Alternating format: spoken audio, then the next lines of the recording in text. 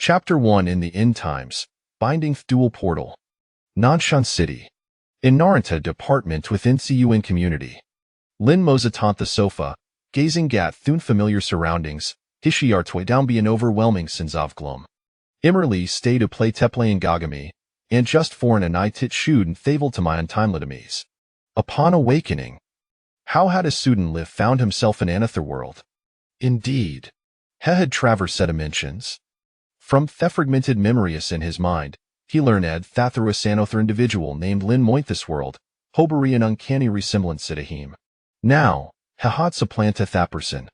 If it were merely a standard transmigration, it would pose noisu after all, he had no desire, and he could simply adapt to life in a different realm. Yet, matters were far from straightforward. If it been confirmed that the recent outbreak was an common flu, due to mysterious genetic virus.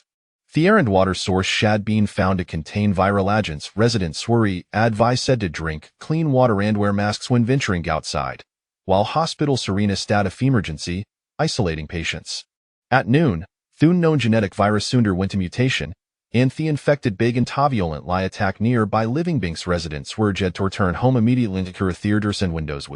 Reading the set of stressing announcements. Lin Mozat this fin down with a sigh of resignation, feeling Ganymen's weight off despair. Indeed, had just arrived in this new world.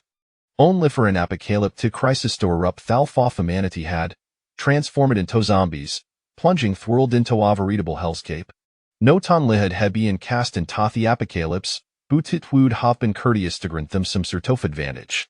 Isn't it said that all transmigrators possess jabon? Lin Morosand approached the balcony.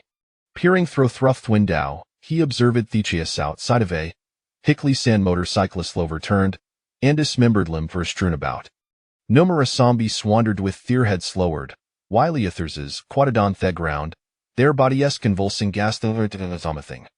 The number of zombies was not particularly overwhelming, perhaps only a fusion. After observing for a while, Hera turned to the balcony to assess his situation within the community. There were rebooted wandering zombies in the vicinity, primarily elderly individuals was med fond of leisurely strolls. The situation was significant, libiter than he had anticipated. This away saw development zone with allo population density moreover. It was primarily composed of schul district housing, which most people could not afford torrent. Had this been an older district, with schools, hospitals, or the city centenaries with high foot traffic, the density of zombies would undoubtedly be terrifying. At the entrance, Lin Mo peered through he Filito giga the situation outside the door of the neighboring apartment twastite lie shut, leaving Haimung curtain a boot lay within. In the corridor, 3 bloodied zombies some bled back and forth to man and a woman, all residents soft tetwell apartments at the Etherend. Zombies blocking the door what a hellish star. This was squiddy excessive. No ton lihad had been thrown in the apocalypse we own advantage. Boot couldn't the at least have been Javin a month or twato prepare? Weren't those Doomsday stockpiling novels written just for this purpose? Returning to the living room, he found 12 bags of fips, 4 packets of strips, 3 boxes of instant noodles, 2 bottles of mineral water, and half a bottle of cola. These was the entirety of his food supply. The previous occupant the drilled heavily on takeout for daily sustenance the fact that he could find the seniatans next swazel ridiastro cuffluck. Yet, this paltry collection of snacks was sutterly inadequate to consuming themalin a single day would merely what dissipated. Linmo felt a profound sense of foreboding about the future, regretting his decision from that night had he known he would face as such a fate, he would have embark headlong ago. In the end, no ton lihad have failed to achieve his goals, but he hadal soul indeed in this predicament. Just as to allow Eden despair, a voice suddenly echoed in his mind. Host detected system binding successful. Searching for trading dimension successful illocating coordinates, fourth Boony Bear's dimension bindage in progress. Current progress 1, 15, 35. Was this his advantage finally arriving? Lin Mao was not stranger to this classic hoodnim, Boony Bears. According to the recent description, Hekud Freelian Turth World off Boony Bears, Boot Kuden lie trade with the character Bear Strong. Moreover, had done locked a trading spatio on 100 cubic meters, within which he could free collecting items. This was indeed fortuitous. Firstly, although Boony Bearsis in Animatedrium, itis knowneth less a human world, abundant in various goods. One set heapocalypse set us into dupont this world. Money would become tar earthless paper, with gold and jewels, scarcely worth merethanelo a foff bread left in the street, they would gau noticedest. What did this signify? It me and thwood no longer need to worry about procuring supplies. Secondly, these world imposed stringent controls and firearms conventional avenue is offered no means stopper powerful weapons, leaving gone like cold steel like machetes as options. But Bear Strong possessed fiery arms. No Tonla was Bear Strong a lumberjack, Buthu a salsor lawless renegade. One in Eden lyrical. His reckless driving under the influence, smuggling arms, and trafficking protected species misdeeds were boundless. In comparison, his logging activities were a trivial. Bear Strong was undoubted lion dirony ed off money. If he were referred sufficient funds, notably would Bear Strong part with the Thunton Griffle, but he could also procure military grade arms if necessary. This was not just. Bear Strong had a mysterious benefactor, Bosley, backing him. In an episode, to combat a few bears, Bosley had events supplied him with a shipment tow farms, including rocket launchers. While at he and him primarily focused on humor and entertainment. A character like Bosley would undoubtedly be formidable underworld figure in reality. Moreover, let us not forget Bear Strong's inventor. Toffel Tries and dealt with troublesome animals, had devised numerous peculiar inventions, some of which might prove beneficial to Linemo. Emma Stack were Regan. Lin Ma swiftly solved, as long as I can't procure a firearm and Bear Strong. I can ease a lidial with the zombies at the door. With a gun in hand. Hewd have a the confidence Satoger vi vine thighs apocalyptic world. Camming gizrissing heart. Linmo soon contemplate the percentage issue. Acquiring attempts from Bear Strong seems stobe more complicated than I initially imagined. Despite Bear Strong outwardly impoverished state. Often consuming expire Dan Moldefoot, splitting gay single coin to make a purchase, and frequently having ease wagest could be Bosley. He was for from the simpleton he peered tobe, Bear Strong had witness edgerant spectacles. After all, he had felled valuable trees like the arbu tippini and committed numerous outrageous acts. I few retroliusless. Bosley would have expelled him long ago. Typically, it was only when tasks when Torier when he experienced a prolonged lack of success that Bosler Teto threats be withholding bay. When tasks were completed. The compensation would undoubtedly be generous. If you were incapable of earning money, would Bear Strong have remained in the forest for so long? As the saying goes. 6 months without opinion for business meant 6 months off profit when you final lido. The cumulative incessus off Bear Strong could warrant a 100th sentence says did he truly believe was working for Tapmiager salary each month? Lin Mavagal I recalled. An episode is stating that Bear Strong's tax evasion alone amount to $1 million. It must find a way to make money. I can very well robobbing calt hoff new nice monitoring. The streets are teeming with zombies, making it far too perilous. After a moment's thought, Lin Mozemed to recall some ething and pick it up his fin from Thidable his bank balance. To his astonishment, Heffin had over $1 million. Hold have a thought he would be quite affluent in this world. Thought it ways a parallel universe where both he and this world's counterpart shared the same enemy and appearance. Their life experiences diverged significantly. He had been Alana throughout his life. In contrast, the Lin Mufti's world grown up in a loving family, which had considerable influence. However, after a tragic accident claimed his parents when he was in, they had left behind a substantial inheritance. Subsequently, the original occupant thud levied with Hesinkel, but a lifo fate dependent was for Fromezi. Upon reaching adulthood and entering university, the original occupant sought to live independently, employing various means to claim a portion of his inheritance from Hesinkel. Had a been without fins. How could a college student afford to rent a 3-bedroom apartment, especially one in Naprasi school district? Thought his life journey has been semi-tumultuous. It pales in comparison Tommen. Acquiring such a fortune upon reaching adulthood spared me decades of hardship. After reflecting on this, Linmo had yet a revel in his newfound fortune before another troubling thought crossed his mind. Surely, Hekud not some plitrans firmonito bear strong via his phone. After all, they belong to twa distinct worlds, while it might be worth a tree. What if it failed? Cash would likely suffice. In an episode, Bear Strong had stumbled upon a stack of currency, initially mistaken jit $4, only to discover it weighs a pile of ghost money. If dollars existed, then the common lie used currency would surely be renminbi. However, how present lihid no means stow eth draw cash from the bank, circling back to square and he left them feeling exasperated. What was going in? Linmo fell the cood, not possiblib thyson fortunate t hyson lyra corsinau, wasto c9 the system's aid. System. Is there a way for you to help me liquidate the funds in my account? Fortunately, the system ultimate did not disappoint them. Detecting the current state of softy host. The system offers an time opportunity for a set liquidation. Cash has been deposited in the trading space. Please check. At last, there was no longer an issue. Linma forcefully suppressed his excitement and directly uttered. System, activate the portal. Chapter 2 Entering the World of Bear Infestation. The Outlaw Bald Chong. In the World of Bear Infestation. The Tim Shave been delivered if there are oisus, please come over to sign for them. Imon me way. Bald King did not rush to kek the goods, but instead to the side off the truck to receive a the delivery sliving with the driver. After signing his name, the driver produced a payment code. Please settle the shipping fee. Seeing this, Bald King had no choice but agree on Panashito walk out his phony, then it a transfer shipping fee. Once completed, Thellerja truck drove away. Boss Lissa Camizer.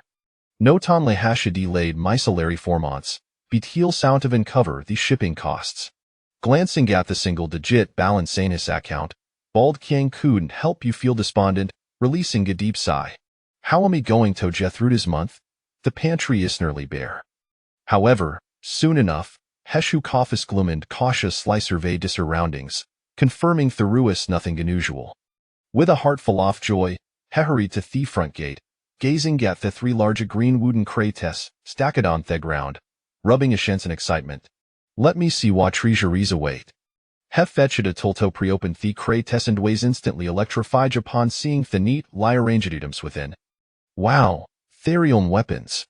Bald King Picadoo Pabran Newsnipper rifle, caress Inja tenderly and Divinyasling is facey against it. After indulging in themament for a while, he began inspecting theater weapons and equipment in the crate. Grenades, pistols, and Avin Zealancers Theresa Vin rocket launcher. Although Lisquidistingy, Heckenbear reliably time s out least he didn't cheat me this time. Looking at the array of weaponry inside the crates, Bald King felt a surge of confidence, his thoughts wandering to the troublesome little animal synth the forest, and he couldn't help buckling his fists.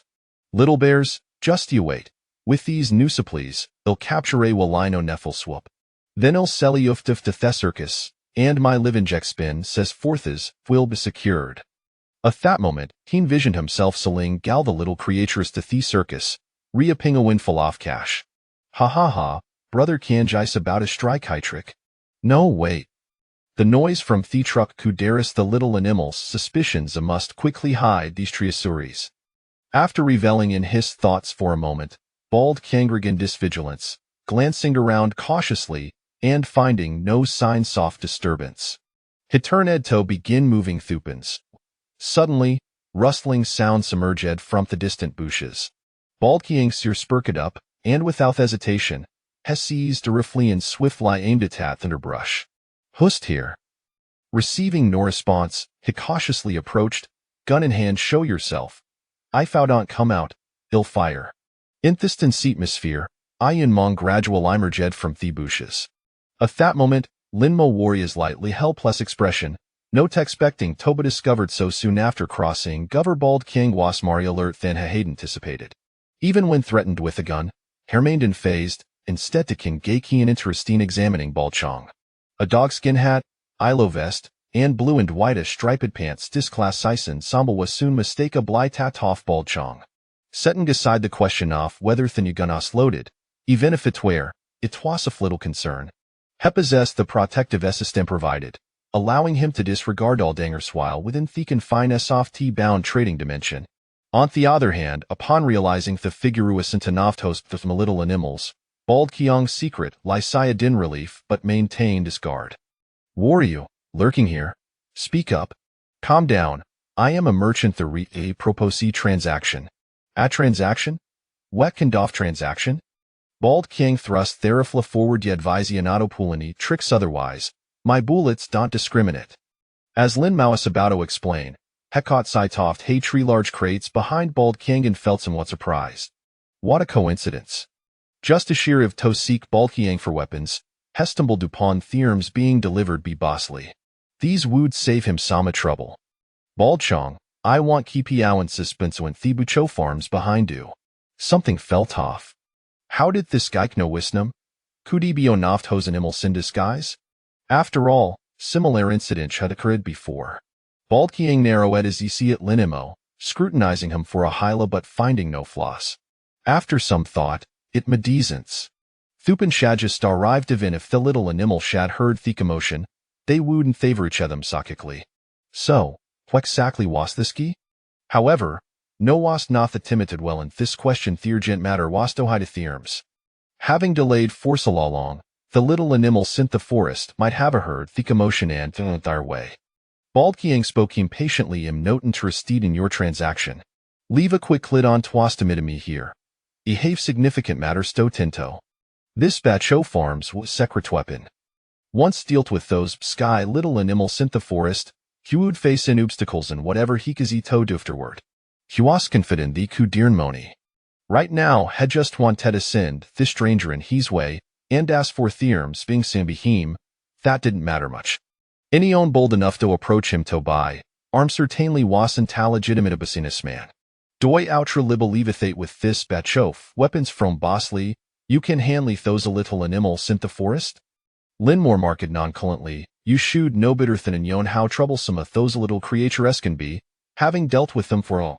If they were Thadasido dealt with, this forest would have been cleared long ago. Bald Kyong was taken aback with these words. This personaton Lin wis nambutal sounder stew dis dealings, with Bosley and was fully aware of fis grievances with those a little animals. Justice was lost in thought, Lin misvoicer again. If I'm not mistaken, this batchofget mintisent free. Bosley must have charge a die toyor account. Has been withholden your salary for so long selling this bacho farm secretly would surely help him be. After all, he wouldn't know. You could just claim thadalit animals, Costarucus, and an eva received the equipment. In the end, you'd only face yes golding. At that moment, the impatience fade from Bald Kyong's face, as it seemed he was genuine like considering Lin Ma's words. There was some logic to this. Having just acquired these new weapons, he had been too excited to think it through, but no thought to calm down. He realized the trelying solely on these sedums, he had little confidence in subduing those sky little creatures. Bald Chong. I admire your capabilities. This transaction is merely the beginning. We'll have a many opportunities for collaboration in the future. Linimo, tired of the small talk, activate the system straighting spacey and produce that briefcase from behind. There is no need to hide anything. In the world of Phenim, I twask with to pull out items from behind. Up and opening the case, I was filled with stacks of crimson bills. Bald Kyong's size widened in shock, his mind consummate singular thought. Money. Alafit was money. Time passed, and it was until Lin Ma closed the briefcase that gradually returned to his senses. Yet, his gaze remained glued to the briefcase, his thoughts shrouded in mystery. Seeing Bald Kyong's reaction, Lin Ma understood that this guy was soon doubted her boring his intentions. After all, Bald Kyong was currently in the primeo fees outlaw season, a true outlaw indeed. Chapter 3. Mastering the Bald Strong. Arms in hand, Bald Strong. I caution you to behave yourself. I have heard that your parents reside in Twanjitan, if you wish to avoid causing them trouble. It would be wise to suppress your mischievous thoughts. Although I possess a system for protection and am not afraid of danger, with my briefcase capable of withdrawing into the trading space at any moment, I still feel the need to deliver a stern warning. This is not only to prevent Bald Strong from acting foolishly, but also to consider future transactions. Otherwise, given Bald Strong's personality, should he resort to underhanded tactics to make a quick profit?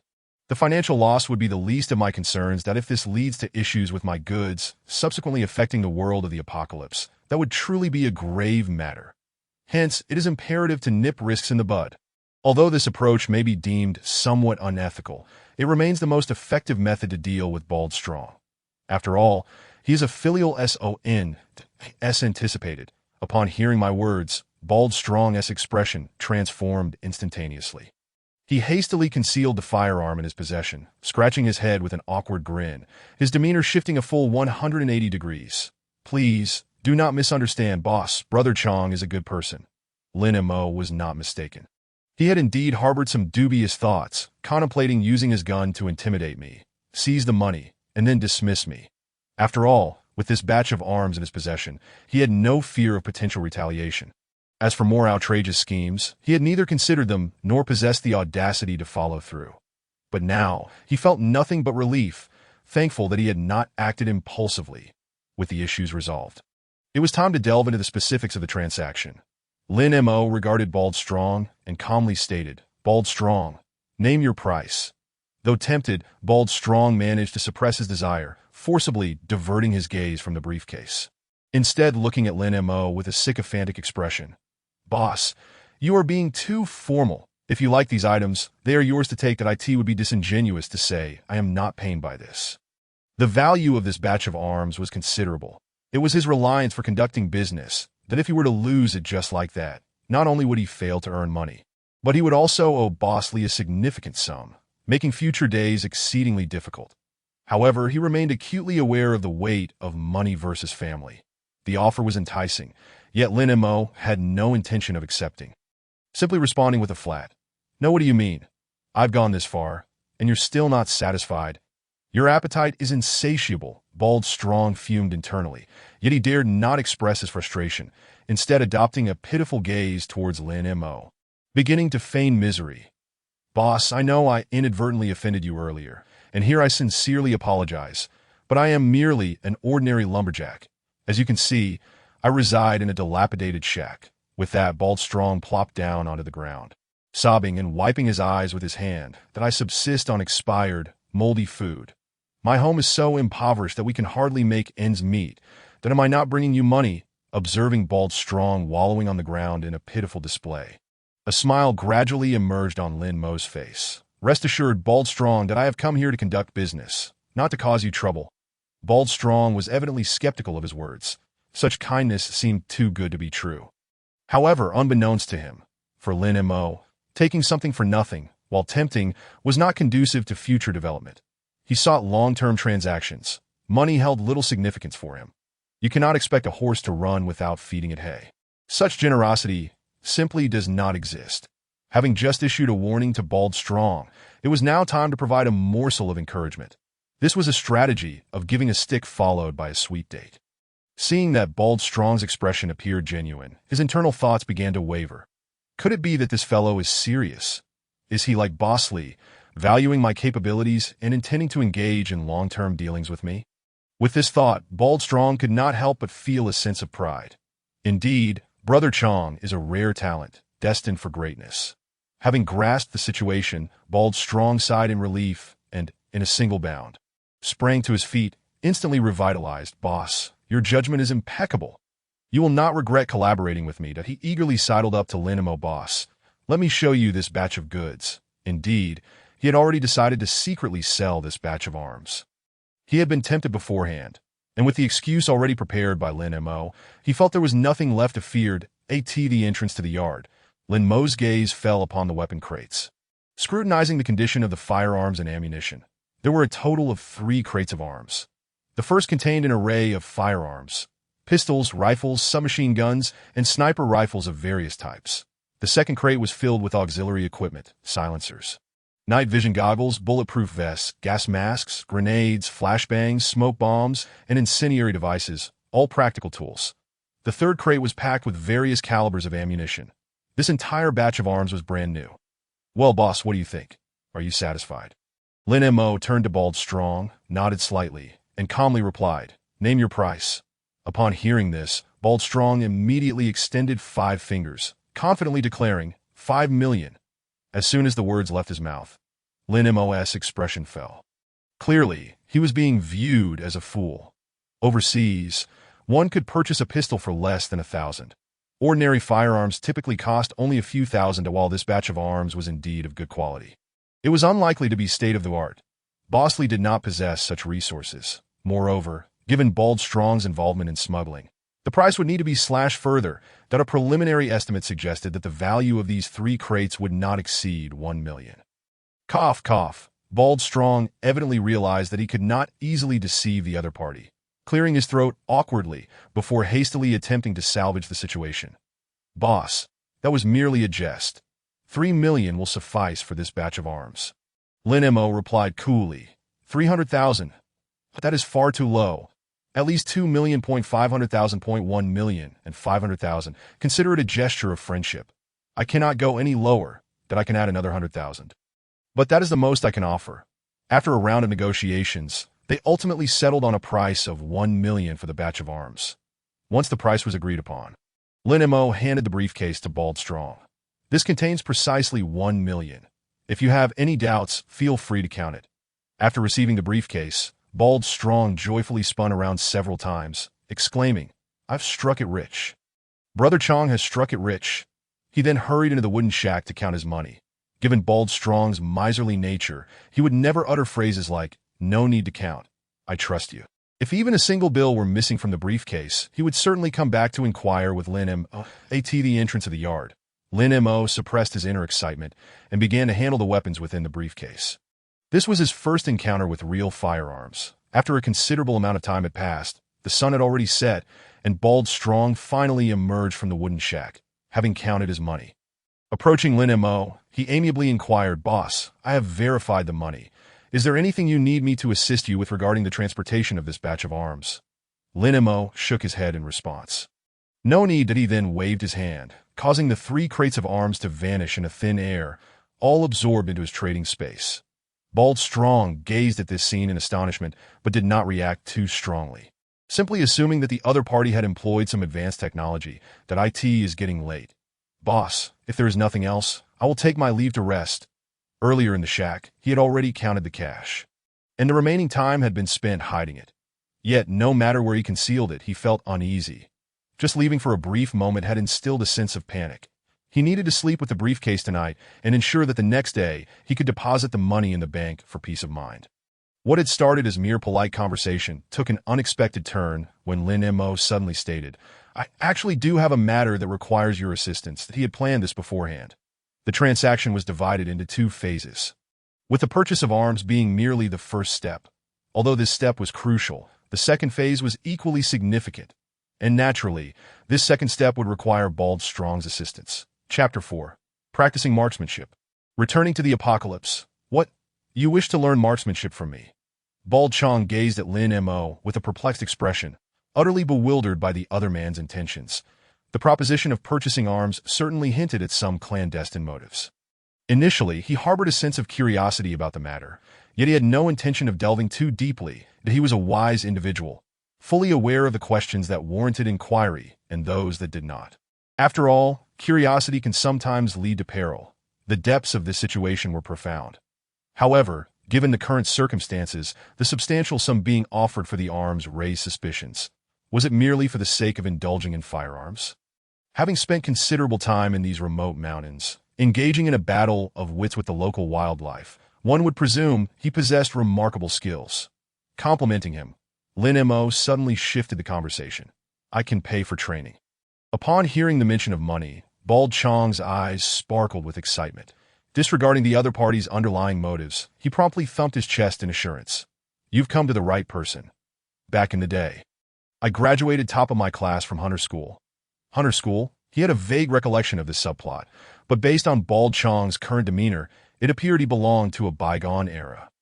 If memory served correctly, the narrative surrounding Hunter School unfolded much later in the story. Lin Mo chose not to dwell on this. After all, this was a tangible world, and animated plots could only serve as a reference. Speaking of Hunter School, he recalled an intriguing notion.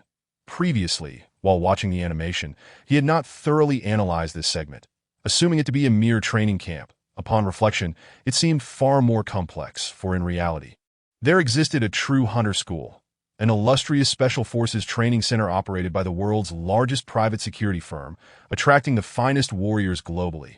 Even so, under the grueling selection criteria, injuries and even fatalities were commonplace, with elimination rates soaring between 50 and 80. Each warrior who graduated from Hunter School was a rare breed, a seasoned elite. It now became apparent that the Hunter School in Bears Can't Be Tamed was likely inspired by this institution, which explained why Boss Lee held him in such high regard. Just when he thought he had sufficiently understood Bald Chong, he realized he had underestimated him. The value of Bald Chong in the initial season was still on the rise. Mastery of firearms was undoubtedly essential. Lin Mo possessed a clear understanding of his own limitations. Despite having a system, he was essentially an ordinary person. Without professional and systematic training, possessing a firearm would render him inept, let alone capable of confronting zombies. Thus, he needed Bald Chong to provide specialized training, allowing him to familiarize himself with firearms while simultaneously honing his mental fortitude. Such preparation was imperative for guaranteed success. Just as Lin Mo intended to discuss the training arrangements with Bald Chong, a sudden ringing of a telephone interrupted them from the inner room. Bald Chong's expression shifted, and he hurriedly rushed inside, where soon the booming voice of Boss Lee echoed. "Bald Chong, have you received the weapons I sent?" "What? The little animals in the forest cause chaos, and you haven't received the weapons at all?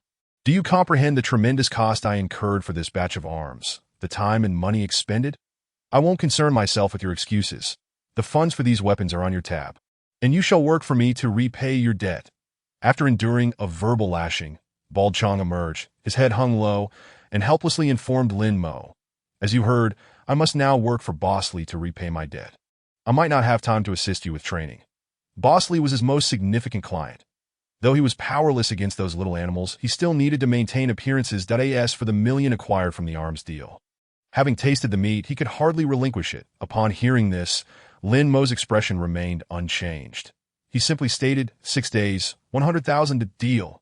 Although he had spent $1 million on arms, he still had some funds remaining, making it feasible to pay for training for the 6-day limit. It was due to the fact that he could only remain in the trading world for a week, with the first day nearly over. He had just 6 days left. That evening, Lin Mo went without dinner. Bald Chong had not exaggerated his plight. He was genuinely in dire straits. With no other option, he turned in early. Bald Chong was considerate enough to offer him the bedroom, choosing to sleep on the sofa in the living room. However, he spent the night clutching a box, perhaps fearful that his money might vanish. With nothing else to do, he stayed awake, drafting a subsequent training plan. At dawn, Bald Chong intended to drive to town to deposit money and purchase supplies. Curiously, Lin Mo inquired, "Is this money truly legitimate? Can you safely deposit it in a bank?" Bald Chong waved his hand dismissively. "Rest assured, I've got it under control." That IT stood to reason. Having conducted business with Boss Lee for so long, he had likely developed various means of laundering money. Before departing, Lin Mo handed Bald Chong the training fee along with the remaining funds he had. The surplus was not a charitable gift, but a request to procure additional supplies. Thus, the 3 essential elements for survival in the apocalypse, weaponry, supplies, and shelter, were being addressed through this transaction, by the end of the 6-day training. He would be able to return without a care in the world. In the afternoon, Bald Chong returned with a truckload of supplies that if it were merely a financial matter, it wouldn't have taken so long. But acquiring these provisions consumed a significant amount of time. In high spirits after depositing the money, Bald Chong announced that today wouldn't count as a training day, and he could add on 4 extra days for free, totaling 10 days. However, Lin Mo declined. The system limited him to a 7-day stay. Once the time was up, he would be forcibly transported back, rendering any desire to extend his stay futile. Subsequently, Lin Mo stored the majority of the supplies from the truck into the trading space, leaving behind only the essential living supplies that Bald Chong had purchased. After helping him move the provisions back to the wooden cabin, Bald Chong cheerfully remarked, "You've worked hard, boss. Soon, I'll let you taste my culinary skills." With that, he headed to the kitchen to prepare a meal, this time generously laying out a feast of delicacies. Having gone without food since yesterday, Lin Mo didn't hesitate to indulge. Bald Chong's cooking was surprisingly excellent, each dish remarkably flavorful. During the meal, Bald Chong even produced a few bottles of fine wine, only to be halted by Lin Mo, who reminded him that training was still ahead. Time was of the essence. Every moment counted. This demonstrated Bald Chong's lavish spending habits, explaining his frequent financial struggles. After the meal, Lin Mo took Bald Chong to commence his training. The following days passed in tranquility. Lin Mo diligently participated in the training, his abilities advancing at an astonishing pace, yielding remarkable results. Even Bald Chong praised his shooting talent and superior physical condition. However, Lin Mo found this perplexing. While Bald Chong remained oblivious, he was acutely aware that he was merely an ordinary person. Perhaps this was an implicit benefit bestowed by his transmigration. Soon, the 6-day intensive training concluded. Lin Mo had now become proficient in the use of various firearms, and his psychological resilience had significantly improved. Moreover, he had acquired practical skills in driving, first aid, camouflage, reconnaissance, and more from Bald Chong. This journey to another world concluded on a perfect note. The only disappointment was that he had not encountered the two bears in the forest. He had anticipated these little creatures would come to cause mischief as time elapsed. Lin Mo departed the wooden cabin ahead of schedule, seeking a tranquil spot in the forest. He needn't activate the portal himself, as the system forcibly returned him. Chapter 5. Target, Bank and Jewelry Store. At long last, he was back. The past few days felt almost dreamlike, leaving him with an overwhelming sense of unreality. After calming himself, Lin Mo barely had time to engage in any activity before a notification from the system resonated in his mind. Congratulations, host, for completing 3 transactions. The system has successfully absorbed 3 sources of world essence. After completing 10 transactions, you may explore the next trading dimension. Current progress. 310 at the portal is cooling down. It will reopen in 24 hours. That a day's cooling period was not particularly lengthy.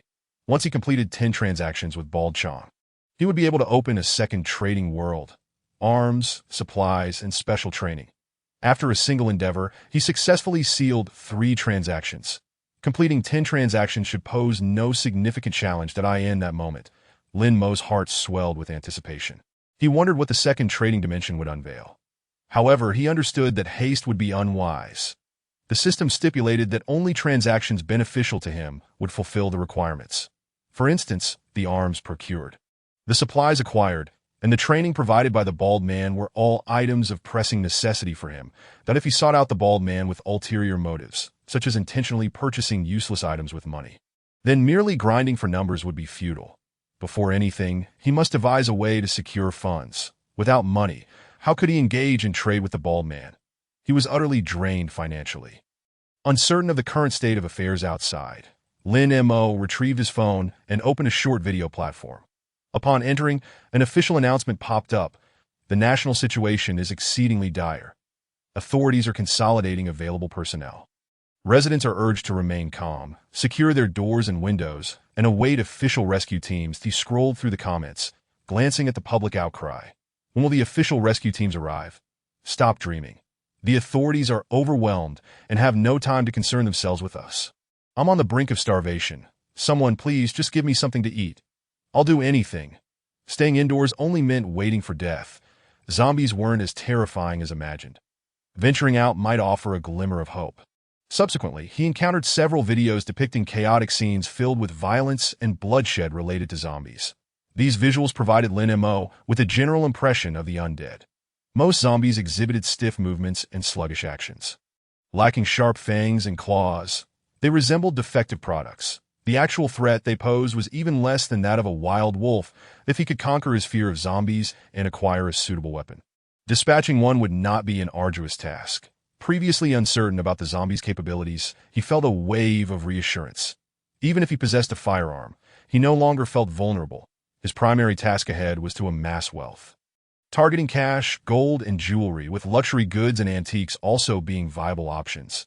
This meant directing his efforts towards banks, jewelry stores, antique streets, and commercial centers, locations that were predominantly situated in bustling areas.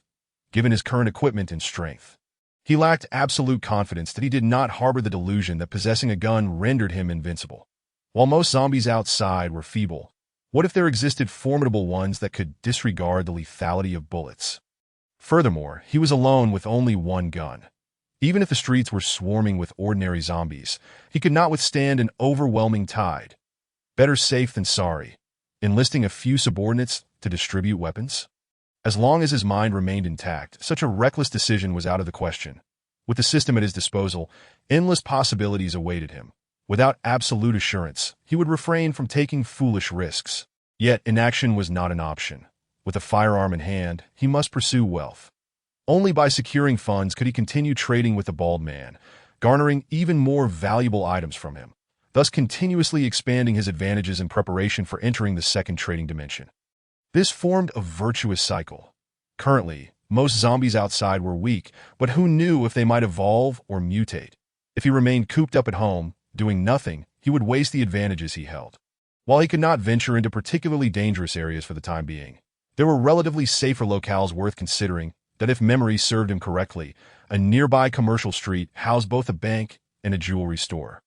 Typically experiencing low foot traffic, a risk worth taking to AT that moment, Lin Mo resolved. Fear be damned. It was time to act. Despite reaching a decision, Lin Mo did not impulsively charge out with his gun drawn. He understood the necessity of waiting for a day. Once the cool-down time for the portal expired, he would possess an unbeatable trump card for survival. Should any unforeseen circumstances arise, he could simply activate the portal and retreat to the world of Bear's adventures. He doubted the mindless zombies would guard a respawn point. Once the zombies departed and danger subsided, he would emerge unscathed after a week.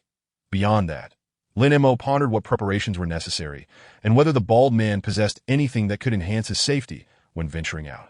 Remarkably, an excellent idea struck him: the modified tree-cutting vehicle. In one episode, the bald man had upgraded his pickup truck to improve his tree-cutting efficiency. The vehicle was reinforced with iron plates for formidable defense and equipped with 2 chainsaws on the sides, making its impact devastating. Cutting trees became as effortless as harvesting wheat.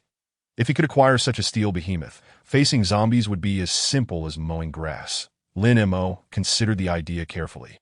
However, driving a modified tree-cutting vehicle deep into the city would be overly perilous. The noise it generated could attract hordes of zombies that in such a scenario, not even a modified tree-cutting vehicle would withstand the onslaught. Nevertheless, a trip to the nearby commercial street appeared feasible. Now, only one issue remained: startup capital. The bald man's pickup truck was no trifling expense, costing around $600,000 to $700,000, not to mention. He would need help with the modifications that in the storyline. The bald man had wrecked countless trucks, the total amounting to a staggering figure. Thus, it was clear that the bald man was the true wealthy individual. Given the current circumstances, Lin Mo needed to secure a sum of startup capital in advance to implement his subsequent plans. That if he opted not to visit the commercial street, there were still some shops and supermarkets nearby, which might hold substantial supplies, though likely little cash. Lin Mo rubbed his temples and continued, "Perhaps I could start by targeting the residential community. While the residents of Ziyuan community aren't affluent, most are middle-class families, and each household should possess some assets." Chapter 6. Community Situation, Neighboring Ant. At the entrance, Lin Mo peered through the peephole to assess the situation outside, finding no sign of zombies. He began to knock forcefully on the door, continuing for quite some time without any response. What was going on? Had those 3 zombies wandered off elsewhere? After a moment, he retrieved a handgun from the trading space, disengaged the safety, and cautiously opened the door. Just as he intended to step forward and explore, the adjacent door suddenly swung open, accompanied by a mildly exasperated voice. "Didn't we pay you protection fees the day before yesterday? Why are you back to collect again?" Lin Mo instinctively reacted, aiming his gun at the doorway, his finger poised on the trigger, ready to act. Shortly thereafter, a beautiful young woman appeared at the door, clad in a blue knitted dress, her fluffy, soft long hair cascading in a single braid over her shoulder. With a slender frame, ample bosom, narrow waist, and curvaceous hips, her thighs were full, and her overall appearance exuded a captivating, mature allure. Lin Meijing momentarily froze, unsure of the situation before her. After a brief pause, she gradually regained her composure, her face lighting up with joy as she hastened toward him. "Xiao Lin, have you been at home all this time? It is truly wonderful that you're all right. I've been unable to reach you for days. I thought something dreadful had happened."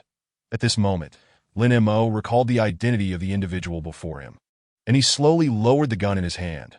The beautiful young woman standing in front of him was his neighbor. She had a daughter attending a nearby high school, and as a full-time housewife, she must have considerable family wealth.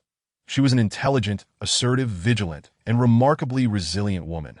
For many years, She had lived alone with her daughter, and given their striking beauty, both mother and daughter often encountered numerous troubles. It was precisely due to these experiences that she had developed her current demeanor. She had bestowed her gentle side entirely upon her daughter, dedicating herself wholeheartedly to her upbringing. In this context, Lin Meijing was not an extreme parent. Rather, she was an open-minded mother. She was not strict in her discipline, having never imposed any significant demands on her daughter throughout her upbringing, only wishing for her to grow up happily. Despite this, her daughter, Lin Muxue, exhibited a somewhat introverted personality, perhaps a consequence of their earlier familial challenges. As for the original protagonist, his relationship with this neighbor was notably amicable. He was perhaps the only male to have been treated with such kindness by her. Initially, Lin Meijing harbored some wariness toward the shy young boy, deliberately maintaining a distance.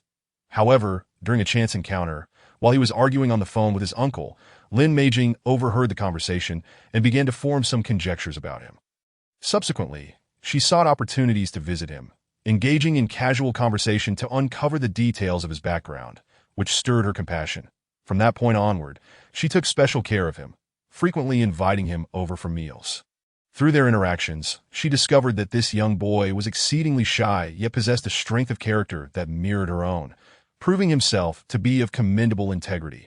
Lin Meijing fully relinquished her initial suspicions and even invited him to tutor her daughter, assisting her with her studies. On one hand, she hoped to provide him with some financial support without undermining his dignity.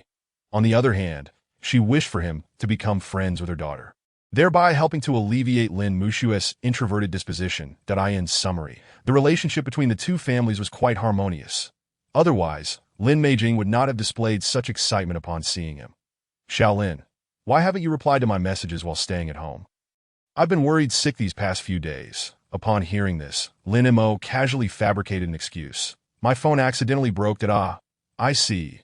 Lin Meijing replied softly that that's for the best. You weren't discovered by those thugs, so you won't have to pay them any protection fees. Protection fees? Previously, Lin Meijing had casually mentioned this, seemingly assuming he had come to pay such fees upon hearing him knock at the door. What exactly was going on? Observing Lin Mo's puzzled expression, Lin Meijing sighed deeply and began to recount the situation. Essentially, there was a local gang leader named Wang Biao residing in their community. He didn't live there for the sake of his child's education, but rather to facilitate his liaisons with young female students. 3 days after the apocalypse began, while most families still had some provisions, those who typically relied on takeout had already exhausted their supplies. Wang Biao was one such individual. Unable to endure the hunger any longer, he grabbed a cleaver and charged out, ultimately managing to slay a zombie. Through this encounter, Wang Biao realized that zombies were not as terrifying as he had imagined, prompting him to gather a few others who were similarly desperate and lacking food. Under his leadership, they cleared the zombies from their entire building. Subsequently, they began to extort supplies from the remaining tenants under the pretense of collecting protection fees. That's how it is, Lin Mo murmured, nodding slightly. This guy has a bit of courage. At least he didn't choose to wait at home for death. Alas, Lin Meijing sighed helplessly, the protection fees just keep increasing, and our food supplies are dwindling. Has anyone thought of resisting? Initially, there were those unwilling to pay the fees. Lin Meijing seemed to recall some unpleasant memories, her expression growing somber. But the fate of that individual was exceedingly tragic, instilling fear in everyone, and no one dared to voice any objections thereafter. Kill the chicken to scare the monkey. That's indeed an effective strategy, Lin Mo remarked, unable to restrain himself from asking. Haven't they considered going outside to search for food? They lacked the courage for that. Outside our building, there were hardly any zombies initially. Most of the tenants who had turned were essentially locked inside their rooms. Yet, there are still over a dozen roaming zombies in the community, and many more outside on the streets. At this point, Lin Meijing paused momentarily before continuing. However, everyone's food supplies are nearly gone. I've heard they plan to organize a group to venture outside in search of food. I intend to find an opportunity to leave early. Staying behind would only make me cannon fodder. Lin Mo was slightly taken aback upon hearing this. Lin Meijing was indeed a clever woman, possessing the courage to make such a decision. By the way, Xiaolin, did you suddenly go out today because your food supplies ran out? I still have some bread and cookies at home. As she spoke, Lin Meijing grasped Lin Mo's hand and led him towards her room. You don't need to rush out today. Let us find an opportunity to leave together. just as they reached the door. Footsteps echoed from the corridor that IT was undoubtedly those individuals returning.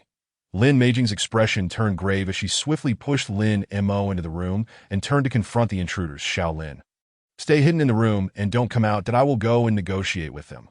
Chapter 7. No food. Would you like some peanuts? In the corridor, a group of 5 men approached slowly. Wang Biao, adorned with a gold chain and wielding a cleaver, led the way, while the other 4 carried axes. Biao Go, I heard that the guy on the 3rd floor is at his wit's end and sent his daughter to you. How does that feel? Just average, Wang Biao replied, smacking his lips, that if you're interested, you can give it a try. The 4-eyed man to the left grinned lewdly upon hearing this. Thanks, Biao Go, with such a young student. You re quite fortunate, that a middle-aged man on the right looked on enviously. Biao Go, you truly have an eye for talent. The 4-eyed man teased the middle-aged man. Old Li, you're far more capable than I. I heard you spent the night at Lu Hui's place, and her husband was right there. You play the game well.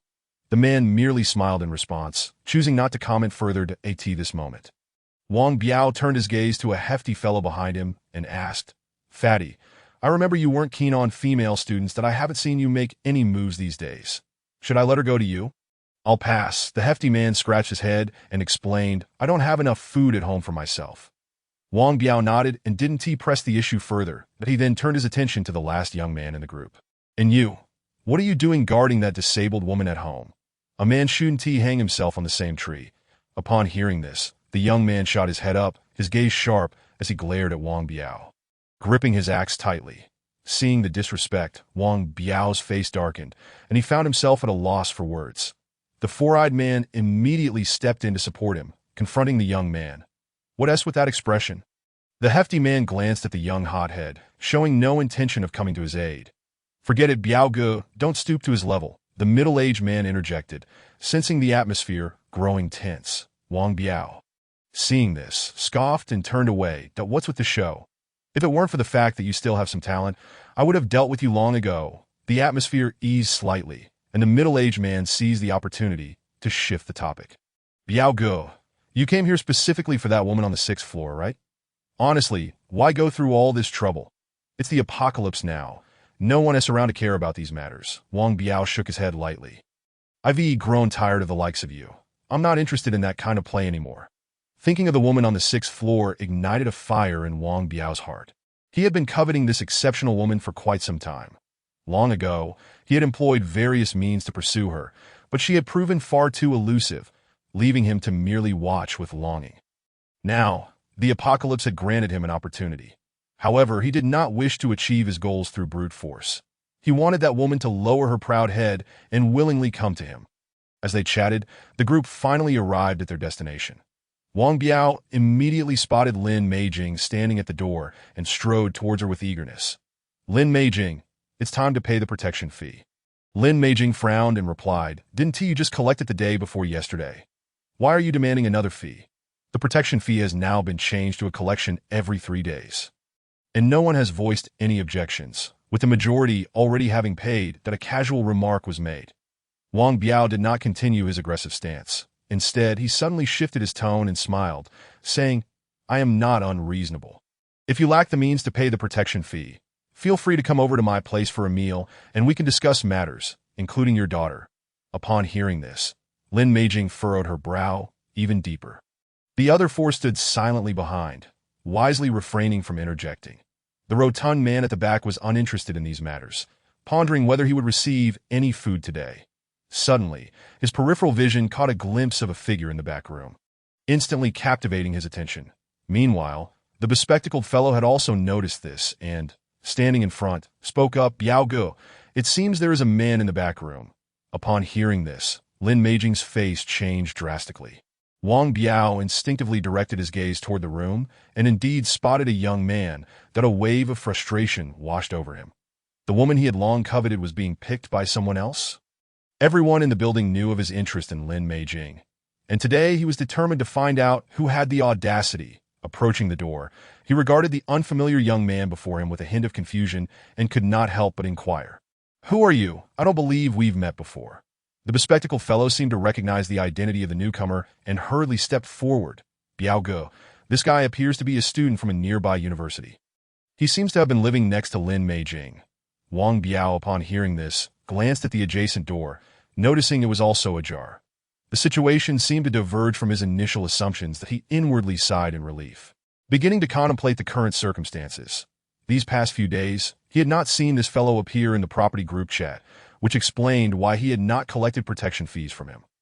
Initially, he might have overlooked the messages, but subsequently, upon seeing the announcements in the group, he had likely feigned silence to evade paying. Today, it seemed his food supply had run out, forcing him to seek assistance from his neighbor Lin Meijing. Resulting in this predicament, coupled with Lin Meijing's earlier demeanor, it was clear she had been deliberately shielding him, likely out of fear that his presence would be discovered. Arriving at this conclusion, Wang Biao fixed a menacing gaze upon the young man before him, only to be taken aback by the lack of fear etched on the latter's face. You, my friend, seem to have calculated your moves quite well, playing dead in the group chat all this time. And now you've been caught by me. Pay your protection, FEE.as. The situation unraveled. Lin Meijing hurriedly rushed forward, positioning herself protectively in front of Lin Mo. I will cover his dues, she declared. This young man has been delinquent on his protection fee for 7 days. That amounts to quite a sum. Does your family possess enough food to settle this? Lin Meijing was taken aback by the audacity of his demand, her expression faltering. Wang Biao suddenly donned a congenial smile. Why not come to my place, and we can discuss it further? I can overlook this young man's debt. After observing the unfolding scene for some time, Lin Mo finally spoke up. On what ground should I pay you a protection fee? Before Wang Biao could respond, the bespectacled fellow jumped in, his tone brimming with arrogance. On what grounds? Simply because we cleared out the entire building of zombies. If it weren't for Biao Ge, you'd have been devoured long ago. Lin Mo, displaying a nonchalant demeanor, retorted, if I close my door, what can zombies do to me? The bespectacled man was momentarily speechless. Struck dumb, Wang Biao glanced at the visibly anxious Lin Meijing, a thought emerging in his mind. Perhaps today would be the day he could successfully win her over. Stop wasting time with him. The bespectacled fellow grasped the cue, raising the axe in his hand while casting a provocative look at Lin. You sharp-tongued brat. I'd like to see whether your words are tougher or the axe in my hand. Observing this, Lin Mo merely raised his handgun in silence. I have no protection fee, but would you like some peanuts? Witnessing this scene, the bespectacled man displayed no sign of trepidation, a sinister grin spreading across his face. Kid, who do you think you're scaring with that toy gun? At that moment, Wang Biao and the man beside him exchanged glances, unable to suppress their laughter. Wang Biao then turned his gaze back to the visibly distressed Lin Meijing, aware that his plan was nearing fruition. Behind them, the tall and handsome young man maintained a cold expression, seemingly indifferent to the commotion outside. The rotund man beside him, however, looked at Lin Mo's handgun with a flicker of uncertainty in his eyes. Pondering his thoughts, Chapter 8, Don't be afraid, I'll disinfect for you. The objective this time was the community that To ascertained the situation within the neighborhood. He had conversed with Lin Meijing for quite some time, also taking the opportunity to observe the unfolding drama. However, he had now lost his patience. Gazing at the arrogant, bespectacled fellow before him, he unhesitatingly pulled the trigger. The next moment, a sharp sound rang out. A glaring blood hole appeared in the center of the bespectacled man's forehead, and he toppled backward uncontrollably. Lin Mo shook his head gently. Youth is such a blessing. They fall asleep so easily. As the words left his mouth, an eerie silence enveloped the scene. Lin Meijing's expression morphed into sheer terror as she covered her mouth with her hand, staring in disbelief at the lifeless body on the ground. Wang Biao and the others widened their eyes, frozen in place, utterly unable to comprehend what they had just witnessed. The gun, it was real. Lin Mo redirected the gun towards Wang Biao, calmly inquiring, the peanuts taste quite good. He is so overwhelmed he can't even speak. Would you care to try? Gazing down the dark barrel of the gun, Wang Biao's pupils constricted, his body trembling uncontrollably, his lips quivering as he attempted to utter something. But before he could, 2 more gunshots rang out. He hadn't even had the chance to plead for mercy before he and the middle-aged man beside him collapsed helplessly into a pool of blood. At that moment, of the 5 who had come to collect protection fees, only 2 remained standing and breathing. Yet, Lin Mo chose not to act against the remaining 2, slowly holstering his handgun as he surveyed the chaotic scene around him. What an unfortunate turn of events that he raised his gaze to the 2, calmly asking, "Could you assist me in cleaning this up? Is that all right?" The rotund fellow swallowed hard, forcing down his fear, and trembled as he replied, "And no problem." Lin Mo cast a final glance at Lin Mei Jing, who stood in shock before departing without a backward glance. After a considerable time, the rotund man and the other young man finally regained their composure. Exchanging silent glances as they began to deal with the bodies on the floor, at this juncture, Lin Mo had already descended to the ground floor. His arrival immediately drew the attention of two zombies. The two zombies snarled as they limped toward him, their movements stiff and painfully slow. Lin Mo's expression remained unchanged as he raised his handgun and pulled the trigger, causing the two zombies to collapse to the ground. Afterward, he surveyed the surrounding area and noticed the shadows of more zombies, indicating that the remaining ones were in other zones. Standing still for a moment, he saw no zombies drawn to the noise. Lin Mo casually found an empty space on the ground floor, withdrawing 4 cardboard boxes from the trading space, 3 of which contained food, 1 box of bread, 1 box of biscuits, and 1 box of bottled water. The 4th box, originally filled with food, had been deliberately emptied by him that he intended to use it to store items shortly. Opening the boxes, he took out his phone and snapped several photos of the contents, sending them directly to the property group chat. "Food for sale on B2 floor. If you want some, come quickly. Supplies are limited." Indeed, he was preparing to gather startup funds through the sale of food.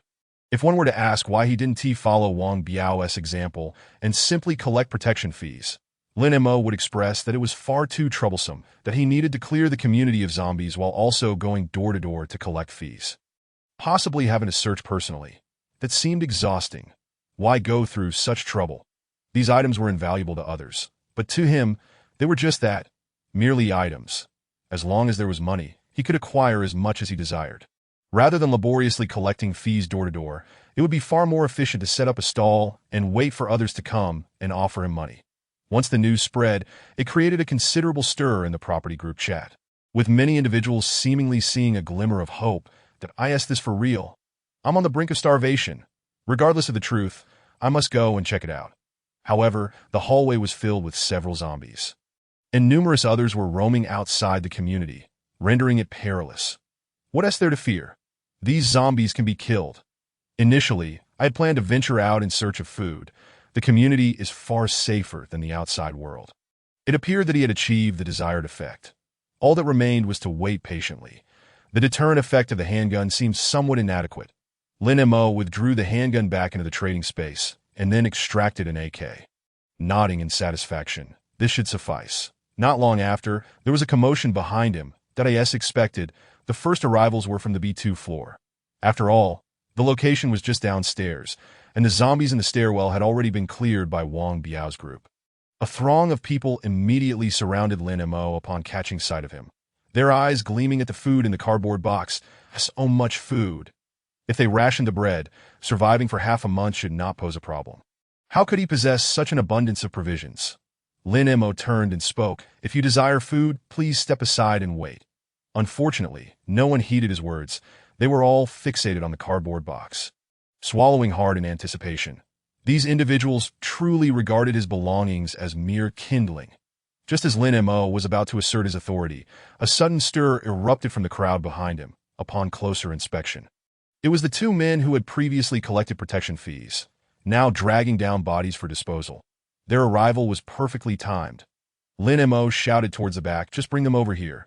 The crowd instinctively parted to create a pathway. Zhao Feiyu and Zhu Wei dragged the corpses to Lin Mo's side, continuing until they had moved all 3 bodies. Upon seeing the food laid out on the ground and the AK in Lin Mo's grasp, both men were taken aback. Lin Mo made no attempt to conceal anything, nor did he feel inclined to offer explanations. Let them speculate on the origin of the goods. The people from B2 stared at the bodies on the ground, each one profoundly shaken. Wang Biao was dead. No wonder this man had so much food. The crowd regarded Lin Mo with wary eyes, instantly becoming more subdued. After a while, a bloodied man wielding a kitchen knife was the first to arrive at the scene. Upon seeing the contents of the box, a look of ecstatic disbelief crossed his face. There really is food. However, noticing the dozen or so individuals present and the 3 bodies lying on the ground, he refrained from making any hasty moves. Lin Mo fixed his gaze on the man's neck for a prolonged moment, causing the man to feel a chill. Subsequently, more than 10 people arrived one after another. Sensing that the time was right, Lin Mo turned to the first man with the kitchen knife and abruptly inquired, "Were you bitten by a zombie?" At this, the crowd outside erupted in a flurry of panic, all casting fearful glances at the man and instinctively distancing themselves from him. That a look of alarm spread across the man's face as he instinctively covered his neck, about to say something. Lin Mo, taking the initiative, reassured him, "Do not fear. I will disinfect you." No sooner had he finished speaking than he raised his weapon and pulled the trigger, unleashing a volley of bullets that sent the man crashing into a pool of blood. Now there should be no problems. Chapter 9. Selling supplies. Exorbitantly priced bread. Following this display of intimidation, everyone present was rendered speechless, their minds devoid of thoughts other than profound fear.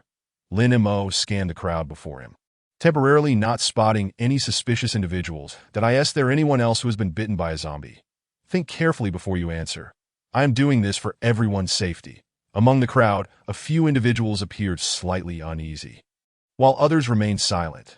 They subtly distanced themselves from certain individuals, their actions and glances providing a clear answer. Noticing the oddity of the situation, those few problematic individuals wasted no time in fleeing. Yet they could not escape the bullet's pursuit as he watched his targets fall one by one. Lin Mo couldn't help but shake his head, slightly harder to deal with than zombies. "It seems my marksmanship still requires practice." After addressing the threats, Lin Mo turned his attention back to the crowd. "You all come here empty-handed. Are you hoping for a zero-cost purchase?" Not a single one of the 20 or so people at the entrance dared to respond, and some were already regretting their decision to come. Despite their fear, no one dared to flee, the recent lesson still fresh in their minds. After a while, a woman could no longer contain herself and knelt down, pleading, "Please grant me a bit of food that I will do anything you ask. My child isn't eaten in 3 days." Lin Mo cast a casual glance at her, his expression unchanged. "I have made it very clear in the group. If you want food, you must bring money to buy it or exchange it for something of value." The woman paused, taken aback, as did the others, their expressions shifting in surprise. "Trade money for food? But it's the apocalypse. What use is money now?" Initially, they had been preoccupied with wondering whether the food in the images was real, unconsciously neglecting other vital information. Thus, they had all come armed solely for dealing with zombies, unprepared for anything else. Lin Mo had anticipated this scenario, his tone growing impatient. "Do not question why I require money as long as you provide me with something valuable. I will exchange it for food. Supplies are limited, and it's first come, first served." Gradually, some individuals began to comprehend and turned to leave, with others quickly following suit. Midway, they all broke into a run, fearing that if they moved too slowly, there might not be any food left for them. Regardless of its authenticity, they had to try. Without food, they would starve, and they had little left to lose. Soon, most had departed, leaving just 2 individuals standing still. Zhao Feiyu, the tall and slender man, and Zhu Wei, the stout one. "That you may leave, that if you need food, you can come to me like the others to purchase it."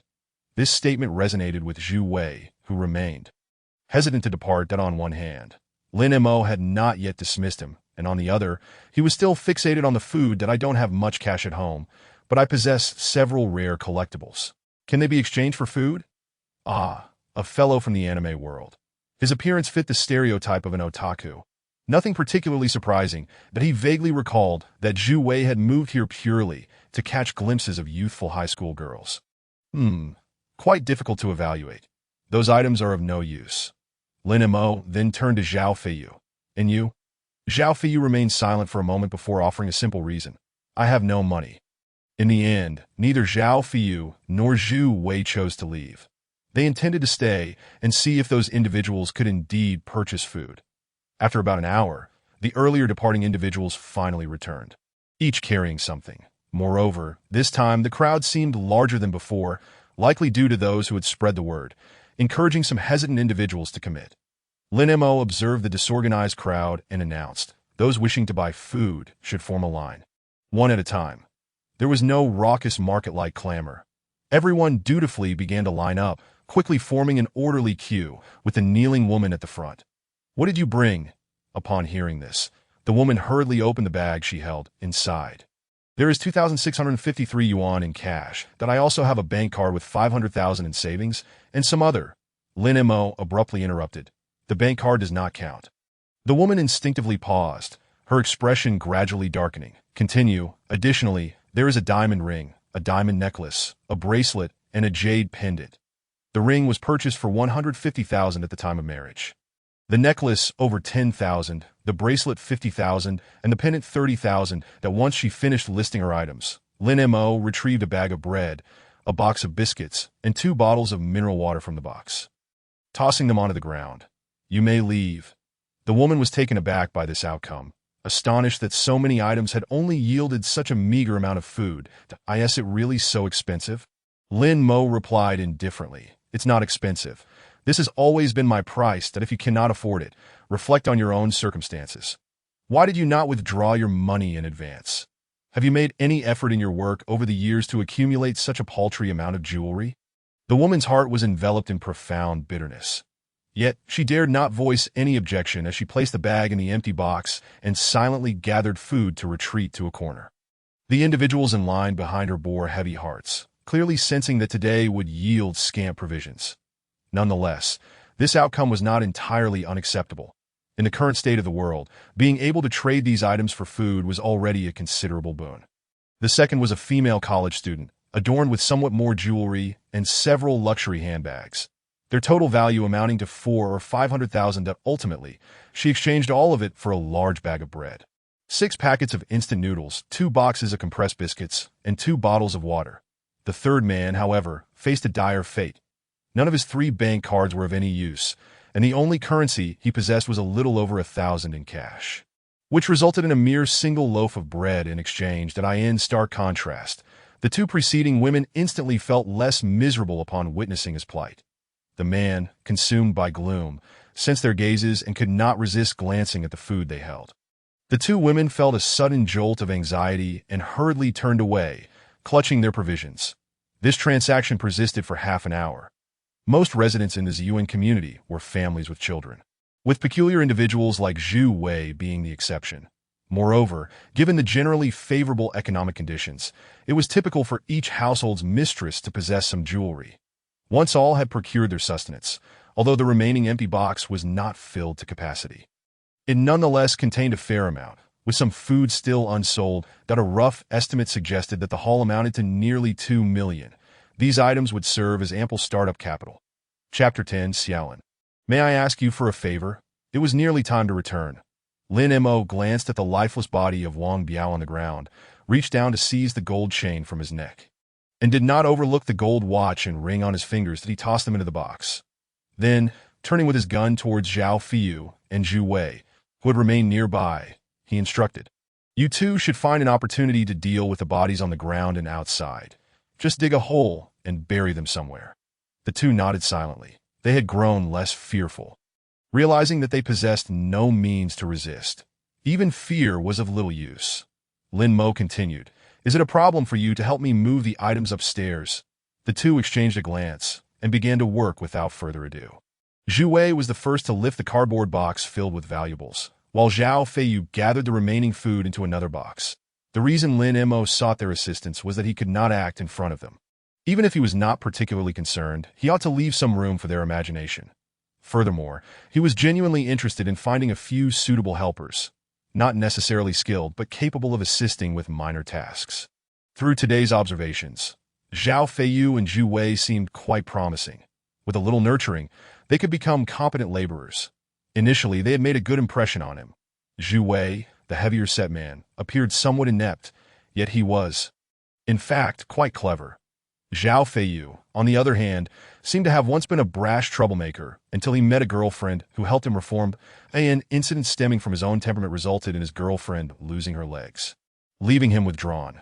Since then, he had dedicated himself to caring for her as she attended university nearby, working tirelessly to earn money through food delivery, maintaining this commitment even amid the apocalypse. Lin Mo had a clear vision for future developments. He needed capable individuals to assist him. The limitations of a single person's strength were evident. For instance, in a couple of days during an operation, while he faced zombies at the forefront, there needed to be someone behind him to help carry supplies. Not to mention, When the second trading dimension opened, he might need to gather other items that if he were to exhaust himself running around alone, how much could he possibly achieve? Thus, he began to formulate his team. On the 6th floor, Linimo observed that the bloodstains at the door had been thoroughly cleaned. These two were quite competent, and he had yet to spot Lin Meijing. She had not come down during the food exchange. Perhaps resting in her room. Just leave it at the door, he instructed. Zhu Wei complied, placing the cardboard box on the ground, while Zhao Feiyu bent down, preparing to release his grip. Lin Mo then spoke again. You two can divide the remaining food among yourselves.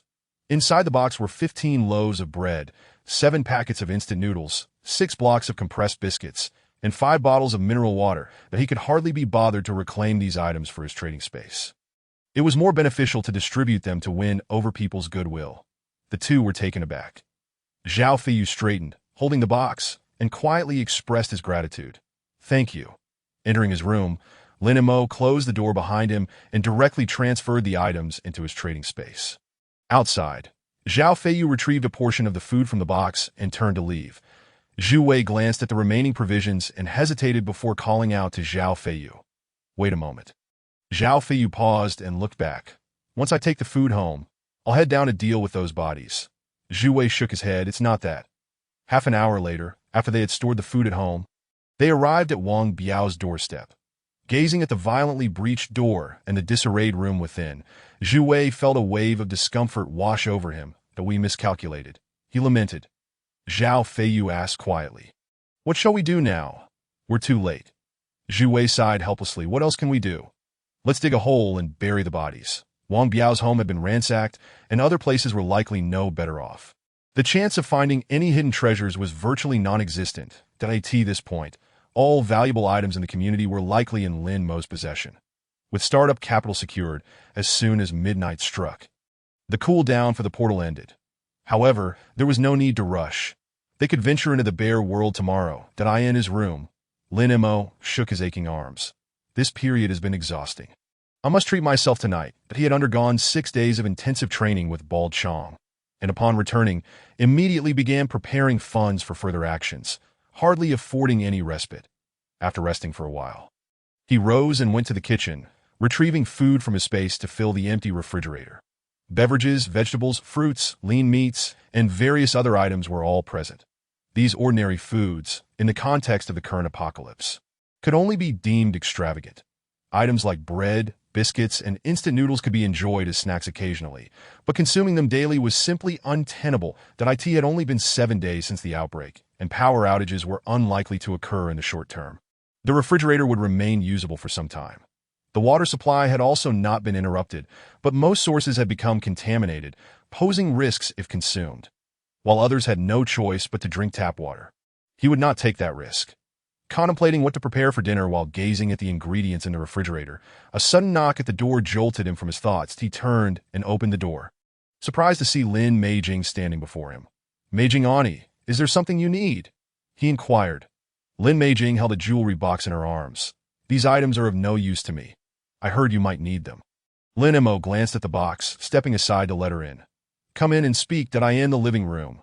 Lin Meijing sat uneasily on the sofa, her head bowed, nervously clutching the hem of her clothes. Remaining silent, Lin Mo broke the silence first. Meijing Ani, I appreciate your kindness. These items will be quite useful to me. Upon hearing this, Lin Meijing lifted her gaze slightly, her expression filled with conflict, as if she had something more to say but hesitated. However, she seemed not to be inquiring about the purpose of the jewelry. Rather, she appeared to have another matter on her mind. Auntie, if you're short on food at home, I can offer you some assistance. You need not venture out into danger. Lin Meijing gently shook her head. She had come specifically to deliver the items, not to seek food. If she had wanted to buy food, she would have descended with the others earlier.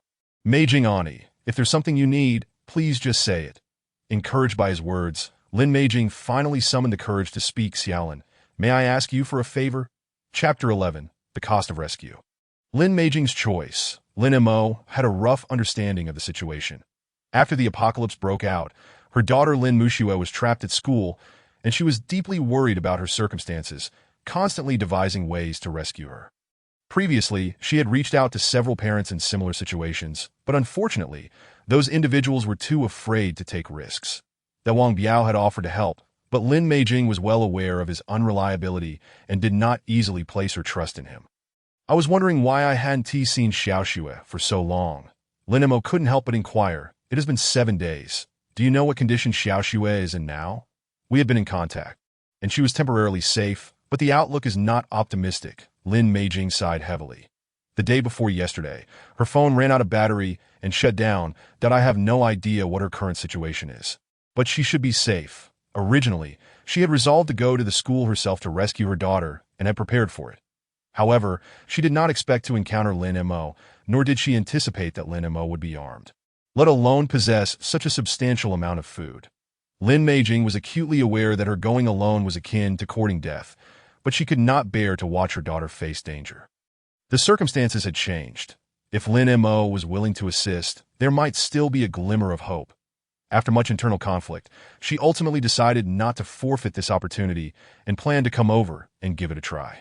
I realize this request may seem excessive. Your home is stocked with so much food, and there is no need for you to venture out into danger. But I am truly at my wit's end. Lin Meijing looked at Lin Mo with an almost pleading expression. Xiao Lin, could you lend me your assistance? To be honest, this task posed no difficulty for Lin Mo, although the school was rife with zombies. They could not remain clustered together indefinitely and would undoubtedly wander into other areas that he had initially intended to go out to earn some money, and the commotion he would create would attract the nearby zombies. Ultimately, he could clear them all away, and rescuing Lin Muxue would be a simple matter. However, Lin Mo did not readily agree. The school is exceedingly perilous. Even with a firearm in hand, I cannot guarantee complete safety. I shall not disturb you further. Lin Meijing's expression turned profoundly despondent as she quietly rose to leave. Suddenly, Lin Mo spoke up. I need to consider this. That a flicker of hope ignited within Lin Meijing as she paused, turning back to take her seat once more. Before we proceed, Aunt Meijing, I actually have something I need your help with. Upon hearing this, Lin Meijing stood up in excitement. Xiao Lin, whatever it is, just let me know. I will assist in any way I can. 2.5 hours later, Lin Mo lay comfortably on the sofa, smoking a cigarette, feeling as though the fatigue of the past few days had been swept away.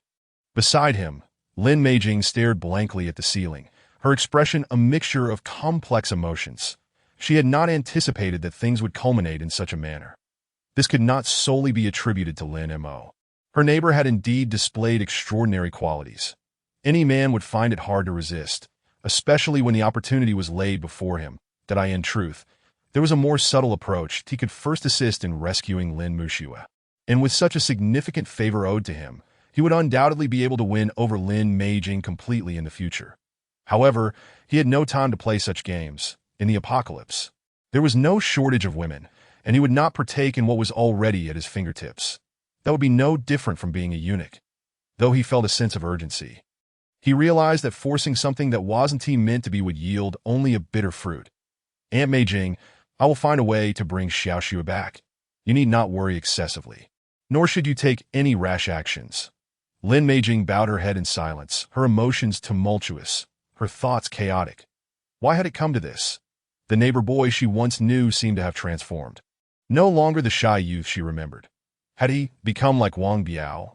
A profound bitterness and an indescribable discomfort welled up within her to know it shouldn't be this way, that if he had truly become the person she feared, he might have long since acquiesced to the demands of the women in their group.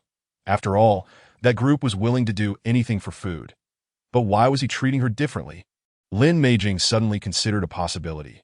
Perhaps this entire situation was a result of her own actions, that in the past, upon learning about the boy's background, she had felt an overwhelming sense of empathy and had cared for him without reservation. Perhaps it was precisely this lack of boundaries that had led him to develop some abnormal feelings, that he might have realized that this was inappropriate and did not wish to create an unpleasant atmosphere. Nor did he want to ruin the precious bond they shared. Thus, he had carefully concealed his feelings without crossing any lines. Until now, when she had approached him with this perilous request, he might not want to leave any regrets behind. Expressing his long-suppressed emotions that if that were the case, she could hardly blame anyone else for the outcome. After finishing a cigarette, Lin Mo glanced over at Lin Meijing, observing that her reaction was much calmer than he had anticipated. He understood that after making that request, their relationship could no longer return to its previous state. However, the situation did not appear as grim as he had feared. "Aunt Meijing, may I ask for another favor?" At these words, Lin Meijing's heart skipped a beat, and she looked up at Lin Mo with a mixture of embarrassment and indignation. Henti, they just concluded one matter. Lin Mo sensed her misunderstanding and awkwardly added, I was hoping you could prepare dinner. My culinary skills leave much to be desired, and I do not wish to waste those precious ingredients." Instantly, Lin Meijing's face turned crimson, and she hurriedly lowered her head to conceal her expression, silently releasing a breath of relief. Yet beneath it all, there lingered a trace of disappointment. Lin Mo then continued, "There is one more thing, that my place has become a bit messy without your help over the past few days. I would appreciate it if you could assist with cleaning as well." Lin Meijing discerned the underlying meaning in Lin Mo's words, feeling a mix of embarrassment and anger that he was the one responsible for the mess. Yet he expected her to clean up after him. The IT was utterly outrageous. Lin Mo stared at Lin Meijing's flushed face and finally realized that something was amiss, prompting a certain suspicion within him. He tentatively suggested, "Aunt Meijing, given the current state of the outside world, why don't you move in here with me?" He added, "After all, I have 2 vacant rooms, and it would be mutually beneficial for us to look out for each other." Lin Meijing did not respond directly. She took a moment to compose herself before silently rising to head toward the kitchen. Seeing this, Lin Mo couldn't help but smile faintly. This outcome was quite favorable, better than he had imagined. In the evening, as Lin Mo enjoyed a lavish dinner spread across the table, Lin Meijing found herself lacking in appetite, while Lin Mo ate with relish that don't just stare. "If you don't eat, it will go to waste." Finally, Lin Meijing made a move, picking up a piece of rib with her chopsticks, though she appeared somewhat distracted. Once they had nearly finished eating, she quietly asked, "When do we take action?" "You need not worry about this matter," Lin Mo replied, wiping his mouth with a napkin. "I will enlist others to assist." Regardless, Lin Meijing's identity had changed. He could not allow her to take risks. Although the danger was minimal, it was better to be cautious to alleviate Lin Meijing's concerns. Lin Mo assured her, "I need to make some preparations, but it won't take long. If all goes well, we should be able to set out by tomorrow." Upon hearing this, Lin Meijing chose not to press further, rising silently to begin clearing the table. One must admit, having a woman to look after the household was quite comforting. Lin Mo became slightly more invested in the rescue operation, returning to his bedroom to lock the door and check his phone for messages in the group chat. TSK. The community was indeed chaotic. Only the B2 building seemed relatively stable, likely out of fear of him being there. The turmoil had arrived faster than anticipated. Unsurprisingly, the food that had been sold had become the spark that ignited the powder keg. He then sent a message, "I plan to head out tomorrow. Is anyone interested in joining?" After sending the message, the once lackluster group chat fell into complete silence. No one dared to respond. This group of people would rather engage in infighting than venture out into danger. How pitiful.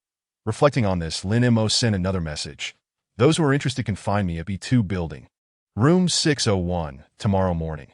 Exiting the group chat, he glanced at the time in the upper right corner and noticed it had already passed midnight, so he opened the dimensional portal. The funds were in place. It was time for him to place an order with Bald Chong. Chapter 12. Placing the order, modifying the tree-cutting battle vehicle. In the world of bear infestation, the familiar wooden cabin stood as always. Lin Mo reached out and knocked on the door, inquiring, "Is Guanto Chong in? Is he asleep?" After knocking several times without a response, he unceremoniously kicked the door open and stepped inside with ease. Within the living room, Guanto Chong lay sprawled on the sofa, a bottle of liquor cradled in his arms, soundly asleep, with drool trickling from the corner of his mouth. "Damn those little bears, just wait. Brother Chong will deal with you soon." Lin Mo had anticipated such a scenario, that he reached out and gently tapped Guanto Chong's face, who instinctively swatted at it down on the table. Fei Bo, who had been napping, opened his eyes, glanced at Guanto Chong, then at Lin Mo, and promptly jumped down to retreat into the inner room, clearly uninterested in having his rest disturbed. Lin Mo observed this scene with great interest. He had forgotten that Guanto Chong had a cat. Afterward, he bent down and whispered into Guanto Chong's ear, "Guanto Chong, Boss Lee is looking for you." In the next moment, Guanto Chong's eyes flew wide open, the bottle slipping from his grasp and crashing to the floor as he frantically scanned his surroundings. "Why is Boss Lee here?" Upon recognizing Lin Mo standing before him, he sighed in relief and could not help but complain. "Boss Lin, You nearly scared me to death. Simultaneously, he felt a pang of confusion. Hadn't Boss Lin just left the night before? How could he return so soon? Before Guanto Chong could voice his inquiry, Lin Mo took the initiative to explain, I specially came to find you tonight because I have a new business opportunity. Upon hearing this, Guanto Chong's senses sharpened, and he leapt off the sofa, his eyes gleaming with excitement. Boss Lin, what business do you need my assistance with this time? I will arrange everything for you, clearly and efficiently. Not so fast, Lin Mo interjected, retrieving a cardboard box from the trading space. The contents instantly captured Guanto Chong's attention. Please help me assess the value of these items. Guanto Chong, possessing some expertise in this area, merely glanced over the items and quickly formed an estimate in his mind. About $1 million. Lin Mo was taken aback by the significant depreciation and frowned, unable to restrain himself from asking, is that all this lot is worth? Guanto Chong explained, most of these items hold little value. Only a few gold ornaments retain their worth, and there are a couple of nice jade pieces as well. Lin Mo reasoned that, regardless, this amount would suffice as startup capital. That he had no doubt about Guanto Chong's honesty. After their last encounter, he knew better than to deceive him. Then, Lin Mo gradually articulated his requirements. Initially, Guanto Chong was taken aback, but as Lin Mo continued, his eyes sparkled with increasing enthusiasm. Boss Lin, your idea is truly brilliant.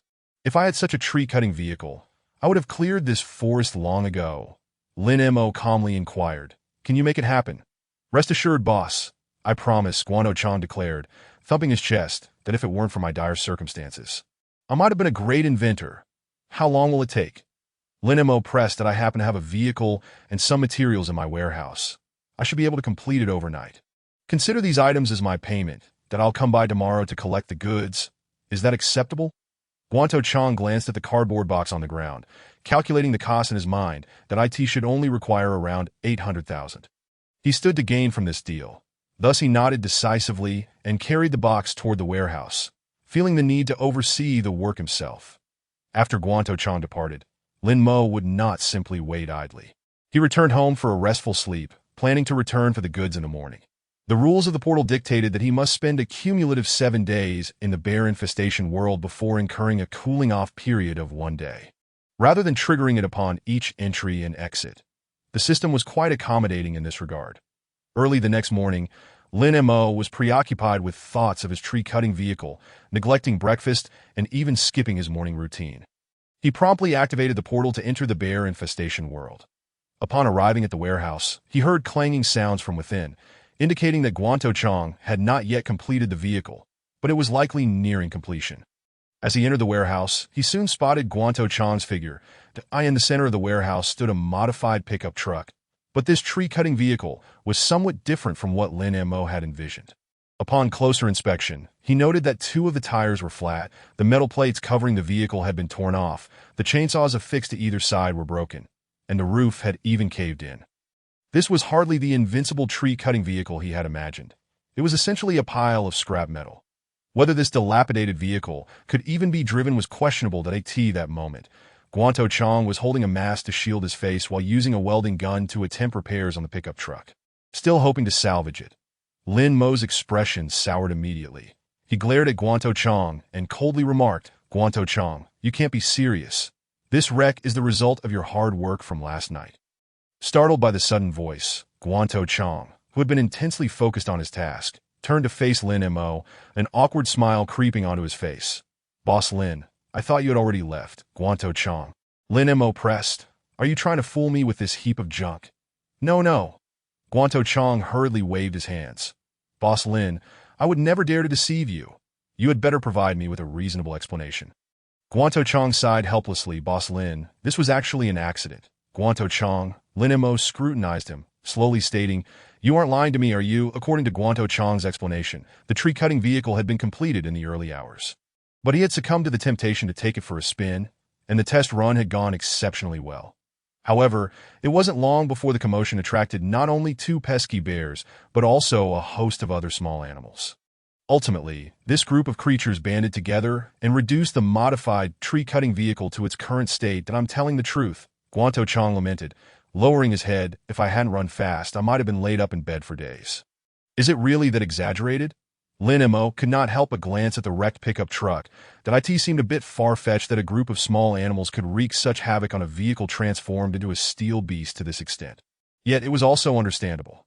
After all, this was an animated derivative world where the small creatures of the forest could not be judged by common standards. That is, oh, what now?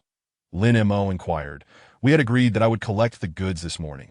And now you've thrown a wrench in my plans. Guanto Chang, fully aware of his fault in this matter, glanced at the box nearby and reluctantly said, Boss Lin, I will return these rewards to you intact. And I will personally bear the losses of the pickup truck. Lin Mo's cold response was, what I want are the goods, not the money. It appeared that this time, Boss Lin was genuinely angry. Guanto Chang regretted his earlier decisions, wishing he had played it safe and avoided provoking those small animals. How about this? Guanto Chang proposed. There is another pickup truck in the warehouse. I can modify it into a tree-cutting vehicle for you. Lin Mo instinctively scanned the area and indeed spotted a brand-new pickup truck in the corner. This was a fresh vehicle. Perhaps this was not entirely a bad turn of events, with this lesson learned. He could craft an even better tree-cutting vehicle for Lin Mo. Yet, time was of the essence, as he still needed to rush to school to rescue someone. How long will it take? I will have it ready for you by today. I promise to deliver it before midnight. Guanto Chang then abandoned the repairs on the broken pickup truck and began to energetically modify the new vehicle. This time, Lin Mo chose not to leave, but instead remained nearby to supervise the work. Determined to prevent any further mishaps. Chapter 13. Unexpected Trouble. Mischievous Little Bears. At 8 in the evening, two bears stealthily approached the cabin, peering over the railing to observe the situation inside. Bear Air yawned. Looking drowsy and could not help but voice his complaint. Bearda, I think you're overthinking this. We should just go back to sleep. We defeated Guanto Chang this morning, and he is probably still lying in bed nursing his injuries. Bearda, however, paid no heed to this remark, intently observing the scene within. That I can't shake the feeling that something is off. Guanto Chang won't give up easily. Bear Air, focus. Fine, Bear Air conceded, turning to sit against the railing in a lethargic manner. I'll just take a quick nap. Yell if anything happens. Having just taken a seat, it wasn't long before my eyelids began to droop, and I soon succumbed to a deep slumber, snoring softly. Honey, I crave honey. Meanwhile, Xiongda remained vigilant, observing the situation around the wooden cabin. Yet he found no peculiarities. Could it be that he was merely overthinking? Just as this thought crossed his mind, a faint rustle emanated from a distance.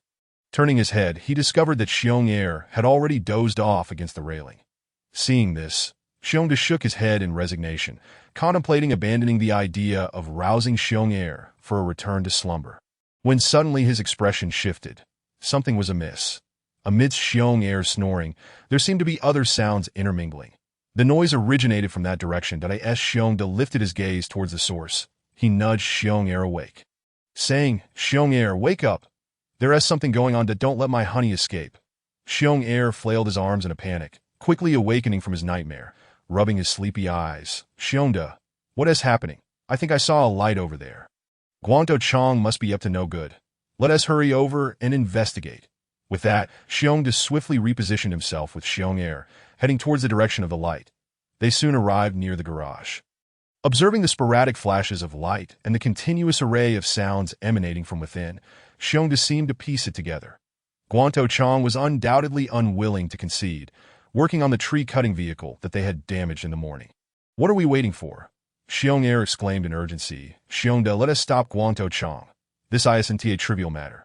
Just last night, with a moment's inattention, Guanto Chang drove that tree-cutting vehicle, wreaking havoc and destroying countless trees, causing immense damage to the entire forest. If they hadn't discovered it in time, the consequences would have been unimaginable. Because of this, even after defeating Guanto Chang and dismantling the tree-cutting vehicle, Xiongda still felt a lingering unease, insisting on checking the situation again. Inside the warehouse, after several hours of intensive labor, they had reached the final stages. Lin Mo gazed at the imposing tree-cutting war machine before him, more formidable than he had imagined, nodding in satisfaction. During this time, he and T merely stood by watching. He had occasionally offered guidance. After all, his needs were distinct from Guanto Chang's. He desired this vehicle not for felling trees. Before him, the war machine was encased in heavy iron armor, each side equipped with 3 chainsaws, and the front boasted a sharp V-shaped blade, capable of inflicting widespread destruction on zombies. Now, this tree-cutting war machine was nearing completion, and tomorrow he could take it for a test drive. Just as Lin Mo was relishing the sight of this steel behemoth, a sudden meow pierced the air. Turning around, he saw Fei Bo had somehow made his way into the warehouse, pawing at Guanto Chang's pant leg. Guanto Chang kicked his leg a few times, attempting to shoo away the bothersome cat, his tone impatient. Fei Bo, stop causing trouble. Yet, Fei Bo persisted in his relentless annoyance, his cries sounding somewhat urgent. Lin Mo finally sensed something amiss. Given Fei Bo's lazy nature, he should be sleeping on Guanto Chang's bed at this hour, so why had he suddenly come here? Perhaps it wasn't Fei Bo causing the disturbance, but something else entirely. With this thought, Lin Mo turned to the warehouse door and began to walk forward, intending to investigate in the next moment. The warehouse door was suddenly kicked open, revealing two foul bears in his line of sight. Protect the forest. It's our responsibility. Upon hearing the commotion, Guanto Chang instinctively turned to the door, his demeanor shifting to one of sheer panic. Oh no! What are those foul bears doing here? Earlier, his gun had been snatched away by small animals, and now he was left without any other weapon. Beside him stood an upgraded tree-cutting war machine, which should suffice against the bears. However, the issue was that this fearsome machine still had unresolved problems and couldn't even be started. What to do now? At that moment, Xiong also noticed that Guanto Chang was unarmed, and there was a more terrifying tree-cutting vehicle nearby, filling him with immense relief. Thankfully, Guanto Chang had not given up. Thankfully, he had remained vigilant. Guanto Chang, you still think you can use that thing to destroy the forest? It seems the lesson I gave you this morning was insufficient. Xiong was also particularly incensed, clenching his fists as he glared at Guanto Chang. Xiongda, don't waste your breath on him. Let Guanto Chang truly feel the force of my fists, and then he won't dare to cut down trees anymore. As the foul bears advanced menacingly, Guanto Chang was contemplating an escape when he suddenly noticed Lin Mo still standing in front. He hastily shouted, "Boss Lin, run!" Xiongda and Xiong paused, their gazes slowly falling upon Lin Mo, only then realizing there was another person present. Who was this individual? What was his connection to Guanto Chang? The simple-minded Xiong immediately stated, anyone with Guanto Chang can't be a good person. However, Xiongda was less impulsive. He scrutinized Lin Mo for a while and began to form some conjectures. Over the course of their dealings with Guanto Chang, he had overheard several phone conversations in which Guanto Chang spoke to someone referred to as Boss Li. Moreover, Guanto Chang was cutting trees to assist this Boss Li. Now, Guanto Chang had just called this individual boss. Could it be that he was indeed Boss Li? You're right, Xiong. This guy is certainly no good. It's because of him that Guanto Chang is destroying the forest. Upon hearing this, Xiong was immediately enraged, glaring at Lin Mo with clenched fists that crackled ominously. So it's you. Today, I'll make sure to teach you and Guanto Chang a lesson. And we'll see if you dare to harm the forest again. Chapter 14, A Forceful Strike, Suppressing the Foul Bears. It's over, it's over. The foul bears have mistaken Boss Lin for Boss Li and are planning to deal a heavy blow to him. This is truly disastrous, that if it were really Boss Li, Guanto Chang would undoubtedly show no mercy and would seize the opportunity to flee. But the problem is, the other party is not Boss Li. Despite his youthful appearance, Guanto Chang knew that this Lin Mo was even more formidable than Boss Li. If he fled, causing Boss Lin to be severely punished by the foul bears, the consequences would be dire for him afterward. Moreover, even if he could escape the monk, he couldn't evade the temple. Clenching his teeth, Guanto Chang steeled himself and moved to stand in front of Lin Mo. Boss Lin, you should run. I'll hold off these two foul bears. Observing this scene, Xiongda's resolve only strengthened. He was determined to teach both of them a lesson. Xiong blocked the door, although Xiong was eager to personally deal with Guanto Chang. He obediently retreated to the entrance. Xiongda cast a glance at Lin Mo, then at Guanto Chang, advancing steadily towards the two. Let us see where you can run today. Guanto Chang's legs trembled in fear, desperately suppressing the urge to flee as he contemplated a solution to the predicament. The situation was dire. Someone needed to distract Xiongda while he sought an opportunity to deal with the blocking Xiong, allowing Boss Lin a chance to escape. Soon, a figure flashed in Guanto Chang's mind, and he quickly turned to look behind him. Fei Bo, it's time for you to shine. Unfortunately, there was no sign of Fei Bo. He had jumped onto the window at some point. "You ungrateful cat," Guanto Chang exclaimed in frustration. "You're so disloyal." Fei Bo meowed in discontent, seemingly saying, "I came to warn you. If you didn't listen. Who can you blame? I've done my part." With that, Fei Bo arrogantly turned his head and ignored Guanto Chang, leaping out the window and making his escape. Xiongda, impatient to delay any longer, clenched his fists and charged forward. "Guanto Chang, stop struggling and come over to feel my fists." After dealing with the two, he and Xiong Er needed to devise a plan to destroy the tree-cutting vehicle. "Foul bear, I'll fight you to the end." Guanto Chang tightened his fists, preparing to charge out when a hand suddenly landed on his shoulder, pushing him aside. Lin Mo emerged expressionless from behind, raising a handgun and aiming it at Xiongda's head. In that instant, Xiongda's animal instincts triggered a strong alert, causing him to halt abruptly, standing frozen in place. Xiong Er, sensing something amiss at the door, was about to rush over to assist when Lin Mo shot him a glance, coldly stating, "I warn you, don't move." The firearm in his grasp was no mere decoration. Gu Qiying had persistently struggled to contend with the two foul bears, perhaps due to their being under the protection of this realm. Yet, he was distinctly different. He was not a native of this world and bore the blessing of the system upon him. Should these two odious bears fail to recognize their place and attempt to evade his bullets with their flamboyant maneuvers as they had in the past, he would not hesitate to let them taste the bitterness of consequences. "Bear Air, do not approach." Berda gazed at the man before him with palpable trepidation, his heart racing violently. Despite having been threatened by Guanji Qiying on numerous occasions, the sensation now was entirely different. This was the palpable aura of death, but he had a strong premonition that should this man truly be provoked, both he and Bear Air would undoubtedly face dire repercussions. Upon hearing this, Bear Air, anxious and frantic, could only halt his advance, recognizing the formidable nature of this man. Thus, Lin Mo effortlessly subdued the two bears with a single handgun. However, he refrained from taking any drastic action. After all, Berda and Bear Air were remnants of childhood memories. It was best not to shatter such a beautiful bond with his own hands. Glancing at Guanji Qiying nearby, an intriguing hypothesis surfaced in his mind that it seemed that the relationship between Guanji Qiying and the two bears was far from simple. His inability to overpower these two bears was likely influenced not only by the protection of this world, but perhaps by other factors as well.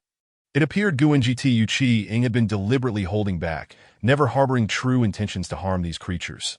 Several times, his gun had been aimed squarely at them, yet he was always thwarted by unforeseen circumstances. Was Guanji Qiying truly incompetent? As an exemplary graduate of the Hunter Academy, his skills surpassed even those of special forces.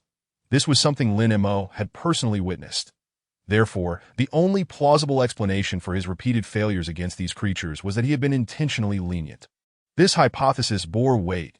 The Guanji Qiying had lived in solitude here for an extended period, a loneliness that few could endure, were it not for the peculiar little creatures in the forest, who could converse in human language. He might have succumbed to madness. Their companionship allowed him to maintain a positive mindset, enduring frequent harassment, yet it was far preferable to solitary existence. Concerning financial matters, even with these little creatures obstructing him, he was not entirely unable to harvest wood. It was merely a question of earning more or less. Thus, he approached these little creatures with a sense of levity, akin to that of playful adversaries that moment. Guanji Qiying finally exhaled a sigh of relief and leaped forth with bravado. "You foul bears have met your match today. Now that you are in the hands of Brother Chang, I shall reclaim 100-fold for the grievances suffered this morning." Initially intending to teach the two bears a lesson and vent his frustrations, the atmosphere on the scene felt strangely off. Lin Mo remained silent with his gun poised, while the two bears stood frozen in place, too intimidated to make a move. No one acknowledged Guanji Qiying's outburst. Sensing the peculiar tension, he cautiously addressed Lin Mo. "Boss Lin, please remain calm. These two bears are quite valuable. I have long wished to sell them to a circus. Allow me to handle them." It seemed his earlier conjectures were indeed accurate. Lin Mo cast a sidelong glance at Guanji Qiying, then at Berda and Bear Air, and quietly lowered his handgun, since Guanji Qiying had interceded on their behalf. Considering them friends, he chose not to hold grudges. He could spare Berda and Bear Air, but felt it necessary to issue a warning to prevent further mischief. akin to how they had previously troubled Gu and GT Yuqing. Your issues with Gu and GT Yuqing are none of my concern. I am here to conduct business with him. As long as you do not impede my dealings, I am quite amicable. As he spoke, Lin Mo gradually lost his patience, turning to the bears and stating, "Now be gone." Bear Da and Bear Air exchanged glances, calming their nerves before cautiously turning towards the exit. At last, the chaos subsided, allowing Gu and GT Yuqing to resume tinkering with his tree-cutting vehicle, completing the final touches.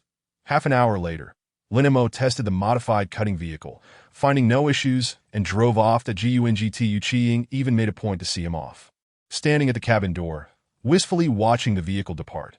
With no choice, Lin Mo drove the vehicle a little farther away before stowing it in the transaction space and activating a portal to return to the apocalypse.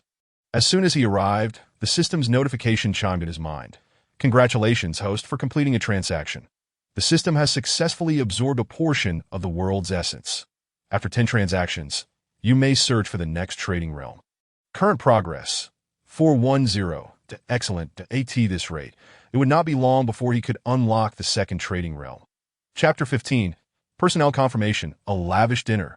Meanwhile, Bear Da and Bear Air sprinted into the forest, finally daring to slow their pace as they leaned against a tree, panting heavily. "Bear Da, I thought I was going to die. If something had happened to you, I wouldn't have known what to do." Bear Air exclaimed, nearly in tears. Bear Da sighed in resignation and patted his brother's shoulder. "Look, I'm perfectly fine, aren't I?" After resting for a moment, Bear Da and Bear Air regained some energy and continued on their way home. But neither initiated conversation. As they neared home, Bear Air finally felt a sense of relief and, unable to contain himself, asked, "Bear Da, what was that all about? Why did Gu and GT Yuqing plead for us? Could it be that he truly considers us friends?" Bear Da fell silent for a moment before responding, "It might be true." Upon hearing this, Bear Air's mind became a whirlwind of confusion, and he ceased further inquiries, focusing solely on the path ahead. Once back in their tree hollow, Bear Air's anxiety lessened significantly, prompting him to ask, "Bear Da, should we still try to stop Gu and GT Yuqing from cutting trees?" At this, Bear Da, who had appeared somewhat lost, suddenly adopted a resolute expression that of course we must stop him. Protecting the forest is our duty. Bear Air hesitated, but understanding that his younger brother needed clarity, Bear Da quickly elaborated.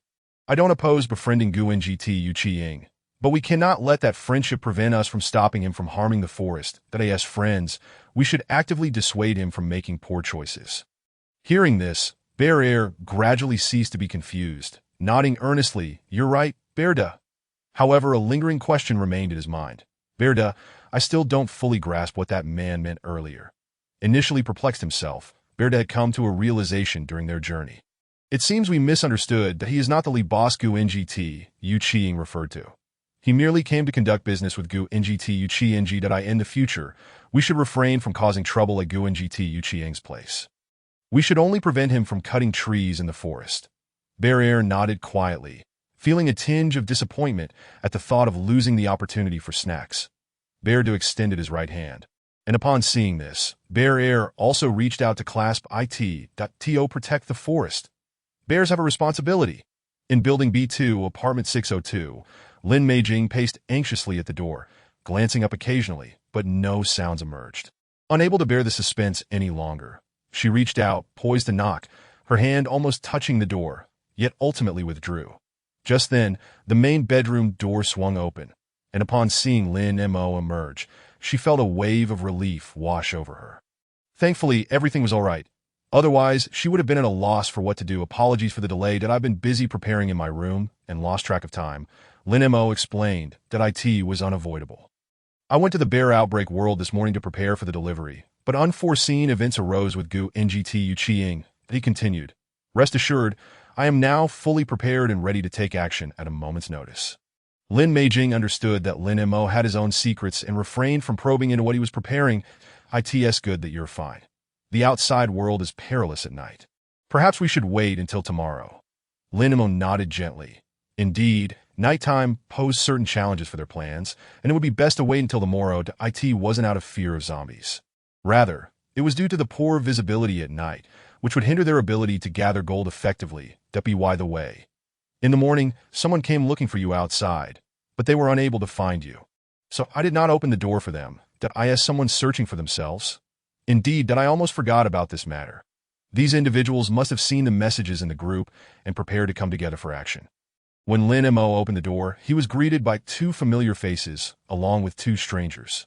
Zhao Feiyu and Zhu Wei's presence was expected, but he did not anticipate the addition of two more individuals. It seemed there were still a few clever minds in the neighborhood. Ahem, you all arrived this morning? Zhao Feiyu and Zhu Wei nodded gently, and the two newcomers remained silent. Surely you weren't waiting at the door all this time? Upon hearing this, the four at the door did not respond, yet their complex expressions provided an answer. Lin Mo felt a bit embarrassed. Let's discuss this inside. Did I in the living room? Lin Mo first instructed Lin Meijing to head to the kitchen to prepare dinner. Then engaged in conversation with the others. After a brief discussion, he learned the identities of the two newcomers. The man with the crew cut was named Li Zhongjie, a retired soldier and the eldest among them. He had a wife and a daughter in kindergarten. The other young man was named Su Hao, the youngest of the group, a high school student from a nearby school. Do not underestimate him. This fellow is quite formidable. When the apocalypse erupted and his parents turned into zombies, he single-handedly wielded a kitchen knife and fought them all off. Afterward, Lin Mo briefly outlined the objective of their upcoming operation. When they learned that they were not venturing out to search for food, but rather to rob a bank and a gold store, Li Zhongjie and Su Hao were taken aback. Zhao Feiyu and Zhu Wei, though somewhat prepared, were still surprised. However, upon Lin Mo's assurance that their efforts would not go unrewarded, the group had no further objections. That it was made clear beforehand that this operation bore certain risks. Although he possessed a firearm, he could not distribute it among them. The four were not overly surprised by this conclusion. It seemed they had anticipated it and expressed no dissent. That the conversation wound down. Lin Meijing announced that dinner was ready, a sumptuous spread laid out on the table. Well then, after making you wait outside for so long, let us enjoy dinner together before you leave. Once everyone had taken their seats, the four stared at the dishes on the table, their mouths watering with desire, yet none dared to pick up their chopsticks. Lin Mo took the initiative, serving himself a piece of rib. Do not be so reserved. Eat heartily. Zhu Wei and Su Hao finally dared to begin, though they remained quite restrained, their movements cautious. Across the table, Zhao Feiyu and Li Zhongjie still showed no signs of movement, appearing to be preoccupied with their thoughts. If there is something to say, please speak directly. Hearing this, Li Zhongjie finally spoke up. I would like to take a portion home. My family hasn't had such a good meal in a long time. Zhao Feiyu, though silent, clearly held a similar sentiment, as he too had a girlfriend. Lin Mo replied nonchalantly, eat first. Whatever remains can be packed for you to take home. Upon hearing this, Zhao Feiyu and Li Zhongjie began to pick up their chopsticks. Yet each dish was merely sampled. The atmosphere during the meal was rather heavy, with no one daring to speak, all silently consuming their food. Lin Mo felt somewhat at a loss. Was it really necessary to turn a pleasant meal into something resembling a Last Supper? This was not a final meal, that he had merely made a casual remark. It did not imply that the upcoming operation was truly perilous. After all, some people can choke even on a sip of water. Never mind. Let them be. Each dish was generously portioned, and by the end of the meal, there was still a considerable amount left. Zhao Feiyu and Li Zhongjie used plastic bags to pack their shares. Preparing to take them home, to the door, Zhao Feiyu held a bag, looking at Zhu Wei and Su Hao, and quietly said, Thank you, Li Zhongjie. More dramatically, bowed deeply to the three. Thank you all. Earlier at the dinner table, Zhu Wei and Su Hao had refrained from eating much, clearly exercising restraint. Had they let themselves indulge, there would have been no leftovers. Zhao Feiyu merely carried a small bag, having given most of the food to Li Zhongjie. Chapter 16. A Path of Domination. Zombie Meat Grinder. That night, Lin Mo felt as though he had drunk too much water, so he got up to use the bathroom. However, upon returning, he suddenly paused at the door, his gaze falling upon the door of the second bedroom, sensing something amiss. The door seemed to be ajar. After contemplating, Lin Mo decided to proceed to the second bedroom to investigate the situation. He was merely worried that Lin Meijing might be in some trouble. There were absolutely no other strange thoughts in his mind. Upon entering, Lin Mo began to meticulously check the room for safety, looking for any overlooked hazards, showing no intention of leaving. Lin Meijing was in a state of torment, filled with regret, berating herself for making such a decision that wasn't there an operation plan for tomorrow. Was it wise to remain awake all night? Continuing like this, she worried whether they would even be able to proceed with the operation the next day. Delaying this matter for too long would not be good. However, in the current situation, Lin Meijing dared not react too strongly, silently fretting. Fortunately, early the next morning, Lin Mo emerged from his room, looking refreshed. After his thorough inspection the previous night, he found no safety issues, allowing him to feel assured about going out for the operation. Meijing, I am preparing to head out for the operation. You can stay home and await my good news that if you feel like eating. Just make something for yourself that I in the room. Lin Meijing struggled to get out of bed, leaning against the wall. After a long hesitation at the door, she finally pushed it open and stepped outside. Be careful and return early. Lin Mo waved his hand. Rest assured. Downstairs at the entrance of the community, Zhao Feiyu and the others received Lin Mo's message and hurried over, waiting at the parking lot exit. There had been a few wandering zombies nearby, but they had all been taken care of beforehand and now lay on the ground. Each person wore at least 3 layers of clothing, bundled up tightly, and their weapons were stained with blood. They had just experienced a victory, yet there was no atmosphere of celebration. The tension among the group was palpable. The few zombies at the entrance were inconsequential. Soon, they would be heading to a nearby commercial street, where the number of zombies would be at least 10 times greater. After a while, Zhu Wei sensed the heavy atmosphere and forced a smile, saying, "There is no need for everyone to be so tense. After all, Lin Mo has a gun and will surely help alleviate some of the pressure. Besides, this time we are driving." Upon hearing this, the group raised their heads, their expressions shifting slightly. Yet their mood did not improve. While they believed that Lin Mo was not intentionally leading them to their doom as cannon fodder and would not abandon them in peril, how much could he truly help? Even with a firearm, he was but one person, and the assistance he could provide was extremely limited. At most, he could only ensure his own safety while the rest would have to fend for themselves. Moreover, in an apocalyptic world, driving could sometimes be a disadvantage that if they encountered a horde of zombies, the occupants of the vehicle would find it nearly impossible to escape. Just as the group's emotions were in turmoil, a commotion suddenly erupted from the parking lot exit, drawing their attention. They all turned to look. Soon, a terrifying steel beast slowly appeared before them, in that instant. Everyone's eyes widened in shock, their faces reflecting disbelief as they struggled to comprehend the situation. What on earth is this? The driver's hand emerged from the window, flicking away a cigarette, but followed by Lin Mo's voice. "Stop dawdling. Hurry and get in the car." Upon hearing the call, the group gradually came to their senses and climbed into the back of the vehicle, their minds still somewhat hazy. With a press of the accelerator, the steel beast roared to life, its chainsaws on either side whirring into motion, evoking a sense of dread. They hadn't traveled far when a horde of zombies was drawn by the noise, shrieking as they rushed forward, while many more zombies emerged from the streets on either side. In the blink of an eye, the zombies ahead were mercilessly cleaved away by the blades at the front of the vehicle, some bodies severed in twain. The situation on either side was even more brutal. As the zombies drew near, they were swiftly shredded, blood and flesh raining down. The nearby zombies, far from being able to impede the vehicle's progress, could not even slow it down in the slightest. Stunned, everyone in the vehicle was left in a daze. The pickup truck sped along the road until a warm sensation on his face gradually brought Zhu Wei back to reality. Instinctively, he reached out to touch it. Staring blankly at the bloodstains on his hand, it seems our worries were unfounded. The other 4 remained silent, yet beneath their calm exteriors, they were profoundly shaken. Indeed, their previous concerns had been entirely unwarranted. They did not even need to confront the zombies directly. However, their anxiety was not without cause. Who wouldn't be alarmed in a life-and-death situation? Moreover, you never mentioned we would be driving this vehicle. As they recalled their earlier behavior, a complex mix of emotions washed over them, feeling rather like fools. Well, let it be that if being a fool meant preserving their lives, they were more than willing to embrace that role. The Ziyuan community boasted an excellent geographical location, with kindergartens, high schools, and universities in close proximity, alongside an array of restaurants, supermarkets, and KTVs. Daily commutes were particularly convenient. The commercial street was not far from the community. Just a couple of turns and they would arrive. However, the number of zombies in the vicinity was indeed somewhat alarming, with the streets teeming with wandering undead, though it had yet to reach a truly terrifying level. Lin Mo drove the vehicle recklessly, swiftly clearing away the zombies that roamed the streets. Yet this was not the end of it.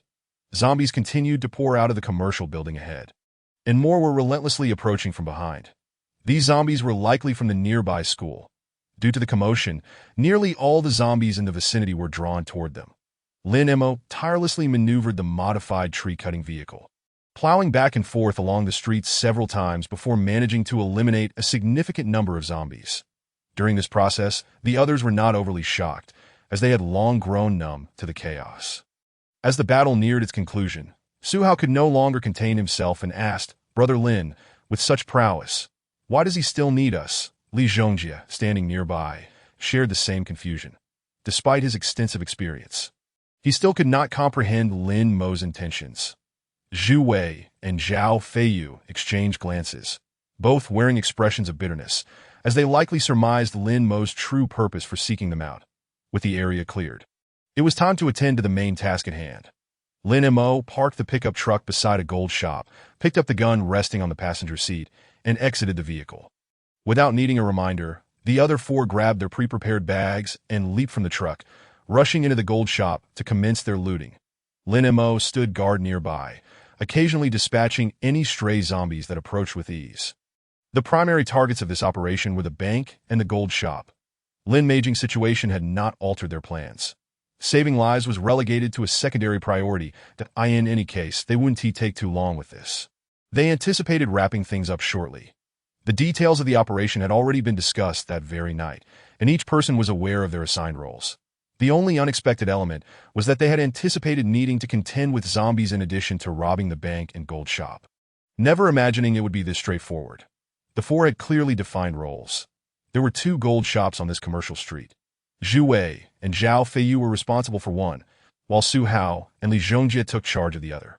Neither of the gold shops was particularly large, each housing around 10 kilograms of gold and roughly 1 million in diamond products. Most items were displayed prominently, though many had been scattered due to the chaos caused by the zombies, necessitating some time to gather everything. After approximately half an hour, the four finally cleared out both gold shops, tossing their filled bags into the truck before grabbing new ones and heading toward the bank. There were 3 banks in the vicinity, but these branches were relatively small and lacked vaults. Only branches of a certain size would have vaults. Some even lacked those, with only safes available. These branches had to balance their accounts daily, with cash delivered by armored vehicles each morning and collected again in the evening. The amounts varied daily, sometimes in the hundreds of thousands, other times in the millions. Consequently, large cash withdrawals generally required prior appointments. While the others worked, Lin Mo remained busy himself, having nearly cleared the nearby stragglers. Though sporadic zombies from other areas continued to be drawn, and he unexpectedly discovered a peculiar situation that in the distance. A group of 5 or 6 zombies was approaching, snarling and clawing at the air. This alone would not have caught his attention, but their speed and fluid movements set them apart from the usual undead, who often appeared stiff and awkward. Lin Mo narrowed his eyes, choosing not to act immediately, deliberately allowing these zombies to draw closer for closer observation. Upon inspection, he noticed that these particular zombies had elongated black claws and rows of sharp teeth visible in their snarling mouths. Lin Mo murmured, "Have they evolved?" It was hardly surprising. The evolution of zombies was to be expected. Otherwise, this apocalypse would seem rather too simplistic. Steadying his aim, Lin Mo took careful aim at the head of the nearest zombie, and, at the moment of pulling the trigger, bullets flew forth, causing several of them to collapse. That appeared that even with their evolved bodies and enhanced strength, these zombies had yet to attain any semblance of intelligence, which was entirely normal. Intelligence does not simply emerge. It took countless years for the Blue Star to produce a highly intelligent species like humans. However, it was likely that intelligent zombies could arise in the future. Approaching the unique zombies, Lin Mo reflected on the scene he had just witnessed and began to form a judgment in his mind.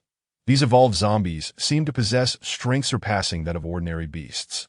Yet they still fell short of the might of larger predators. As he spoke, his gaze gradually fell upon the zombies' heads, wondering if they contained any cores. Donning a pair of gloves retrieved from his space, Lin Mo then produced a short knife, bending down to slice open one of the zombies' heads. After a thorough search, he managed to extract a small, hard object, a white, diamond-shaped crystal. So this is the core? Lin Mo examined the crystal for a moment, and a hypothesis began to form in his mind before he stored it away. He did not overlook the other zombies. After all, cores were scarce, and most zombies lacked them. Although he was unsure of their immediate utility, collecting them in advance could not hurt. Ultimately, he gathered a total of 5 white cores. Zhu Wei and the others soon arrived beside Lin Mo, awaiting his next directive. Their tasks had been completed. Both banks and 2 gold shops had been thoroughly looted, and the nearby ATMs had been smashed to pieces. They had even visited the commercial building, where they encountered a few trapped zombies, but no mishaps occurred. They had not even spared the nearby supermarket, targeting the cash registers rather than the supplies. As they approached the pickup truck, Lin Mo glanced at the bags in the back and nodded approvingly before speaking slowly. Get in. Upon hearing this, Li Zhongjie's expression turned conflicted, and he couldn't help but ask, "Aren't we going to collect food nearby?" Lin Mo cast him a neutral glance, but did not respond. Instead, he turned and walked toward the driver's seat. Zhu Wei and Zhao Feiyu did not hesitate to board the truck, but Su Hao exchanged a glance with Li Zhongjie, but chose not to say anything further, silently following suit. Observing this, Li Zhongjie cast one last reluctant glance at the nearby supermarket before ultimately turning and climbing into the truck bed. At Nanshan No. 2 Middle School, zombies roamed the cafeteria, playground, dormitories, and classrooms. Yet their numbers were not as exaggerated as one might fear. In a classroom on the 3rd floor, the front and back doors were barricaded with stacked desks and chairs. Inside, 7 students clad in blue and white uniforms sat pale-faced and bloodless. 3 boys and 4 girls huddled against the wall, clutching their knees, their expressions dazed, their pupils vacant and devoid of light. Whenever sounds echoed from the corridor outside, terror would flash across their faces, rendering them unable to control their trembling. Once the noise subsided, their tension would slightly ease, and they would lower their heads into silence. After a long while, a tall boy rummaging through his backpack finally broke the silence, carefully unwrapping a piece of bread. The others' gazes immediately turned toward him, each swallowing hard in anticipation. Once he finished the bread, the boy slowly rose, gazing toward a corner before stepping over to a girl and asking, "Will your mother really come to rescue us?" The young woman, upon hearing his words, immediately became tense, clutching her knees tightly with both hands and lowering her head as she muttered, "I don't know." In response, the young man couldn't help but furrow his brow, fixating his gaze upon her for a considerable duration before finally averting his eyes.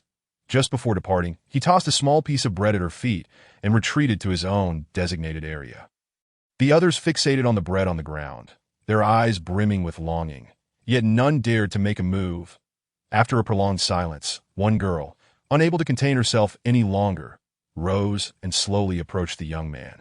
Disregarding the bread on the floor, "That Wu Yong, I can't bear this hunger any longer. That I beg you, please give me something to eat." The young man regarded her in silence, seeing his lack of response. The girl, feeling desperate, reached out and unzipped her school uniform. That moment, the others realized what was about to unfold and instinctively turned away, averting their gazes. Nevertheless, faint whispers persisted. In the corner, that girl continued to ignore the bread before her, clutching her knees even tighter and burying her head deeper. After a considerable time had passed, Wu Yong gradually lost interest, rummaging through his backpack to retrieve a packet of biscuits, which he tossed to the disheveled girl beside him. "No bread, take it or leave it." As he reached to reclaim the biscuits from the ground, the girl swiftly snatched them, hurriedly tearing open the packaging and stuffing them into her mouth. After finishing the biscuits, she licked her cracked lips and asked, "Can I have a sip of water?" "Didn't I just give you some?" Upon hearing this, the girl fell silent, casting a glance toward the corner, where the bread still lay untouched, a flicker of resentment stirring within her heart. Why? Why did that woman disdain food, while she had to pay such a heavy price for a mere packet of biscuits? It was utterly unfair. The girl lifted her gaze to Wu Yong and spoke. "Wu Yong, I advise you not to hold on to hope. That guy might have been deceiving you all along. Perhaps her mother has long since encountered misfortune." Wu Yong glanced at her, then turned his gaze back to the corner, his emotions becoming somewhat complicated. "Mind your own business." He refused to readily accept the woman's words. After all, he had witnessed the other girl's phone and knew her mother was in a safe situation. Indeed, striving to find a way to rescue her. Later, the girl's phone had died, severing her contact with her mother, yet her mother had indicated that she would act soon when her battery was low. As for the lack of communication since then, perhaps the other party was merely preparing. They might already be on their way. Certainly, it was also possible that something had gone wrong. Regardless, he was unwilling to relinquish this hope easily. His food could last for another day or two, that if he waited for one more day and still heard nothing, he would have to venture out and take a risk, or else he would starve to death right there. However, before that, the young man cast a silent glance at the girl in the corner. His food was not meant to be consumed for free. After a while, the other two bespectacled boys, unable to endure their hunger any longer, approached Wu Yong together. Wu Yong, please share some food with us. I only need a packet of biscuits. Wu Yong frowned and slowly rose. Didn't I already share with you this morning? Half a piece of bread is hardly sufficient. Let us have that bread on the floor, the other boy suggested, glancing at the corner. After all, she doesn't want it. Wu Yong instinctively glanced at the corner, where the bread remained motionless. He then looked back at the two boys, who, noticing his gaze, shrank back in fear yet stood their ground. Suit yourselves. Ultimately, he relented. Initially, he could have threatened them with his fists, but the situation had worsened, rendering that tactic ineffective. The girl was manageable, but he absolutely could not push these two too hard, or unforeseen consequences might arise. After all, even a cornered rabbit could bite. Moreover, he still found some utility in keeping these two around.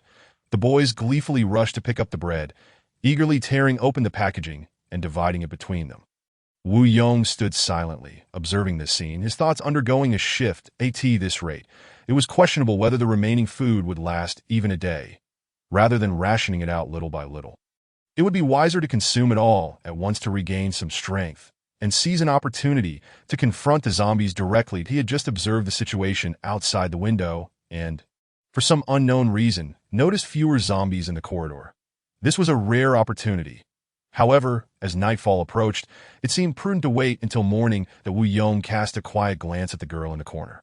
At the very least, he wanted to ensure he enjoyed a peaceful night. Lin Mushua happened to lift her gaze and locked eyes with Wu Yong, instantly becoming exceedingly anxious, her heart engulfed in despair. Was there truly no escaping this fate? Unable to help herself, she glanced at the earlier girl, who, upon sensing her gaze, averted her eyes with a hint of guilt that if she were to meet the same unfortunate end as that girl, she would rather be devoured by the zombies outside. Upon seeing the blocked front and back doors, Lin Mushua felt an even deeper sense of despair. It seemed she didn't even possess the right to perish together. She slowly lowered her head, curling up in the corner, quietly placing her right hand in her pocket, tightly clutching the pen within. The atmosphere descended into another profound silence. A sudden and forceful banging erupted from behind, causing the furniture blocking the door to shake violently. In that instant, terror etched itself on every face. The two girls clung to each other, trembling and sobbing. Even Wu Yong found it difficult to maintain his composure, his eyes fixated on the quaking door, bewildered by the commotion outside. This shouldn't be happening. They had remained quiet inside, making minimal noise. He had even been remarkably restrained during those activities.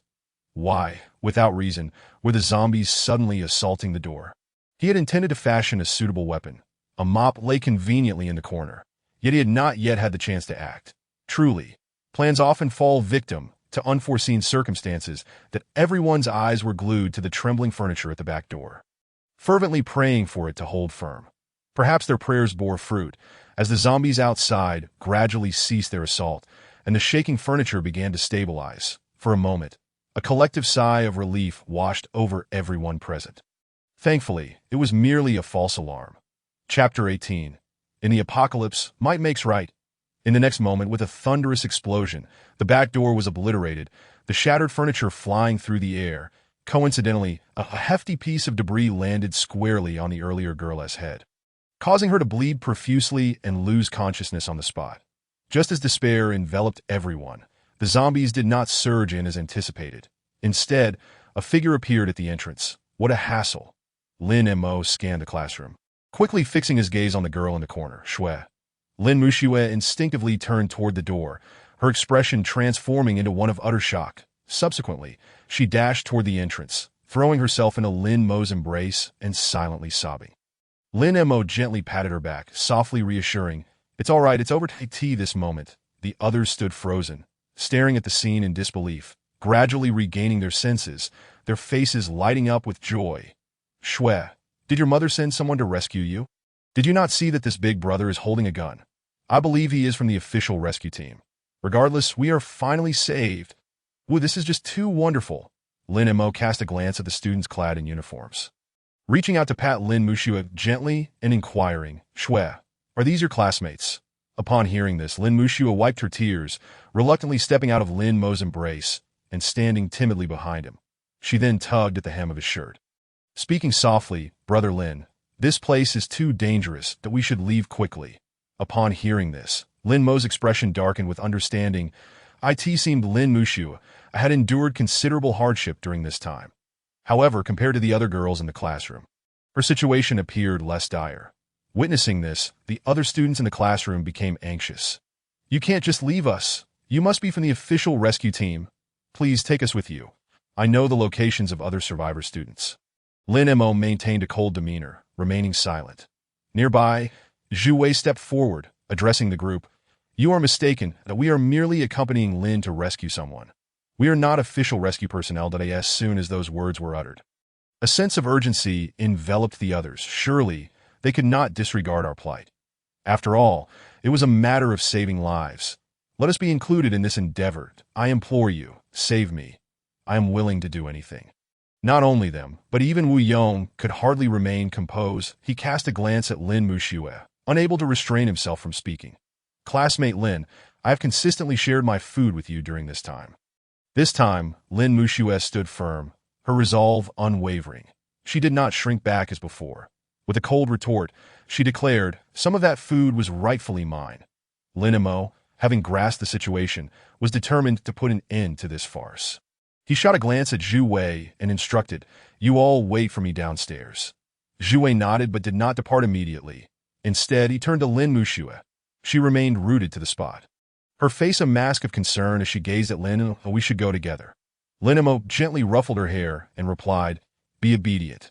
Zhu Wei chimed in, "Don't worry, the boss has a gun, so nothing will happen." With such assurances, Lin Muxue relented, reluctantly following Zhu Wei, glancing back repeatedly. As soon as they departed, Lin Mo raised his weapon and fired a warning shot towards the ground. "Back off."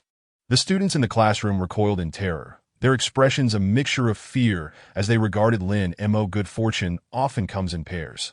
"Let me offer you another gift." Before the others could comprehend Lin Mo's intentions, he retrieved a grenade from his pocket, pulled the pin, and hurled it into the crowd. Then, with a nonchalant turn, he made his way to the staircase, producing a cigarette from his pocket. Just as he struck a match, a resounding explosion echoed behind him that if you do not eradicate the roots, the weeds will surely return. That he had no desire to leave himself with potential threats, even if these individuals were of little consequence. In this apocalyptic world, there is no absolute right or wrong. Strength is the ultimate truth, and his strength was considerable. Would they truly find food on their outing? I believe it should be fine. Did we not witness the zombies at the entrance being cleared away? This is not certain. They are venturing into the commercial street, where countless zombies may lurk. That has been quite some time. Why have we not seen anyone return? Could something have gone awry? At the entrance, the remaining 30 or so individuals from the UN community had gathered. Half an hour prior, Lin Mo had issued a notice for everyone to come down and wait, and no one dared to voice any objections. Initially, while everyone had gathered on the lower floor, they hesitated to approach the main entrance, fearing the zombies outside. However, as some discovered that the zombies at the door had mostly been dealt with, their trepidation subsided, and they congregated at the entrance, silently waiting, with a flicker of hope that those who had ventured out might indeed procure food, perhaps even allowing them a share. Yet as time elapsed, the absence of returning figures began to sow doubt within them. Among the crowd, some cast furtive glances at Lin Meijing, who stood at the forefront, her eyes betraying uncertainty about her thoughts, nearby the notice board. Lin Meijing sensed the malevolent gazes from the crowd, her anxiety mounting. It seemed that if those who had left did not return, the community situation would inevitably change once more. Why was this happening? Had Lin Mo not sent word that he had rescued people? Could there have truly been an accident on the way back? No, if they did not return, I shall not go back either. There would be no good awaiting me there. It would be better to personally assess the situation in the commercial street. Just then, a thunderous roar echoed from the distant street as an ostentatious armored vehicle slowly came into view. Lin Meijing instinctively looked up, her eyes widening in shock as she murmured, "What is that?"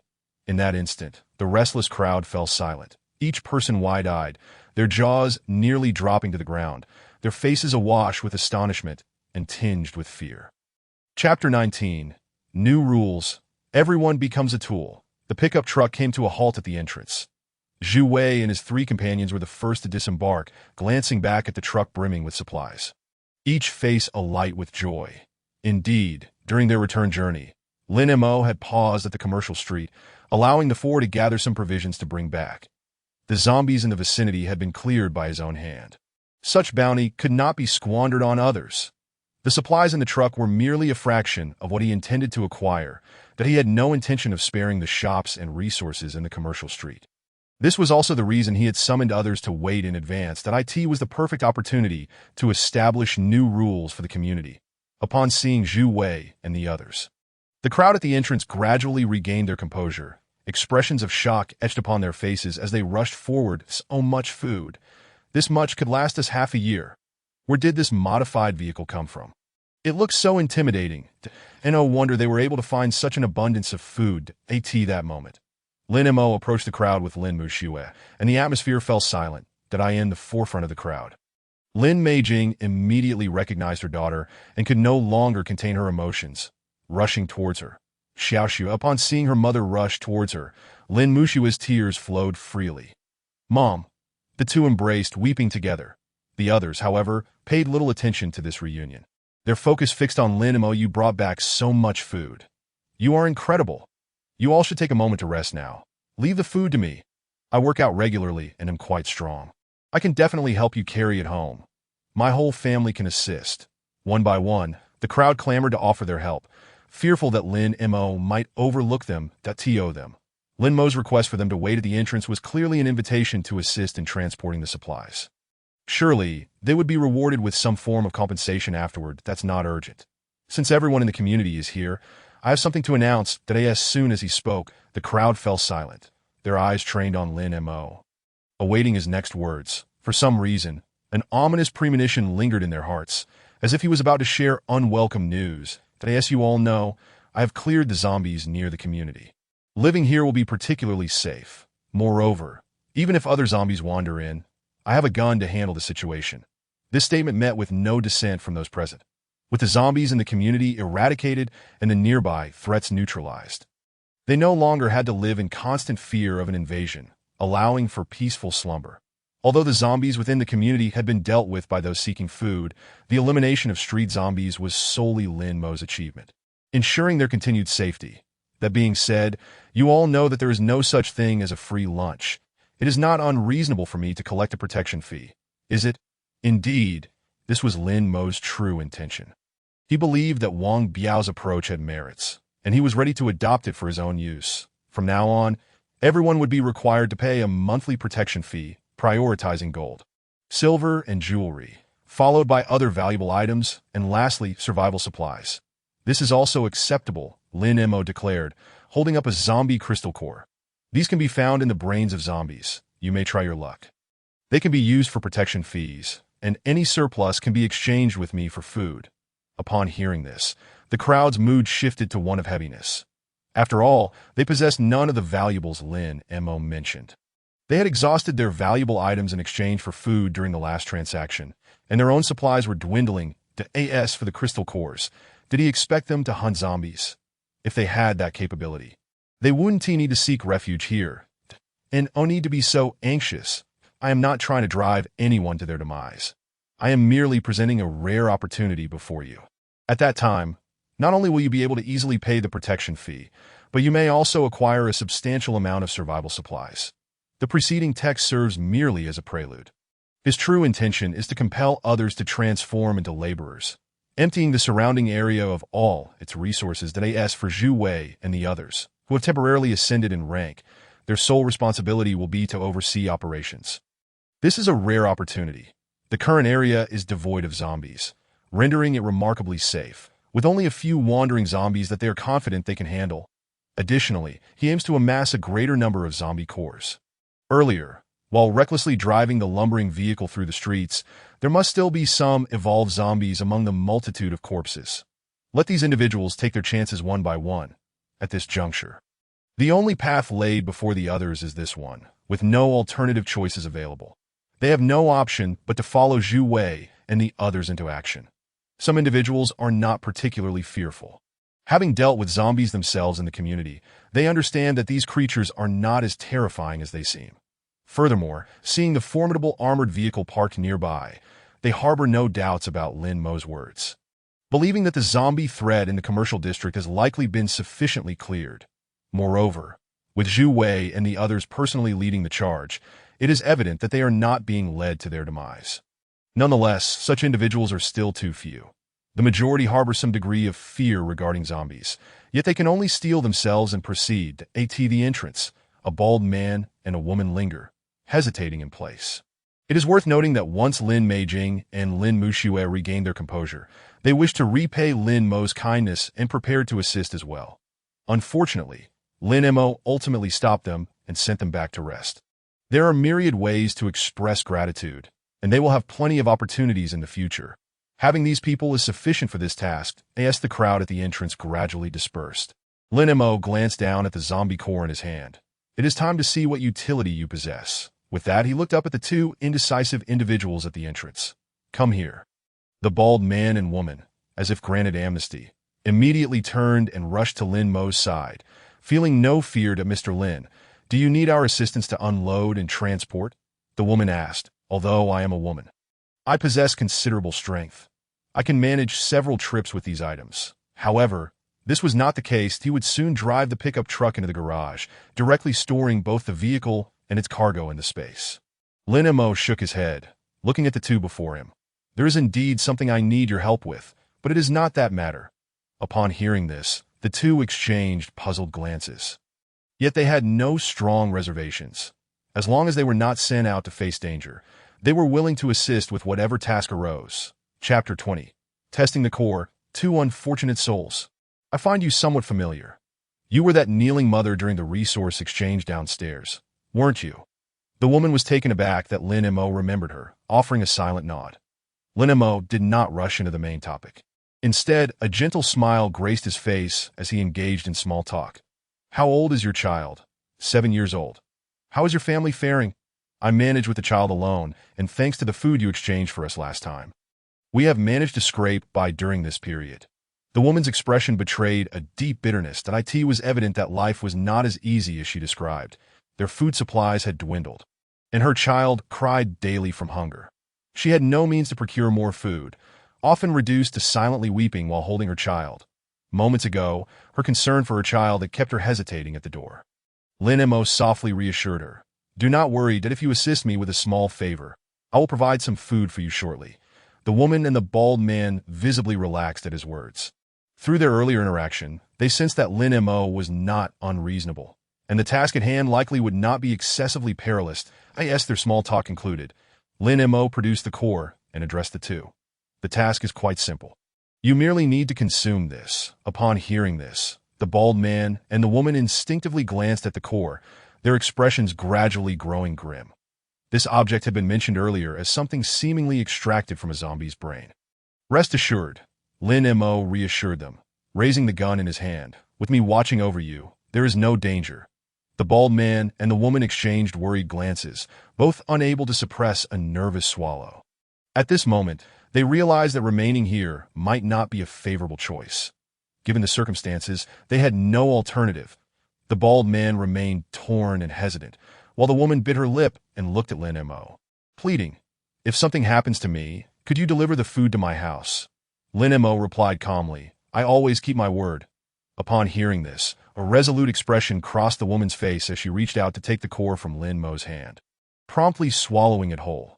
Witnessing this, Lin Mo's gaze sharpened as he scrutinized her for any signs of change. Before long, the woman's breathing became erratic. She clawed at her face frantically, soon leaving it bloodied and mangled. Despite the pain, she showed no signs of stopping. Almost immediately, dark veins began to emerge on her neck, her pupils fading to a ghostly white as she emitted a feral growl. The man beside her appeared utterly horrified, instinctively retreating in fear. Observing this, Lin Mo shook his head. It seems this is not working. With a gunshot, a gaping wound appeared on the woman's forehead, her body collapsing lifelessly to the ground. After lowering his weapon, Lin Mo retrieved another core from his pocket, this time also fetching a bottle of water from the vehicle to cleanse the blood from its surface at this moment. The bald man was still in shock, looking up to see Lin Mo approaching him, a faint smile still on his face. The smile remained as gentle as before, yet it now bore an unsettling quality in the man's eyes, evoking an indescribable terror. Nevertheless, he had no choice. Refusing to consume the core would only lead to a fate worse than death. The man hesitantly extended his trembling hand to take the core, and Lin Mo, concerned he might struggle to swallow it, kindly offered him the water. With the core in his mouth, he tilted his head back and swallowed a generous gulp of water. The man stood still, initially showing no significant reaction, a look of surprise gradually forming on his face. Yet in the next moment, he was engulfed in an overwhelming heat, his brain suffering excruciating pain as he curled up on the ground.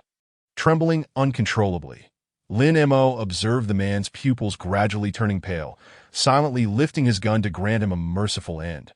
Once the deed was done, he gazed at the lifeless body on the ground, letting out a sigh. Is it a matter of probability, or was it simply destined to fail? Whatever the case, he was not inclined to continue testing that he already possessed few cores, so it would be prudent to conserve the remaining ones for a future opportunity in the world of bear adventures. Hoping to uncover the answers he sought, ignoring the corpse, Lin Mo waved his hand to store the pickup truck into space, then turned to head home for some rest. Upon returning home, Lin Mo found Lin Meijing tidying up the living room, a gentle smile appearing on his face. Initially, he had thought that Lin Mushua's return would prompt her to feel embarrassed about staying here, leading her to take her back home, that he had been contemplating how to persuade her, but it seemed he had worried unnecessarily. Hearing the commotion, Lin Meijing quietly set down her cloth, turning to Lin Mo and softly saying, "Thank you, Shaolin." Her words were sincere. Without Lin Mo's timely assistance, she knew she could never have rescued Xiaoxue alone. Upon returning home, she had spent a long time talking with Xiaoxue, learning about her recent experiences, filling her with immense relief. Lin Mo's timely arrival had been crucial. Had he delayed even a day or two, she dared not imagine what might have occurred. Lin Mo regarded Lin Meijing without replying, gently asking, "Where is Xiaoxue?" She went to her room to rest. Lin Meijing appeared somewhat concerned and couldn't help but continue. "Shaolin, I was initially preparing to join the others in action, but you insisted I return. I am at a loss as to how to express my gratitude." She was acutely aware of her limitations. She could never aid Lin Mo in confronting zombies like Zhu Wei and the others could, but she could still contribute in small ways. However, Lin Mo's excessive concern for her, unwilling to let her venture into danger, left her feeling perplexed. Remembering his previous words, Lin Meijing felt a surge of emotion, resolutely deciding to repay him. Though she could not undertake significant tasks, she could certainly manage chores such as laundry, cooking, and cleaning. Suddenly, Lin Mo approached and wrapped his arms around Lin Meijing's waist, leaning close to her ear and whispering, "You can repay me in other ways." Upon hearing this, a deep blush crept onto Lin Meijing's face, and as she sensed his warm breath near her ear, her heart raced uncontrollably. "Stop it. Xiaoxue is still asleep." Her face flushed with embarrassment, she wriggled free from Lin Mo's embrace and swiftly fled the scene, exclaiming, "I need to do the laundry now." Lin Mo remained rooted in place, not pursuing her. Such matters did not warrant haste. After all, the first step had already been accomplished, and the subsequent actions could be taken at a leisurely pace. His thoughts lingered on the issue of the zombie crystal core, upon returning to his room and securely locking the door. He prepared to activate the teleportation portal. The technology in the world of Bear's adventures was rather peculiar. That bald-headed fellow, Chong, had the knack for procuring bizarre black tech products online. Perhaps over there, they could indeed unravel the secrets of the zombie crystal core. Just as Lin Mo was about to open the portal, a voice from the system echoed in his mind. "Warning. Dangerous items detected on the host. Please refrain from proceeding to the trading dimension, or you will bear the consequences." Lin Mo? What is going on? It was his first time receiving such a warning from the system, preventing him from entering the trading world. After a moment of contemplation, Lin Mo seemed to grasp the reason and softly murmured, "Is it because of the zombie crystal core?" The world of Bear's adventures was also human-dominated. Taking the zombie crystal core, there could potentially lead to a zombie crisis. There was no choice. The matter regarding the crystal core had to be postponed. Once he opened the second trading world, perhaps a solution would present itself. With ample funds at his disposal, he could seize an opportunity to make a purchase from Chong, which should quickly fulfill the necessary requirements. Just as Lin Mo contemplated whether to venture into the world of Bear's adventures, a voice called from outside, "Xiao Lin, come help me. I think I'm stuck in the washing machine." Stuck in the washing machine? What sort of situation is this? Is this not the kind of scenario that only occurs in certain films? Could it truly happen in reality? A thought crossed Lin Mo's mind, and a faint smile graced his lips as he softly remarked, "It seems Aunt Meijing feels a bit guilty after all." Very well, he would assist in guiding her, coincidentally alleviating his own melancholic mood. They could engage in a heartfelt conversation and help each other untangle their troubled emotions. Remarkably, after Lin Meijing's encouragement, Lin Mo felt an immense sense of relief, no longer fixating on the crystal core. Perhaps he wouldn't even need the crystal core, the second trading dimension. He could directly acquire extraordinary powers, for the world of Bear's adventures. Although it boasted some peculiar black technology, it seemed devoid of any extraordinary powers, at least for the time being. After all, if certain plots held true, the world of Bear's adventures even featured a mountain deity, and later on, the films began to traverse through time and space. Fragments of various scenes flashed through Lin Mo's mind, and suddenly he felt as if he had uncovered something, his eyes brightening with realization that in the early stages, there seemed to be some items that could perhaps aid him in gaining extraordinary powers.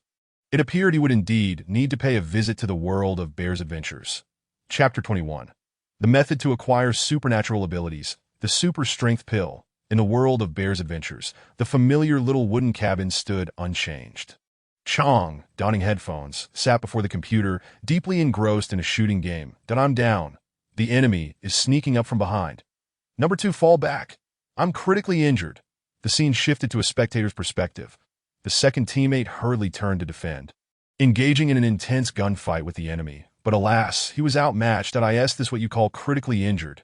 You barely had any health left. It was clearly your empty shots that missed. Have you donated your eyesight? The enemy has even lost health. You didn't even break his armor. If you're bad, practice more. If you can't handle losing, don't play. I'm bad. You XXX, meeting someone like you, I'm really XXXX." Amidst a flurry of affectionate greetings, Chong's face flushed with anger, his right hand gripping the mouse tightly, visibly on the verge of losing his composure. This was not his strong suit. Under the relentless firepower of the opponent, he had no opportunity to interject. Observing this scene, Lin Mo's face reflected nostalgia.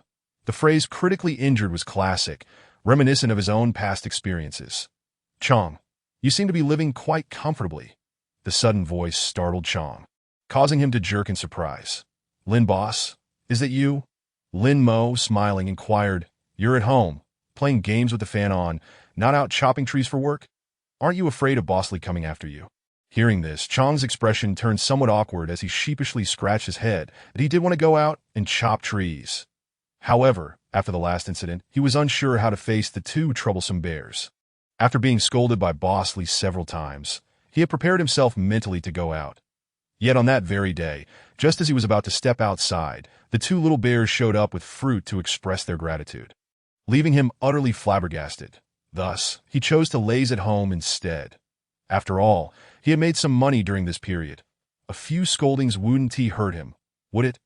"Enough about that," Chong said, rubbing his hands in excitement. "Lin boss, you've come to find me again. You must have a new business proposition, right?" While the game was enjoyable, making money was of greater significance. After such a long hiatus from work, he felt an itch to get back to it. Lin Mo, observing Chong's pronounced dark circles, suddenly recalled a relevant plotline that storyline. Much like now, Chong was addicted to online gaming, staying up late, leaving him in a state that was neither human nor ghostly. Eventually, the bears in the forest, unable to bear it any longer, decided to forcibly help him quit his gaming addiction. Given Chong's current condition and the bears' improved attitude towards him following the previous incident, If he hadn't come, the world of Bear's adventures would likely have played out the addiction storyline. However, now that he was here, such a scenario would be averted, especially seeing how eager Chong was to return to work. Chong, I have indeed come to seek your assistance, but you may find this business unfeasible. Unfeasible. Me, who dares to sell protected animals, unable to handle a business. You underestimate me. Chong retorted defiantly. Lin boss, just say the word. As long as it exists in this forest, I can procure it for you. Seeing Chong's determination, Lin Mo could only shake his head in resignation and state his objective: the deal you have the super strength pill. Indeed, his goal this time was the super strength pill that I in a certain plot. Chong had been caught by the little bears in the forest, leaving him wrapped in bandages and unable to move. Boss Lee had sent him a bottle of super strength pills that by consuming just one's physical attributes could be significantly enhanced, granting boundless stamina. Most astonishingly, it seemed this item also came with a powerful skill. In the storyline, both Bear Da and Bear Air consumed the super strength pills, and during the climactic battle, Chong managed to unleash an energy shockwave. Now, however, Chong's expression turned one of utter confusion. Lin boss, I've never even heard of this thing, so I'm afraid I can't be of much help. That if you can't assist, then why did I even come to you? Lin Mo replied nonchalantly. As far as I know, Boss Lee should have what I need. Upon hearing this, Chong began to piece together the situation. Lin boss intended to conduct a business deal with Boss Lee and wanted him to act as an intermediary. This was not a difficult task. After all, it was merely a matter of making a phone call.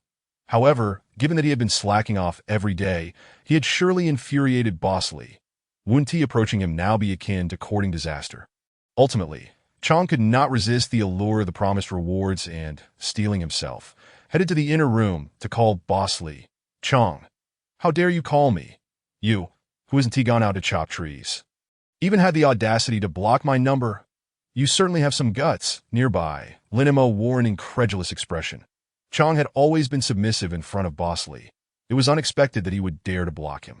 After some thought, Lin Mo surmised that perhaps Chong had been disturbed by Boss Lee's calls at critical moments in the game, leading him to block the number in a fit of pique. It is all a misunderstanding. You owe me a hefty sum, and on top of that, you must compensate me for the losses during this time. Boss Lee, you know my situation. I have no money to repay you. I don't care about that. If you can't repay the money, be prepared to receive my lawyer's letter. Now, this was disastrous. Having offended Boss Lee too severely a few days ago, he was now facing threats of legal action. Had he known, he would have never played that wretched computer game. Before, he had to endure scoldings from teammates for losing in the game, and now he was facing reprimands from Boss Lee. Boss Lee. Chong immediately began to play the victim. Even if you sell me, I still don't have that much money to repay you, lacking funds and unwilling to venture outdoors to fell trees. What exactly do you intend to do, Guangdou Chong? As for this dilemma, he had long concocted an excuse, conveniently shifting the blame onto the small animals, a method that had proven effective time and again. Boss Lee, it's not that I'm averse to working. It's simply that the psychological trauma inflicted upon me by those creatures in the forest is far too overwhelming for me to dare step outside. At this juncture, Guangdou Chong abruptly shifted his tone. However, I haven't been idle during this time. I've been diligently searching for a solution to deal with those little beasts. Just a few days ago, I stumbled upon something remarkable. As long as I possess this item, my future endeavors will be without issue. Boss Lee responded, Then why don't you hurry and get to work? The price of that item is rather steep, and I currently lack the means to purchase it. Goodness! Are you aiming to exploit me? Boss Lee instantly grasped Guangdou Chong's intentions and unleashed a torrent of scolding upon him. After venting his frustrations, Boss Lee ultimately relented. After all, Guangdou Chong had proven his worth in the past, generating considerable profits for him. Despite the recent aggravation, the rekindling of Guangdou Chong's fighting spirit made it unwise to dampen his enthusiasm. Guangdou Chong, I cannot provide you with money, but I can assist in procuring the item. Now, what exactly is it? Upon hearing this, Guangdou Chong eagerly replied, It's the super stamina pill. Boss Lee, are you familiar with it? So it's that. Indeed, it's quite a good product that I'll send you a bottle in a couple of days, that if you still can't handle those small animals this time, be prepared to receive my lawyer's letter. After saying this, Boss Lee hung up the phone. Chapter 22. The Premium Stamina Pill, 1 million each. After enduring a few rounds of scolding, Guanto Chong looked at Lin Mo with a hint of frustration and could not help but ask, "Boss Lin, why didn't you directly negotiate with Boss Li? Why must I obtain the goods first before selling them to you?" Initially, he assumed Lin Mo intended to conduct business with Boss Li, merely requiring his endorsement. "Have you considered that if you recommend me to Boss Li, he might suspect you have a new business partner and have been dealing with others during this time?" Guanto Chong was taken aback by this revelation, that if Boss Li were to entertain such doubts, it would be far more serious than his own lack of ambition. Tio put it plainly, they had engaged in numerous illegal activities together. And they were essentially in the same boat, that if he were to switch allegiances midway, one could only imagine Boss Li's reaction. Guanto Chong looked at Lin Mo with gratitude. "Boss Lin, your foresight is commendable that in truth. There was another reason Lin Mo had not mentioned that he could not simply trade with anyone.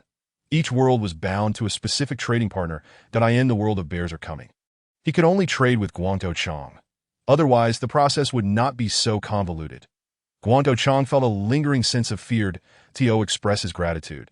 He unusually offered, "Boss Lin, once Boss Li's goods arrive, you can come directly to collect them. You needn't pay me. Consider it a gift."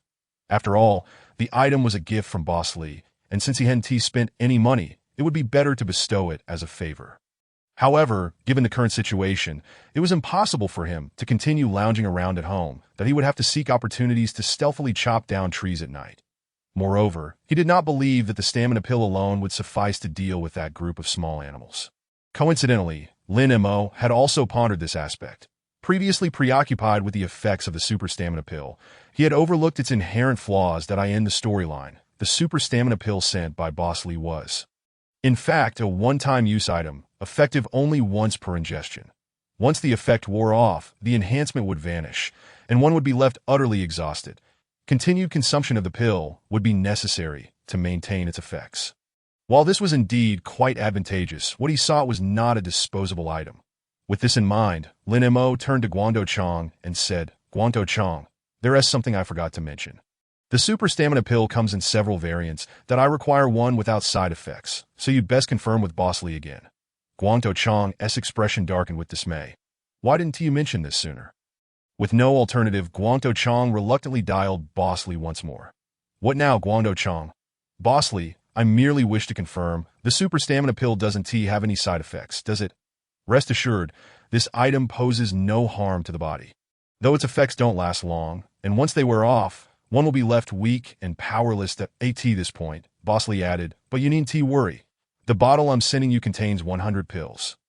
More than sufficient for you to handle those small animals." Upon hearing this, Guanto Chong glanced at Lin Mo, who gently shook his head, prompting him to continue, "Boss Li, doesn't that still imply there are side effects? Isn't that the nature of the super stamina pill? What more do you expect? The small creatures in the forest are particularly cunning. If they exploit such a blatant weakness, we certainly won't stand a chance against them." At this moment, Boss Li was becoming increasingly impatient that I've already provided you with the goods. What more do you desire? Do you expect me to come personally and help you catch bears? The product I reviewed seemed to lack this flaw. Are you suggesting it's a counterfeit? Upon hearing this, Boss Li fell silent for a moment before slowly responding, "What you're referring to is likely the premium stamina pill. There's a chance." Lin Mo had initially only intended to test the waters, harboring little confidence, but to his astonishment, there was indeed an enhanced version. He promptly signaled Guanto Chong with his eyes. Observing this, Guanto Chong continued, "Then this premium stamina pill." He had yet to finish his sentence when Boss Li suddenly became animated, cutting him off to "Don't even think about it. The premium stamina pill is a particularly classified military resource. Procuring it could cost me my head." Both Guanto Chong and Lin Mo were taken aback by the intensity of his reaction. Lin Mo carefully deduced that the premium stamina pill Boss Li mentioned was likely akin to the super soldier serum in the Marvel Universe. Just one pill could significantly enhance physical capabilities, granting superhuman abilities, and it was not a single-use item. Boss Li's implication was not entirely devoid of opportunity. However, the risks were considerable that in the line of work Guanto Chong and he had undertaken. Which aspect was ever without risk? Lin Mo was unwilling to relinquish this opportunity and urged Guanto Chong to continue probing. Faced with the gravity of the situation, Guanto Chong had initially intended to abandon the pursuit.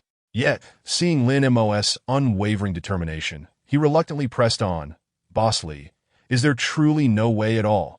If I could obtain the premium stamina pill, future endeavors would undoubtedly be problem-free, and nothing would impede our ability to earn money. The line fell into silence. After what felt like an eternity, Boss Lee finally spoke. Overseas regulations are relatively lax. I might be able to devise a plan. Guanto Chong. Are you certain? With gritted teeth, Guanto Chong affirmed. I am certain. Within a month, if you fail to deliver me a profit of 10 million, I shall flay your skin. Guanto Chong panicked. Boss Lee was not jesting this time. He had no confidence in achieving such a target. Instinctively, he glanced at Lin Mo to his surprise. Lin Mo anticipated the exorbitant cost of this item, yet considering the potential effects of the premium stamina pill, he hesitated not for a moment. He promptly withdrew all the earnings from the previous commercial street venture from the trading space. As he beheld 3 large boxes materializing before him, one of which was filled with gold, silver, jewels, and cash. Guanto Chong's confidence surged. Boss Lee, rest assured there will be no issues. I'll provide you with a response in a few days. With that, Boss Lee hung up the phone again. Lin Mo couldn't help but exhale in relief, while Guanto Chong slumped onto the ground, lacking the energy to even glance at the treasures around him. After a considerable interval, Guanto Chong mustered the strength to rise and began to inspect the contents of the boxes. In addition to cash and valuables, there were watches, bags, smartphones, tablets, and various other items. Essentially, every valuable item from the entire commercial street was contained within. Ultimately, Guanto Chong estimated the total value to be around 20 million, half of which would be spent on a single premium stamina pill. Chapter 23. Lin Mo's discomfort. Physically overwhelmed. The progress of work in the community has been relatively smooth during the transportation process. Many individuals exhibit a tendency to pilfer. They seize opportunities to discreetly consume some food or conceal items to take home. Lin Mo remains indifferent to this behavior. After all, these individuals are engaged in labor-intensive tasks, and working on an empty stomach would hinder their efficiency, as long as their actions do not become excessive. It is acceptable. Upon completing each task, Zhu Wei and others, following Lin Mo's instructions, allocate 20% of the materials as labor compensation. They, in turn, take a 10% cut as their reward. Do not underestimate this 10%. They oversee several workers at once, and when each person claims a share, the total becomes substantial. Meanwhile, Lin Mo does not need to exert himself, receiving 70% without effort, though it is not entirely accurate to say so, as he is the one who has dealt with the zombies, with tangible rewards and food to replenish their energy. Everyone is invigorated, and their efficiency markedly increases. Within the span of an afternoon, the nearby shops and supermarkets have been emptied. These supplies are stored in the adjacent room, previously occupied by Lin Meijing, which has now been repurposed as a temporary warehouse. In the evening, the exuberant workers are not yet inclined to rest. They plan to continue their labor in the commercial street. They toil until midnight. But as the night deepens and visibility diminishes, coupled with Zhu Wei and others needing to report back, they finally conclude their work. After Zhu Wei distributes the wages, he knocks on Lin Mo's door. Upon entering, Lin Mo immediately inquires, "How long until we finish?" Based on the current efficiency, they should complete the transportation of the commercial street supplies by midnight the day after tomorrow. The pace is quite satisfactory. Faster than Lin Mo had anticipated. He had expected it to take at least 5 or 6 days. Is there unrest? He asks. Only minor instances of theft. I followed your directive to turn a blind eye. And they're all quite grateful. And how many crystal cores do we have? Zhu Wei produces a small bag from his pocket. Only 2, and those were fortuitously discovered by Zhao Fiyu. Lin Mo nods slightly. Once the supplies from the commercial street are nearly moved, he will instruct them to search for more crystal cores. Since these items exist, they must be of some utility and will undoubtedly prove useful in the future. After Zhu Wei and the others depart, Lin Mo evaluates today's haul. Lin Meijing's residence features 3 rooms and a living area. She occupies the master bedroom, while Lin Muxue resides in the secondary room. The third room, usually kept vacant for storage, has been thoroughly cleaned and is now filled with supplies, consisting mostly of easily preserved food items. Those that are perishable or nearing expiration have already been prioritized for distribution. It must be said that Zhu Wei and his team have performed admirably. With minimal food expenditure, Lin Mo avoids numerous complications. Why not embrace such a situation? After completing these tasks, Lin Mo returns to his own room. The hall light remains on, but both Lin Meijing and Lin Muxue have gone to rest. After a yawn, he intends to retire for a good night's sleep. However, as he passes Lin Meijing's room, he hesitates momentarily, glancing at the closed door. Lin Mo reaches out, easily pushing the door open, and steps inside in the adjacent room. Lin Muxue rubs her drowsy eyes, staring blankly at her bedding, experiencing an oddly surreal sensation. It feels as if she has returned to a time of harmony and stability. Yet certain vivid images in her mind evoke fear, causing her body to tremble uncontrollably. Grasping her bedding, she buries her head beneath it, the warmth reminding her of a comforting embrace she had received earlier. It seems she has yet to properly express her gratitude. After a moment, Lin Muxue lifts the covers, puts on her shoes, and steps out of her room, approaching the master bedroom door.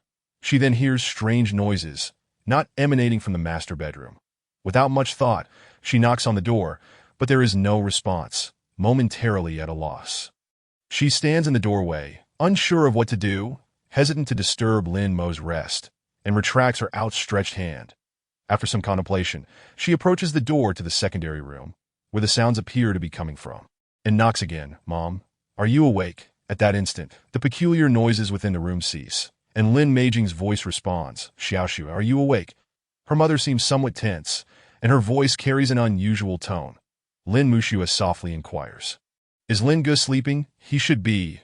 Her mother replies that do not disturb Xiao Lin's rest, that if you are hungry, there is food in the refrigerator. "That I understand." Lin Muxue quietly turns and returns to her room, instinctively curling up on her bed, lost in thought. Meanwhile, in the adjacent room, Lin Meijing swats Lin Mo's mischievous hand away, glaring at him with a mix of embarrassment and anger.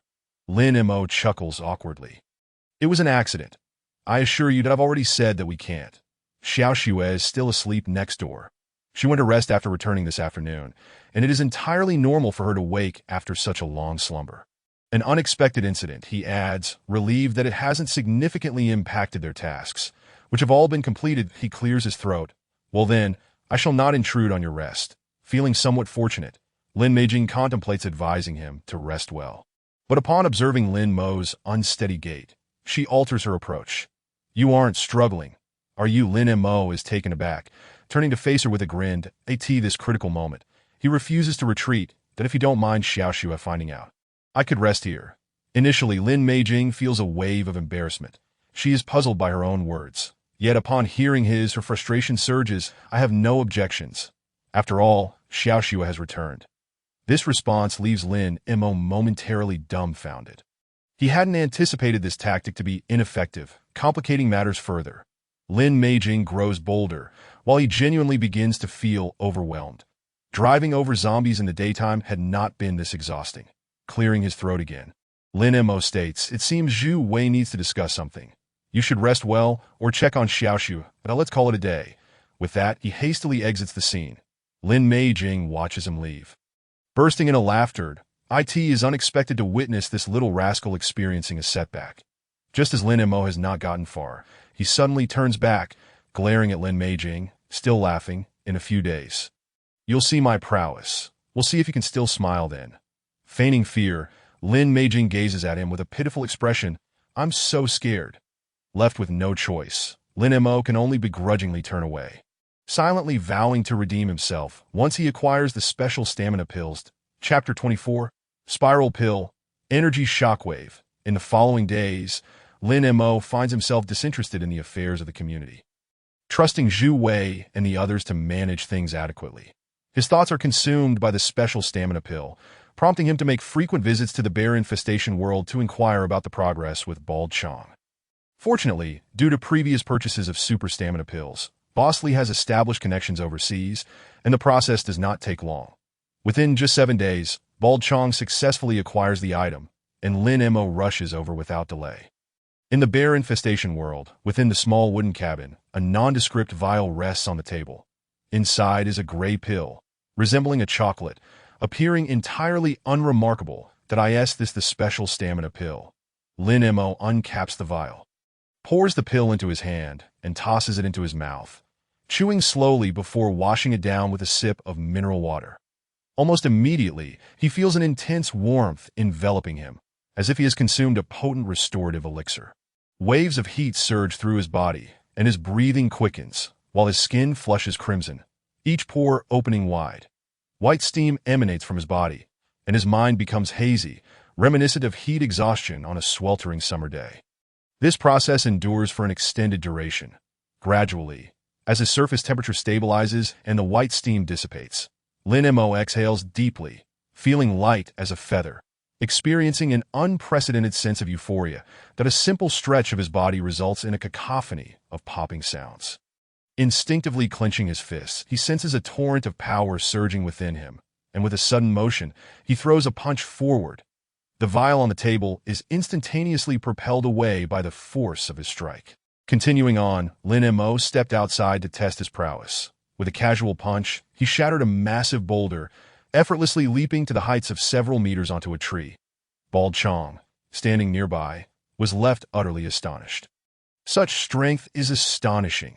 If I could wield such power, I would undoubtedly be able to teach that foul bear a lesson it would not soon forget. But that was not the end of it. Lin Mo extended his right hand, forming it into a claw-like shape, quietly channeling the energy within his body that a white energy sphere gradually took shape in his palm, ready to be hurled at any moment. Upon impact with the ground, it created a substantial crater, its explosive force comparable to that of a grenade, that if he devoted more stamina to concentrating this energy, its potency could likely increase even further. With this thought in mind, Lin Mo held his breath and focused, his hands poised in a claw formation, as his energy rapidly diminished and the white orb in his grasp expanded. Upon reaching a critical point, he thrust his hands forward with great force that a beam of energy shot forth, effortlessly piercing through the trees along the path and carving a deep trench into the ground. After executing this technique, Lin Mo's complexion visibly paled. His breathing became somewhat labored, and an overwhelming sense of fatigue washed over him. While the power of this move was commendable, its toll on his stamina was excessive. In the narrative, Bald Chong had utilized this same technique against the bears, which netizens humorously dubbed the Turtle School's Kamehameha, though regrettably, its effect had waned by the end. Retrieving a vial from his trading space, he uncapped it and swallowed a pill, instantly revitalizing his stamina. His pallid complexion gradually regained its color, and his erratic breathing stabilized that it seemed he could now be considered a wielder of supernatural abilities. His power somewhat equated to consuming his own stamina to harness a unique life energy, which he could then use to inflict damage upon his foes. Despite the considerable expenditure, Lin Mo felt quite satisfied with this transaction. The sensation of wielding such power was unparalleled by mere weapons. Having tested his capabilities, Lin Mo returned with 10 vials of super stamina pills and a cart filled with fresh ingredients. The super stamina pills were a complimentary gift. Although these items were single-use consumables, they would continuously replenish his energy. The cart of fresh ingredients had been specifically procured by Bald Chong, and it included several expensive items such as Australian lobster, Wagyu beef, sea cucumbers, and caviar, collectively costing a significant sum. This was not merely due to his cravings.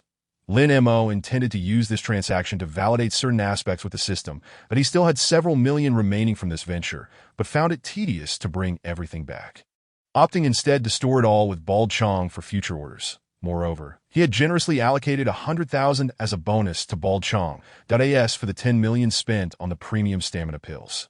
Bald Chong dared not covet it, as he needed to find a way to compensate Boss Lee. Upon his return, the system's notification chimed. Congratulations, host, on completing 2 transactions. The system has successfully absorbed 2 sources of the world. After completing 10 transactions, the next trading dimension will be accessible. Current progress. 610. That the portal is cooling down and will reopen in 24 hours. Did the system include the fresh ingredients in that tally? He naturally required sustenance for daily living, though fresh ingredients were not a necessity. Previously, he had lacked the opportunity, but now that conditions permitted, he was eager to sample these exquisite foods and discern their taste. To his surprise, this aligned perfectly with the system's criteria. It seemed likely that he would soon unlock the second trading dimension. Frequent excursions into the world of bears on the loose had serendipitously coincided with the cooling period. It was not a significant issue, merely a day. Lin Mo, somewhat perplexed, inquired, "When did this happen?" "Just this afternoon," came the reply. Not long after you left, the power went out. Moreover, the entire neighborhood's water supply ceased, and even the internet vanished. Lin Mo did not dwell on this issue for long. He sensed there were other matters at hand. Are there any other developments?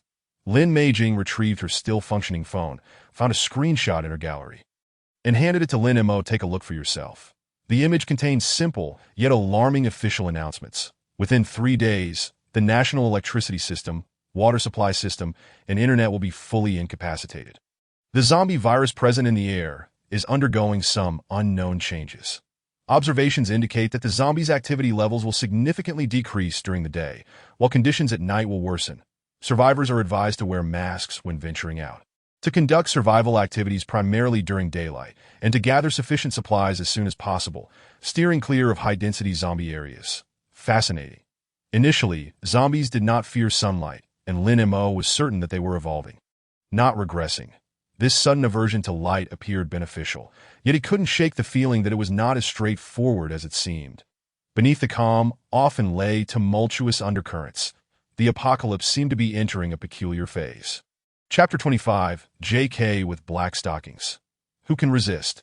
After the apocalypse descended, they had relied upon a consistent source of clean water for cooking and drinking, and the neighbors had also stockpiled ample bottled water. Given the current circumstances, Lin Mo could only pour water into a bucket and endure a cold shower, retreating to Lin Meijing's room once more for the night. Initially, Lin Meijing maintained a composed demeanor, attempting to preserve the momentum of their previous victory, exuding an air of confidence. However, this time, Lin Mo was evidently not so easily dealt with, and she soon found herself unable to maintain her composure. The struggle persisted for 2.5 hours. Ultimately, after Lin Meijing's repeated pleas, Lin Mo reluctantly relented, albeit still feeling somewhat unsatisfied. Afterward, Lin Mo leisurely lit a cigarette, gazing at the bewildered Lin Meijing beside him, and smugly remarked, "I told you last time was a spur-of-the-moment affair. Now do you believe me? Let's see if you dare to act so arrogantly again." Coming back to her senses, Lin Meijing bit her lip. Casting a resentful glance at Lin Mo, she couldn't fathom why, in just a few days, he had undergone such a transformation. IT was not solely in terms of stamina. With the power outage and disconnection from the internet leaving little else to do, Lin Mo engaged Lin Meijing in casual conversation that he was already well informed about her past, but her history remained a mystery to him, piquing his curiosity. This time, Lin Meijing did not deliberately conceal anything. With a sigh, she recounted her experiences that in truth, it was not complicated, that IT was not the cliché narrative of infidelity, but rather a straightforward situation where her partner was simply inadequate. Lin Meijing had always been considerate of his feelings, never broaching the topic and carefully preserving his dignity. Moreover, she had never engaged in any outrageous behavior. Yet this very restraint led him to feel insulted, causing his temperament to grow increasingly volatile, resulting in frequent arguments. However, he never resorted to physical violence. Under such circumstances, Lin Muxue transformed from a cheerful and optimistic girl into a taciturn individual. Eventually, Lin Meijing could no longer endure this life and directly divorced the man. After the separation, he did not contest custody nor demand any assets. He took a small amount of money and left the country.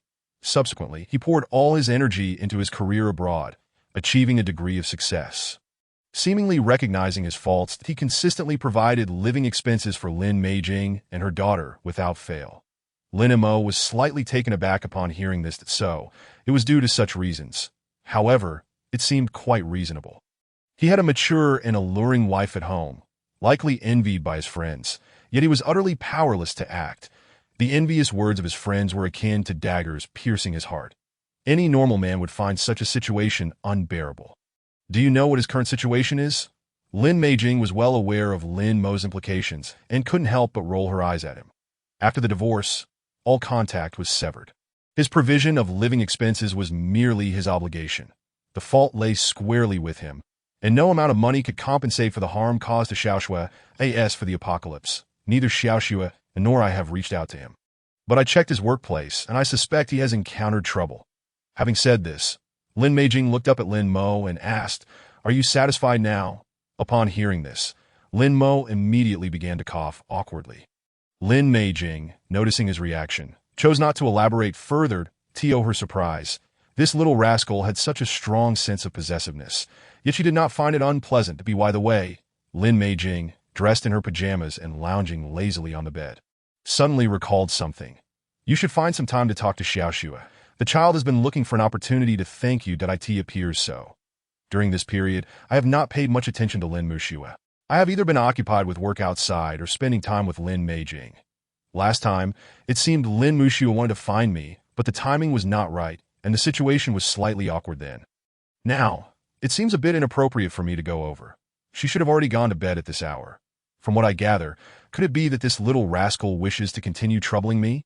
She still seems to be recovering from the previous incident, but no, Lin Meijing, recalling what happened earlier, felt her legs weaken and immediately declared, there is nothing inappropriate about it this hour.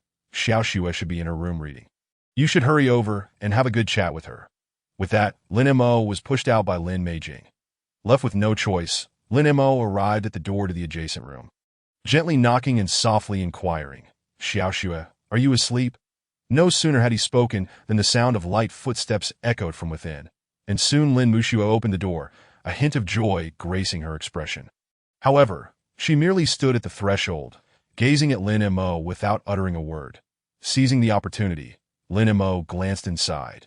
The room was immaculate and exuded a youthful charm, accompanied by a faint, pleasant fragrance. The desk lamp was still lit, and 2 stacks of thick books lay atop the desk, suggesting she had been reading just moments ago. With the power out and no internet, reading indeed presents a delightful diversion. At a loss for words, Lin Mo could only silently ask, Xiaoxue, are you comfortable here?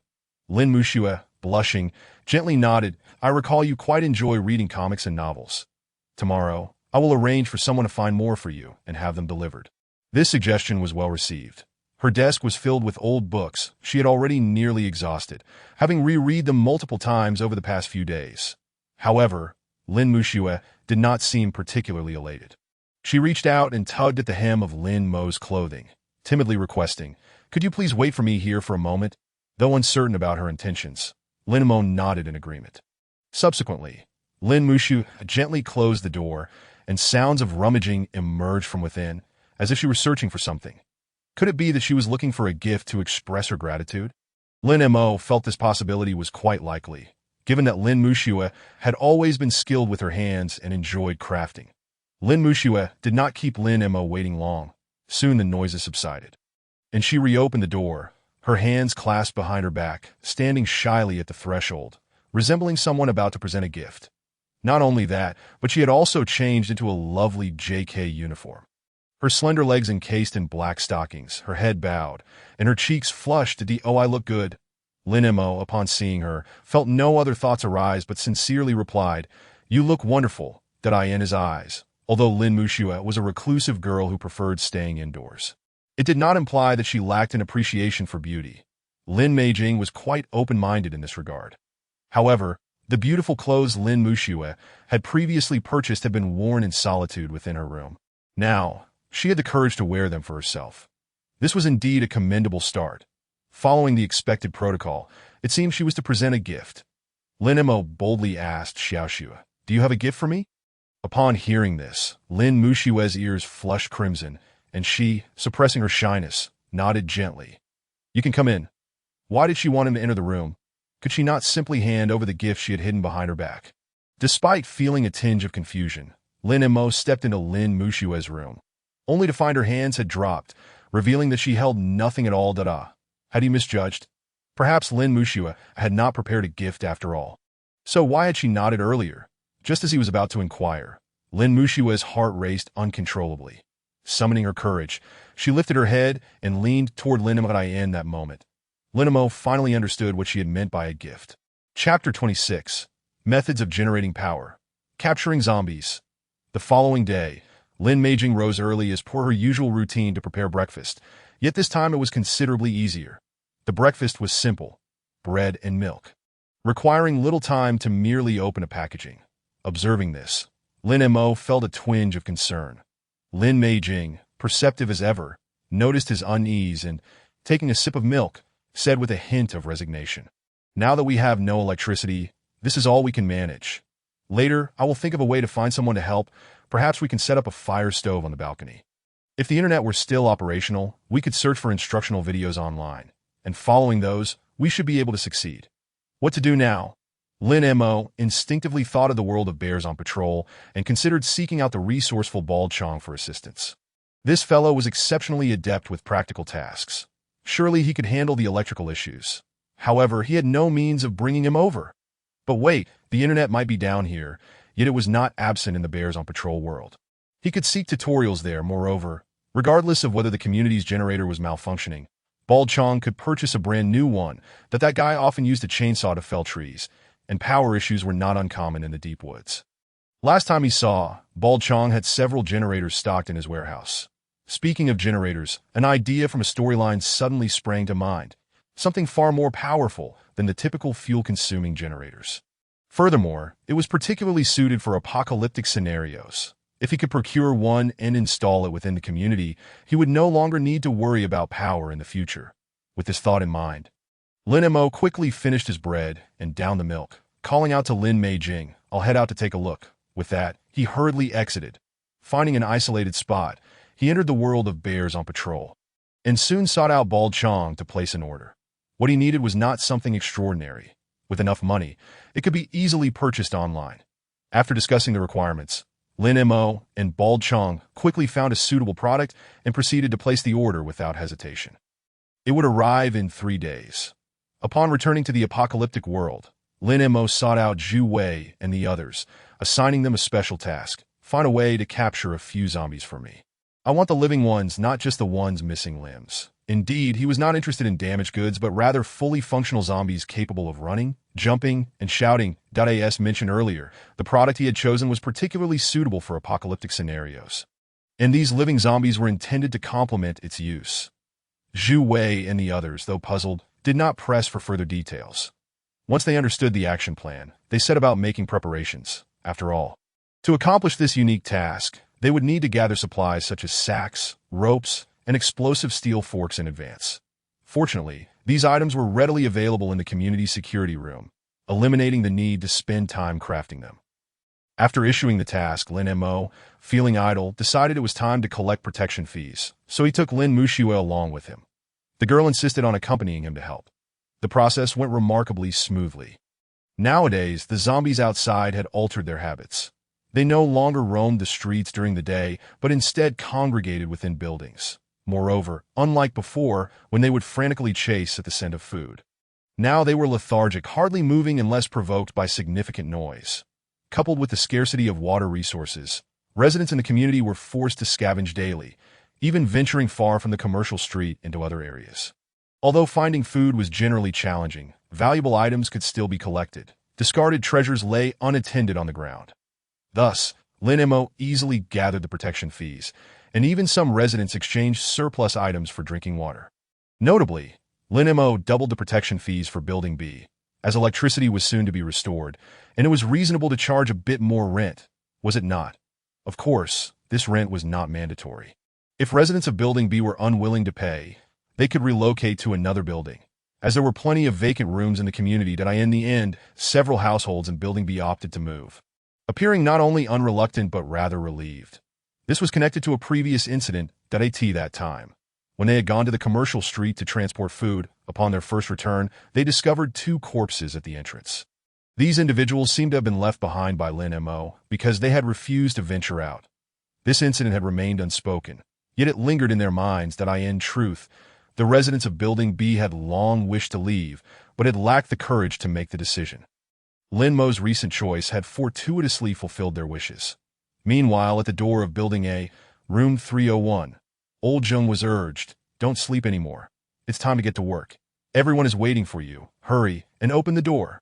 You wouldn't be hiding a woman at home, would you? Push open the door." Zheng Guang glanced at the familiar faces at the entrance and absent-mindedly rubbed his bald head. "I plan to rest today. You all can go ahead." The leader of the group, a middle-aged man, couldn't help but inquire, "You're really not coming?" With the water and power cut, and the zombies not active during the day, why not seize this opportunity to gather more water resources? Another man beside him chimed in. "Although there aren't many supplies left in the commercial street, we could still dig for crystal cores. Those can be exchanged for a fair amount of drinking water." Zheng Guang sighed helplessly at their insistence, "But I'm just too exhausted these past few days that I'll stay home today to recuperate and join you tomorrow." With that said, the group at the door ceased their persuasion, armed themselves, and turned to leave. Watching their retreating figures, Zheng Guang silently closed the door and returned to the living room. He sat on the sofa and pulled out a crumpled piece of paper from his pocket. Unfolding it, he stared at the crystal core in his hand, lost in contemplation, recalling a novel he had read before, his eyes reflecting hesitation and struggle. Gradually, his gaze shifted to one of determination, a fierce expression emerging on his face as he tossed the crystal core into his mouth. He grabbed a bottle of mineral water from the table and gulped it down forcefully, swallowing the substance against his will. Slowly, he felt an increasing heat surging through his body, his breath becoming more rapid, every inch of his skin feeling as though pricked by needles. The intense pain caused him to writhe on the ground, his consciousness gradually fading. Before long, he had completely lost consciousness. 2.5 hours later. A fit of maniacal laughter erupted from the disheveled room, loud enough to be heard outside the apartment complex. "Haha, so this is how it is." Zheng Guang excitedly licked his lips, feeling the rush of heat coursing through him. Instinctively clenching his fists, "That I knew it. Why did he have those people collect crystal cores? It was to enhance his own power." Earlier, he had been puzzled by how that guy had a gun. If it was obtained through special means, that would be one thing, but how did he even possess an AK? Some gangs aren't even that formidable. And why collect gold and jewels in the apocalypse? Even trading food for them? After swallowing the zombie crystal core, everything became clear.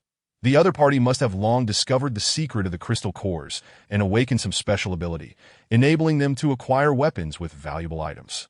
Feeling the surging power within him, Zheng Guang was overcome by a strong desire to confront that guy.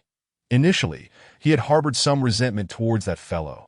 After all, he had traded his entire fortune for a single loaf of bread, a matter that had always weighed heavily on his mind. Additionally, he had a premonition that if he could obtain more crystal cores, his strength could increase even further. Coincidentally, the guy had quite a few crystal cores in his possession, some of which Zheng Guang had personally dug up. Perhaps it was the newfound power inflating his ego, or perhaps it was some emotional provocation that fueled his current wrath. Chapter 27. Copper Skin and Iron Bones. Able to withstand bullets, after calming himself, Zheng Guang hurried to the kitchen, seizing a blood-stained kitchen knife, his former weapon. However, he did not intend to take it with him. His eyes, now bloodshot, sparkled with excitement as he slowly raised his left arm, channeling the power within. Instantly, the skin of his left arm transformed into a bronze hue, every muscle tensing together. With a swift motion, his right hand swung the knife down with tremendous force that a crisp sound resonated as the blade shattered, creating a large gash, while his arm remained completely unscathed, not even a scratch left behind. Copper skin and iron bones. This was the ability he awakened from consuming the crystal core. With his current defensive prowess, he could easily withstand blades and firearms alike. He was no fool. Aware that the other guy had a gun, he knew that without absolute certainty, approaching would be tantamount to courting death. However, now there was no issue. Time was of the essence. Zheng Guang resolved to confront that guy directly, catching him off guard before he could even draw his weapon. Just as his hand reached for the doorknob, a sudden, frantic knocking echoed from outside, accompanied by a string of unsavory curses. "What's wrong with you? Yelling so early in the morning? You don't want to sleep, but others do if you're sick.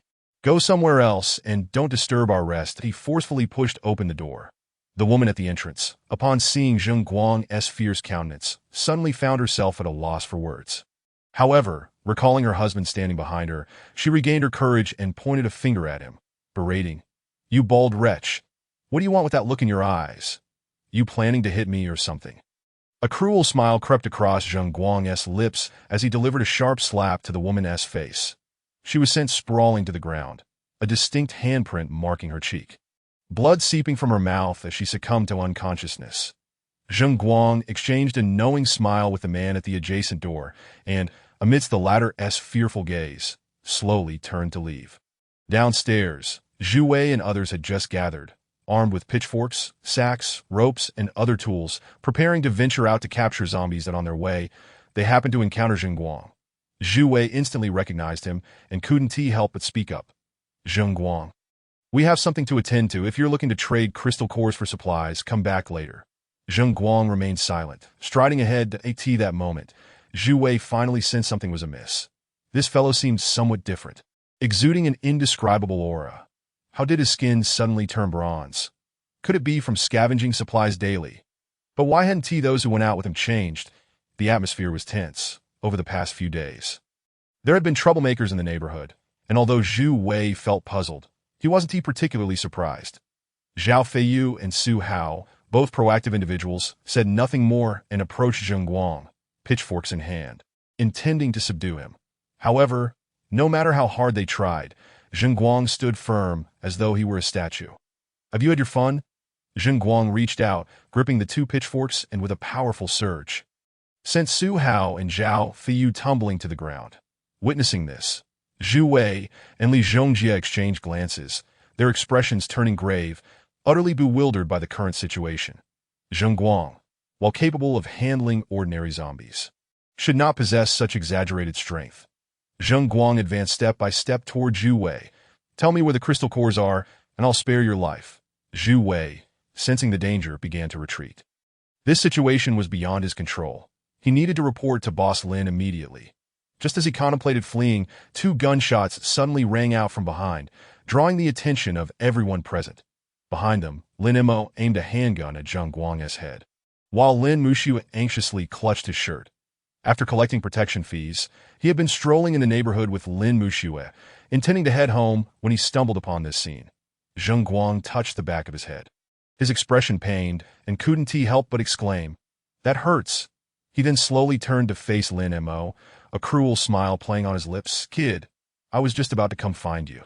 At that moment, Lin Mo felt a mix of surprise as he observed Zheng Guang, lowering his gun, and slowly spoke. "An awakened one, are you?" Zheng Guang did not conceal the truth, replying directly, "Indeed. I have uncovered the secret of the crystal cores. Kid, your gun poses no threat to me anymore. Hand over the crystal cores, and I'll grant you a swift end." This was indeed the truth. The bullet that had struck the back of his head merely left a slight dent, not even breaking the skin. Behind them, Zhu Wei and the others stood in stunned silence, utterly astounded. What kind of monster was this that could even withstand bullets? In that instant, a profound fear welled up in everyone's hearts. It seemed they were likely to meet their demise here today. Moreover, Lin Mushu's expression turned pale, completely at a loss for what to do. Feeling utterly helpless, in contrast, Lin Mo remained as calm as ever. "That you're so confident, besides acquiring firearms. Do you have any other means?" Zheng Guang looked at Lin Mo with disdain, as if everything was under his control. However, Lin Mo found this peculiar. Had this person mistakenly interpreted his trading system as some kind of supernatural ability? That explanation wasn't half bad. Since you've already guessed it, I can exchange items for firearms. Why would I lack confidence? Why wouldn't I be confident? Didn't you see that your bullets couldn't even breach my defenses? Zheng Guang had grown weary of engaging in futile banter with this individual and was poised to take decisive action. However, Lin Mo's subsequent remarks completely unsettled him. "Do you truly believe that the only weapon in my possession is this modest handgun, despite my extensive collection of gold and jewels?" Lin Mo observed Zheng Guang's skin with keen interest and continued, "Your defensive capabilities are indeed commendable, yet I wonder where your limits lie. You may withstand bullets from a handgun, and perhaps even the spray of an AK-47, but can you withstand a grenade or a sniper rifle?" Upon hearing this, Zheng Guang's expression darkened significantly, in his eagerness to acquire power. He had overlooked this crucial consideration. Previously, this individual had amassed a range of ordinary firearms through his scavenging efforts in the neighborhood and later seized an entire commercial street. It was evident that he possessed weapons of greater potency. Currently, Zheng Guang could only barely deflect bullets, and even then, he still felt pain that if the adversary were to produce a sniper rifle, which could penetrate walls, a single shot could very well be lethal. "You have indeed reminded me," Zheng Guang admitted, gazing at Lin Mo without attempting to dispute, "that I concede that I had not considered this before. Yet, you are foolish enough to openly alert me to your capabilities. Do you truly believe I would grant you the opportunity to fetch a weapon?" At this proclamation, Lin Mo found himself momentarily at a loss for words. That seemed Zheng Guang had only deduced that he could barter valuable items for weaponry. failing to grasp that Lin Mo possessed the ability to negotiate. Chapter 28. Spiraling Bullets and Unyielding Death. This was entirely reasonable. Although Lin Mo had not deliberately concealed his abilities, he had never demonstrated them in front of others. At this moment, Zhu Wei and the others looked at Lin Mo with astonishment. Zheng Guang's earlier warning had finally unraveled the lingering doubts that had been hidden away in their minds. It became clear that Lin Mo was an individual endowed with unique powers, which rendered all his previous actions comprehensible. However, the question remained, why had he chosen to caution this fool? Zhu Wei, who had interacted with Lin Mo the most and was quite astute, could be considered the one who understood him best. His understanding led him to realize that Lin Mo was no fool. He was more intelligent and exceptionally cautious than anyone else. With this thought, Zhu Wei couldn't help but exhale in relief. Clearly, Lin Mo was dismissive of his opponent, and it seemed highly probable that Zheng Guang was destined for failure. Meanwhile, Zheng Guang had already charged toward Lin Mo, unwilling to invite further complications. Lin Mo refrained from utilizing his negotiation space, opting instead to test his own strength without wasting ammunition. This was not recklessness. Zheng Guang's displayed prowess posed no threat to him. Even in the event of unforeseen circumstances, he could always retreat through a portal that in the blink of an eye. Lin Mo's fist collided forcefully with Zheng Guang's, unleashing a torrent of air. Feeling the immense force transmitted through the impact, Zheng Guang gazed at Lin Mo with uncertainty, his prior confidence evaporating. How is this possible? He thought that I possess enhanced strength due to my abilities. Yet this individual, whose powers are entirely different, wields such terrifying strength. In their initial clash, both were evenly matched. Lin Mo sensed that he was stronger, yet Zheng Guang's fists were remarkably resilient, preventing him from gaining a significant advantage. Without hesitation, Lin Mo launched a relentless assault, a tempest of strikes descending upon Zheng Guang from all directions, leaving him in a state of despair. Although Zheng Guang was unaware of the reason behind his awakening powers, he was merely an ordinary individual with limited combat experience against zombies that in comparison to his training under the bald-headed Chong, his fighting skills were rudimentary at best. Furthermore, Zheng Guang lacked speed, quickly finding himself reduced to a defensive posture. However, Zheng Guang's thick skin proved a challenge. Lin Mo's fists ached from the exertion. After several rounds of this farce, Lin Mo grew weary and decided to conclude the skirmish with a swift movement. He appeared before Zheng Guang, conjuring a white energy sphere in his right hand and thrusting it forward. Zheng Guang's chest erupted in a gory explosion, his body hurtling backward like a severed kite. Collapsing on the ground while coughing up blood, fear, the overwhelming sense of dread. It was one thing to acknowledge that this individual possessed superior physical strength, but what was this energy sphere? How could he possibly possess two distinct abilities? Despite having survived thus far, Zheng Guang's resilience was astounding as he watched Lin Mo approach. His eyes filled with terror, he stammered, "Please don't." Before he could finish his plea, Lin Mo pressed his palm against Zheng Guang's forehead, the energy sphere detonating in his grasp, shattering the opponent's skull like a watermelon. That was truly grotesque. After the battle concluded, Lin Mo approached Zhu Wei and the others, glancing at the fallen Su Hao and Zhao Feiyu, and softly inquired, "Is everything all right?" Su Hao and Zhao Feiyu stared blankly at him, their faces a mask of shock. Ignoring the two, Lin Mo turned to Zhu Wei, asking, "What is this individual's purpose?" Despite feeling a twinge of shock, Zhu Wei had prepared himself mentally and was somewhat steadier than the others. Instinctively swallowing hard, seems he often scavenges for cores from corpses and occasionally engages in foraging. "Ah, I see." Lin Mo mused that appears this individual inadvertently awakened his abilities by consuming a core. This leads to a conclusion. There is a certain probability of awakening abilities through the ingestion of zombie cores, though the exact likelihood remains uncertain. The limited examples do not provide sufficient data for analysis. Lin Mo was not an awakened individual through core consumption. All his capabilities stemmed from superior stamina pills. Perhaps he could acquire another ability through cores, but that was a thought for another time. Unless the likelihood of awakening was guaranteed, he would never risk attempting it, particularly when even a slight chance of infection existed. If he could unravel the mysteries of the cores without any risk, then he would reconsider the matter. Noticing Zhu Wei's hesitance, Lin Mo understood his unspoken questions, but chose not to elaborate. These individuals were clever enough to deduce the truth on their own. Moreover, Zheng Guang had already provided him with a plausible explanation. Any discrepancies in his abilities could simply be attributed to his powers. However, he still needed to exercise caution regarding the use of negotiation space and portals. The element of surprise was invaluable, and the portal remained a hidden safeguard that must never be carelessly revealed. At that moment, Lin Mu Shui, who had been observing the entire ordeal, approached Lin Mo, her face etched with concern. "Brother Lin, are you hurt?" Lin Mo gently shook his head that "I'm fine, just a bit dirty." "You should hurry and wash up," she urged. Indeed, the stench of blood was quite unbearable. Before departing, Lin Mo couldn't help but offer one final reminder to the still-dazed Zhu Wei and the others. This individual acquired his abilities through the consumption of cores. However, ingesting cores carries the risk of infection that I have tested this. The two corpses at the entrance were the unfortunate outcomes of failure, that if you find yourselves injured, rest for a couple of days. If not, continue your efforts to capture a few live zombies. I have further use for them. With that, Lin Mo and Lin Mu Shui departed, feeling that a brief statement sufficed. After their exit, Zhu Wei gazed at Lin Mo's retreating figure. His expression a complex mixture of emotions as he sighed deeply, that he then turned to the others, stating, "Lin has made his intentions clear. We should refrain from harboring other thoughts that if you too are uninjured. Let us adhere to the original plan and continue our operations that in truth." Lin Mo was not intent on hindering their pursuit of powers. He was far from that petty, that on the contrary, as the apocalypse shifted toward a new phase. He genuinely hoped that Zhu Wei and the others could enhance their strength, enabling them to assist him in managing more troublesome matters.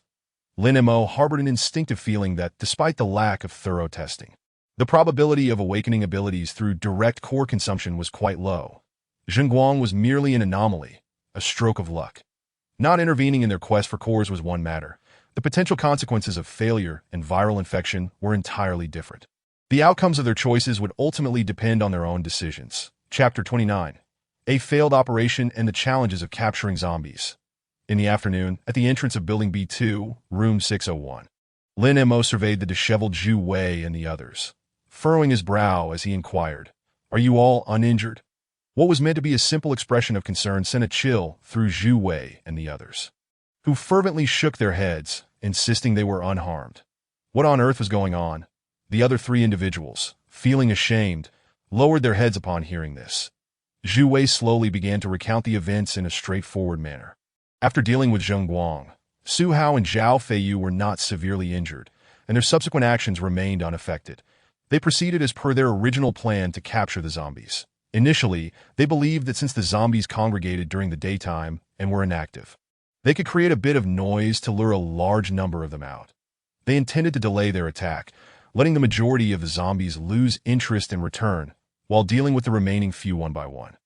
By following this step-by-step strategy, they anticipated easily capturing the zombies, ensuring the entire operation would be particularly safe. However, the situation unfolded unexpectedly. They had chosen a supermarket located at the corner of a commercial street, where approximately a dozen zombies were present. When they made noise, predictably, the zombies inside the supermarket were attracted. Yet, they were not the ordinary zombies they could handle. Each one was an evolved variant with sharp claws and fangs. Had it not been for their initial maintenance of a safe distance, along with their quick reflexes and moderate zombie pursuit motivation, they might have faced dire consequences that day. Lin Mo's brows furrowed even deeper upon hearing this.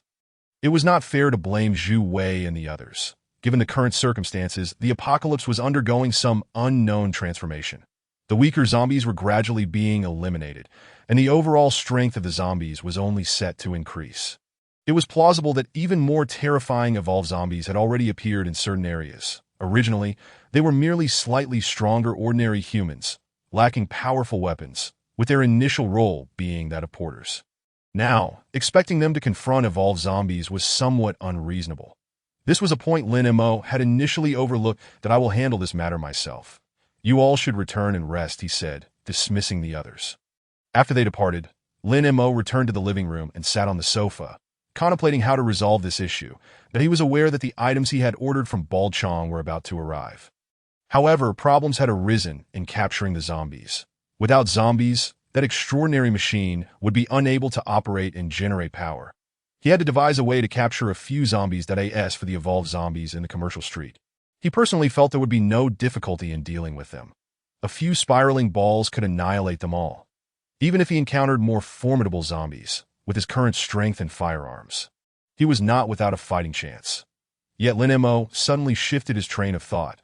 The challenge lies in the distinction between extermination and capture. To be frank, if he wished, he could venture alone and clear out the zombies in the commercial street. But capturing them posed a greater challenge. Lacking the abnormal defenses of Zheng Guang, a careless scratch from a zombie during the capture process could lead to serious trouble. Lin Mo rubbed his weary eyes and couldn't help but exclaim, "This is quite troublesome." At that moment, Lin Meijing emerged from the kitchen after tidying up the dishes and quietly sat beside him. "Are you facing some troubling matters?" she inquired gently. Lin Mo nodded slightly. "Indeed, there is a troublesome issue I am trying to resolve." Hearing the commotion in the living room, Lin Muxua pushed open the door and walked out, sitting down on Lin Mo's other side with a concerned look. Lin Meijing couldn't help but ask, "Is there any way we can assist?" Lin Mo gently shook his head. Meanwhile, Lin Muxua lowered her head, nervously fiddling with the hem of her clothes, appearing somewhat guilty. Noticing this, Lin Mo reached out to pat her head, softly reassuring her, "It's just a minor matter. Don't overthink it." After a brief conversation, Lin Meijing and Lin Muxua, displaying their understanding, stood up to return to their rooms, deciding not to create further disturbances if they could not help. Once they left, Lin Mo resumed pondering how to effectively capture a zombie that if only he possessed control-type abilities. For instance, ice-type powers or plant-type abilities would allow him to easily freeze the zombies or bind them with vines. Unfortunately, whether firearms, grenades, or energy shockwaves, all his skills were highly destructive that it was unlikely there were other awakened individuals in the community. Zheng Guang was merely an exception. Strictly speaking, he wasn't even a local awakened one, having acquired supernatural powers through the bear infestation world. Suddenly, Lin Mo's mind sparked with an idea. The bear infestation world. He realized that Bald Chong, who was either chopping trees or finding ways to catch small animals in the forest, might have a method for capturing zombies. With that in mind, Lin Mo promptly returned to his room to activate the portal. Upon entering the bear infestation world, he was met with the familiar sight of the quaint wooden cabin. Lin Mo gazed at Bald Chong, whose face was bruised and swollen, and curiously asked, "Bald Chong, what happened to you?" Bald Chong rubbed his cheek, wincing in pain as he sighed in resignation, "That don't even mention it. It was those two pesky bears. I merely wanted to chop down a couple of trees in secret, but they caught me." Chop down trees? Lin Mo recalled that he had already given Bald Chong the money for purchasing the special stamina pills. Logically, he should only need to find a way to compensate Boss Li. Could it be that this fellow had pocketed the money? After inquiring further, he discovered that Bald Chong had accidentally stumbled upon several beautiful pines in the forest and had entertained the thought of using them to offset part of his debt, allowing him to keep some money for himself. However, before he could act, a pesky owl had spotted him, and Bearsda, an heir, arrived just in time, resulting in his current predicament. "Boss Lin, you're here to collect goods, right? The item you ordered online has arrived this afternoon." Bald Chong said, "No, it's not about that." Lin Mo shook his head, "That I'm here this time to ask for your assistance, or at least for your advice." Seeing Bald Chong's puzzled expression, Lin Mo continued to explain, "I've encountered some troublesome individuals, akin to those annoying small animals in the forest, that I need a way to capture them." Upon hearing this, Bald Chong immediately grasped Lin Mo's intent. He had been thinking of ways to capture those small animals to sell them to a circus for money, although he knew it would be difficult to catch those small animals. Even if he succeeded in selling them to the circus, they would inevitably find a way to escape. "Boss Lin, you came to the right person. I have plenty of experience in this area and will definitely devise a perfect plan for you." Upon hearing this, Lin Mo nodded that he suspected that Bald Chong's solution would involve setting traps, as was customary in the storyline, though it might be a bit troublesome, as long as they could successfully capture a few zombies. It wouldn't be a waste of effort. After all, setting traps did not require him to get his hands dirty. However, he was mistaken. Bald Chong did not teach him how to set traps, but instead presented him with a special piece of capturing equipment. Chapter 30, Black Technology, Laser Freezing Gun.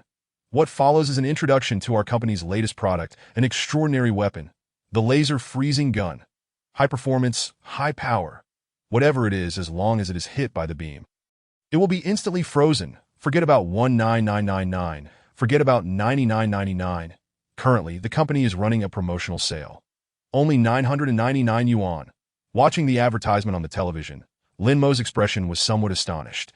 He had not anticipated that such a device existed in the bear infestation world. Especially since, during his childhood, he had watched the bear infestation animation, and he could not recall every plot, only having a vague impression of certain storylines. "Boss Lin, isn't this thing fantastic?" Bald Chong said, turning off the television with the remote and looking at Lin Mo. "This item is indeed remarkable, and the price is reasonable. It should help me resolve my troubles." Lin Mo, curious, asked Bald Chong, "Do you intend to use this laser freezing gun against bears in air?" "Exactly," Bald Chong nodded lightly, "that I have already placed an order. Once this laser freezing gun is in my hands, I can freeze those smelly bears into ice blocks, and they won't be able to stop me from chopping down trees. After I finish chopping, I also plan to drag these two smelly bears to town to sell them to the circus." As for whether the bears would escape, Bald Chong expressed indifference, stating, "That's not my concern. It's up to you to manage the circus." Lin Mo quietly interjected, "Please get one for me as well." He had several million stored with Bald Chong, so purchasing a laser freezing gun would be more than sufficient. "My laser freezing gun will also arrive this afternoon. Since you need it, you can take it first. This proposal is quite commendable. The special generator I ordered earlier this afternoon has arrived, and with the assistance of the laser freezing gun, capturing zombies will be a breeze that if we act swiftly, we might even have power by nightfall." Lin Mo did not rush back to the apocalyptic world, but waited for Guangdo Chong for a while. Soon, a voice rang out at the door. "Your package has arrived." By the time Lin Mo and Guangdo Chong reached the entrance, the delivery driver had already departed in his truck, leaving behind 2 cardboard boxes. The larger box contained the generator ordered previously, while the smaller rectangular box likely housed the laser freezing gun. Lin Mo first stored the larger box in his trading space, then proceeded to unpack the smaller one, revealing the laser freezing gun. Its appearance, however, did not exude the cool, futuristic aesthetic one might expect. It resembled an ordinary plastic toy gun. Aiming at a large rock in the distance, he pulled the trigger, and a beam of blue light shot forth. Instantly, the rock was encased in a thick layer of ice. Witnessing the power of the laser freezing gun, Guangdo Chong hurried back to place another order. Meanwhile, Lin Mo returned to the apocalyptic world with his acquisitions.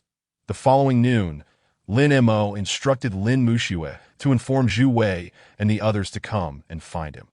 With no electricity or internet, relaying messages promptly had become exceedingly difficult, necessitating Lin Muxue to run around notifying each person individually. 10 minutes later, Lin Muxue arrived at the door with Zhu Wei and the others, their expressions tinged with confusion upon learning from Lin Muxue that they were to continue capturing zombies. However, this time, Lin Mo had prepared a secret weapon for them, seemingly a special gun. They were all taken aback. It was unexpected that Lin Mo would provide them with firearms, yet a sense of doubt lingered in their minds. While having firearms would certainly aid in dealing with evolved zombies, Lin Mo's stipulations were clear. He demanded that they capture the zombies alive, without any missing limbs, capable of jumping and shouting. Even with guns, achieving this seemed rather challenging. Upon meeting Lin Mo, Zhu Wei and the others dared not voice their concerns. The fact that Lin Mo was willing to entrust them with firearms was already a significant display of trust. They could only strive to fulfill the task at hand at the entrance. Lin Mo scanned the 4 individuals before his gaze settled slowly on Li Zhongjie, and he inquired, "I recall you are a veteran." "Correct," Li Zhongjie nodded in response. They had introduced themselves during their first gathering. "How is your marksmanship?" Lin Mo asked. "That it's acceptable. I was once a shooting champion in the military," Li Zhongjie replied. Lin Mo nodded slightly and then produced the laser freezing gun, handing it directly to him. Although this device was indeed a piece of advanced technology, its actual power was rather limited. He had tested it the previous night and found that the freezing ray could do little against him. Even if encased in ice, he could harness energy to shatter the ice and escape. Therefore, entrusting the laser freezing gun to Li Zhongjie posed minimal risk, as he need not intervene personally. The task could be left to them. At that moment, Li Zhongjie gazed at the secret weapon in his hands, rendered speechless. The gun was indeed quite unique, and the other 3 were equally astonished. How could this secret weapon resemble a toy gun? Lin Mo offered no further explanation, and Zhu Wei and the others did not dare to question him further. Even if Lin Mo intended to lead them to their doom, they could only comply obediently. Half an hour later, the group arrived at the commercial street, this time opting for a different supermarket, each equipped and prepared to continue their previous mission. They could only hope for better luck this time. Wishing to avoid encountering evolved zombies and successfully capture a few ordinary ones to present as evidence that they asked for the toy gun, they instinctively brushed it aside, paying it no mind. The procedure remained the same. Zhu Wei and Su Hao hurled stones forward, smashing the side glass, which startled the zombies inside the supermarket, causing them to rush out, immediately locking onto their prey and charging forward. In total, there were 8 zombies, half the number from their last encounter, but their luck was still poor, as all of them were evolved zombies. Nevertheless, there was still a glimmer of hope. The 4 of them selected their targets, with each person taking on 2 zombies, brandishing their forks as they charged in. They managed to push the zombies back a short distance, but they were unable to subdue them. Instead, the zombies instinctively grasped the poles, using their strength to fling the group aside. The disparity in power was simply too great. Li Zhongjie and Zhao Feiyu barely managed to steady themselves, while Zhu Wei and Su Hao were sent sprawling to the ground. The approaching zombies bore down on them. They desperately attempted to hold the zombies' mouths shut with their poles. Yet they could not prevent their advance, and clearly could not hold out much longer. Nearby, Zhao Feiyu and Li Zhongjie exchanged worried glances, both harboring thoughts of retreat. After a moment's hesitation, 2 zombies, drawn by the commotion, moved toward Zhu Wei in that instant. Zhao Feiyu gritted his teeth, picked up a nearby fork, and chose to rush in to help draw the attention away.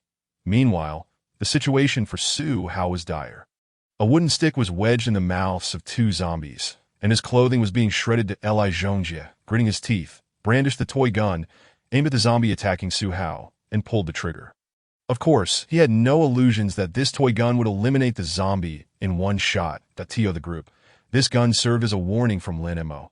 What use was it to keep them around if they could not even handle a minor task? However, a flicker of hope lingered in his mind. What if this truly was some sort of secret weapon?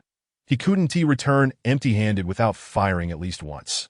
Otherwise, when he returned and Lin Mo questioned him about not using the gun, how would he respond? Even if this were merely a water gun, he needed to at least make it squirt once. That moment, as he pulled the trigger, a beam of blue light shot from the barrel, striking the zombie accurately, instantly encasing it in ice. Witnessing this astonishing scene, Li Zhongjie's eyes widened in disbelief, his mind momentarily blank as he stood there, stunned. Don't mind me. You all run. Upon hearing Zhu Wei's voice, Li Zhongjie gradually regained his composure, redirecting the gun toward the remaining zombies and hastily pulling the trigger again. 2 minutes later, the 4 of them stared at the 8 zombies, now solid blocks of ice. Then turned to look at the gun in Li Zhongjie's hands. Unable to suppress their gulping, Su Hao broke the silence, exclaiming, "Didn't they say this was a toy gun?" His words rendered the other 3 speechless. How could they call this a toy gun when they saw the zombies frozen solid? This was clearly advanced technology.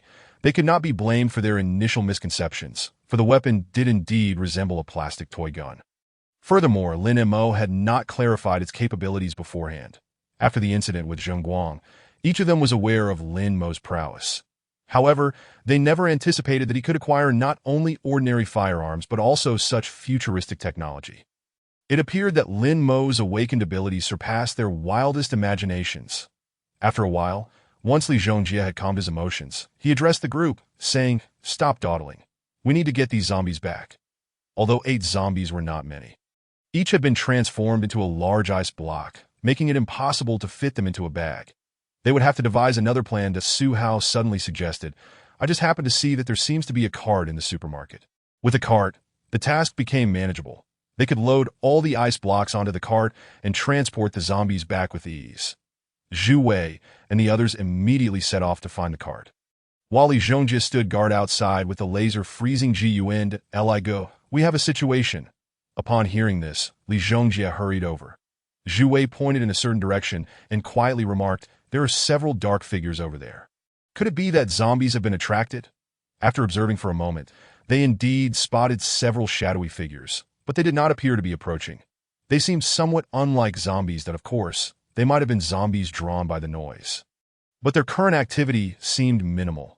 They might wander around a bit and then return without finding a target. Li Zhongjie slowly stated, "If they don't come over, then we needn't worry." Let us focus on getting the zombies back. Outside the supermarket, Zhu Wei and others were working together to load ice onto a cart, while Li Zhongjie remained vigilant with his gun in hand, and he kept a watchful eye on several supermarkets in the distance, where he could vaguely discern some figures moving about, accompanied by distant sounds of commotion. At this moment, he was certain that these individuals were not zombies, but rather survivors who had emerged from unknown origins. Seemingly in search of food, it appeared that a group of unfamiliar survivors had arrived at the commercial street, their numbers seemingly substantial. Unfortunately, they had arrived too late. From the outset, the supplies on this side of the commercial street had been nearly depleted by previous scavengers. Furthermore, the residents of the nearby community frequently came to rummage through what little was left. Now, it was hard to find even a pack of tissues, let alone food and water.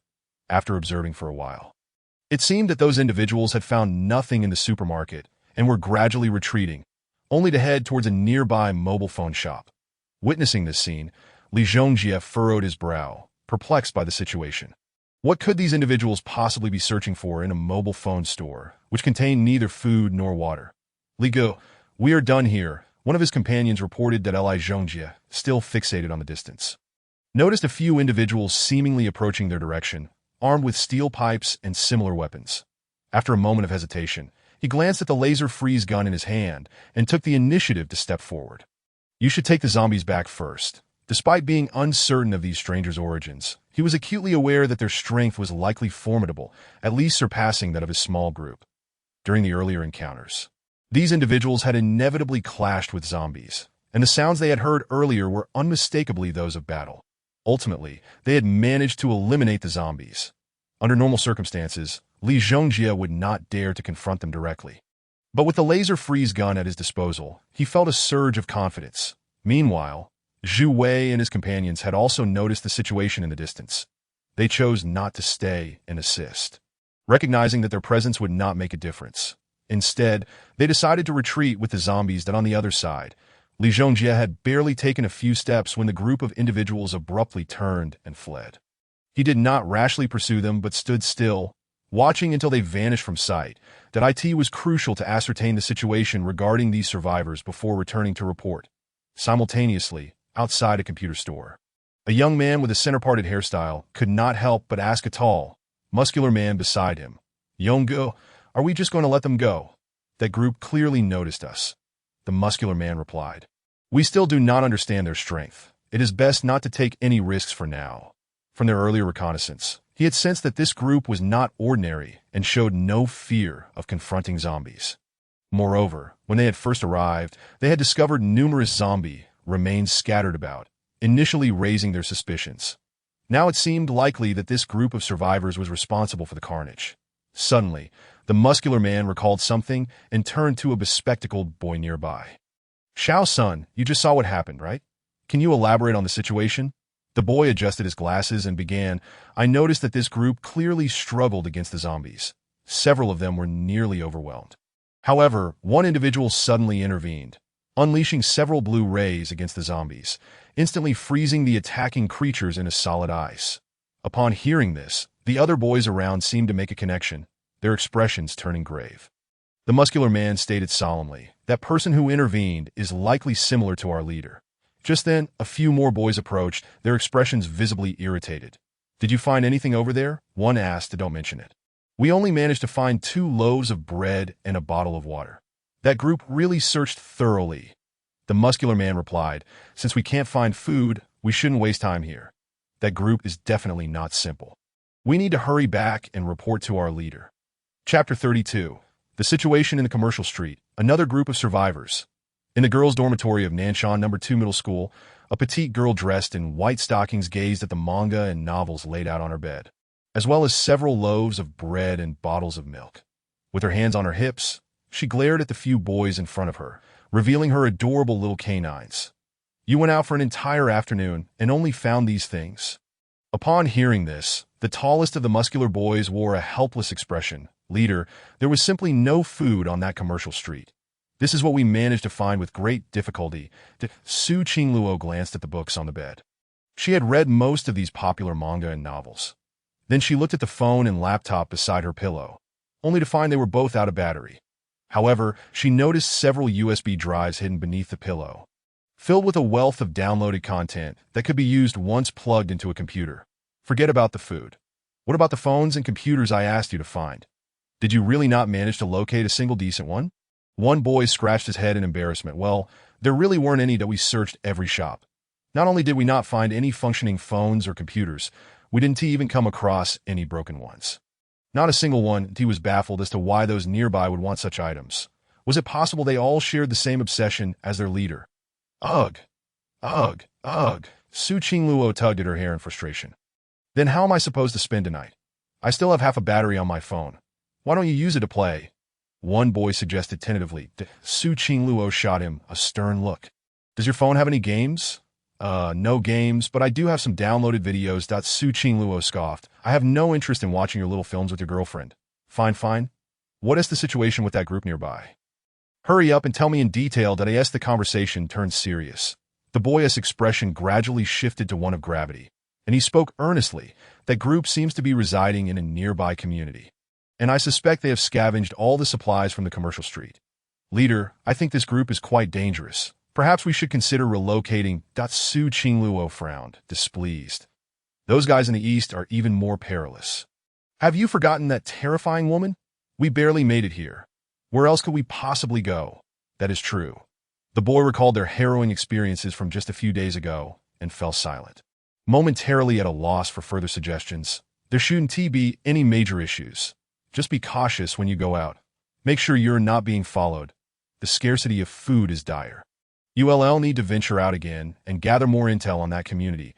Su Qingluo raised her little fist, addressing the boys. Let us go. Seemingly anticipating what was about to unfold, the leading boy wore an expression of resignation. Leader, I think you only need to make a symbolic gesture. There's no need to do this every time. Su Qingluo shook her head. No. Only by doing this will you understand that strength is hard-earned and will prevent you from developing an inflated ego. With no other choice, the boys lined up, stretching their heads forward to receive the gentle taps of her little fists. Despite her seemingly delicate appearance, each punch was not without its sting. After a series of punches, each boy's head glowed with a bright light, granting them a mysterious energy along with a painful bump as a bonus. The boys, having endured the onslaught, rubbed their heads in agony, all glancing at a bespectacled boy with a mix of expressions. The bespectacled boy, feeling somewhat guilty, stammered, "What are you looking at?" "This is the leader's decision." Alas, previously there was no such process at all. A mere tap was sufficient. Had it not been for that wretched game, Battle Priest, on your phone, they would not have had to endure this torment. In the Ziyuan community, within the distribution room beneath Building B2, 8 zombies were confined within a large iron cage, all frozen solid as if encased in ice. Lin Mo slowly extended his right hand. Observing this, Li Zhongjie hurriedly passed over the laser-freezing gun he held. Adjusting the mode, he aimed at the icy masses within the cage and pulled the trigger, unleashing a beam of red light that instantly melted the thick ice. Water began to seep out from the iron cage. The 8 zombies gradually returned to normal, their eyes fixated hungrily on the food before them, each one snarling and clawing. This large iron cage was a temporary order Lin Mo had placed with the bald-headed Chong, and these zombies were the result of the efforts of Zhu Wei and others. With everything in place, it was now time to activate the machine for power generation. Quite vigorous indeed. Lin Mo observed the energetic zombies within the cage, nodding in satisfaction before turning his gaze to the machine draped in black cloth nearby. He could hardly contain his eagerness to test it out. After the delivery, he had set up the distribution room according to the manual, as long as there were no issues with functionality. Generating electricity would be a simple task. To AT that moment, Li Zhongjie seemed to suddenly recall something and added, "By the way, we spotted a few individuals over at the commercial street. It appears a group of other survivors has emerged nearby." Upon hearing this, Lin Mo slowly halted in his tracks, turning to Zhu Wei and inquired, "How many?" "So far, we have only discovered 10. What weapons are they using?" Zhu Wei, aware of Lin Mo's concerns, pondered for a moment before responding. "Steel pipes, baseball bats, and other long-handled weapons. There have been no sightings of firearms thus far.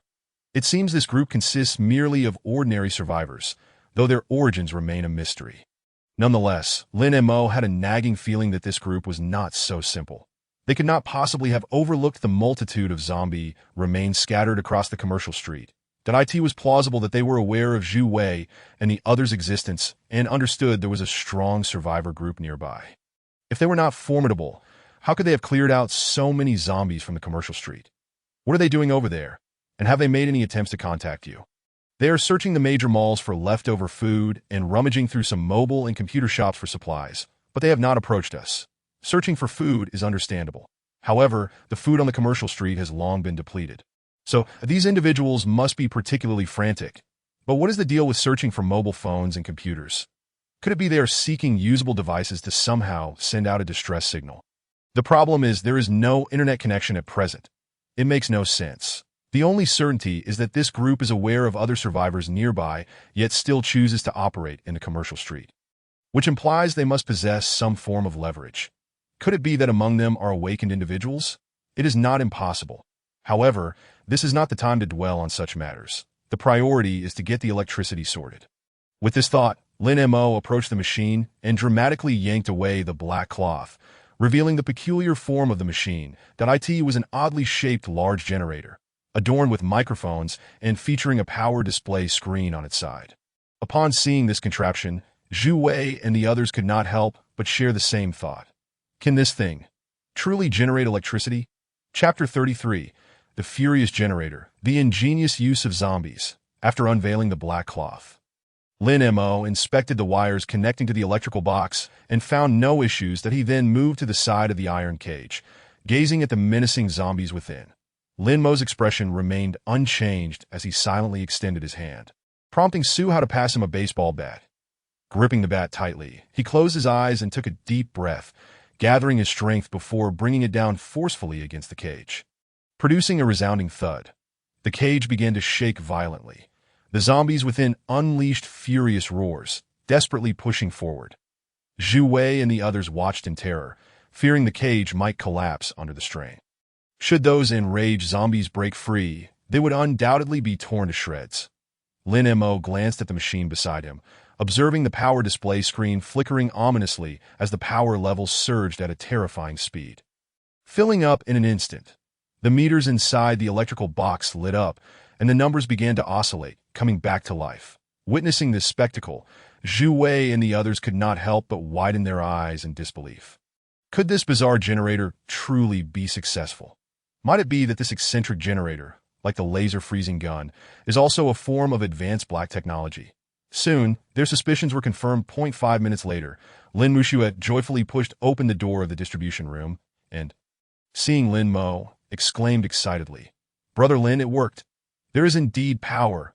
Upon hearing this, Lin Mo nodded in satisfaction at the generator beside him, unable to contain his enthusiasm. This furious generator and the zombies are simply a match made in heaven. The Furious Generator, a product that Bald Chong purchased online specifically to charge his chainsaw, operates on the principle that as long as one is sufficiently enraged, the sounds produced can generate enough energy for the machine to function, a quintessential example of black technology. However, even if Bald Chong shouted until his voice was hoarse, the power to the chainsaw was still intermittent and eventually led to its accidental destruction. Where could he find such ferocity among these zombies? Now that power has been established, some arrangements must be made to ensure the machine operates smoothly in the future. Lin Mo directed his gaze toward Zhu Wei and the others. "I have a task for you. From now on, you will take turns guarding this place, ensuring that these zombies remain enraged, just as I demonstrated earlier."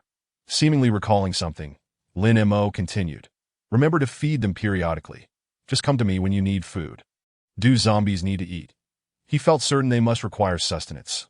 Otherwise, why would they go into a frenzy attacking living beings? If they could remain active without consuming anything, that would be utterly absurd. It would essentially make them perpetual motion machines. Regardless, he had stored a considerable amount of fresh meat in his transaction space, with minimal daily consumption, making it perfect for having the zombies help him share the burden. Thus, it wouldn't be long before he could return to Bald Chong to purchase food. Replenishing his transaction count to AT that moment, Zhu Wei and the others assigned their new task, looked at the zombies in the cage, and couldn't help but swallow hard. This task was not particularly dangerous, but it required them to face the zombies at close range, posing a significant test of mental fortitude. Furthermore, they would need to be cautious about how hard they struck the iron cage in the future. Should any part become loose, it would certainly lead to chaos. Ultimately, Zhao Feiyu volunteered for the task. Originally, Su Hao was the first to speak up, but he had some matters to attend to and needed to hurry to move. Lin Mo offered a small favor to the group, planning to have them all relocated to Building B. Currently, most residents in this building had departed, leaving many rooms vacant for selection. Zhu Wei and Zhao Feiyu already resided here. But Su Hao and Li Zhongjia lived in another building and needed to return to make the move quickly. On the way, Lin Mo, Zhu Wei, and Lin Muxue returned home together, with the electricity issue resolved. Lin Mo began to ponder the situation at the commercial street, a question gradually forming in his mind. Why are these individuals searching for phones and computers when there is no internet connection to communicate with the outside world? He couldn't fathom the reasoning behind it. The electronic products at the commercial street had suffered the same fate as the food, having long been cleared away. Yet, he was collecting these items for monetary exchange. What could those individuals possibly want with them? Lin Mo first glanced at Lin Muxue beside him. She gently shook her head, indicating she too was perplexed. Next, he turned to Zhu Wei, who appeared deep in thought. Contemplating the issue seriously, after a moment of reflection, he slowly began, I suspect they might be seeking entertainment. Entertainment? Are they looking for phones and computers just to play games? That does seem plausible.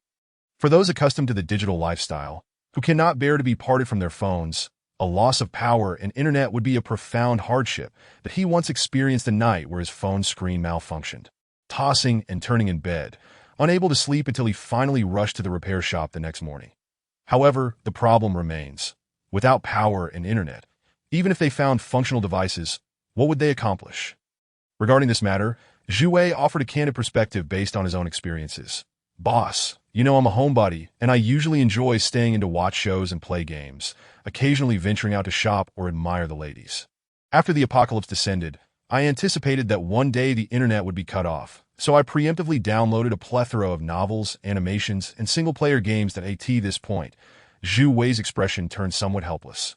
However, I never expected that the loss of power and the internet would occur simultaneously.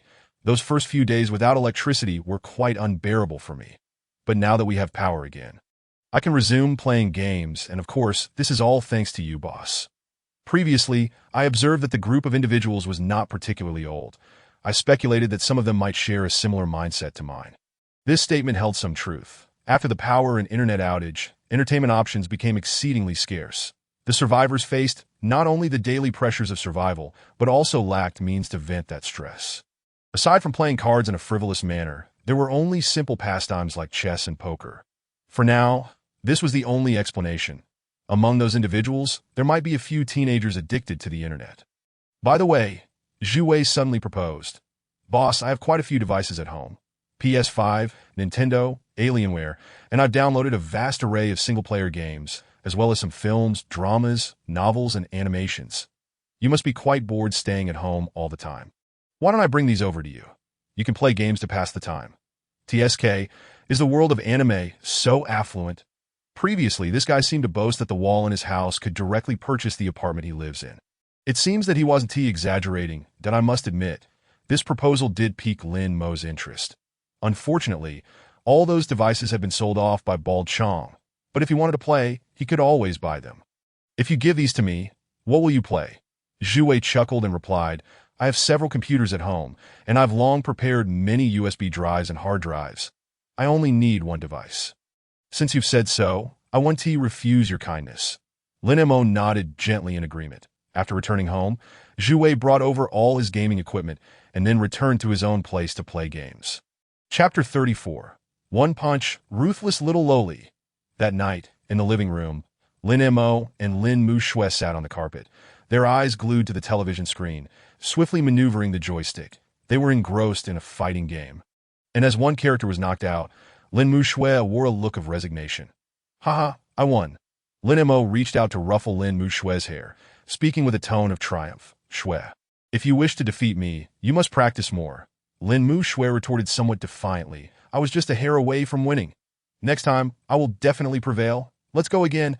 However, Lin Mo declined a request for a rematch, simply setting down the controller. Next time for sure, that IT was unavoidable. He was merely average at gaming. While Lin Muxue displayed remarkable talent that he had only won by sheer luck, Lin Muxue had merely faltered due to unfamiliarity with the controls. Once you became accustomed to the joystick, the outcome could very well be reversed. "It seems dinner is ready.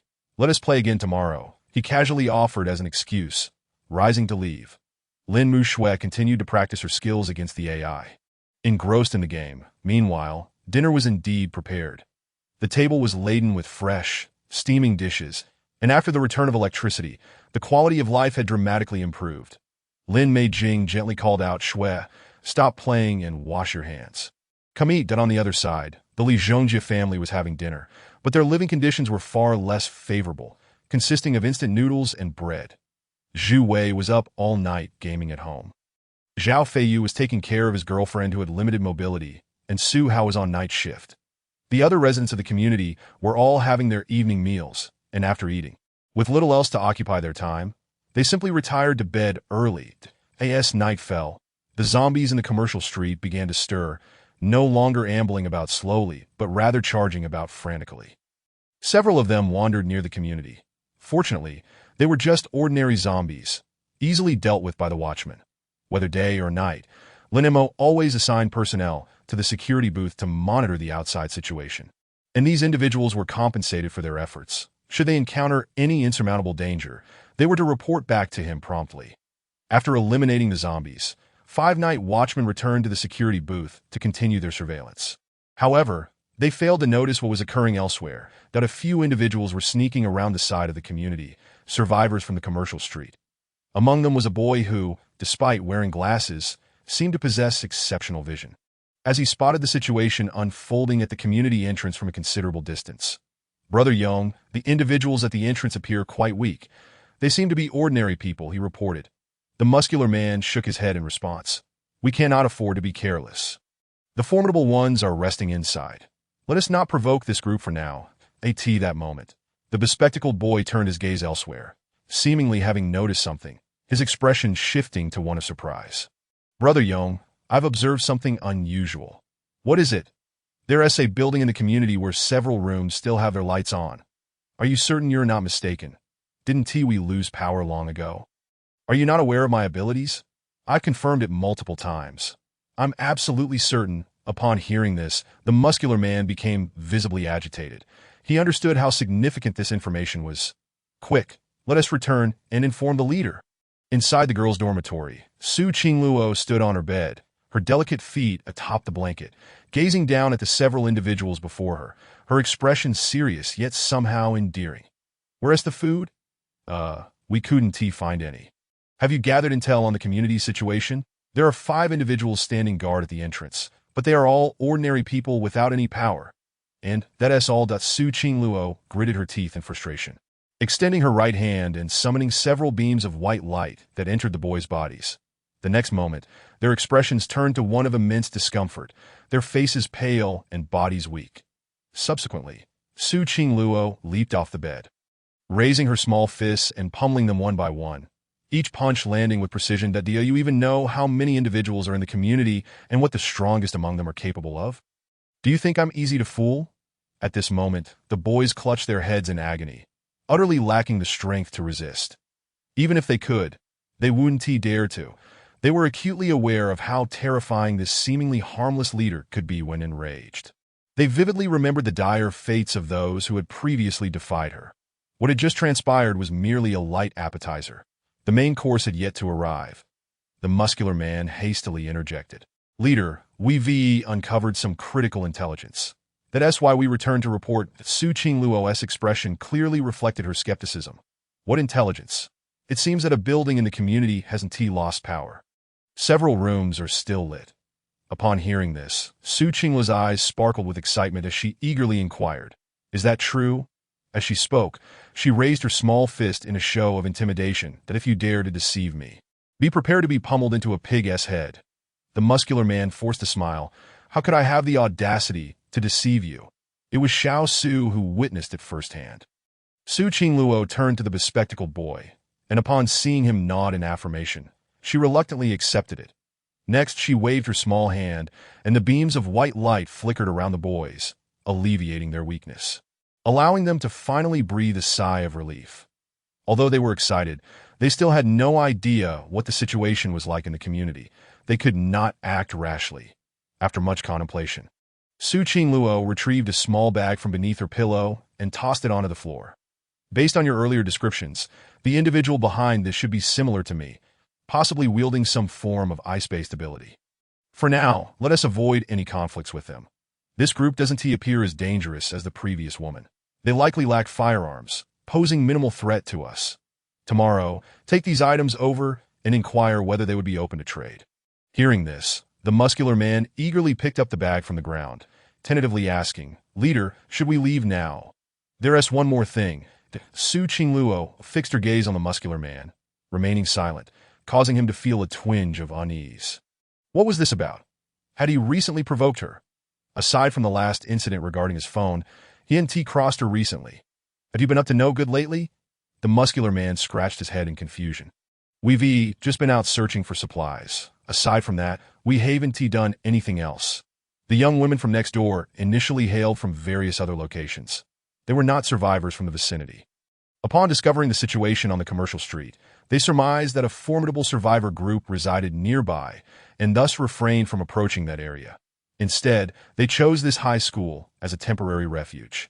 Situated at a considerable distance from the commercial street and even farther from the nearby residential community, they thoroughly cleared the premises of the zombies within and, unexpectedly, discovered a dozen or so survivors, including both teachers and students. Naturally, Su Qingluo referred to these individuals. The muscular man immediately straightened his expression and assured, "Rest assured, big sister. All of them came willingly. We absolutely did not coerce anyone, and there's no way we would violate the rules you've established." Hearing this, Su Qingluo chose not to pursue the matter further, waving her hand to signal the others to leave. "The noise you made last night was too loud, and it kept me from sleeping." The muscular man promptly promised, "We will move to another room at once." In this apocalyptic era, she had previously suggested that the young women venture out to find food, offering her assistance. However, they were unwilling to take the risk of searching for food themselves, as their companions braved danger to procure sustenance, which was not intended to be given away for free, that it was only reasonable to pay a price for assistance. Chapter 35. A request for trade, crystal cores for supplies. Inside the security booth of the Ziyuan community, a cloth bag lay on the table, containing a dozen white crystal cores and 2 or 3 green ones. Additionally, 3 laptops and several mobile phones were placed nearby. The leader of the muscular men regarded the man before him with a grave expression. Feeling a surge of nervousness, 4 individuals stood beside this man, and with keen observation, he quickly recognized them as the same individuals who had previously been active on the commercial street. It was evident that the awakened individual with ice-based abilities was among them. However, contrary to their expectations, these individuals seemed to be mere subordinates of this man, indicating that he was a more powerful awakened being. Lin Mo glanced at the items on the table before raising his gaze to the group of young men and slowly inquired, "What do you wish to exchange for these items?" "You must be in dire need of these crystal cores. We seek to trade them for some food," replied the muscular man. Subsequently outlining the approximate quantity of food required, he cast a sidelong glance at the laptops on the table and quietly added, "Moreover, we have a minor request which should not pose any inconvenience to you." Lin Mo followed his gaze to the laptops and asked, "What request?" "We discovered that one of the buildings in the community has electricity, and you must have a functioning generator. We wish to charge these devices." Lin Mo, intrigued, posed a question, "What purpose does that serve?" "Even if we charge these devices, you will still be unable to contact the outside world in a situation of total network blackout." This statement seemed to momentarily stabilize the atmosphere. The muscular man scratched his head, at a loss for how to respond. Having exerted such effort, he couldn't very well admit that they had a gaming-obsessed leader who wanted to charge the devices solely for entertainment purposes. Ultimately, he provided a vague answer. "We have other uses for them." Observing the man's demeanor, Lin Mo couldn't suppress the thought that perhaps Zhu Wei had been correct. At this juncture, neither party continued the conversation, and a heavy silence enveloped the room. The muscular man felt immense pressure, unsure of the other's thoughts. Had he requested too much food, displeasing the other party? That shouldn't be the case. These crystal cores were procured at great peril. and they held substantial benefits for awakened individuals. Upon seeing this man, he realized that this survivor group was even more formidable than he had anticipated, and he had slightly reduced the quantity requested. In truth, Lin Mo felt that the other party was asking for too much.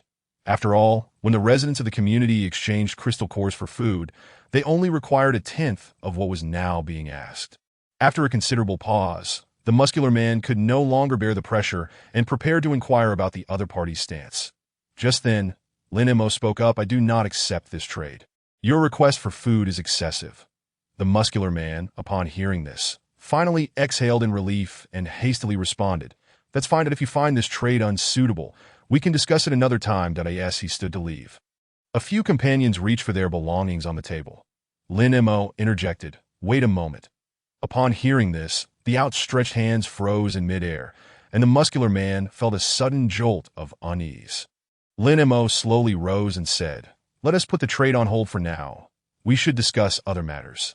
The issue of electricity needed resolution, and he certainly had to devise a way to handle the sudden emergence of survivors on the commercial street. There is a saying, "How can one sleep peacefully beside a restless bedfellow?" The muscular man dared not act rashly and, with a stiff demeanor, asked, "Is there something else you wish to discuss? You all showed up unannounced in my territory. This seems rather out of order." It was evident that he was seeking trouble. The commercial street had always been a public area, and the location they occupied was still some distance away from theirs. "We came sincerely to trade. Please do not escalate matters unnecessarily." After stating this, the muscular man noticed that Lin Mo remained unresponsive, leading him to believe that the other party might harbor some apprehension towards them. Causing him to breathe a sigh of relief, that he quickly gestured to his companions, and they began retrieving their belongings from the table. The group turned towards the exit when suddenly, a sharp gunshot rang out from behind them. "I advise you not to make any sudden movements." All present froze as if petrified, refraining from any extraneous actions. The muscular man, suppressing his fear, slowly turned to see Lin Mo brandishing a handgun. Damn it. This guy is an awakened being, and now he wields a gun as well. It seemed they had underestimated the threat posed by these individuals. They were even more dangerous than the group from the east. One gun was enough to instill fear in the 7 or 8 individuals present that do not assume that being an awakened being makes one invincible. Barring exceptions like Zheng Guang, most beings, be they zombies or awakened, could not withstand the power of firearms. Especially in the early days of the apocalypse. One should never underestimate the lethality of conventional weaponry. Even someone as peculiar as Zheng Guang could be dealt with using more powerful firearms. But Lin Mo had only engaged him personally out of sheer curiosity. "Now we can converse properly," Lin Mo stated. With no alternative, the muscular man returned to his previous seat and asked Lin Mo, "What do you want?" Lin Mo, with the gun in hand, sat down slowly and replied, "I will ask. You will answer. Where do you come from, and what is your purpose here?" "We are all students from Qingshan University nearby. Survivors of the apocalypse, seeking refuge from danger." Seeking refuge. Lin Mo suddenly recalled several official announcements from earlier and glanced at the green crystal cores in the bag. These were not items that ordinary zombies could possess. It appeared that this individual was not lying. There must be formidable evolved zombies in the vicinity of Qingshan University. "Are you all awakened beings?" No, Lin Mo was about to inquire about each individual's abilities when the succinct response cut him off. "Not awakened beings?" Zhu Wei had mentioned that these individuals could handle evolved zombies. Ordinary people lacked such strength. Moreover, they were merely typical university students, not elite soldiers. However, the other party soon alleviated his confusion. "Our leader is the only awakened being. She can provide us with enhancements, granting us temporary abilities to combat zombies.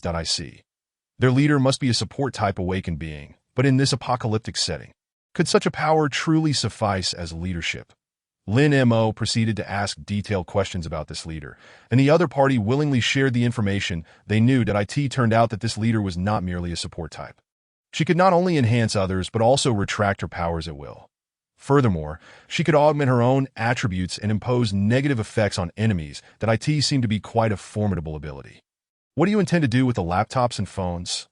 If I said it was simply to play games, would you believe me? Goodness. These individuals were indeed seeking entertainment. After a full half hour of questioning, Lin Mo had managed to grasp the situation of this group of individuals that it could be said that their survival in the apocalypse relied almost entirely on the leadership of that formidable woman.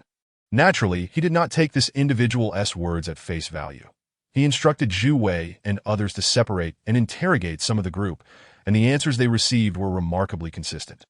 Lin Mo scanned the crowd and ultimately selected a bespectacled man, slowly stating, "You may leave now. Remember to inform your leader that if she is interested, she should come find me for a discussion." Upon hearing this, the bespectacled man was taken aback, yet he remained rooted in place, hesitant to move. Lin Mo, growing impatient, said, "Do you want me to escort you out personally?" The bespectacled man, swallowing hard at the sight, dared not utter a word and cautiously made his way toward the exit. The muscular man watched the retreating figure with envy, his heart a tumult of emotions. Given his understanding of the leader, once this fellow conveyed the news, she would undoubtedly hastily gather her belongings and flee to as for them. Their fate remained uncertain. Chapter 36. You surrendered before I even laid a hand on you? At the entrance of the girls' dormitory in Nanshan No. 2 Middle School, Su Qingluo furrowed her brow as she regarded the bespectacled man. Unable to restrain her curiosity, "Why have you returned alone? Where are the others?" Yonggu and the others.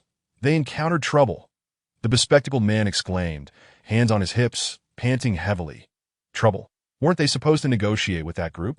I'd enhanced each of them before they left, so ideally they should not have faced any mishaps. That Su Qingluo fixed her gaze on him, inquiring, "What exactly transpired?" "Their group is armed." In a single, simple statement, Su Qingluo grasped the gravity of the situation, her expression darkening as she clenched her teeth. Damn. Why do these people also possess firearms? Are they all outlaws? This made matters exceedingly complicated. Not only had they failed to retrieve food, but the precious crystal cores were also lost, and they had even lost the underlings they had painstakingly nurtured. Most importantly, all their equipment was gone. Although even with the equipment, it would have been of little use, at least it had provided a glimmer of hope. Now, how would they endure the days to come? Su Qingluo's eyes dimmed, resembling a fish washed ashore, devoid of dreams. "Leader, those people might soon come to kill us, but we should quickly gather our things and flee." Upon hearing this, Su Qingluo forced herself to regain composure. Contemplating a crucial question. "Were you deliberately sent back?" "Yes." "What did they say?" The leader mentioned that if the big sister was interested, she should return for a proper conversation. Upon hearing this, Su Qingluo's brow furrowed slightly. She suspected that her information might have been leaked by her unreliable subordinates. Yet, surprisingly, that group had not chosen to ambush them, but had intentionally sent someone back to deliver the message. What could this mean? Did the leader perceive her, an awakened individual, as dispensable? However, she was acutely aware of the breadth of her abilities. The group from the east had gone to great lengths to capture her. Otherwise, she would not have hurriedly made her way here through the night. That Su Qingluo, frowning, underwent an intense internal struggle before slowly asking, "Is there really electricity there?" Only one building in that community has power. There might be a functional generator.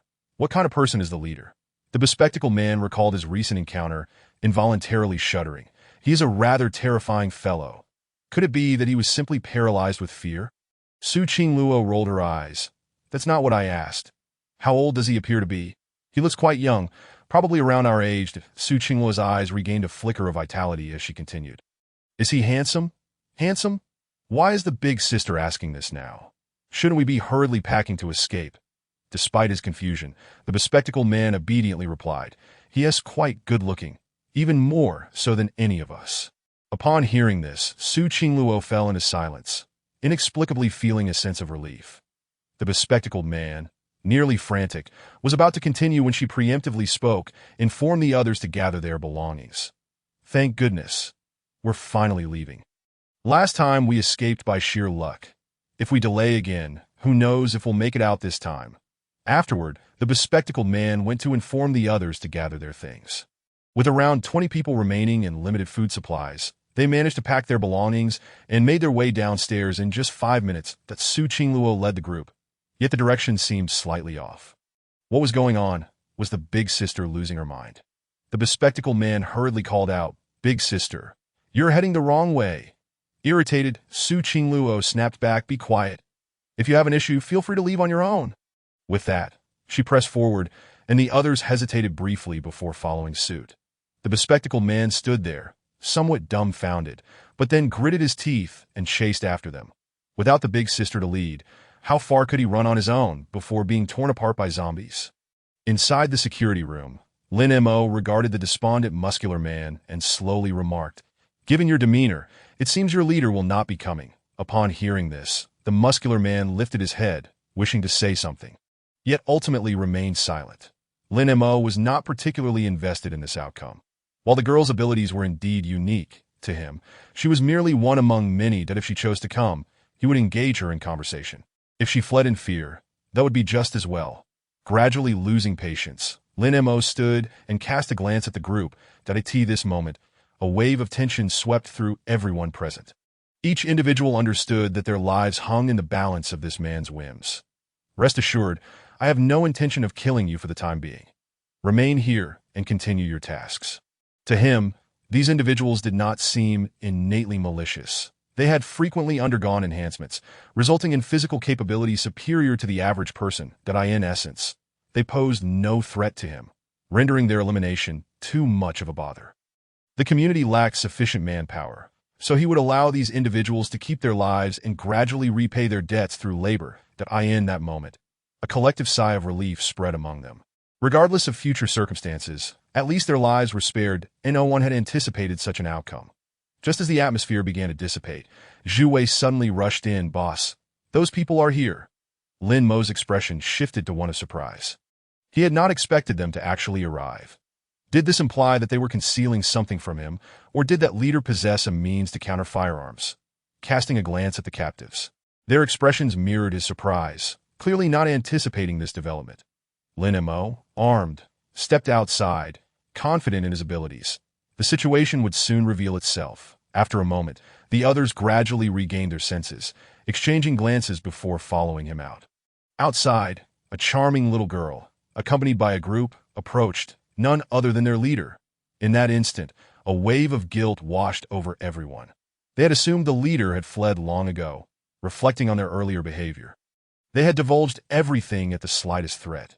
Yet, here she was, risking herself to rescue them, leaving no room for negotiation, that in an instant.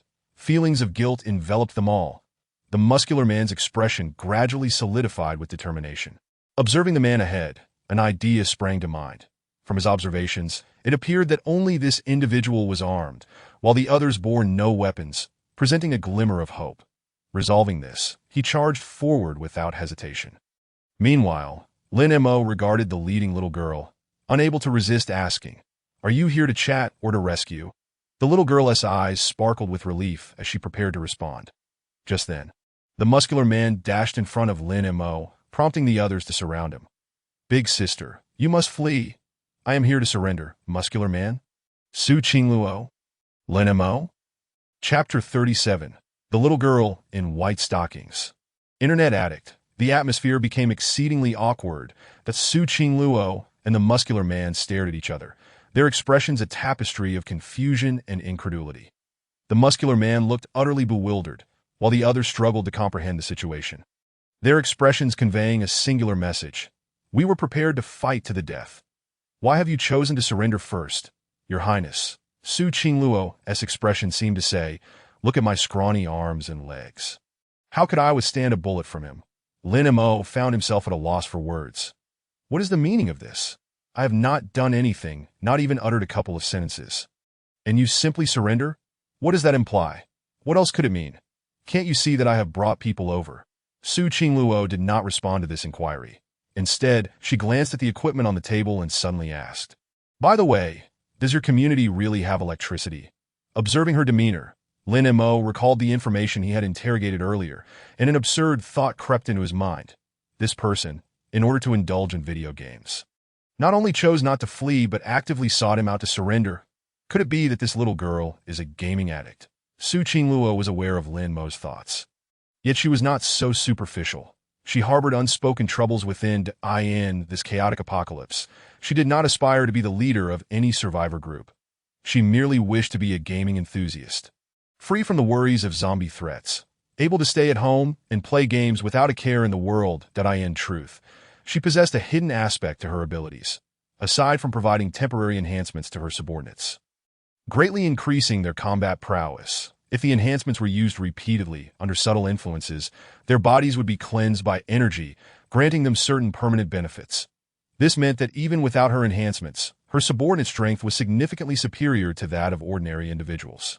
Through battles against zombies, each person had developed formidable psychological resilience, accumulating invaluable experience and skills. However, now, all the henchmen she had painstakingly cultivated had fallen at once. Starting over was far too difficult. The remaining individuals were too timid to confront the zombies. And even with her assistance, it proved futile. The outside world had become increasingly perilous. Even facing additional threats that in such circumstances, Su Qingluo truly felt at a loss for what to do and ultimately decided to surrender without resistance. After all, this group was so powerful that dealing with zombies should pose no problem. Did one not see the debris strewn across the commercial street? As for that group, they were armed and should be able to fend for themselves. Whether the group from the east could even locate this place remained uncertain. Henceforth, she would not have to concern herself with these trivial matters and could comfortably play the role of a support character. Most importantly, there was electricity here. In the current situation, a confrontation seemed unfeasible. Inside the security room, Su Qingluo sat nervously on a chair, her short legs dangling above the ground. Lin Mo slowly inquired, "Please tell me about your abilities." "My awaken ability is called the Power of Runes, that I currently have mastered 3 enhancement runes and 4 auxiliary runes that as she spoke, Su Qingluo activated her powers, extending her small hand, revealing a special mark in her palm that emitted a faint white light. The enhancement runes include Strength, Speed, and Neural Reaction, while the auxiliary runes consist of Healing, Restoration, Weakness, and Dizziness that I can temporarily bestow runic enhancements upon others, or apply them to myself, and I can retract these powers at will." Such a diverse array of abilities. Not only did she possess multiple enhancement methods, but she also had supportive capabilities akin to a healer, and even some control skills that was evident that this little girl was not merely a support character. She had several countermeasures at her disposal, and no wonder she could lead this group. Lin Mo nodded slightly, that a commendable ability. Upon hearing this, Su Qingluo felt a surge of irritation and shot a fierce glare at her companions nearby. If it weren't for these incompetent teammates, would she have found herself in such a predicament? The nearby captives, noticing her glare, lowered their heads in shame. "That your ability awakened through crystal cores." Crystal cores? Can those help awaken abilities? Su Qingluo gently shook her head. That ability was awakened independently, unrelated to crystal cores. However, they can enhance the strength of one's powers. Initially, when the zombie virus outbreak began, she had suddenly developed a high fever and fainted, yet did not transform into a zombie. Upon awakening, she discovered her unique ability to enhance runes that first she only had the 3 basic enhancement runes: Strength, Speed, and Neural Reaction. Subsequently, through the absorption of crystal cores, she continuously elevated her powers, not only amplifying the effects, but also unlocking other runes. Lin Mo was somewhat surprised by this outcome, and he had assumed this little girl, like Zheng Guang, had awakened her powers through consuming crystal cores. Instead, she was a true fortunate one, her abilities manifesting at the onset of the apocalypse. That seemed that awakeners could be categorized into 2 types, innate and acquired. Those who awakened their powers through consuming crystal cores were certainly inferior in potential to those who were innate awakeners. At that moment, Su Qingluo curiously asked, "Can crystal cores really assist in awakening abilities?" Consuming crystal cores carries a slight chance of awakening abilities, but the probability is exceedingly low. Failure could result in contracting the virus and turning into a zombie. This was not something that warranted concealment. That Su Qingluo nodded thoughtfully at this revelation, instinctively casting a glance at her companions. In that instant, the captives felt an ominous premonition. Surely the leader would not experiment on them like lab rats. It was indeed possible that she might undertake such an action. Just as everyone was growing tense, Lin Mo picked up a green crystal core from the table, a move that terrified the captives present. Su Qingluo's expression grew complicated. While she had no intention of experimenting on her companions, it seemed he harbored thoughts in that direction. Alas, she could do nothing to prevent this, and could only hope for the best. Lin Mo cast a casual glance at the others, his gaze settling on Su Qingluo as he spoke blandly. "Would you care to demonstrate for me?" Su Qingluo was taken aback. Why was the situation being directed towards her? Wasn't this supposed to be an experiment on someone else? A strong instinct warned her that if she carelessly consumed the crystal core, not only might she fail to awaken new abilities, but she might also risk contracting the zombie virus. Wait, that I have not offended you, and I willingly brought people here to surrender, that I am not suggesting you consume the crystal core. Rather, I am asking you to absorb its power. Upon hearing this, Su Qingluo breathed a sigh of relief, accepting the crystal core from Lin Mo's hand. She held it in her palm and activated her powers. Soon, a soft green light emanated from her palm as the energy from the crystal core was swiftly absorbed. When she opened her hand again, the once green crystal core had turned gray, losing its energy and appearing dull. Seeing this, Lin Mo said nothing, merely nodding in silence. Regrettably, although he possessed supernatural powers, he was not a true awakener and could not absorb crystal cores to enhance his strength. Now there remained one final question. Lin Mo slowly asked, "What is the situation at Qingshan University?" Earlier, he had indeed inquired about the situation at Qingshan University, but had not delved deeper. He had an inkling that the zombies were undergoing some unknown transformation, and perhaps he could find answers among these individuals. Chapter 38. The Changes of the Apocalypse, Second Stage Crawlers. There are numerous zombies at Qingshan University. Reflecting briefly, Su Qingluo began to elaborate. During the day, they are relatively quiet, allowing us to venture out in search of survival supplies. However, once night falls, the zombies go into a frenzy, attacking indiscriminately, even turning on their own kind, making it impossible to get a good night's sleep. Subsequently, some terrifying beings have emerged. Upon hearing Su Qingluo's account, Lin Mo began to grasp the situation and analyze some useful information that in the wake of the apocalypse, half of the global population had transformed into zombies. While a select few fortunate individuals had survived the viral infection, awakening their powers and becoming awakeners, the vast majority, however, had become mere prey for the evolved zombies. Do not assume that being bitten by a zombie and subsequently infected to become one is a common occurrence. On the contrary, it is a rare event. Zombies do not simply bite you and let you be. They typically consume you entirely. Only if you happen to escape after being scratched or bitten by a zombie do you stand a chance of contracting the virus and transforming into one. Excluding these individuals, the remaining few are the ordinary survivors, struggling to survive in this brutal apocalypse. Within a month, most humans in the city were preyed upon by zombies, with a small portion of survivors hiding away, cautiously avoiding the undead. When zombies cannot find food, they cease their wandering, congregating in certain areas to minimize energy expenditure. This behavior is akin to hibernation in animals that as night falls, zombies begin a frenzied hunt. And if they cannot find suitable prey, they may even resort to consuming their own kind. This was precisely the situation unfolding at Qingshan University. In such a brutal environment, the zombies are desperately evolving through predation, leading to the gradual elimination of the weaker ones. It is now exceedingly rare to encounter the clumsy and slow-moving zombies that first appeared when the apocalypse began. Most of them now possess sharp fangs and claws, temporarily categorized as first-stage evolved zombies. Over at Qingshan University, even more formidable zombies have emerged. They can scale walls like geckos, moving with remarkable speed thanks to their claws. These are the second-stage crawling zombies. Su Qingluo chose to break through forcefully and evacuate people from Qingshan University precisely because she could not contend with the crawlers.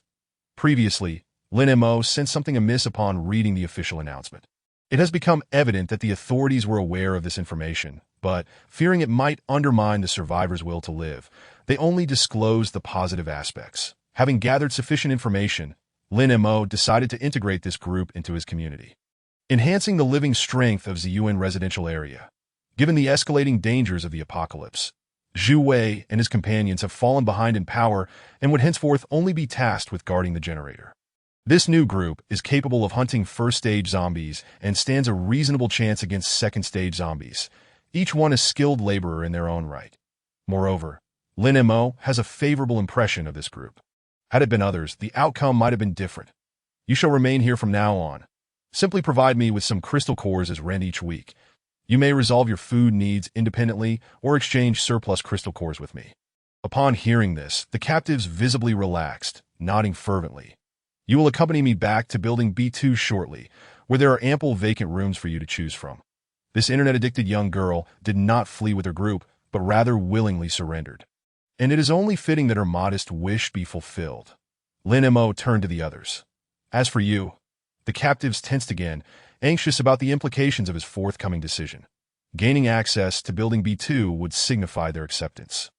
Otherwise, they would inevitably be marginalized elsewhere. At that moment, Su Qingluo interjected. If possible, let them join us. It would be more convenient for me to amplify my abilities with them nearby. The group cast grateful glances at her, surprised that their leader would advocate for them at such a crucial juncture. Lin Mo nodded in agreement, recognizing that these individuals still possessed some strength and warranted certain privileges done on their way. Su Qingluo, clutching her laptop, couldn't help but inquire, by the way, did you take everything from the mobile phone and computer stores in the commercial district, as well as the electronic section of the commercial building? Lin Mo nodded gently. Those electronic products were indeed valuable, and there was no reason to leave them behind. He refrained from elaborating on his rationale that Su Qingluo, understanding the situation, remarked with a touch of resignation. You certainly cleaned the place out, in her estimation. Lin Mo's residential area, equipped with a backup generator, would, like her own, have been prepped with a plethora of downloads once the internet was available. However, to prevent any potential equipment malfunctions, he had prudently amassed a significant collection of spare devices. Had she been in his position, she would have done the same. Lin Mo planned to introduce Su Qingluo's identity to Lin Meijing and Lin Muxue, leading her to his living quarters in the living room. Lin Meijing and Lin Muxue were seated on the sofa, engrossed in a film titled Resident Evil, which had been downloaded in advance. Upon witnessing this scene, Su Qingluo wasted no time in finding a spot to charge her laptop. The moment it powered on successfully, she could hardly contain her excitement, tears glistening in her eyes as she instinctively clenched her fists. Finally, it's charged. Lin Meijing and Lin Muxue instinctively glanced at Su Qingluo, then cast questioning looks at Lin Mo. The display of embarrassment made it difficult for Lin Mo to explain, prompting him to say, "Let's prepare dinner."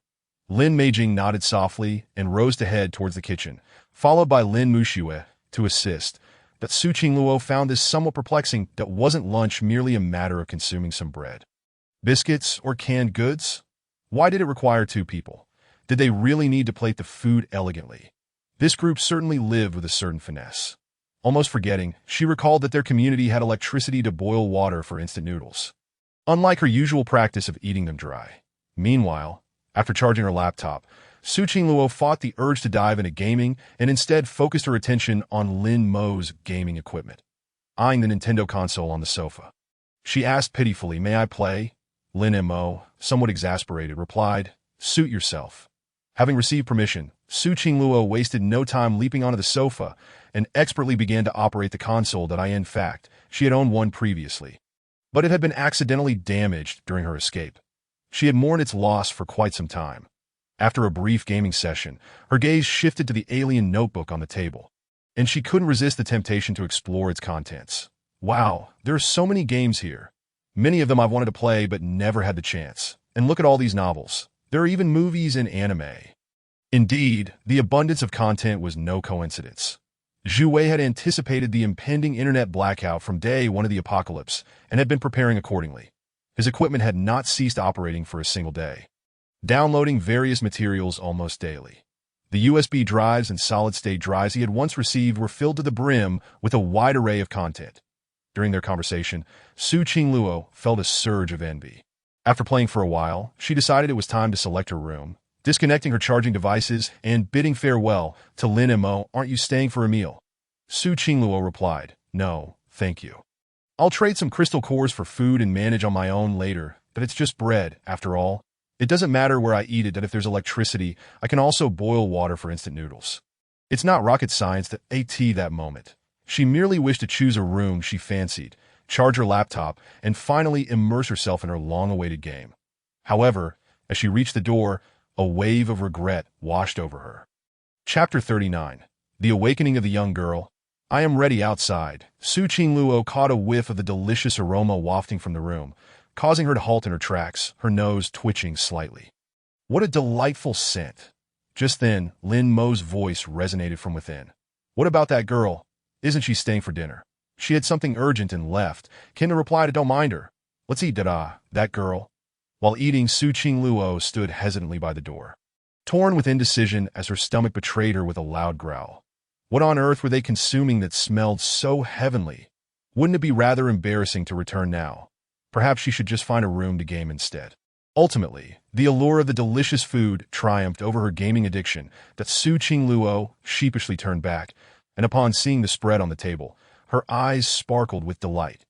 Boiled shrimp, spicy stir-fried meat, cola chicken wings, sweet and sour ribs, scallion braised sea cucumbers, seaweed egg drop soup, and corn rib soup, 5 dishes and 2 soups. Was it truly necessary to be this extravagant? Lin Mo glanced at her with mild amusement. Weren't you in a hurry to get back to your game? Coughing lightly, Su Qingluo's cheeks flushed as she awkwardly replied, I'll eat here so that I won't have to trouble you for food later. No trouble at all, Lin Mo said with a smile, that you'll need to trade for food eventually anyway. The storage for food is right next door. Shall I take you there to collect some? His words rendered Su Qingluo's face crimson. Lin Meijing, assessing the situation, stepped in to diffuse the tension that don't tease her. This was prepared for guests. Come on, little sister, don't just stand there. Join us for a meal. With no hint of embarrassment, Su Qingluo found a seat and declared, Then I won't hold back. Just right. The chopsticks and bowl prepared for her on the table had yet to be cleared away. In this apocalyptic world, merely having bread to nibble on was already a stroke of fortune. Yet, she found herself able to indulge in such delightful sustenance, which was truly astonishing to the dining table. Others began to pick up their chopsticks. However, Su Qingluo felt somewhat bashful, clutching her chopsticks without daring to serve herself any dishes that eye in her eyes, although Lin Mo's household boasted electricity and a refrigerator to preserve these ingredients. The stock must be limited. With the apocalypse having erupted nearly a month ago, sourcing such provisions would undoubtedly be exceedingly arduous. Noticing Su Qingluo stealing glances at him, Lin Mo could not help but speak up. Why are you looking at me? This was prepared for you. I'm not truly denying you food. Upon hearing this, Su Qingluo felt even more embarrassed. Honestly, it didn't need to be this lavish. Lin Mo seemed to understand her thoughts, casually responding, You're overthinking it. Although I did prepare an extra couple of dishes today, our usual meals are quite similar. Su Qingluo exclaimed. You must be joking. Aren't we supposed to be gnawing on bread and slurping instant noodles? With the occasional can of food considered a luxury, how could we possibly survive on such rations? Skeptical, she instinctively glanced at the other two, hoping to gauge their reactions. Lin Meijing smiled slightly. Don't worry about us. Just eat. Though she said little, it was evident from her demeanor that Lin Mo's words might indeed hold some truth. How could that be? Where could he have procured such a bounty? Had he fortuitously stockpiled provisions before the world fell apart? Never mind that. Eating was the priority now. Su Qingluo picked up a piece of rib and placed it in her mouth, savoring the long-forgotten taste, causing her to tremble with excitement. She chewed slowly. Reluctant to swallow, she continued.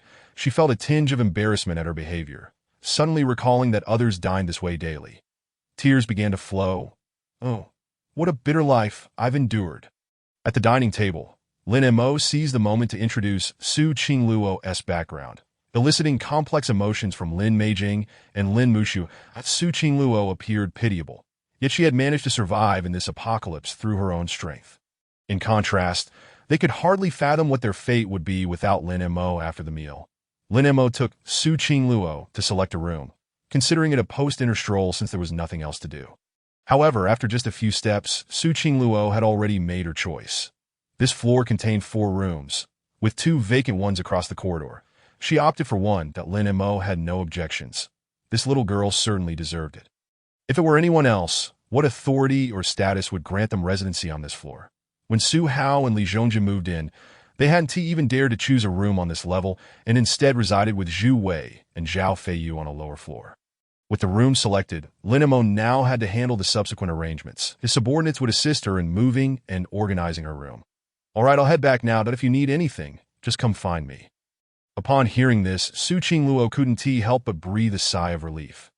Throughout the process, she had felt somewhat anxious, fearing that once the room was settled, Lin Mo might suggest they sit together.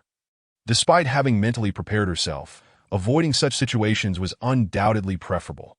Although he had been observing her closely, he was not as insufferable as she had imagined.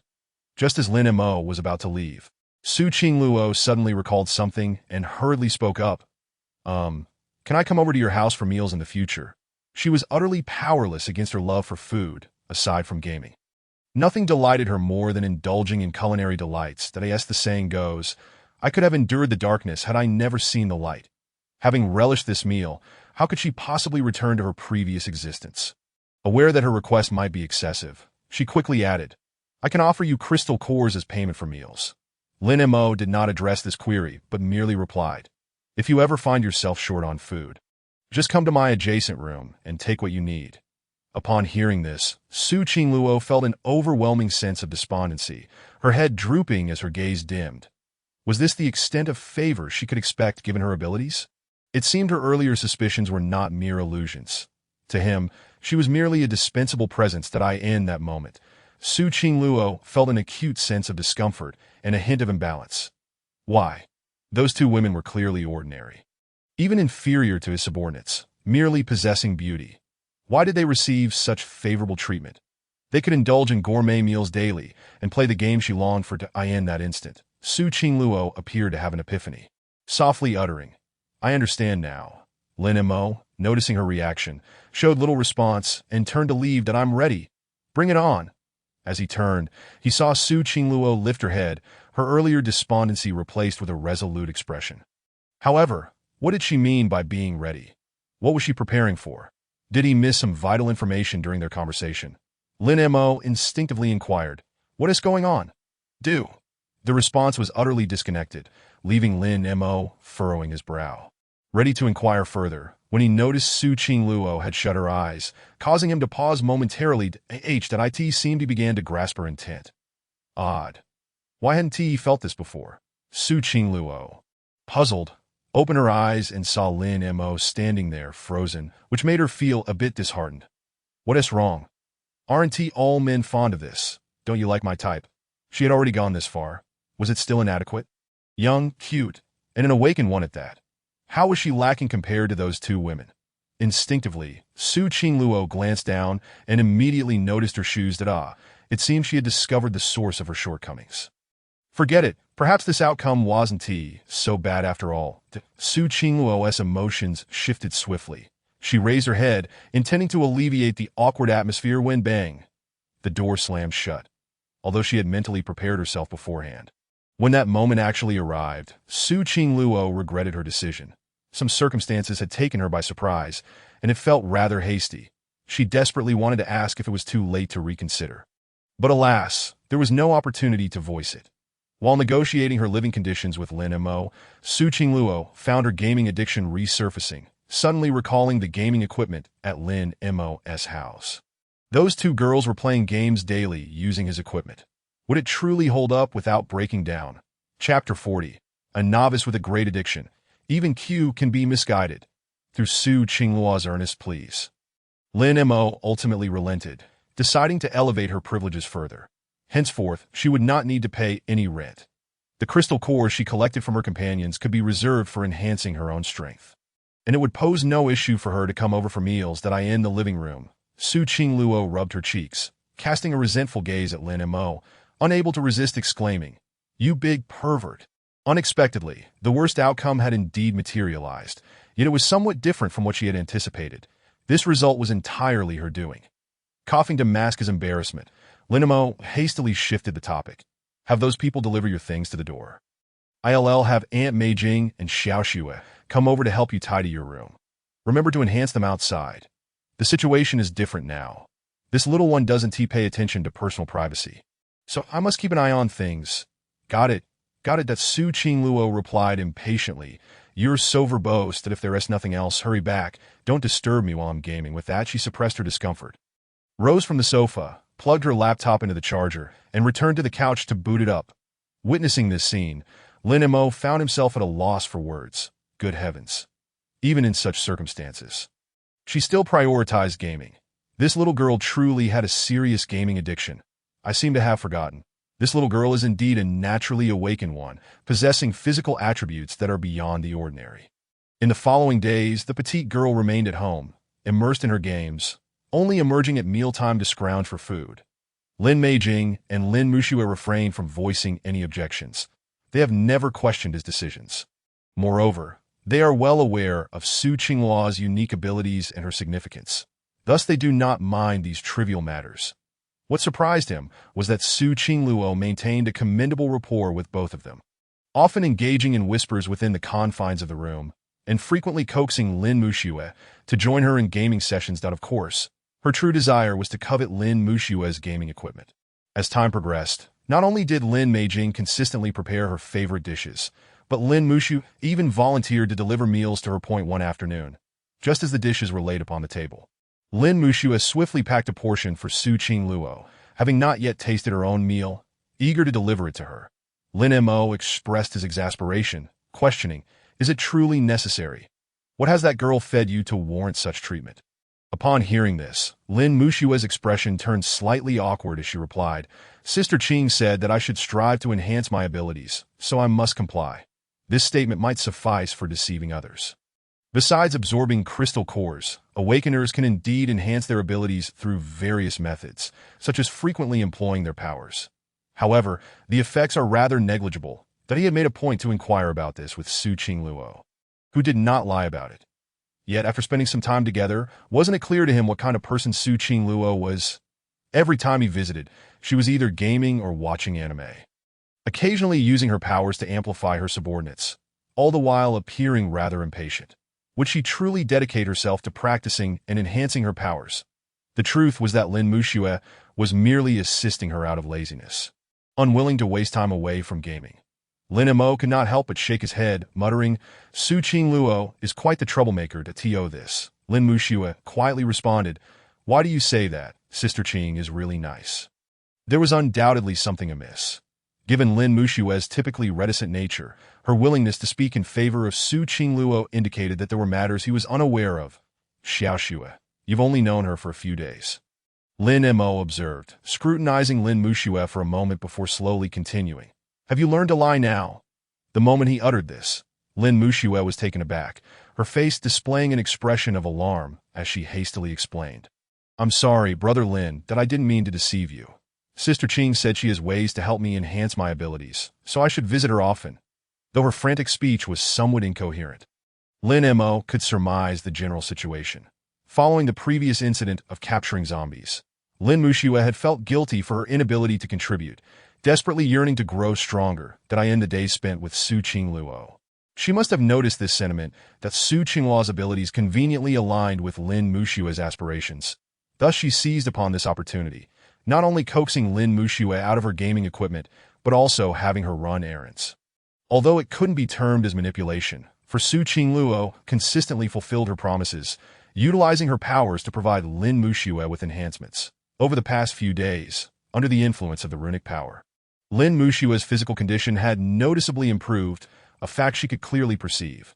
Hence, she willingly assisted her in errands. Observing Lin Muxue's anxious demeanor, Lin Mo sighed inwardly, intending to offer some words of comfort. At that moment, Lin Meijing emerged from the kitchen, carrying the last dish. Setting it on the dining table, she suddenly interjected, "All right, don't be too hard on that girl, Su Qing. After all, Xiaoxue doesn't have much to do at home. It's good for her to be active." Lin Mo instinctively turned his head, regarding Lin Meijing with skepticism as he inquired, "Aunt Meijing, have you also received some benefits from that girl?" As soon as the words left his mouth, Lin Meijing's cheeks flushed with embarrassment, her gaze dropping as she shyly admitted, "Sister Qing said she could help me not only improve my health, but also make me feel younger." Well then, this little girl certainly possesses a knack for persuasion, having charmed Lin Muxue and even managed to sway Lin Meijing. Never mind. Perhaps this is for the best. Lin Mo had no intention of contesting this matter. He looked at Lin Muxue and gently said, "Let us eat first." Upon hearing this, Lin Muxue nodded lightly, placing the packed meal aside, planning to deliver it to Su Qingluo after finishing her own meal. After they dined, she made her way to Su Qingluo's place, staying there for a good half an hour, uncertain whether she was enhancing her strength or simply being drawn into gaming. However, upon returning, she brought back a message. "Brother Lin, Sister Qing wants you to come see her." What does this mean? After winning over the two women in the household, does this little girl intend to ensnare him as well? Since he had nothing pressing to attend to, he decided to take a leisurely stroll post-meal, Curious to see what tricks she was up to. In Building B2, Room 603, Su Qingluo lounged on the sofa, engrossed in her gaming console, her petite legs swinging playfully. "The food lay untouched on the table that you're here," she exclaimed. "Just give me a moment. I'm about to finish this round. 5 minutes later." Lin Mo, still not done? Su Qingluo, patience, this boss is a bit challenging. Just 5 more minutes. 10 minutes later. Lin Mo, did you really need me for something? Su Qingluo, if I had no reason to seek you out. Why would I? I know you're anxious, but please, just hold on. 15 minutes later, that Su Qingluo was utterly absorbed in her screen, her expression turning grave and focused, her legs ceasing their playful swings. However, Lin Mo was beginning to lose his patience. This girl had summoned Lin Muxue to fetch him, only to leave him hanging. This was utterly unacceptable. She must be cured of her gaming addiction. As Su Qingluo approached the final level, her fingers halted mid-action, her body stiffening. "What are you doing?" "Nothing, that I'm just observing how you play. It won't interfere with you." Indeed, he simply wished to discern the gaming prowess of this girl, wondering if she was all talk and no skill. Perhaps it was the first time she had someone watching her play, but Su Qingluo felt increasingly uneasy, yet she was reluctant to forfeit this opportunity to conquer the game. Lin Mo did not overstep. This minor distraction was manageable. She dismissed her odd thoughts, forcing herself to concentrate, and resolutely continued her gameplay. 10 minutes later, Su Qingluo still could not withstand the distraction, failing to focus, and ultimately succumbed to the nearly defeated boss. She set down the console, glaring at Lin Mo with indignation. "I was 1 hit away from victory, and it's all your fault. That's on you for your lack of skill. You can't blame me." Lin Mo had just observed her gameplay. Her movements were erratic, her skillful throws were undermined by her inability to evade attacks that if he had been at the controls, the game would have concluded long ago. After calming herself, Su Qingluo cast a resentful glance at Lin Mo, muttering, "Pervert! You made my clothes dirty." Lin Mo coughed awkwardly, attempting to mask his embarrassment. "Isn't there a washing machine at your home?" Then, shifting the topic, he continued, "Do you actually need something from me? If not, I'll be on my way." Su Qingluo sighed in resignation, her thoughts gradually returning to the matter at hand. "Actually, there is something significant I need to discuss with you. I believe I forgot to mention it earlier." Chapter 41. All fears arise from insufficient firepower. It appears that Su Qingluo is not jesting. She truly has a matter of importance to discuss with him. "You're aware of Wu Yong and his recent circumstances, correct?" "Wu Yong? You mean that muscular fellow from before?" "He is naturally aware of the circumstances surrounding this group of individuals that in order to pay their rent and procure food, they must venture out daily to hunt zombies and collect crystal cores. Their primary target is the zombies located in the commercial street area. Their hunting method is quite straightforward. They deliberately create noise to lure the zombies out, then separate and eliminate them one by one, much like the tactics employed by Zhu Wei and his companions. Zhu Wei and his group, due to their insufficient strength, are unable to deal with even the first tier of all zombies. A slight misstep could result in being pursued by the undead. This is why they failed initially. However, this group possesses sufficient strength to execute their plan flawlessly, yielding dozens of crystal cores each day.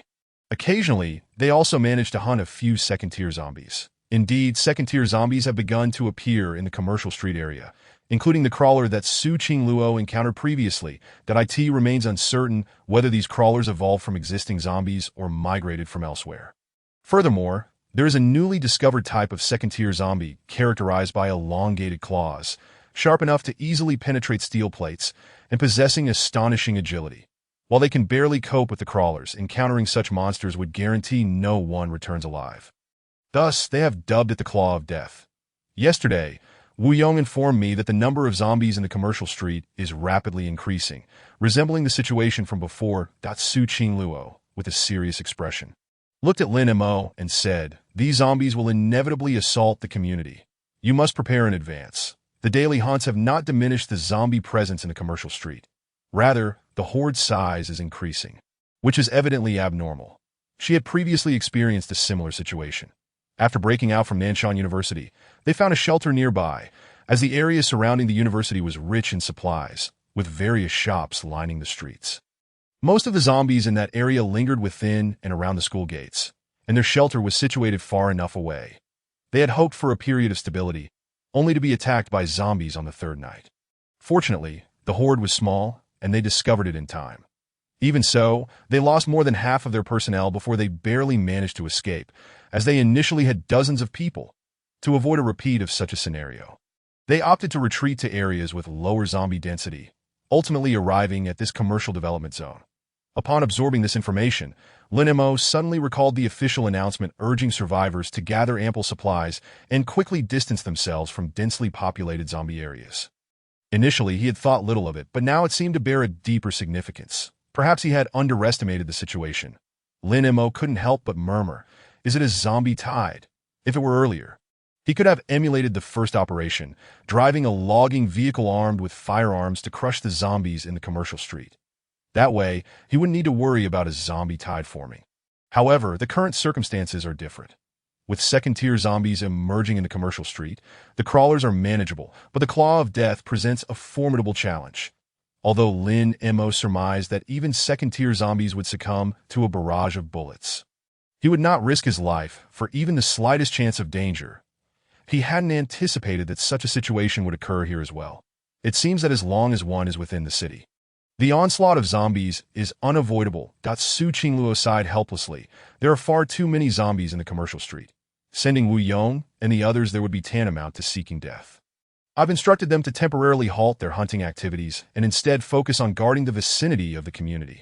This decision posed no issues. Lin Mo nodded gently, expressing no objections. They could use this time to prepare, setting traps and obstacles along the way to effectively guard against a zombie tide. Su Qingluo continued to elaborate.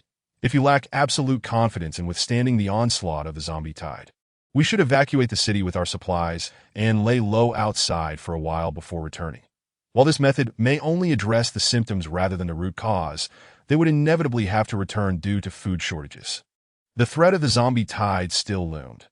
Although he could resolve the food issue through the bear infestation world, resources would eventually deplete, and he did not wish to sleep rough in the wilderness. Life is quite good now. Suddenly, Su Qingluo appeared to recall something and spoke up. "There's something I forgot to mention, that we previously encountered another group of survivors. Those individuals had firearms and were intent on capturing me."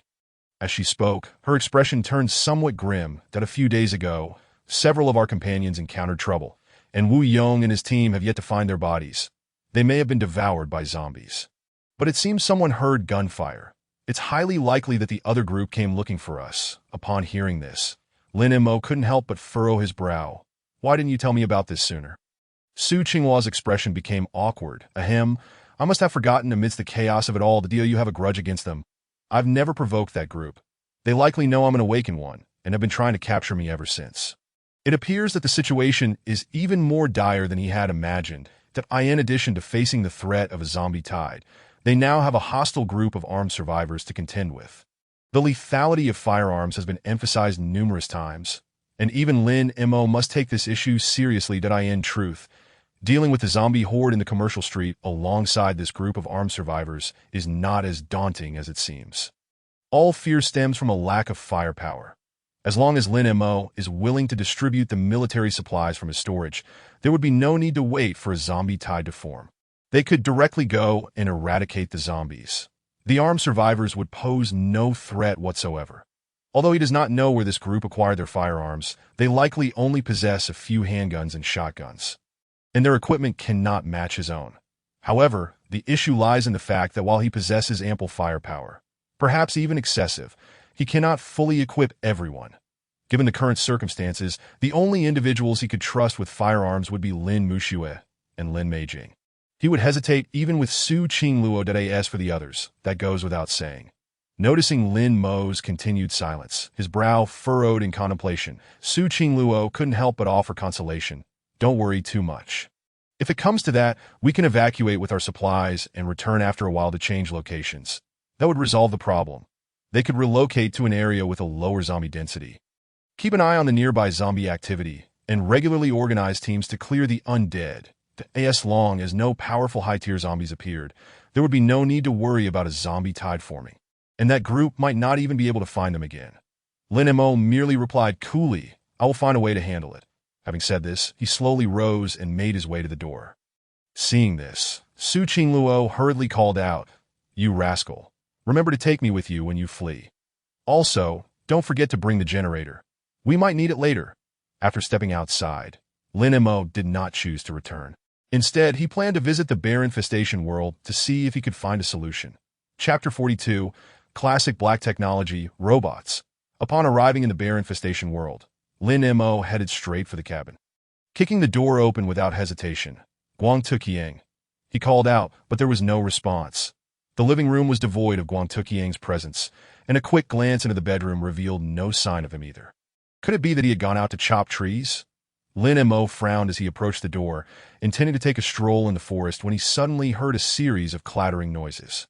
Now, he realized where Guang Tuqiang was.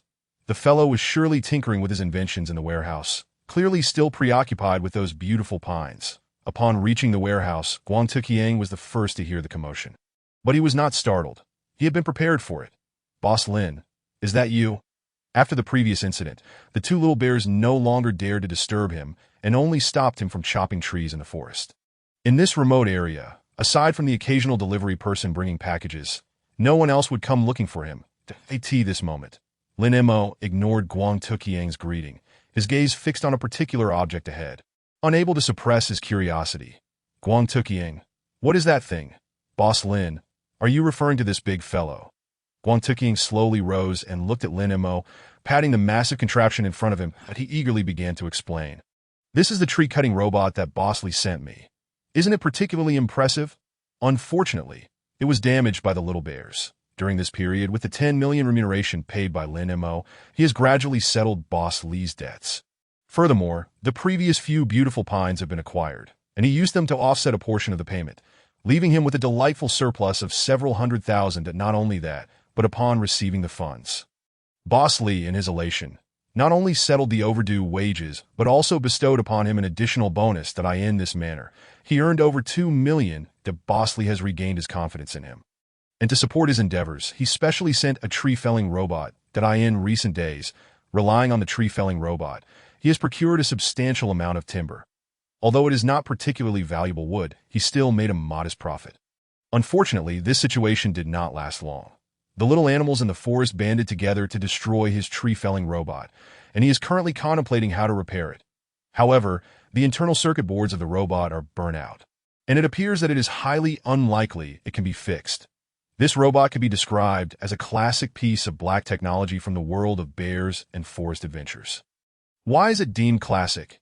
Because robots frequently appear in this universe, showcasing various designs. For instance, the current lumberjack robot features a saw for its right hand, a cannon for its left, and, more terrifyingly, several missiles embedded in its chest. Its body is as formidable as a fortress, a steel frame that is not merely for show, yet it possesses one flaw. It is rather slow to react. In the storyline, Boss Lee dismisses Bald Chong, who suspects that Boss Lee has hired a new lumberjack to secure his job. He decides to venture into the mountains. Upon discovering tree cutting, Bearsdo and Air are shocked to find it is a robot, sent by Boss Lee to replace Bald Chong. Thus, a battle ensues, culminating in the robot being knocked off a cliff to preserve his livelihood. Bald Chong saves Bearsdo and Air, deciding to collaborate to defeat the lumberjack robot. Bald Chong detonates an explosive behind the robot, striking its internal wiring at a critical moment, ultimately destroying it and collecting the timber it had felled. However, the plot has shifted slightly. This robot was not intended to replace Bald Chong, but rather to assist him. Yet it still falls victim to the destruction wrought by Bearsdo and Air. Additionally, Lin Mo has a vivid impression of the film Bears and Forest Adventures, New Year goods that he recalls the earlier installments of the franchise. But as he aged, his interest waned with the increasing releases. This film features a chainsaw robot, also dispatched by Boss Lee, though it is somewhat inferior to the lumberjack robot. This particular robot has a steam engine for its upper body and operates on tracks below. Its offensive capabilities are limited to its iron claws and chainsaw. Ultimately, this chainsaw robot is defeated by Bald Chong and the little animals, using the New Year goods they had prepared to take home. In another episode, Bald Chong orders a lumberjack robot online that resembles him exactly. The initial appearance of two Bald Chongs startles Bearsdo and Air. This robot is remote-controlled and possesses decent strength, albeit with an unattractive design that in yet another episode, Bald Chong unexpectedly discovers a Lu Ban manual at home and crafts a robot, parading it around the streets. In conclusion, it is evident that the world of bears and forest adventures is rich with robots. If he could acquire some robots, would he not have obedient subordinates at his command? Initially, he thought resolving his issues would require considerable effort, but he unexpectedly found a straightforward solution. Without hesitation, Lin Mo spoke up. Bald Chong, I have a project that is in dire need of manpower. Need manpower for a project? Could it be a recruitment for work? I wonder what the project entails. After all, matters with Bosley have nearly been resolved. If the remuneration is generous enough, taking a leave to assist would not be out of the question. Having spent so long in this remote forest, a change of scenery for a while sounds quite appealing. With this thought in mind, Bald Chong rubbed his hands together and inquired, Boss Lin, what kind of work is it, and what are the benefits? I'm not looking for you to work, Lin Mo clarified. Noticing the puzzled expression on Bald Chong's face, that I wish to purchase a batch of robots from you. Purchasing robots for work. That seems reasonable. Robots require no wages, can work tirelessly around the clock, and feel no fatigue. Lin Mo had already formulated his plan that he did not require particularly advanced robots, hence he would not seek Bosley for procurement. The robot that Bald Chong purchased online, which bore his likeness, could understand commands and wield a chainsaw for tree felling. That robot would suffice, that he simply needed a loyal group of subordinates who could comprehend orders and wield firearms to combat zombies. After stating his requirements, Bald Chong immediately pulled out his phone to search for suitable products, while Lin Mo stood beside him for reference. In truth, he had long been curious about one question. Why not procure these items himself instead of relying on Bald Chong? After further contemplation, it seemed plausible that this Lin Mo had a sensitive identity, rendering domestic activities rather inconvenient, thus necessitating a reliable accomplice. Coincidentally, Bald Chong had uncovered his background and had leverage, prompting this collaboration. Bald Chong remained unfazed by this. Although Lin Mo appeared somewhat dangerous, their recent interactions revealed that if one cooperated earnestly, he was quite amicable. Moreover, Lin Mo was notably generous, allowing Bald Chong to earn a considerable reward, even for seemingly trivial tasks. Chapter 43. Various robots, the most suitable product. Upon searching for robots, the first result that appeared was a tree-felling robot. Bald Chong typically purchased chainsaws or tree-related items online, and the algorithm recommended suitable products. This tree-felling robot surely did not meet Lin Mo's requirements, yet Bald Chong seemed intrigued, perusing the product description. This robot is impressive. It requires no food, water, or rest, demands no wages, and can operate continuously for 24 hours once charged. It not only cuts trees, but can also transport the timber autonomously, requiring no supervision, and its appearance can be customized. During this time, with the tree-felling robot sent by Bosley, Bald Chong had been living quite comfortably, lounging at home while earning money. However, now that the tree-felling robot had been damaged, he was plunged into despair over the loss of his comfortable life. It was impossible to have Bosley send another one, but nevertheless, he had now discovered a replacement. Bald Chong looked up and began to fantasize. If I had such a robot, I could lounge at home every day, while still earning from tree-felling. In that moment, a vivid image formed in his mind. Himself reclining at home, indulging in leisure, while the robot tirelessly felled trees outside, effortlessly dispatching any little bears that dared to interfere. Upon waking, his warehouse would be brimming with timber, and piles of cash would cascade down upon him. A quintessential daydream. Unable to contain himself, Lin Mo interjected, Bald Chong, if you like it, you should place an order. After all, you are not short on funds. Upon hearing this, Bald Chong gradually returned to reality, promptly placing an order without hesitation, and then began searching for additional robots. Although Lin Mo understood that this tree-felling robot would ultimately meet its demise at the hands of Bearsda and Air, he refrained from voicing any objections. Bald Chong scrolled through various models of tree-felling robots. With no other alternative, he exited the interface and searched for keywords such as intelligent, obey commands, and work. Soon, the interface refreshed to reveal a brand new robot, the Intelligent Home Assistant Robot. Your domestic steward. This robot boasted dexterous fingers, capable of managing various complex household tasks, accurately receiving commands, and even engaging in conversation to alleviate boredom. It perfectly met the requirements and was remarkably affordable at only $99,000. Bald Chong turned to Lin Mo and asked, Boss Lin, what do you think of this robot? From the description, it appears quite suitable and is reasonably priced. However, Lin Mo could not shake the feeling that there was something amiss with this robot. So he continued, "Give me your phone. I need to discuss this with customer service." After receiving the phone and pondering how to phrase his inquiry, Lin Mo composed a message and sent it. "Hello. Customer service Ching Ching. Hello, I am Ching Ching, your intelligent customer service representative. How may I assist you with this product?" Goodness, it appeared that this customer service representative was also a robot, but that did not seem problematic. As they were a company specializing in manufacturing robots, Lin Mo inquired, "I have a question. If an intruder were to forcibly enter my home, would the robot obey my command to attack the intruder?" Customer service Ching Ching. "Dear, the underlying logic code of civilian robots prohibits them from attacking humans indeed." He knew that things were not so simple. The technology tree in the world of bears on patrol is quite skewed. Robots seem to be somewhat advanced, and such restrictions are quite reasonable. I end the storyline. The tree-cutting robot purchased by Bald Chong can indeed take action against Bearda and Bear Air, although these two bears can speak human language. They are, after all, not truly human. Customer service Ching Ching. "Dear, if you have concerns in this regard, you might want to take a look at another model of our robots." Soon, the other party sent over another product. Customer service Ching Ching. "Dear, this is our new bodyguard robot, which has received official approval and can take measures against humans under certain circumstances." Lin Mo. "All right, I will take a look first after sending this message." Lin Mo exited the chat interface without delving into the product details. Without a second thought, although this bodyguard robot could take action against humans, it could only do so if the owner was under threat. Furthermore, it was likely limited to taking simple measures, such as scaring off or subduing the assailant. It was improbable that it could shoot at humans if he switched off his phone. However, Lin Mo did not abandon the idea of purchasing a robot. He simply believed that he would not be able to acquire the robot he desired through legitimate channels. The customer service representative had made it very clear. Civilian robots cannot attack humans. But since there are civilian robots, could there possibly be military robots as well? Immediately, Lin Mo thought of Boss Lee. The super strength pills he had previously acquired were military-grade supplies, and he had managed to obtain them. Acquiring a few military robots should pose no problem.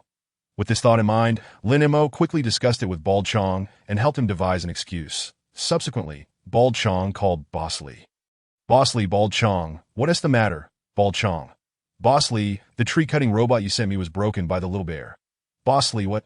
My precious robot was broken." Boss Lee. Bald Chong. "How did you manage that? Do you have any idea what this robot is?" Bald Chong instinctively shrank his neck, bracing for the upcoming verbal assault from Boss Lee. However, this time, Boss Lee did not pursue the matter relentlessly. His attitude underwent a sudden transformation. Boss Lee. All right, considering your good performance lately, I want to hold this against you." Boss Lee. "However, since the robot you borrowed from me is broken, you must compensate me for the loss. And from now on, you'll have to cut trees on your own." Clearly, Boss Lee's robot was not a gift to Bald Chong. It was merely lent to him temporarily. This robot was unlike those available online, which could be purchased for a mere few tens of thousands.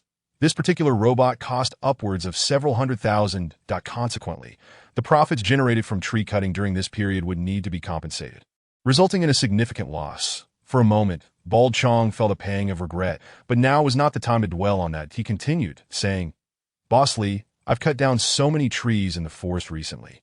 Those little animals are bound to seek revenge on me. Could you send a few more robots my way? No need for the previous tree-cutting model. Ordinary robots will suffice. That I want them to ensure my safety while also keeping an eye out for an opportunity to catch those little animals." Hearing this, Boss Lee felt an immense sense of confusion. "Didn't you buy the super strength pills last time? Why are you still afraid of those little animals? Even a bear could be sent flying with a single punch." To address this concern, Lin Mo had already prepared an excuse for Bald Chong.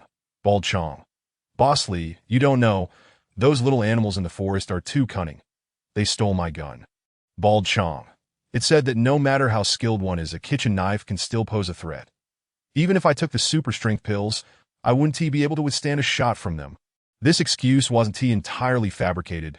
In one episode, Bald Chong had trained hard and ultimately defeated Bearda and Bear Air through sheer physical strength.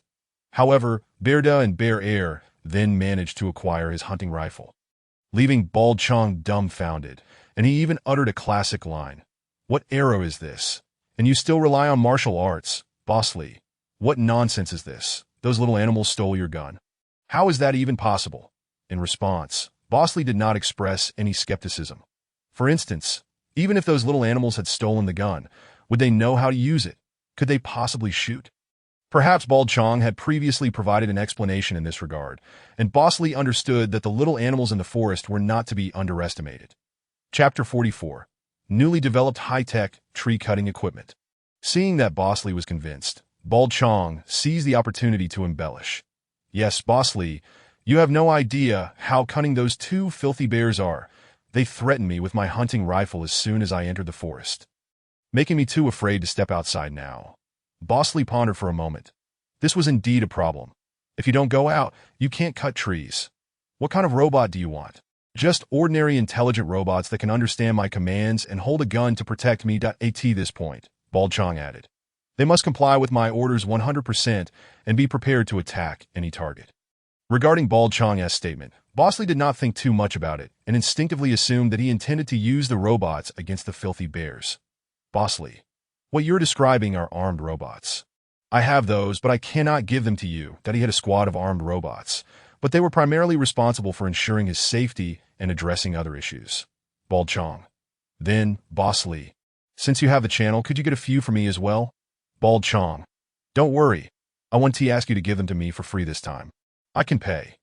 Even if the robots are damaged by the filthy bears, you want to suffer a loss. Upon hearing this, Bosley fell silent, seemingly contemplating the matter seriously. Bosley, I can indeed source armed robots from abroad. I have some channels, but the import process is quite troublesome. Bosley, these items have a significant profile. They are not like the super strength pills that if discovered I could end up in prison. It appeared that this transaction would not be so easily accomplished. After much hesitation, Bosley did not relent on the robot issue, but offered an alternative solution. Bosley, how about this? Aren't you worried about the guns those little animals have? Bosley, I'll send you a set of the latest high-tech tree-cutting equipment developed overseas. It can perfectly defend against bullets and further enhance your strength. Bosley, if you're in a hurry, I'll arrange for it to be sent to you shortly. It should arrive by tomorrow morning. After saying this, he hung up the phone. Bald Chong looked over at Lin Mo and couldn't help but sigh. Boss Lin, I tried my best. The transaction failed. However, it wouldn't be entirely accurate to label it as a failure. At the very least, he managed to obtain a piece of equipment from Bosley that could defend against firearms, which could be considered a partial success. Nevertheless, Lin Mo's mind was solely focused on the robots. He had not given up on this transaction, that in his view, there was still a chance for this deal to succeed. It was simply a matter of insufficient profit to entice Boss L. As the saying goes, when profits reach 10%, some people begin to stir. When profits hit 50%, some will take risks. When profits attain 100%, some dare to trample all laws of humanity. When profits soar to 300%, some even risk the gallows. Last time, Bosley was unwilling to forsake the business with Bald Chong, not wanting to see his profits suffer a loss, which is why he ventured overseas. However, this time around, using the same strategy would not work, as the risks were even greater, and Bosley had already found a solution. Nevertheless, it was not entirely hopeless that if Lin Mo could purchase a substantial number of armed robots, it could yield significant profits for Bosley, allowing the transaction to still go through. Initially, he did not intend to only buy a few robots. If he could find robots that met his requirements, he planned to purchase them in bulk, acquiring as many as possible. Now, only one question remained. What was the cost of the armed robots Bosley mentioned? And could he generate substantial profits for him? Lin Mo had a premonition that these military-grade armed robots would undoubtedly be expensive, and with the funds he currently possessed, it would be challenging to entice Bosley. May I borrow your phone for a moment? With little regard for whether Guang Tuqiang was willing or not, Lin Mo directly picked up the mobile phone on the table and began searching online for information regarding resource robots. Ultimately, he did manage to discover some relevant details, though they were certainly not about the latest models of armed robots. Information in this domain is inherently confidential. Anything released online is typically not of significant importance. Our country has independently developed the T-300 Terminator robot, which is constructed from a novel alloy capable of withstanding the majority of firearms. That IT is equipped with a small-caliber wrist cannon, proficient in various types of weaponry, and possesses formidable close combat capabilities, excelling in diverse combat environments. all while maintaining a cost of under 1 million. Guang Tuqiang's available funds amount to just a few million, which would allow him to purchase at most 3 to 5 armed robots. Furthermore, even if he wished to buy one, Bosley would likely refuse, as the profit margin he could offer would be too meager. The last time, the target set by Bosley for the special-grade stamina pills was 10 million. While the pure profit may not have reached that figure, he viewed Guang Tuqiang as a long-term investment. This transaction, however, is different. Each armed robot costs nearly 1 million, and purchasing from overseas could be even pricier. With Bosley likely taking at least half of the profits, that if this deal cannot yield over 1 million in profit, Bosley would undoubtedly refrain from taking such risks. Following the last operation, Lin Mo had not had to worry about finances for a considerable time, but now he found himself again troubled by monetary concerns. Upon returning to the post-apocalyptic world, Lin Mo's mind was consumed by a singular thought: how to acquire a substantial sum of money. His first inclination was to rob a bank vault, yet the banks with vaults are situated in the city center, which is exceedingly perilous.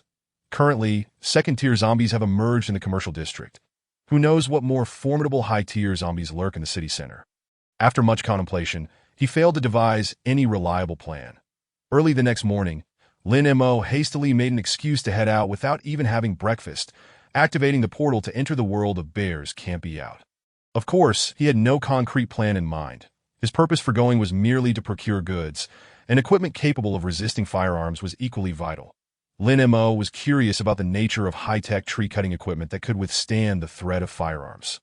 In the storyline, Bosley had sent Guang Tuqiang a plethora of equipment, which included not only firearms and ammunition, but also various peculiar pieces of cutting-edge technology that in that moment, he could not fathom what this particular piece of equipment might be. Chapter 45, Transformation Ring, Black Rhino Armor. Upon entering the small wooden cabin, Lin Mo immediately spotted a package on the table that appeared to have just arrived, still unopened. The box was quite large.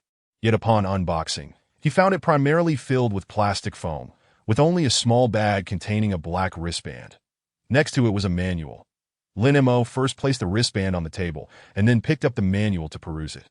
As he read, his expression shifted to one of astonishment, and he could not help but exclaim, "This wristband is an armor summoner." It was no jest. The manual clearly stated that this equipment was a tree-cutting battle armor. Pressing the central button of the wristband would summon the armor. At this point, a scene from the storyline flashed in Lin Mo's mind. This item had also appeared in the animation point one day. Bosley had sent Guang Tuqiang a newly developed tree-cutting device from abroad, which turned out to be merely a black pot. However, by pressing the button on the handle, one could summon a set of black armor. After summoning the armor, Guang Tuqiang could unleash saw blades from his wrist to cut down trees with a single punch capable of smashing through a large tree. During the summoning, Guang Tuqiang had even shouted Black Pot Hero. But netizens humorously dubbed it the Black Rhino Armor. It seemed that the high-tech tree-cutting equipment from the storyline was indeed this item. It remained a mystery why the Black Pot had transformed into a wristband. Nevertheless, this was preferable. Transforming while wielding a black pot would be too peculiar, while donning a wristband seemed far more sophisticated. Without hesitation, Lin Mo donned the wristband and pressed the button, which erupted in a burst of white light. Enveloping him entirely as the light dissipated, he found himself clad in black armor, his entire body enveloped snugly, with not a single gap left exposed. The interior of the helmet featured an air circulation system to assist with breathing and a liquid crystal display system capable of swiftly gathering nearby information. This armor differed somewhat from the black pot armor from the storyline, as the latter left the face exposed. Clearly, this suit offered a higher level of safety. Next, he aimed to test the functionality of this armor and see if it was as exaggerated as Bosley had claimed.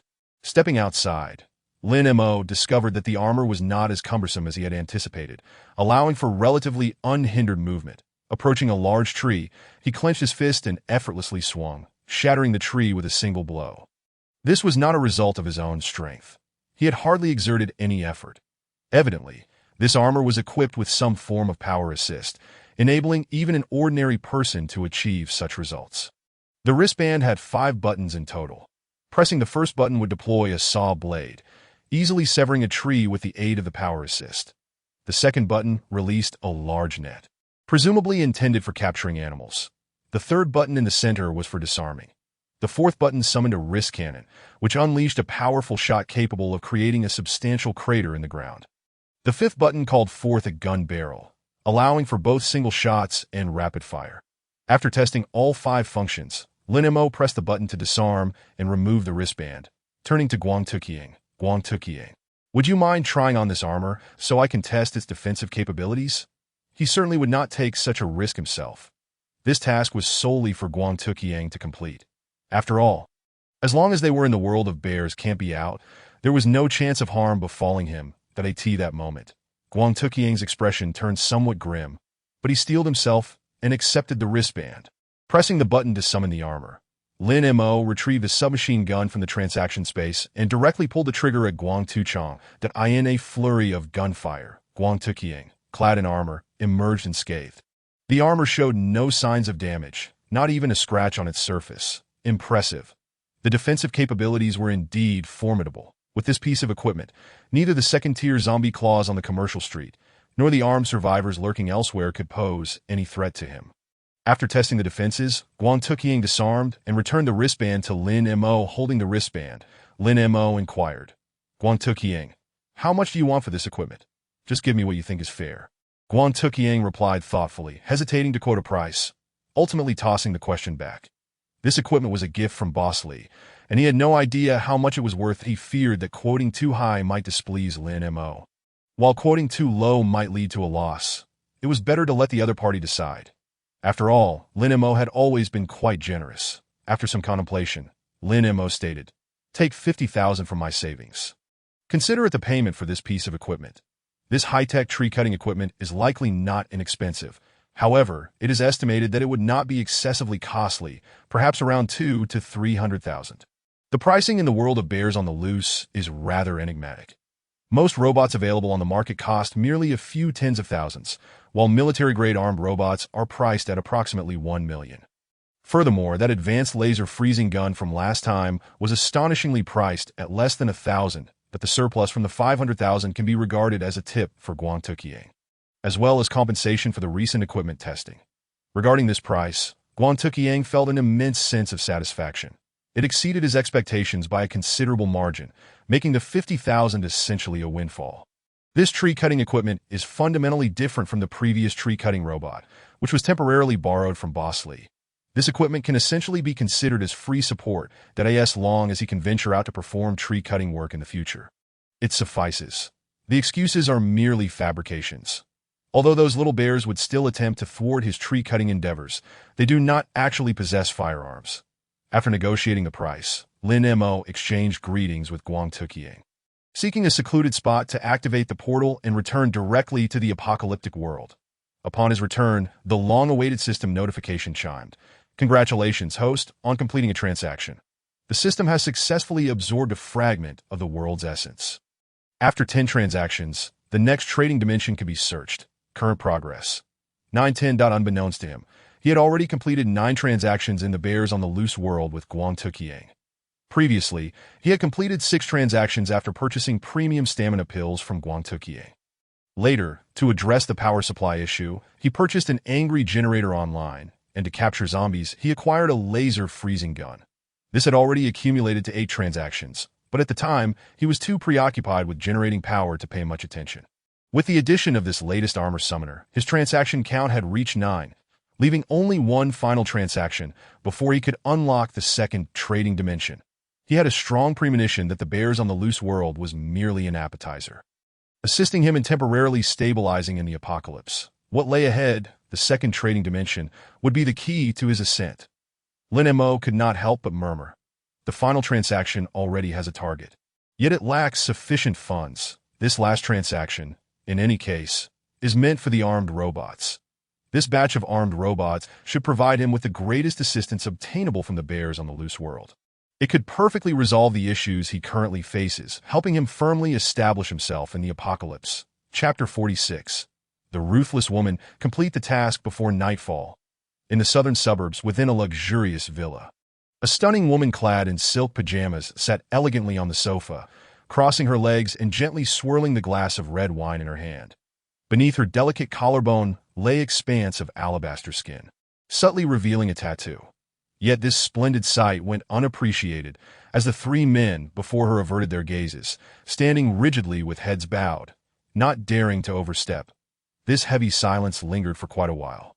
Finally, the woman ceased swirling her wine glass and turned her gaze toward the man on her left, slowly inquiring, "Speak. What did you discover in the secret chamber of that villa to the east?"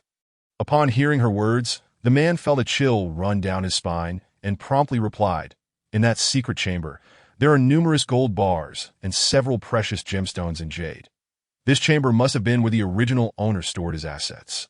However, despite the immense value of these treasures that could drive one to madness, none present showed the slightest interest. Trash. Lou Sherman brought the goblet to her lips, parting her red lips to swallow. And still unsatisfied, licked her lips that a bottle of red wine worth millions could serve only to quench her thirst in this apocalypse, even less direct than a bottle of mineral water. Had the secret chamber contained red wine and cigars, perhaps she would have felt slightly more pleased. At least those items held some utility. Setting down her wine glass, Lou Sherman leaned forward slightly, resting her elbow on her knee and her palm against her chin. Gazing with keen interest at the man on her right. "They are all dead. Why are you still alive?" The moment those words left her mouth, the man singled out broke into a cold sweat and fell to his knees with a thud. "This cannot be entirely my fault. The zombies attacked suddenly in the middle of the night. Our team was resting and had no time to respond. This was the truth. The zombies had surged in unexpectedly, leaving them no time to retaliate. That I heard that you were all busy with women in the villa at that time." Lou Sherman straightened slightly, her right hand reaching behind the cushion to retrieve a small handgun. At this moment, the man, still kneeling with his head bowed, continued to explain, "It wasn't like that, bang." His voice was abruptly silenced, a glaring blood hole appearing in his forehead as his body slumped backward, blood seeping onto the floor. Lou Sherman's expression remained unchanged, calmly placing the handgun down, as if she had merely performed a mundane task. Women can be played with at any time. However, if you indulge in such pursuits during your watch, I can only express my apologies. The companion who had been present during the execution showed little reaction, as if they had anticipated this outcome. Ignoring the corpse on the ground, Lou Sherman reached for a cigarette box and lighter on the table. Extracting a slender cigarette, igniting it and inhaling deeply. After a prolonged moment, she exhaled a plume of smoke, her red lips parting slightly. "Now, tell me, what is the current situation nearby?" The man standing in the middle began to speak slowly. "As per your instructions, all teams have been clearing zombies during the day, primarily targeting first-level zombies, making it difficult to spot higher-level ones. The zombies in the suburbs gather slowly, and since we've been cleaning them up, the possibility of forming a horde is nearly non-existent. Without the threat of a horde, they need not worry about an outbreak. The decision to withdraw from the city had proven to be correct." "Have there been any results regarding the crystal cores?" "Recently, all 10 individuals who participated in the crystal core testing have been infected with the virus and turned into zombies. Not a single one succeeded in awakening. It seems that this batch has all failed. Nevertheless, these individuals were all useless men. Keeping them around was merely a waste of resources, and their deaths are of no concern." Lou Sherman extinguished half of her cigarette in the ashtray and reached for a green crystal core beside her. Holding it up for display, she gazed intently at the green core, her pupils reflecting its image, remaining fixated on it for quite some time. Completely random. How unfair. She, Lou Sherman, the young lady of the Longyuan group, had been surrounded by accolades since childhood. Yet, she was not one to resign herself to a life of complacency, nor did she wish to be a mere decorative vase from a young age. She displayed exceptional acumen and resourcefulness, merely 6 years old. She had already fired a gun and taken a life that in her business endeavors. She utilized her intellect and resources, establishing a successful enterprise by the age of 16, managing everything meticulously and providing her family with a satisfactory report. She successfully ousted her useless elder brother, becoming the next generation's heir apparent that in terms of personal prowess, she trained alongside her father from a young age. Exhibiting not only exceptional shooting talent, but also mastery in Thai boxing, judo, and grappling at T18, she won her first championship in Southeast Asia's free fighting arena. She simply could not comprehend why those who struggled to ascend a flight of stairs, whose bodies were in a perpetual state of subhealth, could awaken supernatural abilities and wield extraordinary power that in this apocalypse, Those wielding extraordinary powers could effortlessly dispatch zombies, commanding others with a mere wave of their hand. Meanwhile, she, at the onset of the apocalypse, had to painstakingly organize manpower to gather weapons, search for food, consolidate survivors, and appease her subordinates to win their loyalty. She had to guard against both external zombies and internal discord. Constantly facing the pressure of survival, she toiled endlessly, not knowing how much effort she had expended to reach her current standing. Power, in the apocalypse, strength is everything. Survival of the fittest, the cruel laws of nature, are vividly enacted. Were it not for her exceptional abilities and her decisive, ruthless methods, her fate would be no better than that of other women, that if only she could awaken supernatural powers, she would no longer need to be on guard against this and that, and could live more easily in the apocalypse. With these thoughts in mind, Lou Shyman's gaze sharpened, and she turned to the man, continuing to inquire, "Has the person we captured spoken?" "We employed certain methods." And he divulged everything. "The woman you are looking for is within the community. She has joined that group of survivors." "What is the situation with that group of survivors?" "They are few in number. Only about 20 to 30 individuals, and the leader appears to be an ability user." Upon reaching this point, the man quietly added, "It seems that this individual also possesses a firearm, albeit in limited quantity. This group surprisingly has weapons as well. Perhaps the leader, an awakened one, leveraged their formidable strength to acquire a few handguns from the nearby police station. The situation is manageable. The number of firearms in their possession cannot exceed ours. And certainly their ammunition is scarce. What abilities does he wield? Can he withstand the threat posed by firearms? It appears he has mastery over ice-based powers, capable of freezing zombies into solid blocks, yet lacks any means to counteract thermal weaponry. If he cannot defend against firearms, that simplifies matters. The woman must be acquired. She is crucial for enhancing her strength." Lou Sherman hesitated briefly before resolutely deciding, "Organize a team and proceed into the city at once. This time, I shall lead the charge personally. She must not escape again, and we shall strive to return before nightfall." Chapter 47. Su Ching Luo. "Are you really not planning to flee?" In the living room, Su Ching Luo gazed at the lavish lunch spread across the table, instinctively swallowing hard, unable to restrain herself from inquiring, "What does this mean? Is it a farewell feast?" It was no wonder she speculated thus. Just look at the dishes laid out before her. Roast duck, steak, Australian lobster, crab roe noodles, and steamed giant grouper. What kind of conditions warranted such a feast? This grand array of food had been prepared by Lin Meijing since early morning, prompted by Lin Mo's casual mention of a midday gathering. The refrigerator brimmed with diverse ingredients. Having been replenished daily as they continued their meal, Lin Mo looked at the unfortunate Su Ching Luo, exclaiming with irritation, "Just eat your food. What was supposed to be a delightful family gathering has been turned into a farewell party by your words. Had I known, I wouldn't have invited you over." While eating, Lin Mo turned to Su Ching Luo, her cheeks bulging with food, and asked, "What is the situation over at the commercial street?" In general, Lin Mo was disinterested in the community's affairs. Knowing Lin Meijing and Lin Muxua, I would not engage in such matters, rendering any inquiries to them futile as for Su Ching Luo.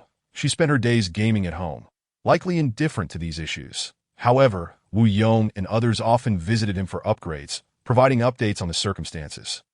So even if she did not want to listen, she was aware. "The number of zombies at the commercial street has been increasing," Su Ching Luo replied between bites. "Recently, there have been frequent zombie disturbances. But they've all been repelled by the personnel you arranged. In the community, there must be designated night watchmen. Since the strategy shifted, the night watch has been reinforced, with Wu Yong and others leading the charge. While Zhu Wei and his team have also been assigned, the generator, attracting zombies is quite straightforward now. Most people have overcome their fear of the undead, so it suffices to assign a few individuals. While Zhu Wei and his team may not possess great strength, Lin Mo provided Li Zhongjie with a laser-freezing gun, making him equivalent to an awakened one in combat prowess in recent days. The zombies' repeated probes have been thwarted by Wu Yong and Li Zhongjie's laser-freezing weapon. If it weren't for that, the horde at the commercial street might have already besieged the community. Even so, the situation remained grim. With the assistance of high-tech armor, he was not particularly afraid of the threats posed by second-tier zombies and could proactively cleanse the area of the undead. Yet, there was one issue. The horde at the commercial street resembled an unstable powder keg. One wrong move could trigger an explosion, and even a slight proximity could lead to disaster. Acting recklessly could ignite this powder keg, causing the zombies to assault the community prematurely. He was indifferent to the lives of others, but he had to be cautious about the women in his household. After sipping some water, Linimo looked at the 3 women present and continued. Do you have any good ideas for acquiring a substantial sum of money? Indeed, he was still preoccupied with funding for his armed robots, perpetually seeking a viable solution, but having yet to conceive one. As the saying goes, 3 cobblers with their wits combined can rival Zhuge Liang. Though he possessed immense strength in the system, that did not imply he knew everything. Consulting others might yield unexpected insights. Lin Meijing and Lin Muxue fell into contemplation, diligently pondering the issue. Having accompanied Lin Mo for quite some time, they were aware of certain matters and likely harbored some speculations. However, they chose to keep these thoughts to themselves, refraining from voicing them aloud. Acquiring money.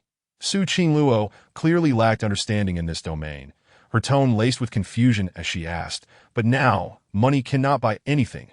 What do you need it for?" "That's not your concern," Lin Mo replied, unwilling to waste breath on explanations. "Just know that I have my reasons. Tell me if you have any reliable methods." That Su Qingluo did not dwell on the matter, instinctively suggesting, "What other options are there? If you want money, why not rob a bank? That's the quickest way to get cash. After all, it's the apocalypse and no one is watching." Fine, he mused, realizing he should not expect her to provide a practical solution. Robbing a bank had crossed his mind as well. In this apocalyptic scenario, it was true that no one was overseeing such matters. However, the zombies would not simply allow him to operate beneath their noses. Banks with vaults were situated in the city center, and besides banks, numerous luxury stores were located there. Presently, second-tier zombies were already appearing in the commercial street. One could only imagine the even more formidable zombies lurking in the city center. Although he possessed high-tech armor, relying solely on it to venture deep into the urban area seemed somewhat unrealistic. Never mind, I'll consult others later. Lin Mo resolved not to dwell on this issue any further, refraining from asking additional questions as he focused on relishing the delectable feast before him. However, Su Qingluo suddenly interjected, "The tide of zombies is likely to erupt soon. I haven't seen you make any preparations these past few days. Are you truly not planning to flee?" Lin Mo picked up a piece of steak and replied nonchalantly, "If you want to run, no one will stop you." Upon hearing this, Su Qingluo set down her chopsticks. "Having eaten her fill, that I heard you sent someone to scout the situation on Qingyang Road. That path leads out of the city. That it was evident that she genuinely feared Lin Mo's sudden departure, particularly if it meant leaving her behind. Yet Su Qingluo was clearly overthinking. Lin Mo had indeed dispatched Li Zhongjie to gather intelligence, but it was not in preparation for a flight. Rather, it was to investigate the whereabouts of that group of survivors. After all, that group had committed acts near their vicinity, even abducting someone, so they were bound to leave traces behind. Having spent some time in the military, Li Zhongjie possessed certain skills, making the investigation of such matters manageable. Armed with the laser-freezing gun Lin Mo had provided, he could handle any unforeseen circumstances should they arise. While the situation at the commercial street was challenging, the group of survivors needed to be investigated first. Remaining passive while the enemy lurked in the shadows was far from optimal, that if they could pinpoint their exact location, he would not mind donning his high-tech armor to pay them a visit, relieving some of his recent frustrations. However, if Li Zhongjie had traced the investigation all the way to Qingyang Road, could it be that the group's stronghold lay in the outskirts? Lin Mo couldn't help but inquire, "How did you initially encounter this group?" After a moment's reflection, Su Qingluo replied slowly, "When we attempted to retreat outward, we happened upon them. Seeing their numbers and the supplies they carried, we initially thought we might trade for some food. Little did I know, these ruffians lacked any sense of honor and deceived me, an innocent little girl." That at this point, Su Qingluo's frustration was palpable. If I hadn't been cautious, I would have likely fallen into their trap long ago. It appeared that this group had also retreated from the city, armed with firearms. Could they be affiliated with the authorities? No, that didn't seem plausible. Official personnel wouldn't be this ruthless. Just as Lin Mo pondered the identity of this group, there was a sudden, urgent knock at the door. Lin Meijing, noticing the commotion, rose slowly and went to open it. Upon doing so, she found Li Zhongjie standing outside, his expression fraught with urgency. "This is bad. That group is coming for us." Chapter 48. What is this, Iron Man? I never expected that this group would dare to come knocking on our door. I truly wonder who instilled such audacity in them. Firearms, perhaps? These individuals might share the same mindset as him, recognizing that even awakened beings cannot withstand the lethality of thermal weaponry. However, he was not an ordinary awakened one like Su Qing Luo. In truth, he hardly classified as one at all. With the adversary arriving at their doorstep, Lin Mo would certainly not remain idle. He prepared to descend personally to confront this group and vent his frustrations in the process. In the corridor, Su Qing Luo trailed behind him, her small legs hurriedly keeping pace as she queried, "Hey, where are you off to?" As others approached, Lin Mo slowly spoke, "Go down and deal with the problem." What did that mean? Was he suggesting to confront that group of survivors alone? Su Qing Luo found it hard to believe Lin Mo's words. She had just heard clearly that those people were armed with guns. No matter how powerful Lin Mo might be, even with a weapon in hand, it was impossible for one person to take on so many armed assailants. While pursuing, Su Qing Luo insisted, "Take me with you. I promise I won't be a burden, and I will definitely listen to you in the future."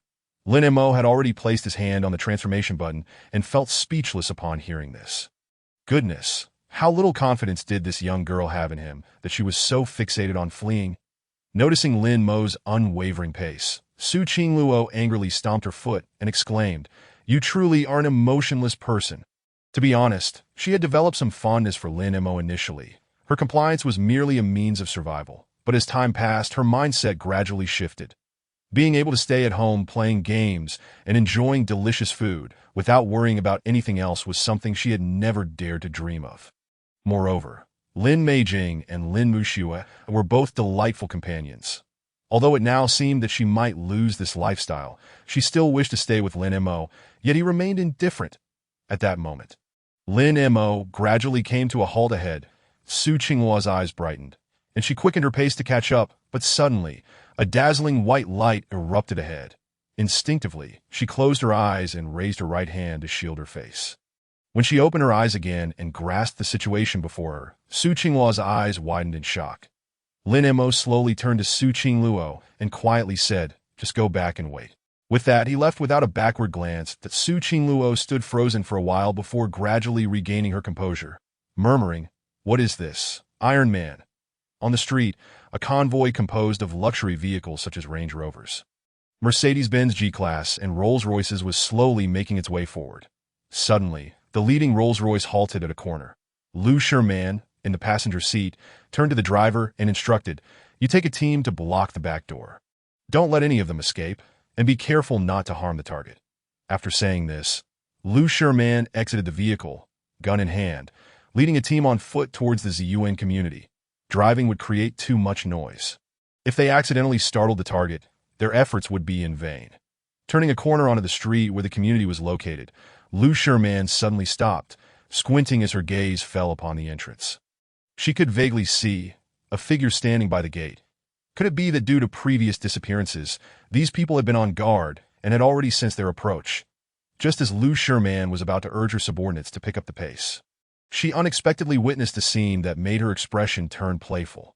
They weren't fleeing, but rather approaching me. With that woman present, this group couldn't possibly be unaware of their predicament. Yet, knowing they were armed, they chose not to escape and instead sent someone over.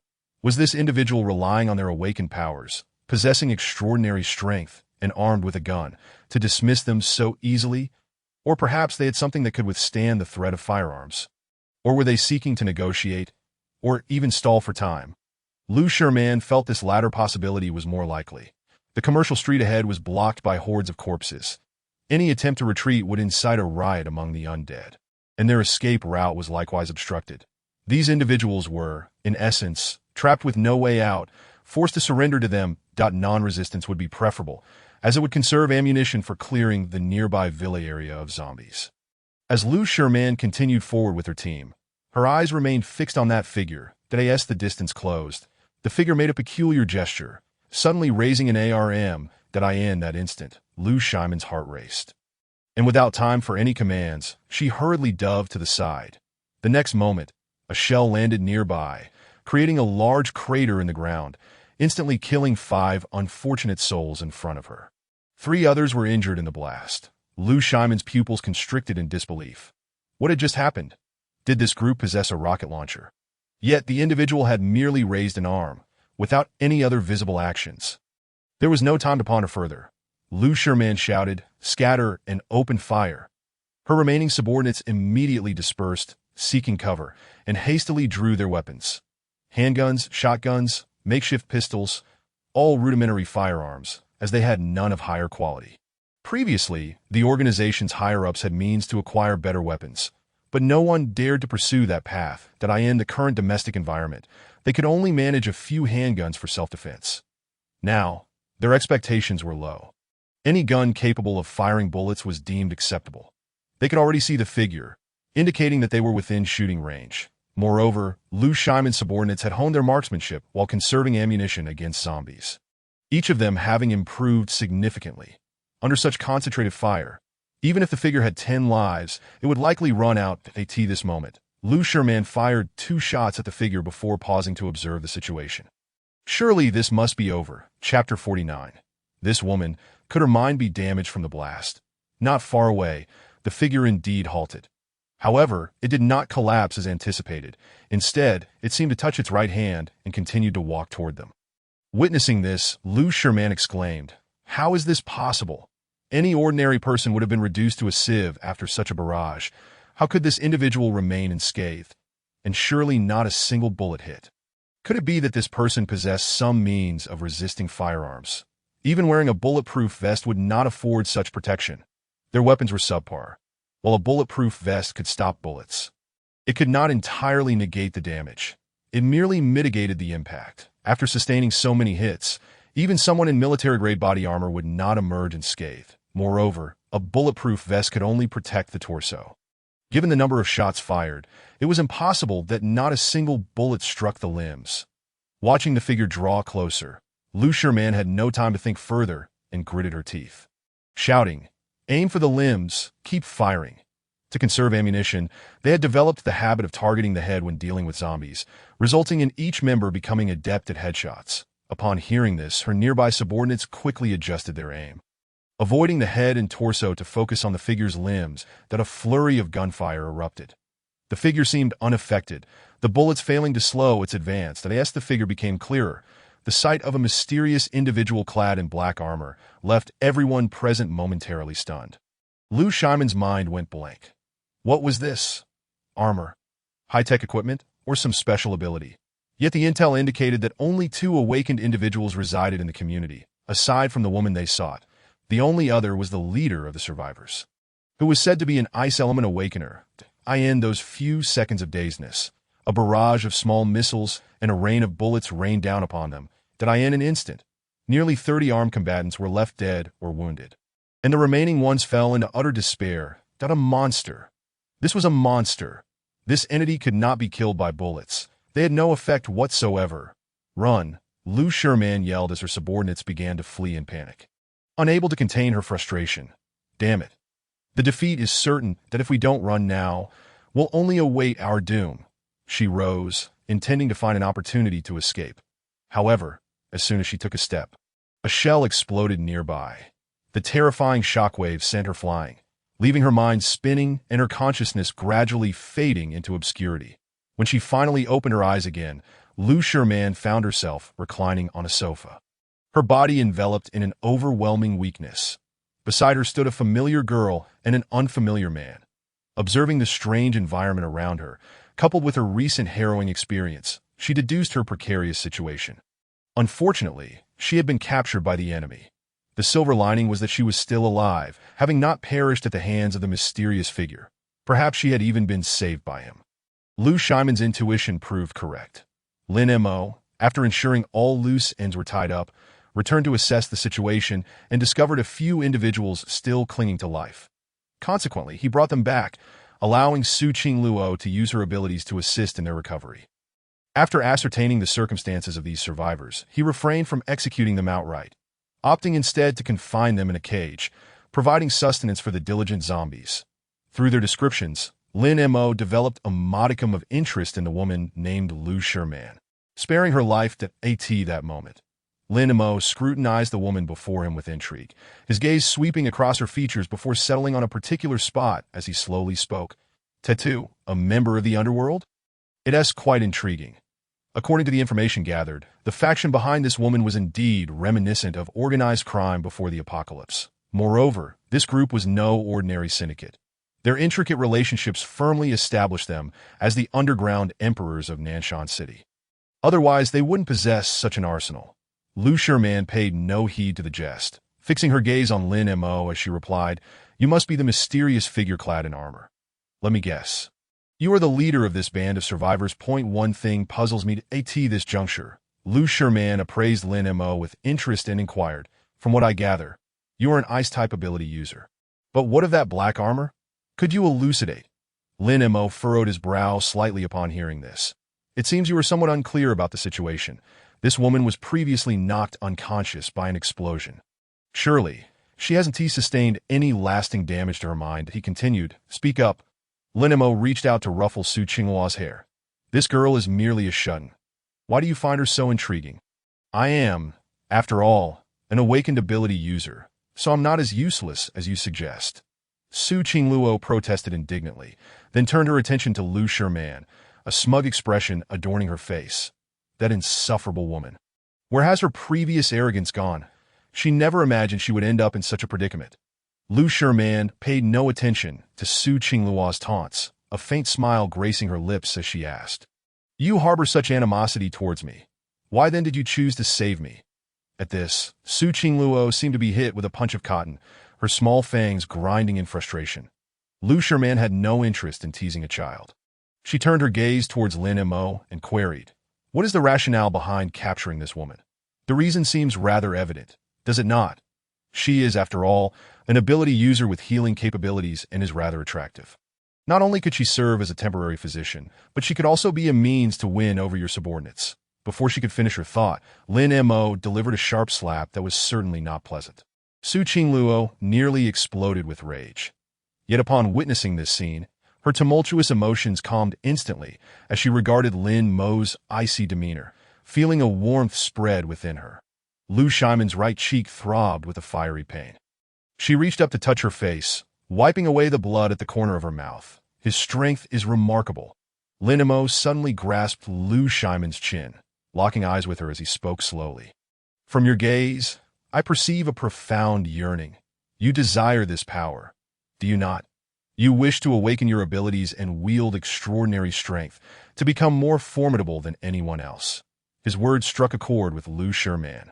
Yet she did not exhibit a significant reaction, candidly admitting, "Who wouldn't wish for immense power? It appears you possess quite the spirit," Lin Mo remarked, retracting his hand as he continued, "I shall fulfill your wish and grant you a dignified death." However, it seemed he had misjudged the situation. Lu Shimon's expression shifted slightly upon hearing this. She suddenly interjected, "Spare my life. I do not wish to die." Her earlier bravado was not intended to provoke Lin Mo into granting her a swift end. After exerting so much effort and employing countless strategies, she had fought to survive until now. How could she resign herself to death so easily? Chapter 50. Nanshan Villa District, a haven for the affluent. "You don't want to die? Yet you were so arrogant moments ago," Lin Mo replied, casting a disinterested glance at Lu Sherman. "Give me a reason not to kill you that I can be your woman." Observing Lin Mo's intrigued expression, Lu Sherman continued, "Do not regard me with such a look. I am far cleaner than the girl beside you." This statement, it seemed, was not entirely inaccurate. Throughout her life, Lu Sherman had always exhibited a strong demeanor, with many desirous of her attention. Yet none had met with a favorable outcome that as for Su Qingluo, Lin Mo had personally vetted her and found no issues, but currently, she could not compare to Lu Sherman. That reason is inadequate that MY base is located in the Nanshan Villa District, where a significant stockpile of food and munitions is stored. In that instant, Lin Mo's expression brightened, as if he had stumbled upon a treasure. Lu Sherman had been closely observing Lin Mo's reactions, and upon noticing the shift in his demeanor, she felt a sense of relief wash over her. Indeed, he was in dire need of the weapons and ammunition she possessed. Only then could he contend with the forthcoming tide of zombies. Although he had acquired numerous firearms from the annihilation of his subordinates, he lacked sufficient ammunition. She understood that he also possessed a peculiar set of black armor, which boasted formidable firepower, yet ammunition could not be infinite. This strange black armor was likely his trump card against the impending zombie horde, but now his ammunition reserves were dwindling. Thus, it was no wonder he reacted so strongly upon hearing her words. Only I know the location of the ammunition. You will not find it in the Nanshan Villa district, that if you agree to let me be your woman, I can disclose its whereabouts. Undoubtedly, this batch of ammunition was the key to her survival. Lu Sherman was astute. She did not demand that Lin Mo spare her life outright, but opted instead to request his consent for her to become his woman. This proposal, while seemingly akin to a benefit, was the only path available to her, that if she were to request a release without weapons and ammunition, she would find herself defenseless against the relentless zombies. Furthermore, those she had previously exploited and tormented would not hesitate to tear her apart upon her return. Throughout her life, Lu Sherman had encountered various individuals, and through their brief interactions, she had developed a rough understanding of Lin Mo's character. For Su Qinghua's sake, he dared to confront her armed survivors. A principle that would equally apply to her, that to survive, she must relinquish all her firearms and ammunition. Without them, she could not hope to endure in this apocalypse. What choice remained? She could only depend on the very man who had bested her. Seeing Lin Mo remain unresponsive, Lu Sherman felt uncertain and could not resist asking. My request should not be unreasonable, correct? Meanwhile, Su Qingluo glared at Lu Sherman with a fierce intensity, taken aback that this woman would resort to such a tactic. Perhaps that scoundrel might indeed be swayed. Though angered, she understood that firearms and ammunition were crucial in combating the zombie horde, leaving her to await Lin Mo's decision. After a moment, Lin Mo gradually regained his composure and turned to Lu Sherman. He did not concern himself with her mention of weapons and ammunition, but instead posed an unusual question. Is there a wealth of valuable items in the Nanshan Villa district? Valuable items? There are indeed many, but in the apocalypse, they are largely rendered useless. Why do you inquire? Despite her puzzlement, Lu Sherman responded, the Nanshan Villa district is renowned as a haven for the affluent, where numerous wealthy individuals purchase properties. They do so not for residence, but as a means to expand their connections. However, some also store their assets there. Upon hearing this, Lin Mo's eyes lit up. So, there are indeed many valuable items? Quite a few, Lu Sherman confirmed. Lu Sherman slowly began to speak, responding, luxury cars, opulent goods, antique calligraphy and paintings, and exquisite jewelry. All manner of treasures are available. Just a few days ago, I unexpectedly discovered a secret chamber within a villa, where I found a trove of gold and jewels. As she spoke, Lin Mo felt a surge of excitement he could barely contain. His intention in sparing this woman's life was to hand her over to Su Qingluo. However, he had not anticipated such a fortuitous find, that if this matter proved true and he could recover these items, would it not resolve his financial dilemma? If this is indeed the case, and we can locate these treasures, I shall spare your life, he declared. With that, Lin Mo turned swiftly towards the door, needing to arrange for immediate action. Lu Sherman, seated on the sofa, found herself perplexed, uncertain of his intentions. Was he deliberately toying with her, wishing for her to seek out this cache of firearms and ammunition? Only she knew the concealed location of the ammunition, hidden away so discreetly that without her guidance, it would remain undiscovered. Resolving herself, she chose not to dwell on this matter further, reasoning that he would inevitably consider her terms once his efforts proved fruitless. After Lin Mo departed, Su Qingluo fixed her gaze upon this perilous woman, raising 2 fingers to her eyes as she warned, do not entertain any mischievous thoughts. I shall keep a vigilant watch over you. Such concerns were unwarranted, for the woman had evidently manipulated her, possibly employing some extraordinary ability that left Su Qingluo feeling weak and incapable of walking. Lu Sherman's emotions were tumultuous. She had never envisioned falling into the clutches of this woman, the entrance of the community. Zhu Wei received word and promptly rushed over, gazing at the armored vehicle and inquiring, Boss Lin, is there some operation underway? Lin Mo did not respond to the question but softly asked, are you familiar with the Nanshan Villa district? I believe I've heard mention of it, Zhu Wei replied, instinctively glancing at Li Zhongjie beside him. Brother Li used to work there. He should know more. Li Zhongjie, a retired veteran, had previously served as a bodyguard for affluent clients, earning a substantial salary that afforded him residence in a desirable school district. Upon hearing this, Lin Mo turned to Li Zhongjie and continued, are there many valuable items in that area? Upon this inquiry, Zhu Wei and the others grasped Lin Mo's intentions. After pondering for a moment, Li Zhongjie replied earnestly, "There are likely plenty of valuable items there. Many wealthy individuals prefer to store their collections and unique assets in the Qingshan Villa District. I once participated in a transport mission involving a shipment of antiques. Very well, it seems we are on solid ground," Lin Mo stated, issuing commands. "Take this armored vehicle at the entrance, and also bring along the laser freeze gun. We shall be prepared to confront any zombies we encounter along the way." As he spoke, a thought struck him, and he added, "By the way, there are several cars down the street that you can take as well."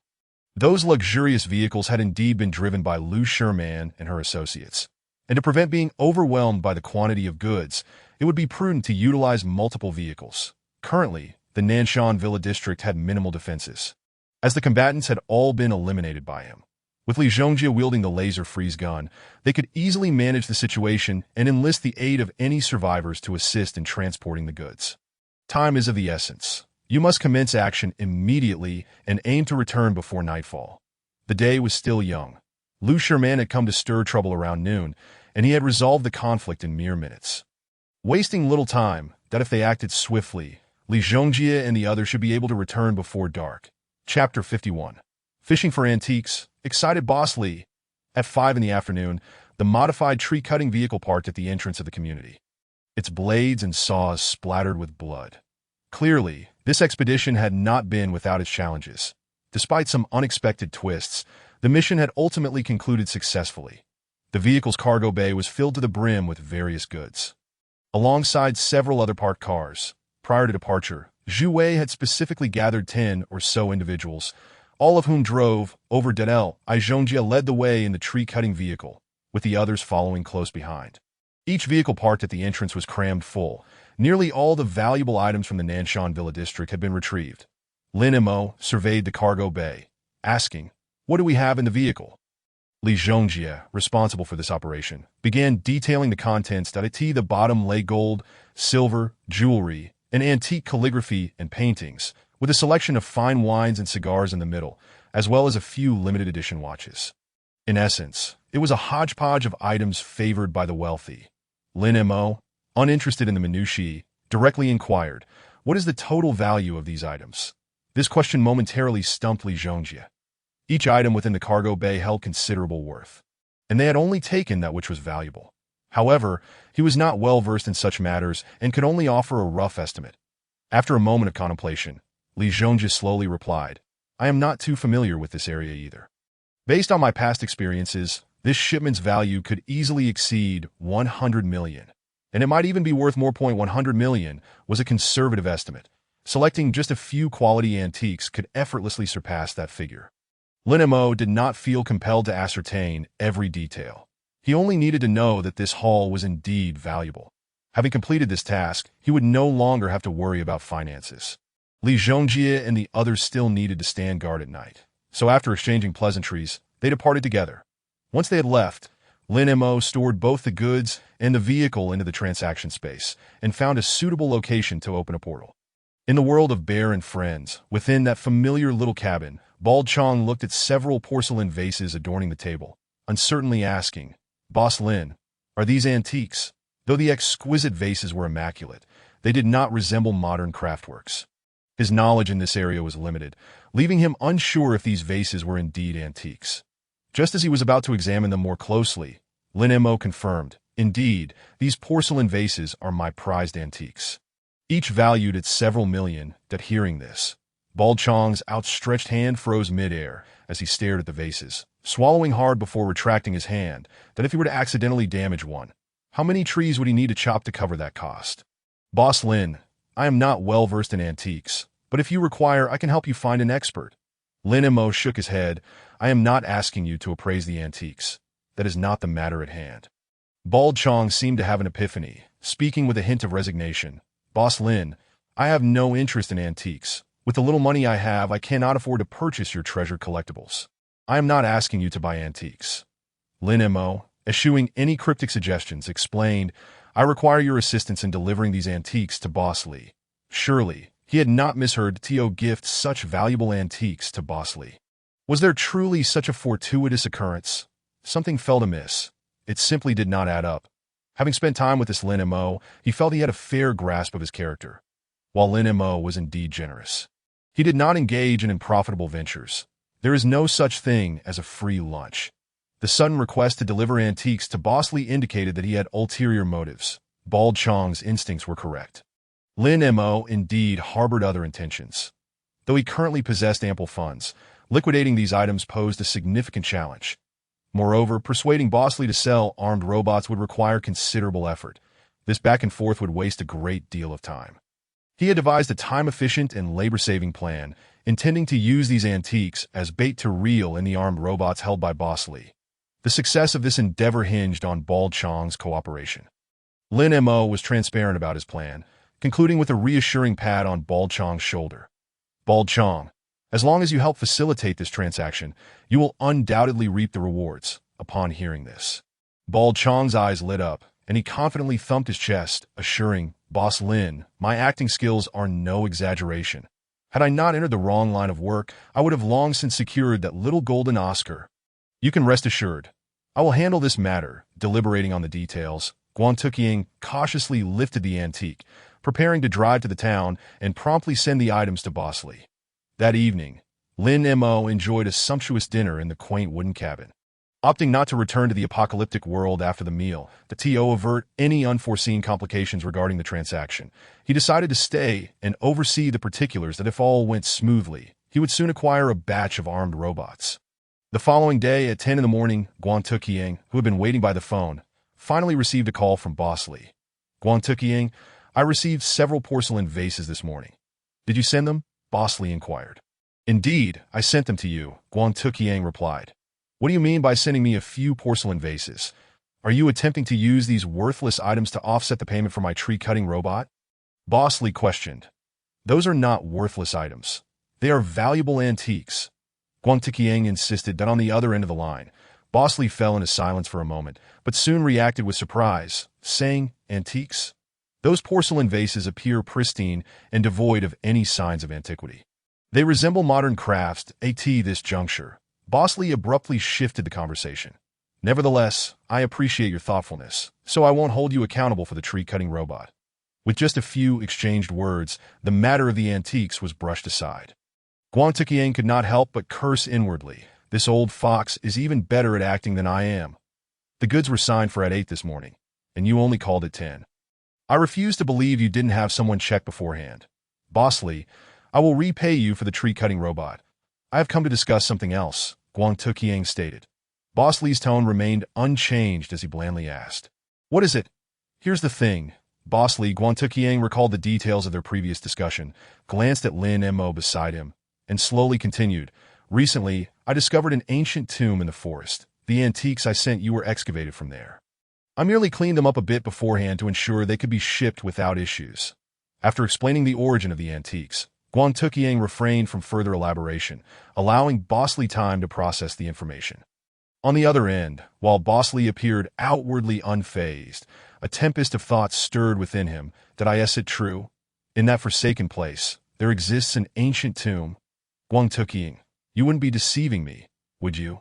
Upon hearing this, Lin Mo's lips curled into a slight smile, aware that the bait had been taken. I guess it genuine? Boss Lee, you could invite relevant experts to verify the antiques, and you would know the truth. Guan Tuqiang added that I suspect you have already assessed them. He continued that on the other end, Boss Lee lapsed into silence once more, pondering Guan Tuqiang's intentions. Why would he voluntarily disclose such information? Didn't he understand the principle of quietly amassing wealth? Having dealt with Guan Tuqiang for some time, Boss Lee knew this character well. He could be exceedingly shrewd, often leaving others exasperated. Yet at times, he would act foolishly, easily swayed by a few words. After a moment of hesitation, Boss Lee decided to probe further. Guan Tuqiang, you have quite the audacity. Tomb raiding is illegal. Why are you divulging this to me? Are you attempting to drag me into this? Guan Tuqiang chuckled. Isn't it all for the sake of profit? Besides, no one else knows. Rest assured, I will not implicate you in this matter. I merely require a small favor, he added, having laid the groundwork for the conversation. This ancient tomb still holds many unexplored areas, and the remaining zones are particularly perilous, often disrupted by the forest's wildlife, that I wonder if you could sell me a batch of armed robots. The more, the better. The antiques I sent you will more than suffice for payment. Seeing that Boss Lee remained silent, Guang Tukyang sought to hasten his decision, intentionally adding fuel to the fire. If you find this troublesome, I can consider other options. You need not return those antiques. Consider a compensation for the tree-cutting robot. Upon hearing this, Boss Lee could hardly remain composed. The opportunity for a lucrative deal was too enticing to overlook. Guang Tukyang, don't be so hasty. Let me think it over. I have not refused to assist you. Boss Lee, are you truly willing to help me? Guang Tukyang feigned surprise. Who are we to each other? Given your understanding, I shall take the risk to assist you. Boss Lee replied that I will arrange for my men to deliver the batch of armed robots to you shortly. Wonderful, Guang Tukyang exclaimed in delight, though his tone soon turned anxious as he couldn't help but ask. Boss Lee, will your armed robots obey my commands? You need not worry. I will format their systems in advance so that they will respond solely to your directives. Boss Lee assured him. How long until they arrive? Guang Tukyang inquired. If you're in a hurry, I will arrange for expedited delivery. They will reach you by tonight. After hanging up, Guang Tukyang glanced at Lin Mo, momentarily hesitating before reminding him, Boss Lin, while we've secured the armed robots, you must remain vigilant. Lin Mo nodded slightly in response. Rest assured, I am fully aware Point 1 could not trust all of Boss Lee's words, that he harbored no noble intentions. This batch of armed robots would undoubtedly pose problems. He could surmise Boss Lee's plan. Initially, the robots would comply with Guang Tukyang's commands, but once the tomb was discovered, Boss Lee's hidden means would activate, and the robots would surely rebel at that point. The ancient tomb Guang Tukyang inadvertently stumbled upon would become a pawn for another. Boss Lee likely calculated this scheme, yet he probably could not fathom that there was, in fact, no ancient tomb in the forest. Without a tomb to uncover, the hidden program within the system would remain dormant, ensuring the robots did not rebel. Over time, Boss Lee might grow suspicious and devise additional measures to control the armed robots. However, by the time he realized it, the robots would have long since departed the world of Bear's adventures that it seemed Boss Lee was about to be severely duped, though in truth, he would not suffer losses. The antiques were authentic. Although they originated from another world, they would pass scrutiny from experts in professional equipment without issue. With the goods yet to be in hand, Lin Mo would undoubtedly remain in the world of Bear's adventures. Not needing to wait long, the batch of armed robots would arrive that evening at 8 o'clock that night. Lin Mo and Guang Tukyang were engrossed in a television program when they heard commotion outside. They exchanged glances and promptly headed for the door. As they opened it, they beheld two large trucks parked nearby, and a squad of white robots stood at the entrance from the truck's cargo area. Robots were continuously hopping down, joining the ranks one after another. 10 minutes later, all the robots had gathered at the entrance. Humanoid armed robots indeed, that a driver wearing a blue cap moved among the robots. Counting them. Once confirmed, he signaled an OK to his companion at the door. The other driver turned to Lin Mo and Guang Tukyang, asking, Which of you is Guang Tukyang? Lin Mo slowly responded, I will be signing for this batch of armed robots. The driver cast a glance at Guang Tukyang, feeling that he was the actual recipient. Despite his curiosity, he remained silent upon noticing Guang Tukyang's lack of reaction, nodding at Lin Mo instead as instructed by his boss. They were only required to deliver the goods, with no further inquiries permitted. You will stand at the entrance for a laser scan. The robots will record your identity data and grant you complete control. After speaking, the driver turned left, while Guang Tukyang moved right, leaving Lin Mo alone at the entrance. Once everything was prepared, the other driver called out, Commence scanning. No sooner had he spoken than the robots at the entrance turned to Lin Mo, their eyes illuminating with a red glow, which began to flash wildly, that a series of voices echoed. Data entry successful. Data entry successful. Data entry successful.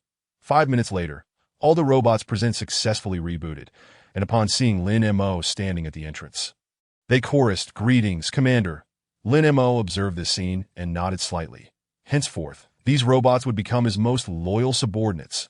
After completing the authentication, the driver approached Lin Mo once more, stating, In total, there are 108 intelligent armed robots at your command. The boss has also generously supplied 2 crates of ammunition, which are stored in the cargo compartment.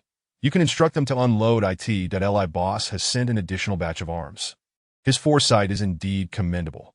Compared to the invaluable antiques in the ancient tomb, Those 2 crates of ammunition are hardly worth mentioning. This is a positive development. The batch of arms within the trading space was initially meant solely for Bald Chong. Arming this robot battalion of 100 would undoubtedly require more than that. Unload the cargo. 4 robots at the rear received the command, pairing up to turn towards the large truck and begin transporting the crates of ammunition. Arm yourselves. The 4 robots violently tore open the wooden crates, swiftly retrieving submachine guns. Before returning to the ranks, the remaining robots began to orderly collect their weapons from the back, maintaining their formation throughout the process.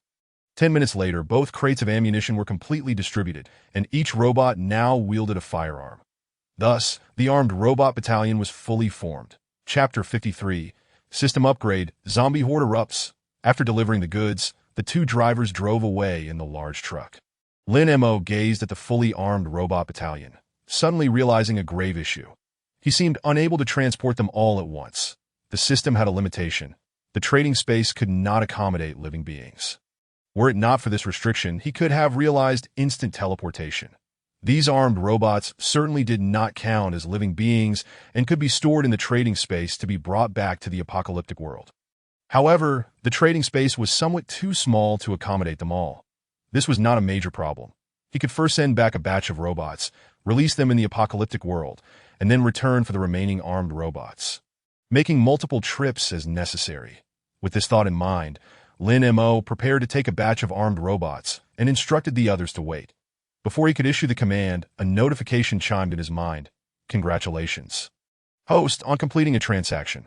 The system has successfully absorbed a portion of the world's essence.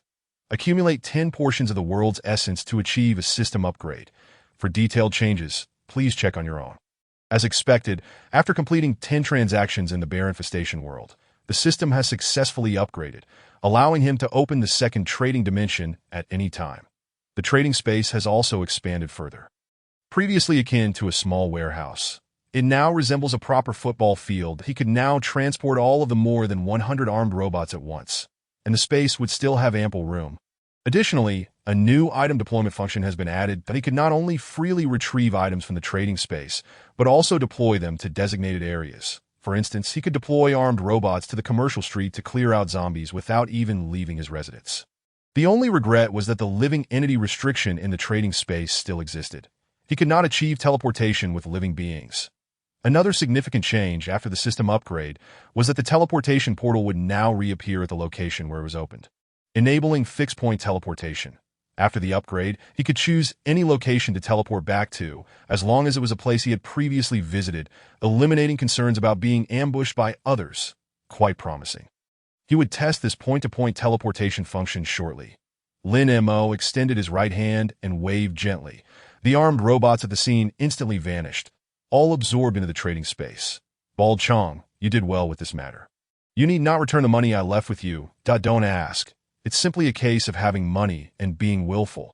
The funds he left with Bald Chong were at most a few million, a sum he now deemed insignificant. The trading space contained several truckloads of goods. Even a small portion could fetch a considerable amount of money. After Lin Mo departed, Bald Chong stood there, dazed and unable to recover from the shock.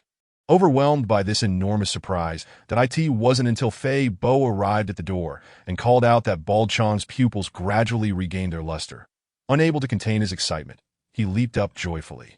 He rushed over and picked up Fei Bo, showering him with kisses while exclaiming, "We've struck it rich! Brother Chong has struck it rich!" In the apocalyptic world, in the living room, Lu Sherman lounged on the sofa with her legs crossed, propping her chin as she gazed at Lin Mo.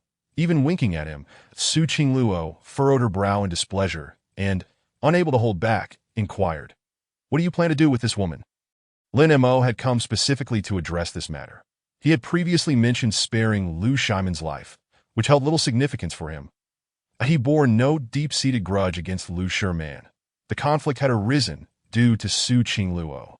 If there had truly been animosity, Lu Sherman would have perished long ago on that street, certainly not surviving to this day. Given Su Qingluo's strong feelings against this woman, it was necessary to first inquire about her opinion.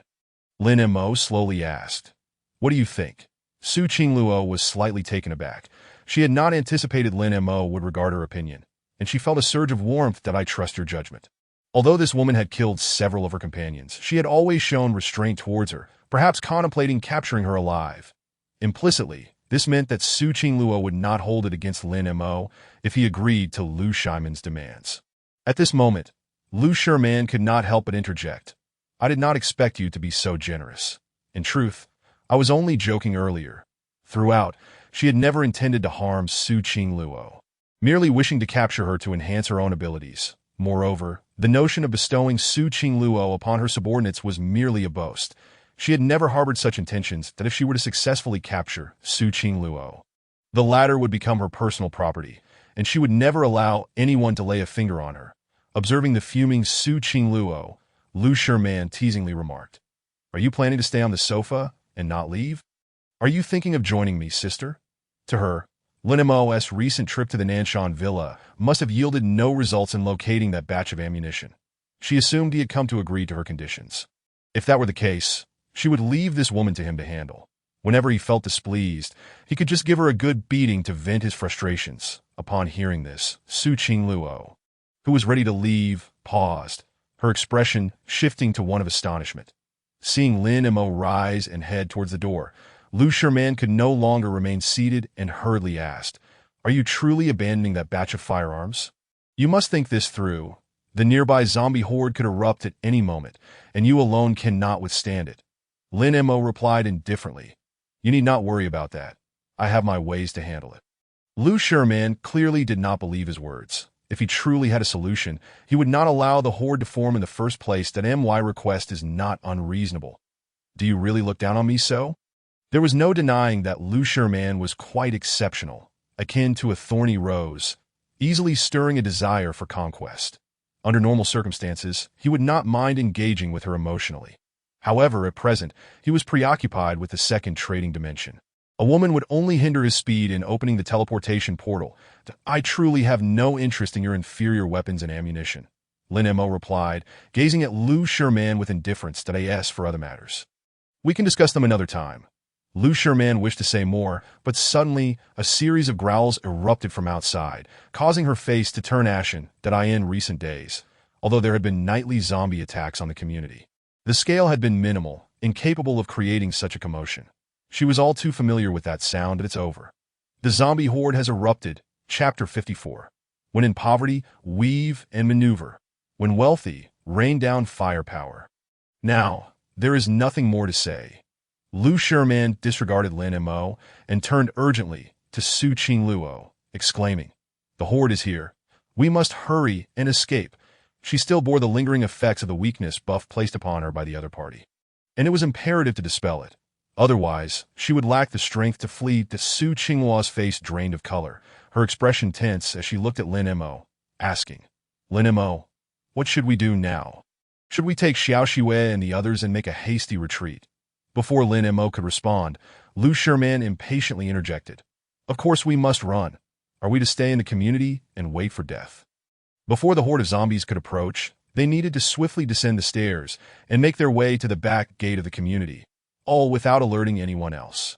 Only by leaving others behind to attract the zombies' attention could they hope to escape. Stepping onto the balcony, Lin Mo gazed at the distant street where shadows moved incessantly. A dense mass of zombies was advancing rapidly. He murmured, "Have they arrived so soon?" Just in time, they had originally intended to deploy the armed robots to clear the zombie tide in the commercial street before he could confidently proceed to the second trading dimension. Lin Mo closed his eyes and used his mental voice to issue a new combat mission to the armed robots within the trading space, then released them all. Su Qingluo stood in the living room, hesitating, her heart filled with anxiety as she watched Lin Mo remain motionless on the balcony. "Lin Mo, are we going to run or not?" Lu Shiman exclaimed, nearly frantic. "He has that armor. The horde can't do anything to him. If we stay, we'll only be a burden." Su Qingluo felt a flicker of doubt. Perhaps Lin Mo had other plans, and their presence would only hinder him. Just as she was about to inquire further, a sudden flurry of gunfire erupted outside, momentarily startling both Lu Shiman and Su Qingluo. Lu Shiman quickly pieced it together. It could be that the people they had sent out were now engaged in a firefight with the zombies. However, relying on the few battered guns she had brought, with scarce ammunition, to eliminate the surging horde was somewhat fanciful. "Just watch," she said, The gunfire won't last long. At most, they managed 2 or 3 rounds before running out of ammo. On the balcony, Lin Mo lit a cigarette, leisurely observing the battle unfolding in the distance, and softly reassured, "Don't worry. The Horde won't reach us at no. Where does this guy get his confidence?" Lu Sherman thought. Having resolved to disregard the two and attempt to flee with her weakened bodied, she reached the door, her hand already on the doorknob. She suddenly halted, a look of confusion crossing her face. Something felt amiss. Why had the gunfire persisted for so long? Earlier, this guy had gone out. Could it be that he had stumbled upon her hidden arsenal? At this point, it seemed the only possibility. Explaining his calm demeanor.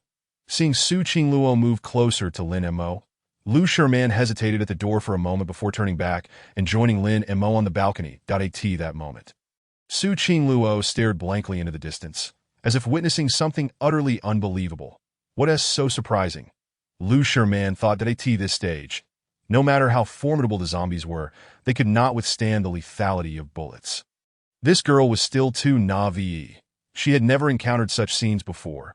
Lu Sherman diverted her gaze from Su Qingluo and lifted her head to assess the situation on the street. The next second, her eyes widened in shock, her heart racing with tumultuous waves. What is happening? On the street, a squad of white robots stood before the Horde, raising their submachine guns and unleashing a torrent of bullets upon the surging mass of zombies. This squad was heavily armed, at the forefront. One robot wielded a Gatling gun, its barrel glowing with fire as it spun rapidly, emptying a magazine in mere seconds. Beside it, several other robots held machine guns, their ejected casings littering the ground. The Horde desperately attempted to advance, zombies letting out furious howls as they charged forward. The situation could be summarized in one phrase: show your face, and you're done for. No matter how ferociously the zombies roared, as long as there were no obstructions ahead, they would be gunned down in an instant. The Horde could not advance even a single step past the red line.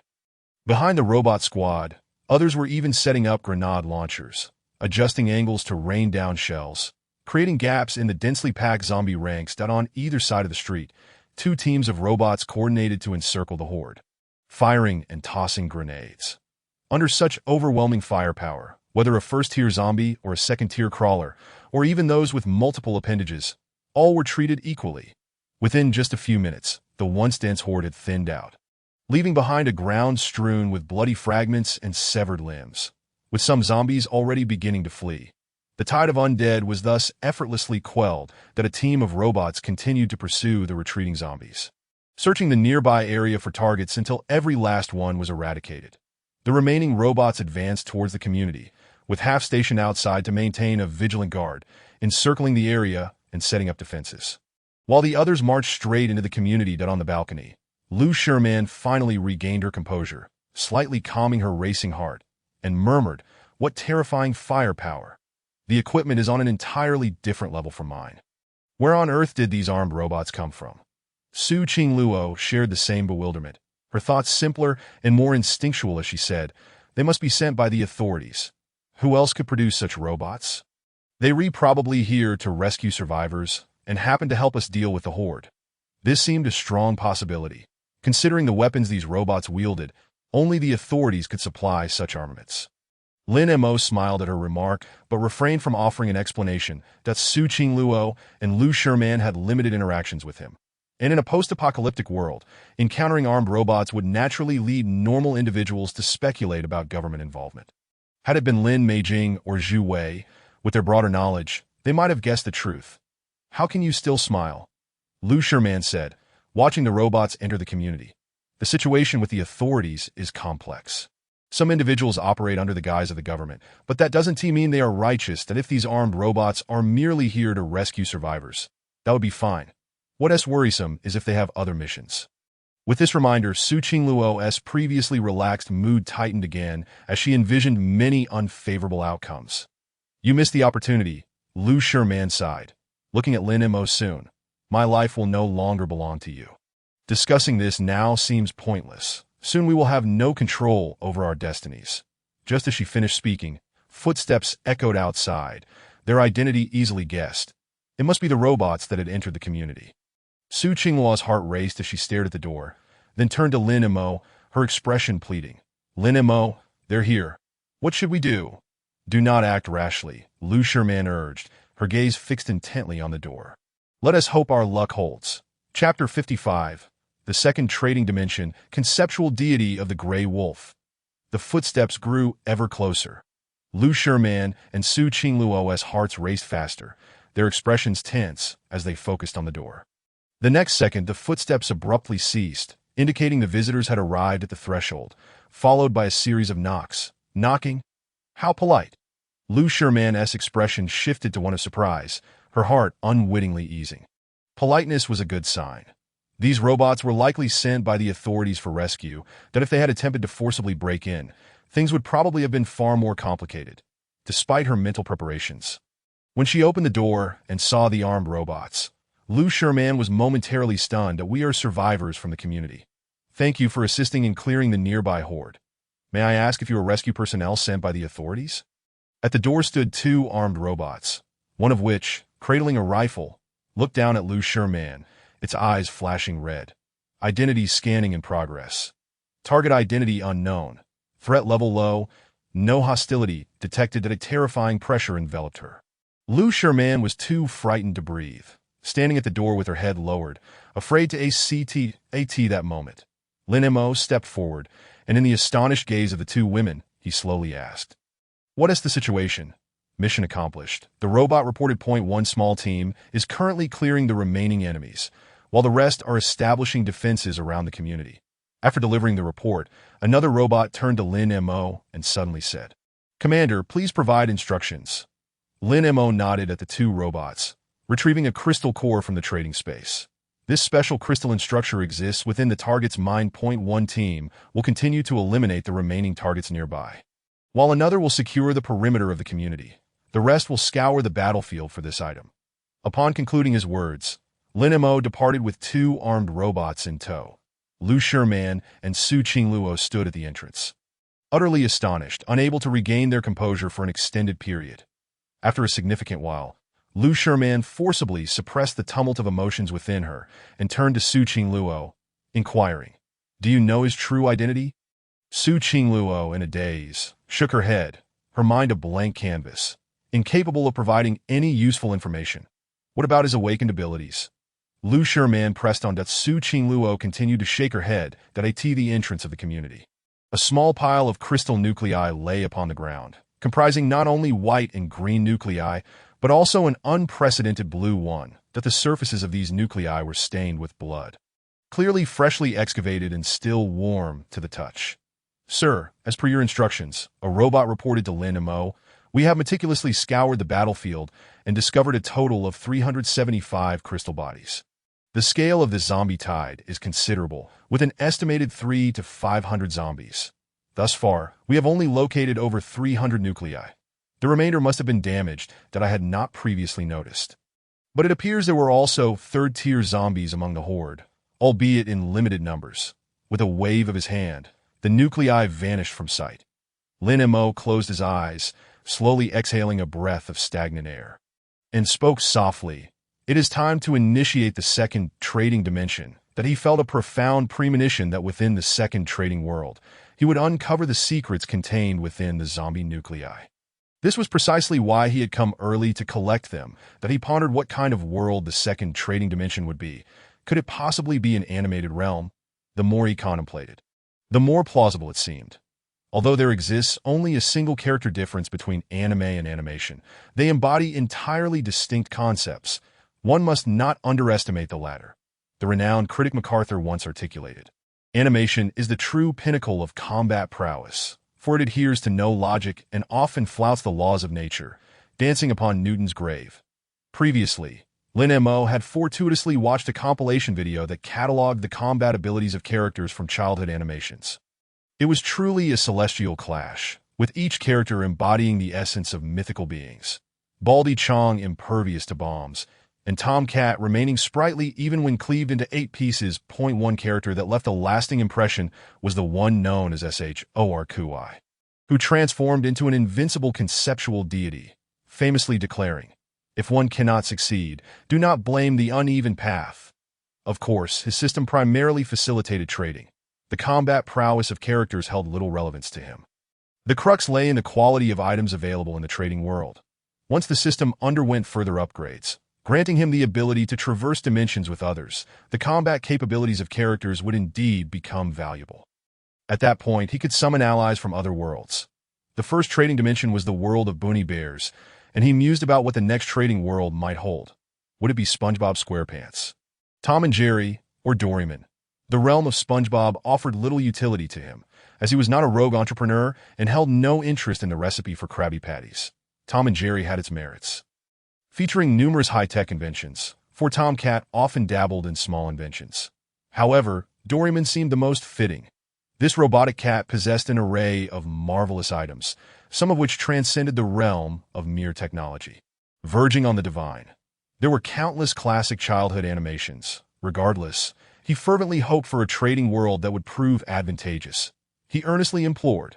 Lin Mo took a moment to steady his emotions and declared, "System, activate the second trading world." No sooner had he spoken than the system's notification chimed in his mind. Searching for the second trading world, filtering dimensional planes, binding world anchor points. Soon, a surge of information flooded Lin Mo's consciousness. And upon absorbing its contents, his expression transformed into one of immense joy. Remarkably, the second trading dimension was none other than the world of Pleasant Goat and Big Big Wolf. Indeed, the system had identified this realm as the next trading plane, with the designated trading partner being Big Big Wolf. Lin Mo felt an overwhelming sense of satisfaction with this outcome. In his mind, the significance of Pleasant Goat and Big Big Wolf even surpassed that of the Doraemon universe. Some might wonder why. Despite the plethora of advanced technology within Pleasant Goat and Big Big Wolf, its level of technological advancement could not possibly rival that of the Doraemon world. However, that was not his primary concern. His focus lay not on the quantity of high-tech products in the verdant grasslands, but rather on Big Big Wolf as the designated trading entity. Why? Because in certain respects, Big Big Wolf was akin to Shorqui, embodying a conceptual deity. His inventive prowess was extraordinarily formidable. To illustrate, consider Baldy Chong's inventions, designed to assist him in logging, whereas Big Big Wolf's contrivances were crafted to aid in capturing sheep. While their inventive objectives bore similarities, their capabilities were not on the same tier. Baldy Chong could be deemed a minor inventor, yet his creations lacked substantial technical complexity. For instance, his initial modified logging vehicle appeared impressive but was, in reality, rather rudimentary in a previous human world. Any knowledgeable individual could easily replicate it, and if one were to liken Baldy Chong's inventive capabilities to a standard, he would approximate that of a handmade craftsman from another realm. In contrast, Big Big Wolf's inventions defied all logic, capable of conjuring a time machine with ease that if Lin Mo desired a particular gadget from the Doraemon universe, all he needed was to describe its function to Big Big Wolf, and he could promptly replicate it. At this point, he was genuinely poised for takeoff. Chapter 56, The Green Pastures, Here I Come. It is worth noting that there were numerous formidable inventors on the Green Pastures. Within the Wolf clan, aside from Big Big Wolf, there seemed to be a Dr. TK who invented mechanical sheep, and perhaps even a character named XNTILing, a new antagonist from the latest storyline. The Sheep Clan boasted figures such as the village head Slow Sheep and his senior brother Sheep Guogua, as well as the father of Pleasant Goat, Wise Goat. Lin Mo, being a conservative, was most familiar with Big Big Wolf and Slow Sheep, both of whom were classic characters from earlier narratives, although the series featuring Pleasant Goat and Big Big Wolf continued to evolve. He had scarcely watched the newer episodes since maturing, having only encountered them sporadically on short video platforms. The subsequent storylines introduced numerous new characters, each exuding an air of grandeur, with an emphasis on futuristic science fiction and high-end aesthetics. However, since his designated trading partner in the Pleasant Goat and Big Big Wolf universe was Big Big Wolf, the prowess of these new characters was irrelevant to him. Based on his experiences in the Boony Bears world, it was highly likely that the Pleasant Goat and Big Big Wolf universe was also in its initial season, and the existence of these new characters was uncertain. Moreover, Lin Mo held unwavering confidence in Big Big Wolf's inventive abilities. Despite the flaws inherent in many of Big Big Wolf's inventions, his contraptions failing to capture sheep and occasionally being countered by Slow Sheep, one must recognize that Big Big Wolf's focus was not primarily on invention. He only dabbled in creation when the mood struck him, crafting inventions to capture sheep. Strictly speaking, he could hardly be deemed an inventor. IT was entirely reasonable for products born of such whimsy to exhibit defects.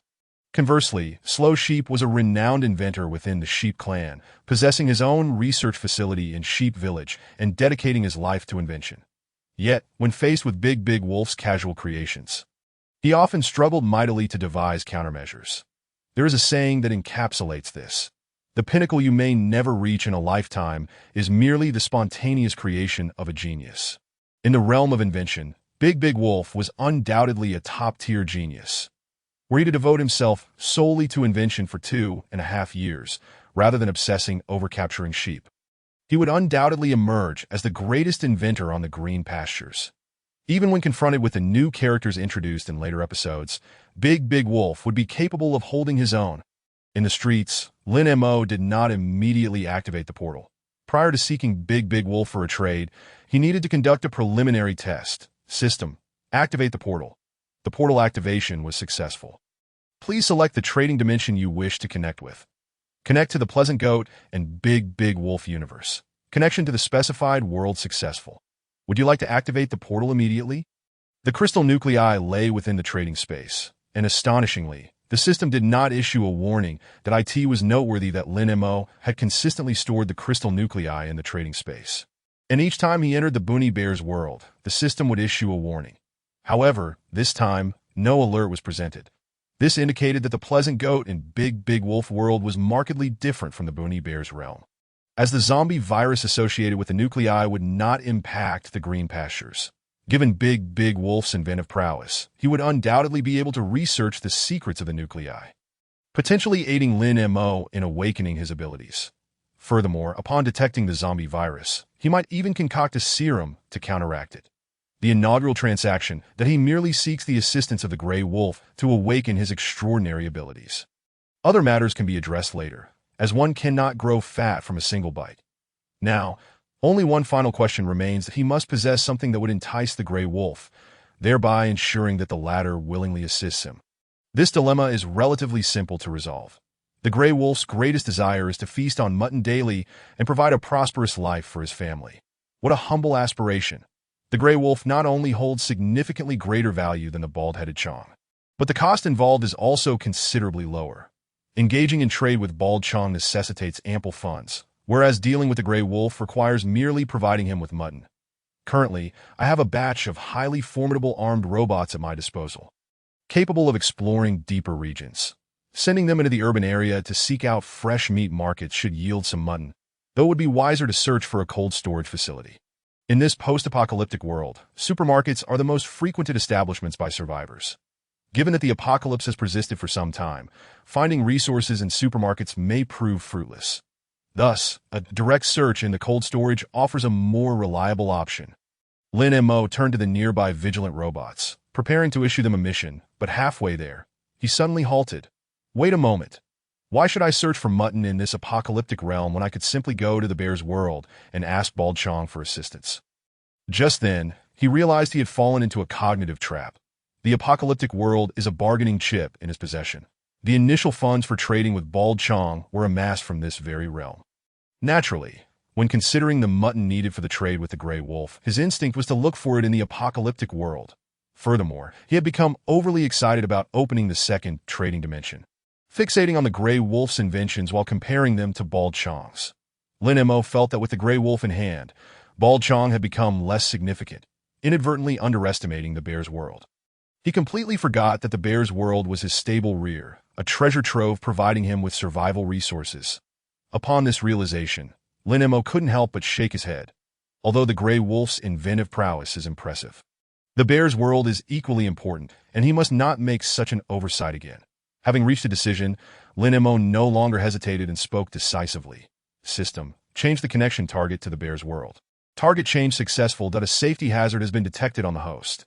Entering this trading dimension recklessly may result in unknown consequences. As expected.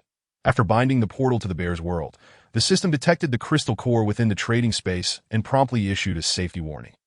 Lin Mo remained unconcerned. The crystal core was secure within the trading space as long as he refrained from removing it.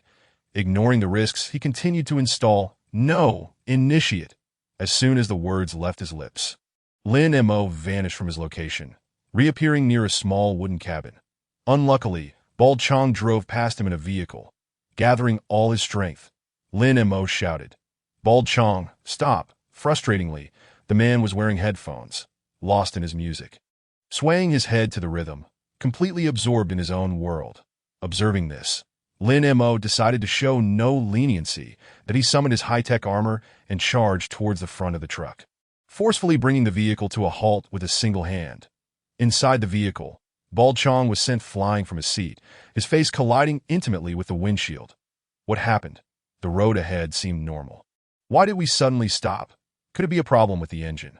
Just as he pondered whether to exit the vehicle for inspection, a familiar voice suddenly called out, "Bald Chong, where are you headed?" Turning his head, he noticed someone had unexpectedly joined him in the passenger seat. First startled, Bald Chong relaxed upon recognizing the face and couldn't help but complain, "Boss Lin, couldn't you give me a heads up next time you come? No more surprise attacks. My heart can't take it." Lin Mo, ever considerate, closed the car door and turned to ask Bald Chong, "Are you going into the forest to chop wood?" "Not for chopping wood. A few days ago, I received a call from my parents. They're planning to renovate the old house, so I'm heading to town to send them some money to so that's the case." Lin Mo nodded lightly. "Perfect, take me with you to town. I also need to buy some things." Bald Chong, upon hearing this, thought nothing of it. Boss Lin had purchased supplies from him more than once or twice. This time, however, felt somewhat different. Previously, he had always been sent alone to town. Today, Boss Lin seemed to have the leisure to accompany him. Half an hour later, Bald Chong drove into town, first stopping at the bank to send money to his parents, and then began shopping for supplies with Lin Mo. This shopping trip was noticeably more aggressive compared to previous ones. Lin Mo didn't direct Bald Chong to take him to the supermarket. Instead, he instructed him to drive straight to the town slaughterhouse. They purchased dozens of sheep in one go. Then, he had Bald Chong locate a canned goods store and acquire all the canned mutton available. After a busy afternoon, Lin Mo felt hungry, so he found a restaurant and ordered a whole roasted sheep. Upon tasting it, he discovered it was quite delicious. With a wave of his hand, he ordered 10 more roasted sheep, knowing they would remain unspoiled in the trading space. Finally, concerned that the gray wolf might tire of mutton, he also purchased a batch of pork, beef, and plenty of chicken and fish. After all, there was ample space to accommodate them all. Thus, the shopping expedition came to a close. Naturally, Bald Chong footed the bill. After Lin Mo had generously rewarded him with millions previously, he wouldn't mind this small expense. Once everything was settled, Bald Chong drove away from the town, stopping at a secluded spot along the road, where Lin Mo exited the vehicle. Now, with everything prepared, it was time to meet his new friend. The green grasslands, here I come. Chapter 57, The Wolf Castle Banquet. Wedding anniversary. Within the Wolf Castle, the Red Wolf, adorned with a crown and clad in a luxurious fur coat, was seated at her vanity, reapplying her lipstick. After inspecting her reflection from various angles and finding no flaws, she nodded in satisfaction. She is a fashion-conscious wolf who, even when staying home, takes care to apply her makeup, albeit not to such an elaborate extent. Today, however, is different that it is her wedding anniversary with the Grey Wolf. He promised her a surprise, and she must look her best for the occasion. Life deserves a sense of ritual. After finishing her makeup, the Red Wolf sat silently at the vanity, waiting that as time passed. Her stomach protested, and her impatience grew. "Grey Wolf, are you ready yet?" Aside from her prowess with a frying pan, she possessed another hidden talent, a fierce roar that echoed throughout the Wolf Castle. "Dear, please wait a moment longer. I'll be ready shortly." In an effort to preserve the surprise, the Red Wolf suppressed her growing irritation, picked up a small mirror from the table, and continued to assess her appearance. 10 minutes later, her stomach grumbled once more, her suppressed emotions threatening to boil over. Just when she felt on the verge of an outburst, the Grey Wolf called out, "Dinner is ready," with a dark expression. The Red Wolf set down the mirror, took a moment to compose herself, and then stood to head toward the door. That Grey Wolf, making her wait for so long. If the surprise fails to meet her expectations, she would certainly let him experience the frying pan's wrath. As she descended the stairs, the Red Wolf suddenly halted, closed her eyes, and inhaled deeply, a look of delight spreading across her face. Could it be? No mistaking it. That aroma was something she could never forget, the very thing her heart yearned for most. Could it be that Grey Wolf has truly outdone himself this time, preparing her a grand surprise? With that thought, the Red Wolf couldn't help but swallow hard, forcing herself to contain her excitement as her steps quickened. In the hall of the Wolf Castle, the table was adorned with 5 dishes, each covered by a half-moon dome, concealing their contents to the center. A red candle flickered, accompanied by a bottle of red wine, creating an ambience that was undeniably romantic as the Red Wolf approached the Grey Wolf. Clad in a suit, gently inquired, "Dear, has little Gray fallen asleep?" Little Gray has long since drifted off. The Red Wolf, fixated on the dishes on the table, inhaling the tantalizing aroma wafting through the air, felt her anticipation mounting that moment. The Grey Wolf solemnly approached her, knelt on one knee, and presented a bouquet of roses, gazing up at her with heartfelt sincerity. "Red, happy anniversary." The Red Wolf received the roses, her face aglow with emotion. "Thank you, dear." Having been married to the Grey Wolf for so long, although life had not always been easy, she had never regretted her choice. "Dear, I'm hungry, that I'm truly sorry for making you wait so long." "Red, let us enjoy a candlelit dinner together." Grey Wolf gently took Red Wolf's small hand and led her to the side of the table, thoughtfully pulling out a chair for her. Once Red Wolf settled into her seat, Grey Wolf stood across from her, but did not take a seat himself. That he gazed at the dishes on the table and softly began, "Hong Hong, these are all exquisite delicacies that I have meticulously prepared for you. Allow me to introduce them one by one." That upon hearing this, Red Wolf felt a surge of emotion, almost brought to tears, perhaps from the long absence of fine cuisine. She had already discerned the nature of this surprise. Yet to preserve Grey Wolf's enthusiasm, she feigned an eager expression. As Grey Wolf lifted the lid of the first dish, he continued, "This is a delectable frog soup, enriched with 18 special seasonings and simmered over low heat for 5 hours, resulting in a rich and flavorful experience. This is charcoal grilled piranha, crafted through 15 meticulous processes, yielding a texture that is crispy on the outside and tender within." Just as he was poised to introduce the third dish, he caught sight of Red Wolf's face, which had darkened to match that of a frying pan, causing his words to falter. "My dear wife, are you not satisfied?" Red Wolf remained silent, struggling to contain her emotions. Losing all patience for Grey Wolf's lengthy introductions, she abruptly reached out to lift the lids from the remaining 3 dishes. Despite his growing anxiety, Grey Wolf persisted. "This is golden egg fried rice, made with 99 fresh bird eggs, each grain enveloped in golden egg liquid, exuding a rich aroma. Next to it is a floral platter, and the final dish is a cream millefeuille cake that I personally prepared for you." Each name sounded delightful. Frog soup, piranha, egg fried rice. But were these not merely the same food she usually consumed? Moreover, that floral platter was simply a fruit platter, and the millefeuille cake was nothing more than a concoction of grass covered with layers of cream. Unable to endure any longer, Red Wolf slammed her palm onto the table, causing the dishes to tremble. "I waited in the room for so long. Don't tell me this is your grand surprise." Under the pressure of her words, Grey Wolf shrank back in fear. "Hong Hong, please let me explain. Although these are indeed our usual meals, this time is different." "How is it different? Is it just a fancier presentation?" Grey Wolf pulled out a small bottle from his pocket, containing a rich, white liquid adorned with a sheep's head emblem. "This is my latest invention, a lamb flavor enhancer. Just a drop added to ordinary food will render it indistinguishable from real lamb." Red Wolf, still puzzled, recalled the lamb aroma she had sensed earlier. Why was there no lamb on the table? Now she understood, but was this not a deception of her taste buds? Could it truly compare to eating genuine lamb? What was supposed to be a romantic anniversary dinner had turned into a showcase of technological gimmicks. "Grey Wolf, it seems you have become quite reckless." Without hesitation, Red Wolf retrieved a frying pan, ready to teach him a lesson. However, upon witnessing Grey Wolf close his eyes in anticipation, she inexplicably felt a wave of pity, releasing the pan without striking him. "Grey Wolf, you have truly gone too far. Ever since I married you, I have not experienced a single day of happiness.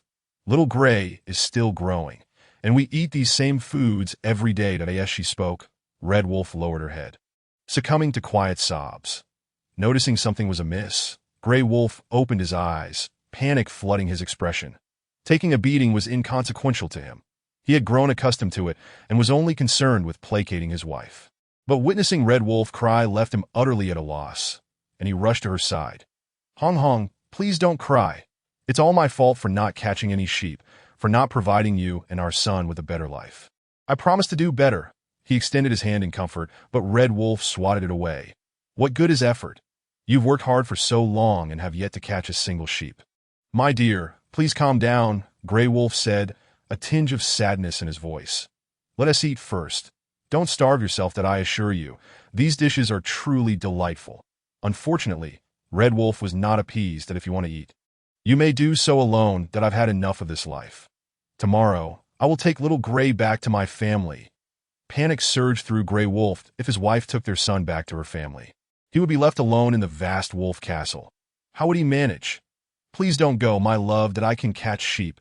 It's just that the little ones are far too cunning, always finding ways to escape. Once I upgrade the security system of Wolf Castle, I promise you will have lamb to feast upon. Not a single word of this could Red Wolf believe. She had once trusted Grey Wolf, but he had consistently let her down.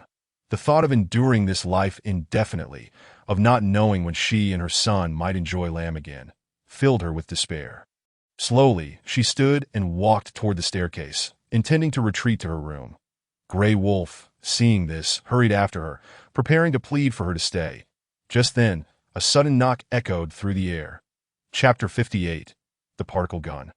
System protection now in place. Upon hearing the knock, Grey Wolf froze momentarily, instinctively glancing toward the castle door. That my dear. Is it a guest you invited? Red Wolf paused on the staircase, responding with exasperation, given our current situation. How could I possibly invite anyone? Not only was she too embarrassed to welcome guests into Wolf Castle, but she also felt uncomfortable even receiving invitations for gatherings from her friends. Besides, today was not her birthday, but rather her wedding anniversary with Grey Wolf. What need was there to invite others over, to have them intrude upon their private celebration? This thought only added to Red Wolf's sense of frustration. Compared to her friends, her life felt less than that of a wolf. Once upon a time, she had been the belle of the wolf clan, with suitors lining up from the green pastures to the western regions. Yet, Grey Wolf had also been quite remarkable in his own right. Born of noble lineage, possessing his own territory and assets, with a vast network among the 7 great wolves, that he was outstanding in his abilities. Excelling in school and amassing accolades, hailed as the most promising scientist of the wolf tribe, that time, they were considered a match made in heaven, and everyone had high hopes for their union. However, it was unclear when their lives began to deteriorate after leaving the wolf pack. Not only had they not tasted fresh lamb, but even canned lamb had become a luxury. Meanwhile, Grey Wolf had reached the entrance of the castle. Red Wolf remained on the staircase, watching the door with curiosity about the identity of the visitor. Grey Wolf swung open the door. He found a stranger standing there, someone he was certain did not belong to the green pastures. At the threshold, Lin Mo wore a faint smile, surveying the peculiar creature before him. That he wore a patched-up cap, a yellow triangular scarf around his neck, and his face bore a distinct scar. Yes, this was indeed the Grey Wolf, he remembered. If you were to ask where Grey Wolf's suit had gone, he had quietly shed it during Red Wolf's earlier outburst. Who are you? Grey Wolf asked warily. Eyeing Lin Mo, I am Lin Mo. He replied, his tone unusually gentle. That I heard that today marks your wedding anniversary with Red Wolf, and I came bearing a gift. Where did you hear that? Well, I happened to overhear it just now while standing at the door. Lin Mo made no mention of any transaction, simply stating he had come to deliver a gift. This treatment was far superior to that of the previous bald fellow. Unfortunately, Grey Wolf remained skeptical. His primal instincts warned him that this stranger was dangerous. Grey Wolf, we seem to be unfamiliar with each other, Grey Wolf said cautiously. Now is the perfect time to get acquainted. Meanwhile, in the staircase. Because Grey Wolf blocked the view, Red Wolf could not see outside. Growing impatient, she called out, Grey Wolf. Who are you talking to? Could it be your mistress has come to visit? At this, Lin Mo instinctively glanced toward the staircase, his gaze quickly landing on Red Wolf. Grey Wolf felt a pang of anxiety and urgently warned, this forest is my territory. Please leave at once. Lin Mo, upon hearing this, slowly redirected his gaze back to Grey Wolf. Can't we make a friend? Who, in their right mind, seeks to make friends on someone else's wedding anniversary in the dead of night while staring at their wife? Not just anyone could befriend the great Grey Wolf. Don't be so quick to refuse. Lin Mo spoke softly. I have come here with sincere intentions. Would you not like to take a glance at the gifts I have prepared? Apologies, but I am not interested. Just as the words left his lips, a sudden sound of footsteps echoed from behind, followed by the voice of Hong Tai Lang. Grey Wolf, who on earth is out there? At this moment, Grey Wolf could no longer sit idly by. He swiftly drew a uniquely designed rifle and issued an ultimatum. If you do not leave, do not blame me for being rude. Despite the threat, Lin Mo remained motionless, instead taking a keen interest in the peculiar firearm in Grey Wolf's grasp. Examining it with curiosity, the footsteps grew increasingly closer. The figure at the door exuded an ominous presence, and Grey Wolf could not allow his wife to fall into danger. Without hesitation, he pulled the trigger, and the muzzle unleashed a barrage of crimson particles, aimed directly at the target that I the next instant. The space around them distorted bizarrely, engulfing the red particles, and a terrifying shockwave erupted, sending Grey Wolf hurtling away. This unforeseen turn of events caught Grey Wolf off guard, leaving even Lin Mo momentarily bewildered. Goodness, was Grey Wolf's attack just now a result of the system's protective measures? He possessed a safeguard provided by the system. As long as he remained within the transaction realm, any danger encountered would be erased by the system's power. It was the first time he had witnessed the activation of the system's protection. This indicated that the particle rifle Grey Wolf had just used could indeed pose a threat to him. Of course, Lin Mo bore no grudge against Grey Wolf, but he sensed that Grey Wolf bore no ill will. He merely sought to drive him away and had hastily drawn a weapon. One could only say, it was no wonder he had chosen such a remarkable inventor. His actions had even stirred the system. At that moment, hurried footsteps sounded from behind, and Hong Tai Lang rushed to Grey Wolf's side, her face etched with concern. Grey Wolf, are you all right? I'm fine. Grey Wolf gazed at her with gratitude. My dear, I never expected you to care so much for me. That it was evident that Hong Tai Lang truly cared for Grey Wolf, despite their frequent quarrels and her occasional violence against him. This did not equate to a lack of love. Clearly, she held deep affection for him, that if that were not the case, she would not have chosen to endure hardship alongside him, but would have long since remarried with Xiao Hui. Even though she had been married once, given her qualities, she could easily attract numerous suitors. Once the door was closed, anything could happen. If a serious incident were to occur, she would undoubtedly stand resolutely by Grey Wolf's side. Facing it together, at this moment, Hong Tai Lang's anger was at its peak as she wielded a frying pan, glaring at Lin Mo. You scoundrel! How dare you bully my husband? This is utterly unforgivable. Sensing the situation escalating, Grey Wolf gritted his teeth, enduring the pain, and rose from the ground without hesitation to shield Hong Tai Lang. Dear, this fellow is dangerous. Take Xiao Hui and leave. Let me handle him. Upon hearing this, Hong Tai Lang recalled that Xiao Hui was still asleep upstairs. Her anger was swiftly replaced by concern, yet she could not abandon Grey Wolf. Husband, don't worry. Grey Wolf turned to her. Sporting a confident smile, I am the King Grey Wolf. I will not be easily defeated. In this tender moment, an incongruous voice suddenly interjected. I truly came here to make friends. Would you believe me? Chapter 59, A Greeting Gift, a Lamb Meat Bundle. Make friends. Is this how one befriends others? Although Grey Wolf and Hong Tai Lang did not verbally respond, their expressions spoke volumes, practically inscribing disbelief on their faces. Observing their reaction, Lin Mo could not be bothered to explain further. He stepped inside the wolf castle, making his way to the hall unperturbed. At the entrance, Grey Wolf refrained from making any rash moves. Holding back Hong Tai Lang, who was eager to retaliate and silently followed. From their brief encounter, he discerned that he was likely no match for this individual, but that did not mean he was afraid. Primarily, while he sensed an aura of danger from this person, he did not perceive any overt hostility. Acting impulsively would only lead to his detriment. It was more prudent to follow and ascertain the true intentions behind this individual's actions. Noticing that the person merely headed toward the hall, Hong Tai Lang breathed a sigh of relief, grateful that he did not ascend the stairs.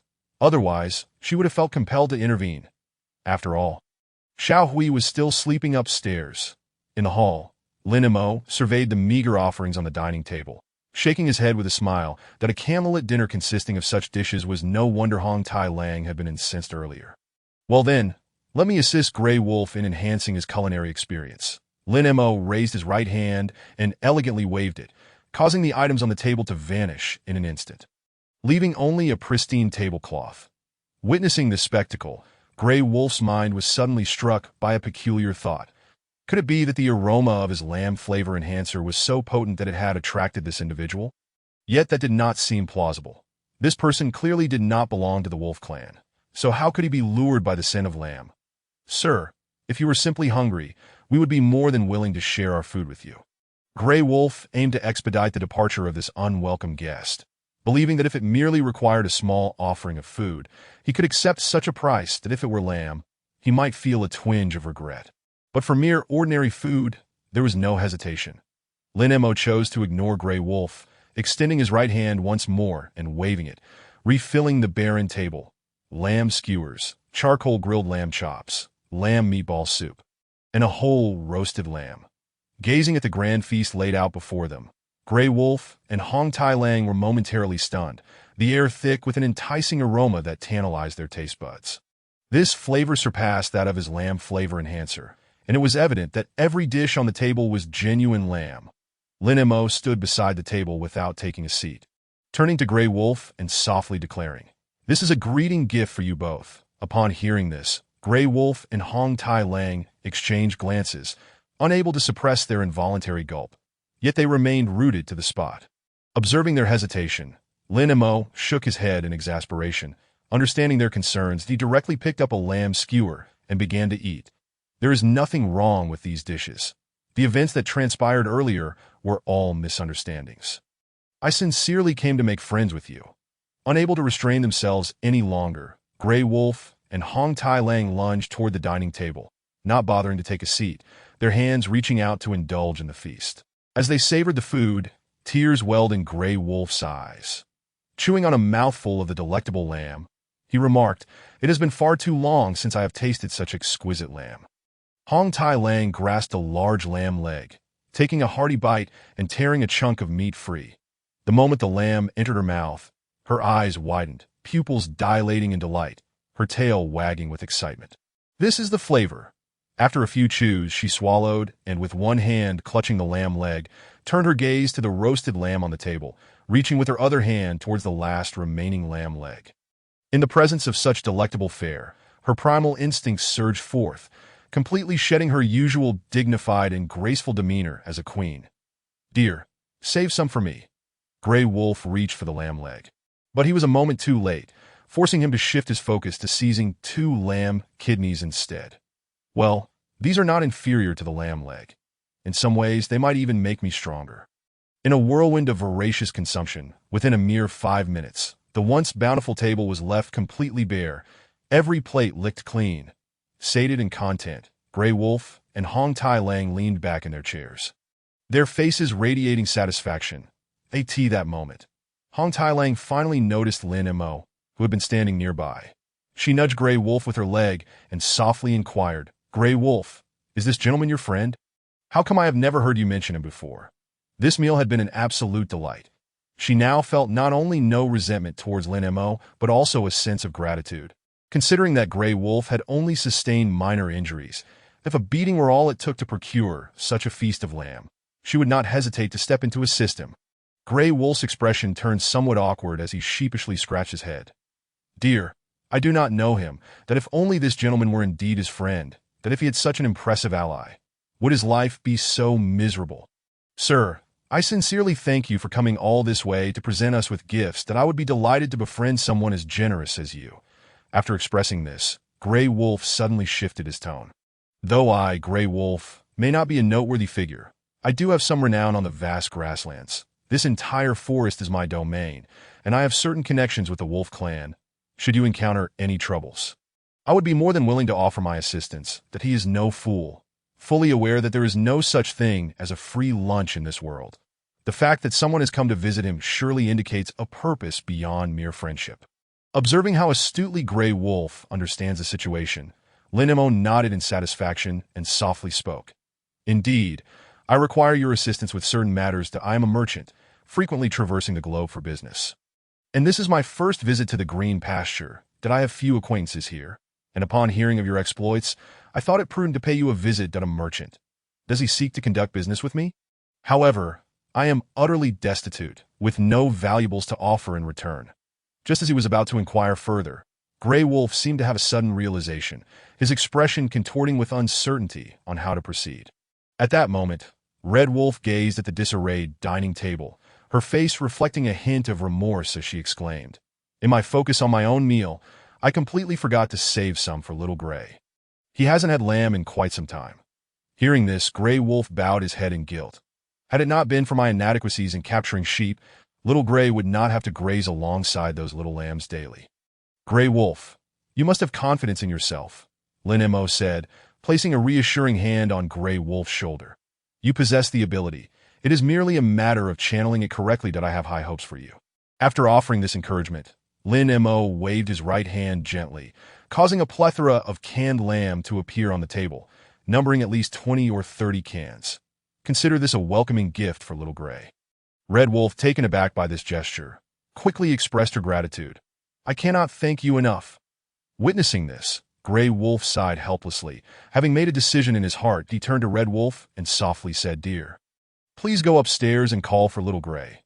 We shall move to Cousin's house for a time." After saying this, Grey Wolf turned back to Lin Mo. "I will have the necessary documentation arranged within a few days and send it over to you. From now on, the Wolf Fortress will be your asset that a merchant, newly arrived at the green pasture, surely is yet to find a place to settle, and he has come bearing gifts in the dead of night. What other motive could he possibly have? The only valuable thing he possesses is this ancestral wolf fortress." With this reminder, Red Wolf understood the situation. Her expression conflicted as she looked at Grey Wolf. "Husband. Wife, there is no need for concern," Grey Wolf replied with unwavering resolve. "I will ensure that you and our son live well." It was not that she was unwilling to part with the wolf fortress. Rather, it symbolized Grey Wolf's heritage and identity, holding immense significance for him. During this time, Little Grey had been mingling with the lambs daily, and it was only a matter of time before he was led astray. With a resigned sigh, Red Wolf conceded, "Living at Cousin's house for a while may be for the best. Little Grey has a good rapport with Little Xiong. We can handle the paperwork and enroll him in the Wolf Clan primary school together." Chapter 60. The Role of the Crystal Core, a Marvelous Magical Potion. Little Xiong?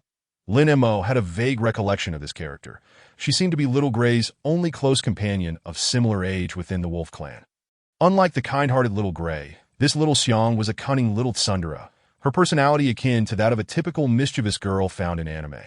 This cousin mentioned must refer to the Night Wolf, one of the 7 great wolves, often seen wearing sunglasses, while Little Xiong is the daughter of Night Wolf and Fragrant Wolf. As Red Wolf approached the staircase, clearly preparing to ascend and fetch Little Grey. Lin Mo interjected, "I did not come here specifically for your wolf fortress." Upon hearing this, Red Wolf halted her ascent, secretly relieved. Although she remained unaware of his true intentions, at least they could retain the fortress, sparing their family the indignity of living under someone else's roof. That a look of confusion crossed Grey Wolf's face as he interjected, "The wolf fortress is my most valuable possession." No, Lin Mo gently shook his head. "The most valuable thing you possess is not the wolf fortress." "What could that be?" Grey Wolf asked, still puzzled. Lin Mo pointed at his head, leaving Grey Wolf even more bewildered. "What do you mean?" "My mind. More precisely, your inventive genius." These words left both Grey Wolf and Red Wolf momentarily speechless. Lin Mo continued, "In my view, your exceptional inventive talent is worth more than 100 wolf fortresses. You truly have remarkable insight." Grey Wolf beamed with pride, feeling as though he had found a kindred spirit. "Once I, Grey Wolf, was acknowledged as the foremost inventor in the Wolf Clan." However, his moment of pride was short-lived as Red Wolf, standing nearby, rolled her eyes and bluntly pointed out, "Then why have your inventions failed to catch any sheep?" In an effort to salvage his dignity, Grey Wolf hastily retorted, "My inventions are impressive in many other aspects besides capturing sheep." With the conversation having reached this juncture, Lin Mo deemed it appropriate to address the matter at hand, slowly articulating his purpose for visiting.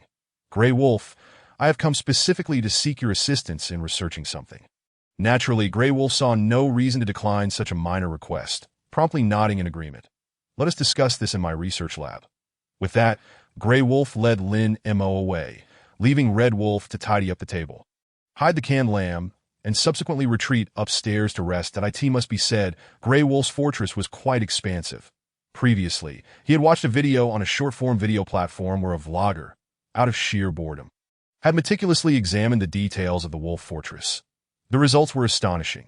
The fortress, like many animated characters' homes, appeared diminutive from the outside, yet contained vast spaces within.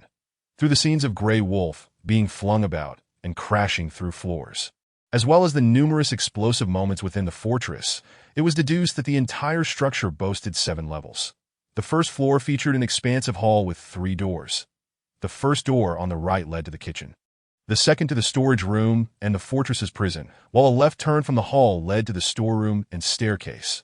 The staircase granted access to the main building, which possessed a complex, intertwined layout with numerous rooms. The second floor featured a grand door leading to a reception area and kitchen, typically used for hosting guests, and on the left side of the 4th floor was Little Grey's bedroom. Looking higher, the 5th floor had a lofty ceiling but no windows. Grey Wolf's first laboratory was located here.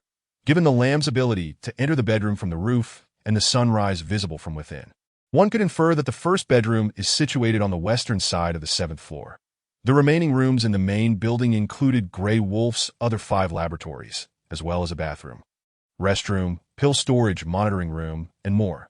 The top of the main building featured an outdoor expansion area where Grey Wolf's family would place their washing machine, cultivate flowers, and hang clothes to dry.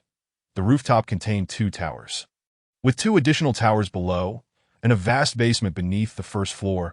Along the way, Lin Mo realized that had he not been following Grey Wolf, he would have been thoroughly lost by now. After 10 minutes, they arrived at a room on the 5th floor of the fortress. Grey Wolf turned to Lin Mo and announced, "This is my first laboratory, equipped with all necessary facilities, where I primarily engage in research and invention." Lin Mo nodded slightly, retrieving a crystal core from his trading space and gently placing it on the laboratory table. "This is what I need you to investigate." Grey Wolf examined the crystal core on the table and nodded, immediately donning a lab coat, mask, and gloves. That he then assisted Lin Mo in donning a protective suit. Once finished, Grey Wolf took the crystal core to the laboratory table and began tinkering with his array of peculiar instruments. At this moment, the crystal core was placed under an apparatus resembling a microscope, and Grey Wolf scrutinized it through the eyepiece. The surface of the crystal was tainted with a unique strain of bacteria. Should this bacteria infiltrate the body, it would cause genetic mutations, leading to a loss of rationality and a descent into primal savagery. The way Grey Wolf articulated this sounded somewhat peculiar, yet he was indeed a higher animal, distinct from those lower beasts. Unable to contain his curiosity, Lin Mo inquired, "Grey Wolf, can you resolve this virus?" "Of course," Grey Wolf replied confidently, "that I am Grey Wolf. After all, this minor virus poses no challenge to me." After saying this, Grey Wolf used tweezers to lift the crystal core and placed it in a vial of clear liquid for cleansing. That should suffice. Once completed, he returned the crystal core to the apparatus for further observation. But soon his expression shifted to one of surprise that no. Not only is the surface of the crystal contaminated with pathogens, but the interior also harbors these bacteria, along with certain unique energies. Allow me, the Great King, to observe closely. Lin Mo did not receive the answers he sought. Perhaps Grey Wolf misunderstood his intention. "Grey Wolf, I am not referring to eliminating the virus on the crystal core, but rather inquiring whether you can develop a serum for the virus." Upon hearing this, Grey Wolf, while examining the crystal core, softly replied, "A serum to eradicate the virus? If I study this for a few days and understand the composition of the virus, I should be able to produce it. Can you truly create a serum? If that is the case, wouldn't the apocalypse crisis be alleviated?" Lin Mo felt an underlying complexity in the world and continued to inquire, "Can the serum restore the infected back to normal?" Upon this query, Grey Wolf did not respond immediately. Instead, he pondered thoughtfully before slowly stating, "The serum is effective if the infection has not exceeded 24 hours. The power of this virus is rather domineering, causing effects that are nearly irreversible. Once the virus takes root, even I, the Great King, am powerless to intervene."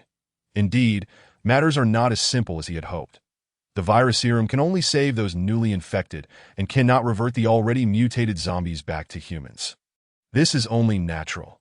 If the apocalypse crisis could be resolved so easily, it would be quite strange. Half an hour later, Grey Wolf finally completed his examination of the crystal core, his face displaying profound astonishment.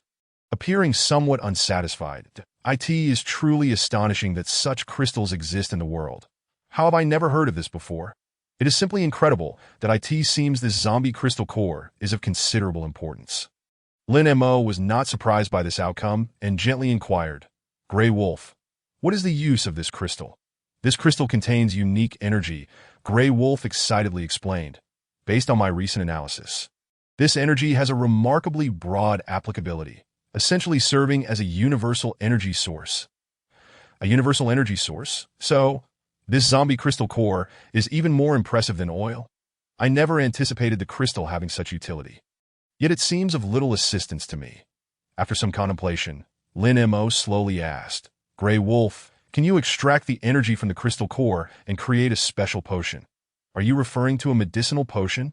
Grey Wolf softly replied, "The energy contained within the crystal core indeed has such effects that no. Lin Mo shook his head. "I am not referring to a healing potion, but rather a unique awakening potion." Grey Wolf looked somewhat puzzled upon hearing this. "Consuming this unique awakening potion will enhance my abilities and allow me to wield certain extraordinary powers." After providing this explanation, Lin Mo suddenly recalled something and added, "Just like your second uncle." Wizard Wolf. Upon hearing this, Grey Wolf's expression shifted to one of understanding.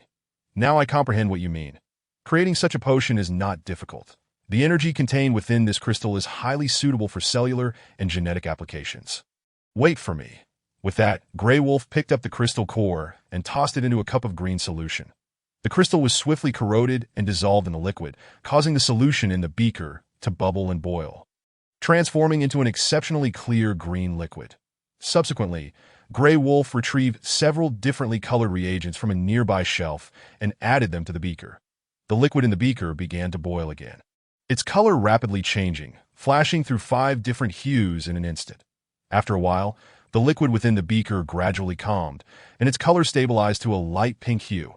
Grey Wolf picked up the beaker and approached Lin Mo, gently stating, "This is the magical potion I concocted, and upon consumption, you will unlock your genes and gain extraordinary powers akin to your second uncle." At this point, Grey Wolf realized something was amiss and corrected himself. "No, it is different from your uncle. He relies on a staff to wield magic, while my magical potion requires no reliance whatsoever." Chapter 61. The Mental Ability, Divine Soul. Before the experimental table, Lin Mo took the beaker from Grey Wolf, held it to his nose for a sniff, and then began to sip it cautiously. It was slightly sweet, devoid of any strange flavors. This magical potion was akin to sweet juice. Soon, Lin Mo felt waves of warmth surging through his body, enveloping him in a delightful heat, indicating that the potion was taking effect, but he could distinctly sense a force cleansing his meridians, progressively transforming his body and gradually enhancing his strength.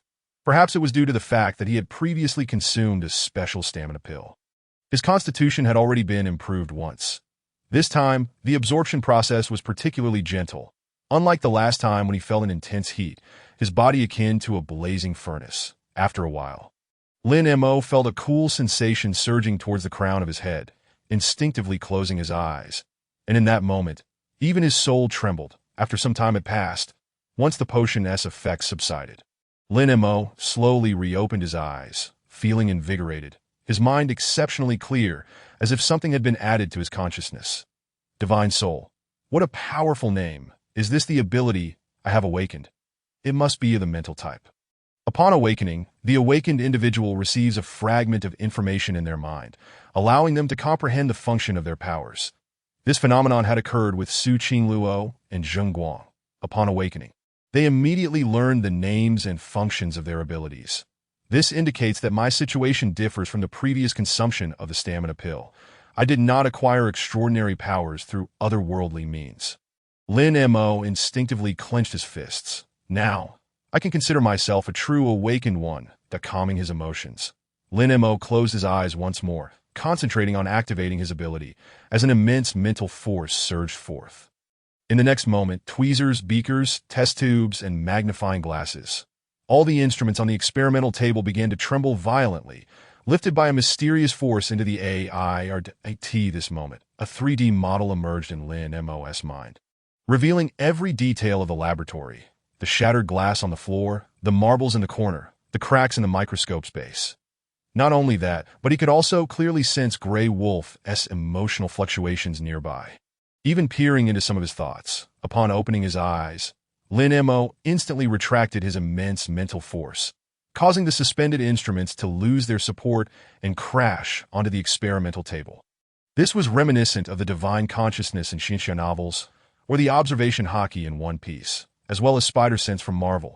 Grey Wolf inquired, "Are you satisfied?" Upon hearing this, Lin Mo instinctively glanced at Grey Wolf, gently nodding and responding. "It is a commendable ability, exceeding my expectations that I end most apocalyptic novels. Awakened abilities are distinctly classified into levels, typically denoted by letters ranging from F to S, increasing in strength. The higher the level of the ability, the greater the awakened individual's power and the more comprehensive their capabilities. However, in the awakening information I received, there was only information regarding the ability's function, without detailed classification. Abilities related to the mind and soul are often regarded as unique in various novels, typically possessed by geniuses.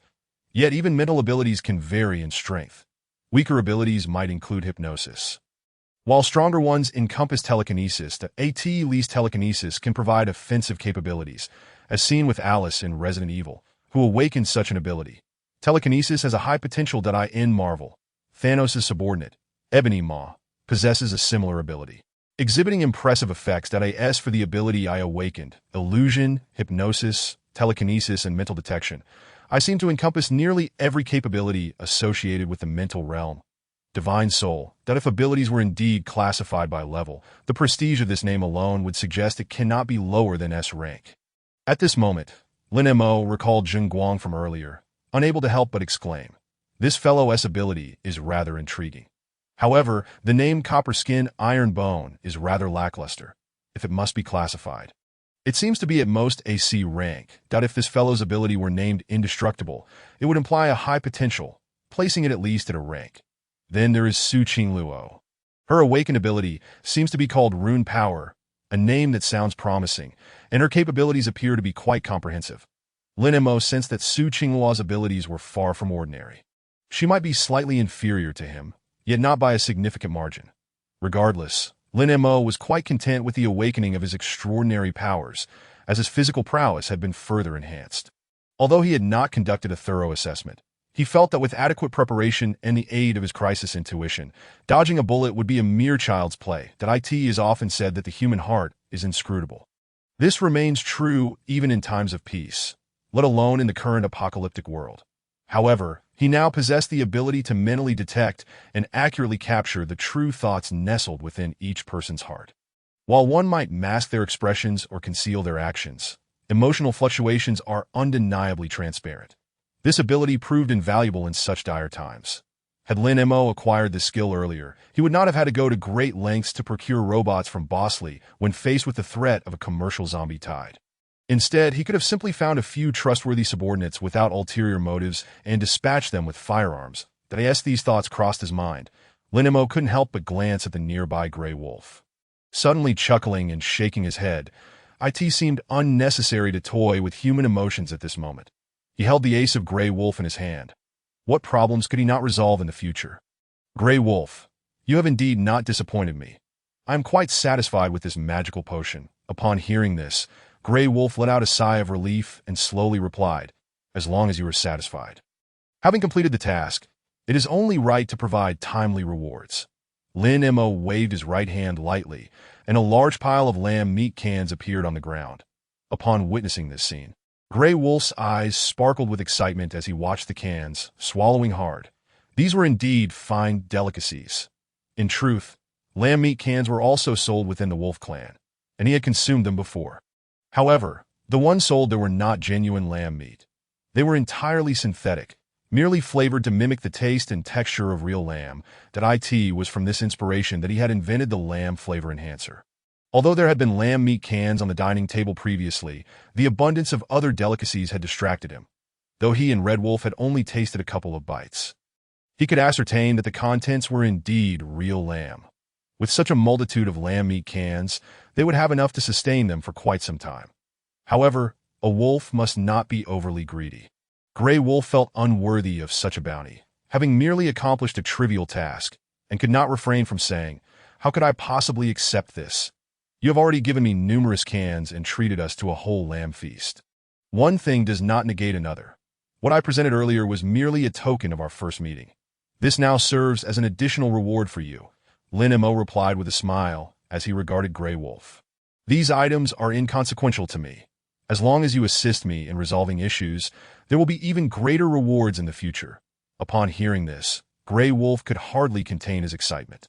Recalling the feast of lamb he had just partaken in, and he swallowed again.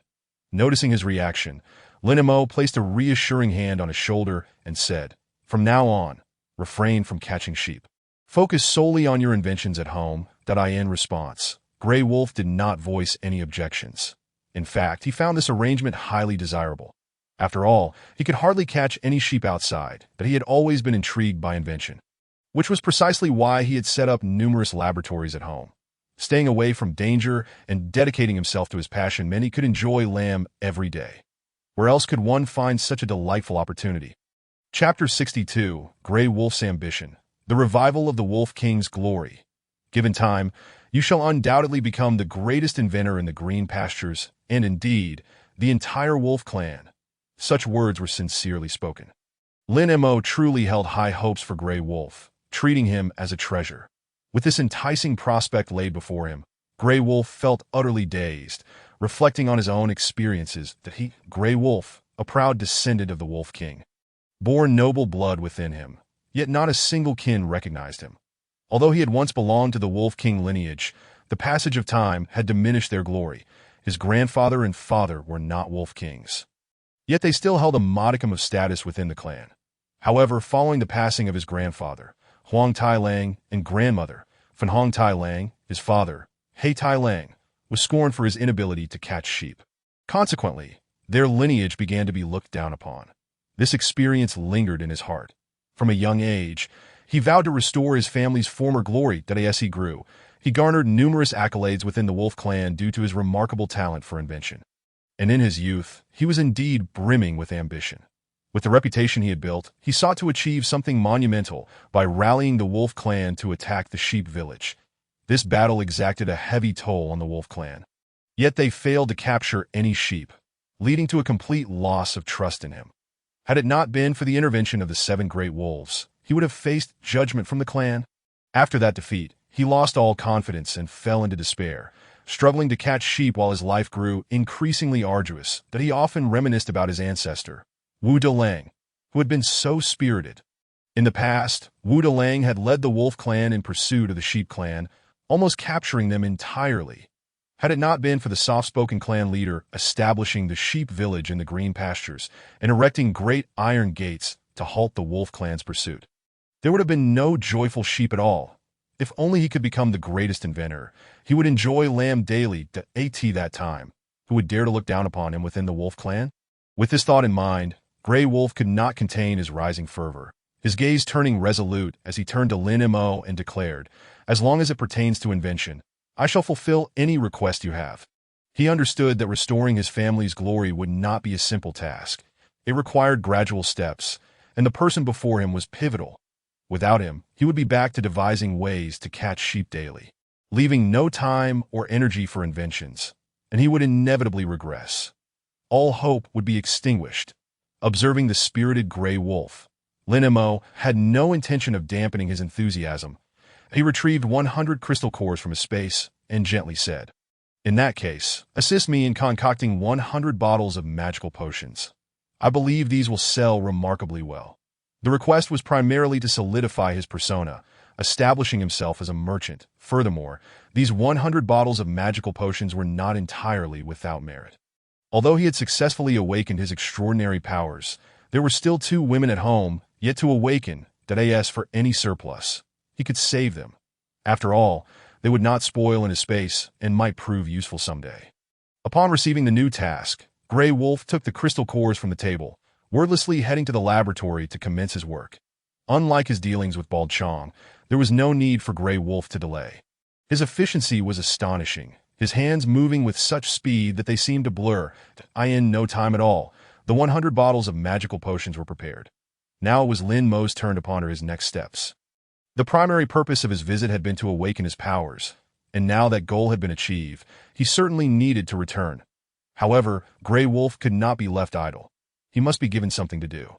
After much contemplation, Lin Mo finally devised a suitable task that he stored the magical potions in the trading space and slowly addressed Grey Wolf. I have another task for you that I will not be staying long in the green pastures. I need to travel elsewhere for business. Grey Wolf did not appear surprised upon hearing this. Initially, Lin Mo had introduced himself and mentioned that he was a merchant, frequently traversing various lands for trade. Now that he had acquired 100 bottles of magical potions and possessed suitable goods, it was only natural to devise a means of selling them. While I am away, I may still require your assistance. I would like you to research something else. See if you can devise a device that allows us to communicate more conveniently, ideally facilitating cross-regional trade. In truth, he had contemplated this idea long ago. Although he possessed a portal for instant travel, it often proved cumbersome, and sometimes he struggled to locate individuals that if he could have a device for cross-regional trade, he would not need to frequently traverse trading realms, allowing him to issue tasks and collect goods at any time, significantly easing the process. Cross-regional communication is relatively straightforward. Mobile phones and various other devices can accomplish this with ease. However, cross-regional trade is somewhat more complex, involving certain spatial technologies that require considerable effort. After thoughtful consideration, Grey Wolf looked at Lin Mo and inquired, I believe I can develop it within a week. How many of these devices do you require? For now, 2 will suffice. Just remember to keep 1 for yourself. Upon hearing this, Grey Wolf was somewhat taken aback. In his mind, the other party's ability to effortlessly produce such an abundance of canned lamb indicated that he was a significant businessman with a vast network of influence. He had assumed that many such devices would be required. Lin Mo, noticing his reaction, softly explained, I have arranged for many matters. I do not need to oversee trade in other regions. I am here to explore new markets. Accompanied by only a few assistants, and 2 or 3 such devices will suffice. Hearing this, Grey Wolf nodded slightly, refraining from further inquiries. After a moment's contemplation, he spoke again. If possible, please reserve some of these special crystals for me. They may prove useful in my research on trading devices. This posed no issue. Although he had successfully awakened his supernatural abilities and could enhance his strength by absorbing the power of crystal cores, this did not mean he could do so without limit. During the recent zombie wave cleanup, he had gathered over 300 crystal cores, expending 100 for magical potions, along with some prior accumulations. Within his trading space, he still possessed 700 crystal cores. Retaining 100 for himself would suffice, especially since his armed robots continued to clear zombies and collect more cores that be the way. You might want to gather more of these crystals. The energy they contain is remarkably unique, and I sense they will be invaluable for many future studies. Grey Wolf added, if you wish to master new magic, you will also require a substantial amount of these crystals. Upon hearing this, Lin Mo was instantly invigorated. Was Grey Wolf implying that he could awaken a second supernatural ability? How many would he need? I carefully observed your body earlier. You have undergone multiple modifications, making it particularly challenging to awaken again. Grey Wolf replied slowly. For those white crystal cores, you will need at least 100,000. 100,000 crystal cores. That was an astronomical figure. Of course, the white crystal cores were produced by first-tier zombies, containing limited energy, and higher-tier cores would likely be less in number. Yet, achieving this was evidently a long-term endeavor. Lin Mo's expression conveyed mild surprise that he had suspected the usefulness of crystal cores long ago, but had not anticipated their significance. Well, now he had a goal, whether for enhancing his strength or awakening his second ability. He would have to relentlessly gather crystal cores. With Grey Wolf around, any challenges could be surmounted. It merely required some time. Chapter 63. Su Qing Luo, am not cheating. After Lin Mo departed, Grey Wolf's enthusiasm for work remained undiminished. He had no desire for rest and immediately immersed himself in the development of trading devices. In the bedroom, Red Wolf had yet to sleep, her concern for Grey Wolf evident as she tossed and turned in bed. Why hadn't he returned yet? They should have finished their discussion by now. Unable to bear the anxiety any longer, Red Wolf threw off her covers and left the room, making her way to little Gray's room to check that he was properly covered with his blanket. After ensuring he was comfortable, she retraced her steps back to the bedroom. However, instead of returning to her room, she lingered at the door, gazing at the bed for a while, and ultimately decided to investigate the situation. Why did it collapse? This material seems inadequate. It cannot withstand the tearing of space. That I should try a different material. At the entrance to Laboratory 1. Hearing Grey Wolf muttering to himself inside, Red Wolf hesitated for a moment. It appeared that only Grey Wolf was present, so she felt free to proceed without concern. Resolutely, she knocked on the door and called out, "Grey Wolf, it's late. Why are you still in the lab instead of coming to bed?"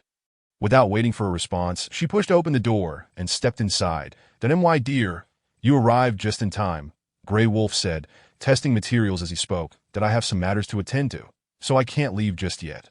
There's a pile of canned lamb on the floor. Please find a place to hide it." Upon hearing this, Red Wolf instinctively glanced at the cans on the floor, her eyes lighting up with excitement. "So many canned lambs. This will last us a long time. Did that merchant give you all of this?"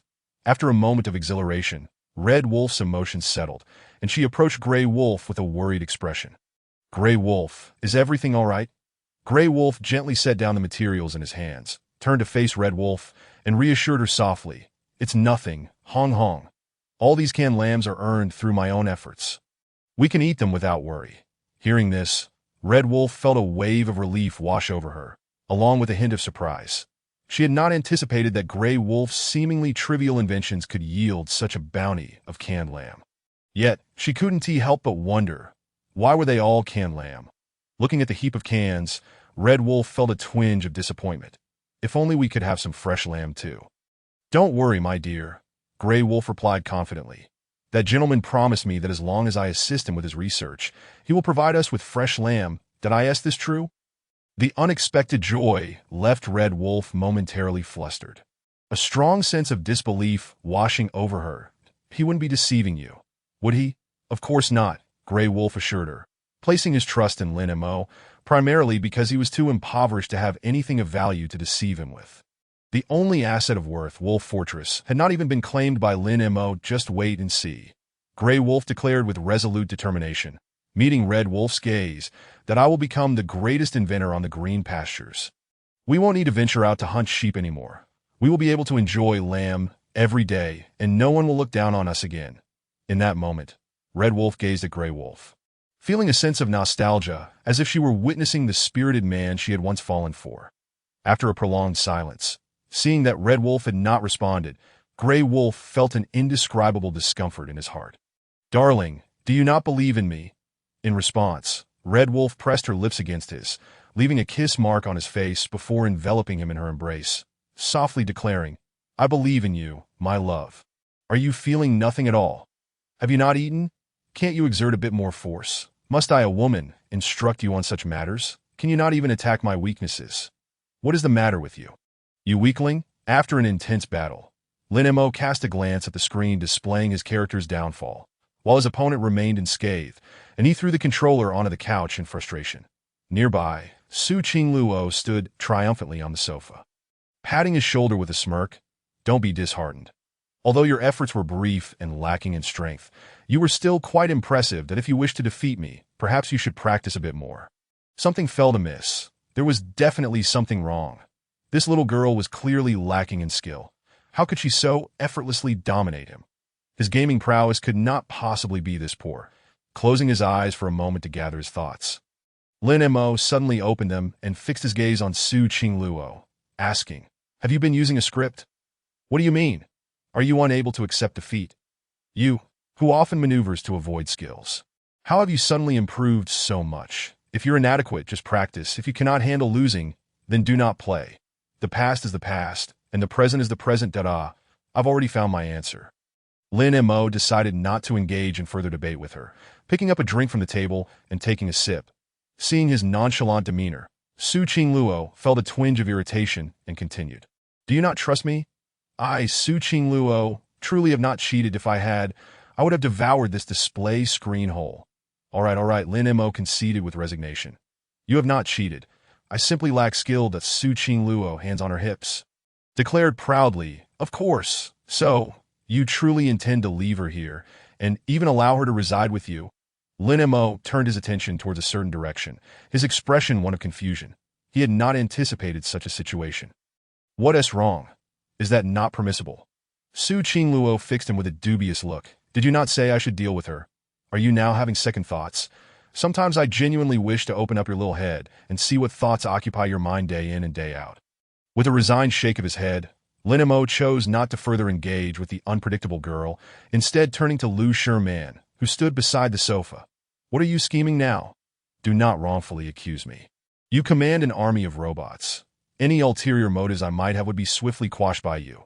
Emotional fluctuations are entirely normal, and the credibility of this statement is remarkably high. It seems that the formidable deterrent power of the armed robots has completely subdued this restless woman. After justifying herself, Lu Sherman glanced at Lin Mo, who shrugged helplessly, and remarked, "Since you have no intention of letting me go, I can only find a way to earn the little lowly's forgiveness." Upon hearing this, Su Qingluo, seated on the sofa, expressed her discontent, asking, "What did you call me?"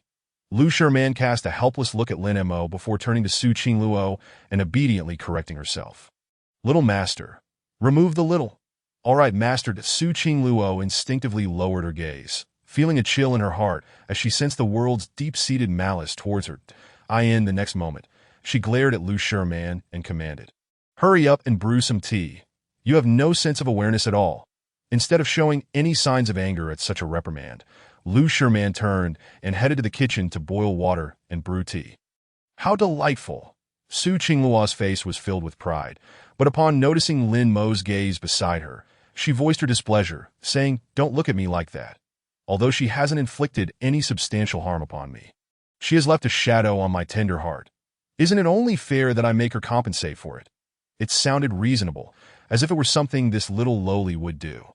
In the past, she might have even been able to fool herself into accepting it, but now she was no longer so easily deceived. Lin Mo narrowed his eyes while observing Su Qingluo, startling her greatly in that instant. Su Qingluo instinctively distanced herself from Lin Mo, raising her hands defensively before her chest, glaring at him with a vigilant expression. "You better not think of anything inappropriate." After saying this, she glanced at the kitchen, then turned back to see Lin Mo's expression unchanged, causing her tone to weaken, at least not right now. Without warning, Lin Mo suddenly stood up, walking silently to Su Qingluo's side, making her clutch her cushion in fright. "Why, you're going too far." With a thud, Su Qingluo dropped the cushion she had been holding, clasping her hands around her head, glaring at Lin Mo with gritted teeth. "This is a lesson you deserve." Lin Mo returned to the sofa, observing the furious Su Qingluo, and calmly remarked, "I didn't realize you were such a skilled actress. That it hasn't been long since I left. And you're already daring to lie to me." "What did I lie about?" The little lowly erupted in protest. "You're just angry because I exposed you." Lin Mo maintained his expression, a faint smile playing on his lips as he suddenly inquired, "What kind of deal did you strike with Lu Sherman?" At his words, a flicker of panic flashed across Su Qingluo's face, but it was quickly masked. "What deal could there be? Didn't you just see it? It's that simple, isn't it? Is it truly that simplistic?" Lin Mo pressed otherwise. Su Qingluo, stubbornly resisting, retorted, "To survive, she must stay by my side and obediently follow my orders." Her tough demeanor revealed that this little lowly had a decent ability to withstand pressure. It seemed Lin Mo would need to intensify his efforts. "I will give you another chance to speak the truth," Lin Mo threatened. "If you do not come clean with me, the consequences will be dire." Chapter 64. Wow. What a powerful threat. Su Qingluo wanted to continue her stubbornness, but upon meeting Lin Mo's gaze, she swallowed her words. The two engaged in a silent standoff, their eyes locked. A minute passed. Then too, although Su Qingluo's expression remained unchanged, her heart raced, and she stubbornly persisted for another minute. Ultimately, she succumbed to the pressure of Lin Mo's gaze, her resolve deflating like a punctured balloon. "All right, I give in. I'll tell you." Lin Mo retracted the mental pressure he had been exerting, observing Su Qingluo in silence, as if to say, "Go on, I'm listening." In that moment, Su Qingluo felt the invisible weight lift, and she exhaled softly, mumbling, "It's really nothing, just a small matter." That moment, Lu Sherman entered the living room with tea, placing 2 cups on the table and standing obediently beside it with a plate. Lin Mo instinctively directed his gaze at her, his mental energy extending like threads. Soon, he sensed a faint energy emanating from Lu Shiman. Runes of power. Lin Mo turned back to Su Qingluo and asked nonchalantly, "Is she compensating you? Or are you compensating her?" The moment the words left his lips, Lu Shiman was startled, glancing at Lin Mo instinctively before quickly averting her gaze. How peculiar! It was all too strange. She had a strong premonition that this man had returned from his outing even more formidable than before. Previously, the pressure Lin Mo exerted had been significant, but ultimately tied to those robots, not directly related to him.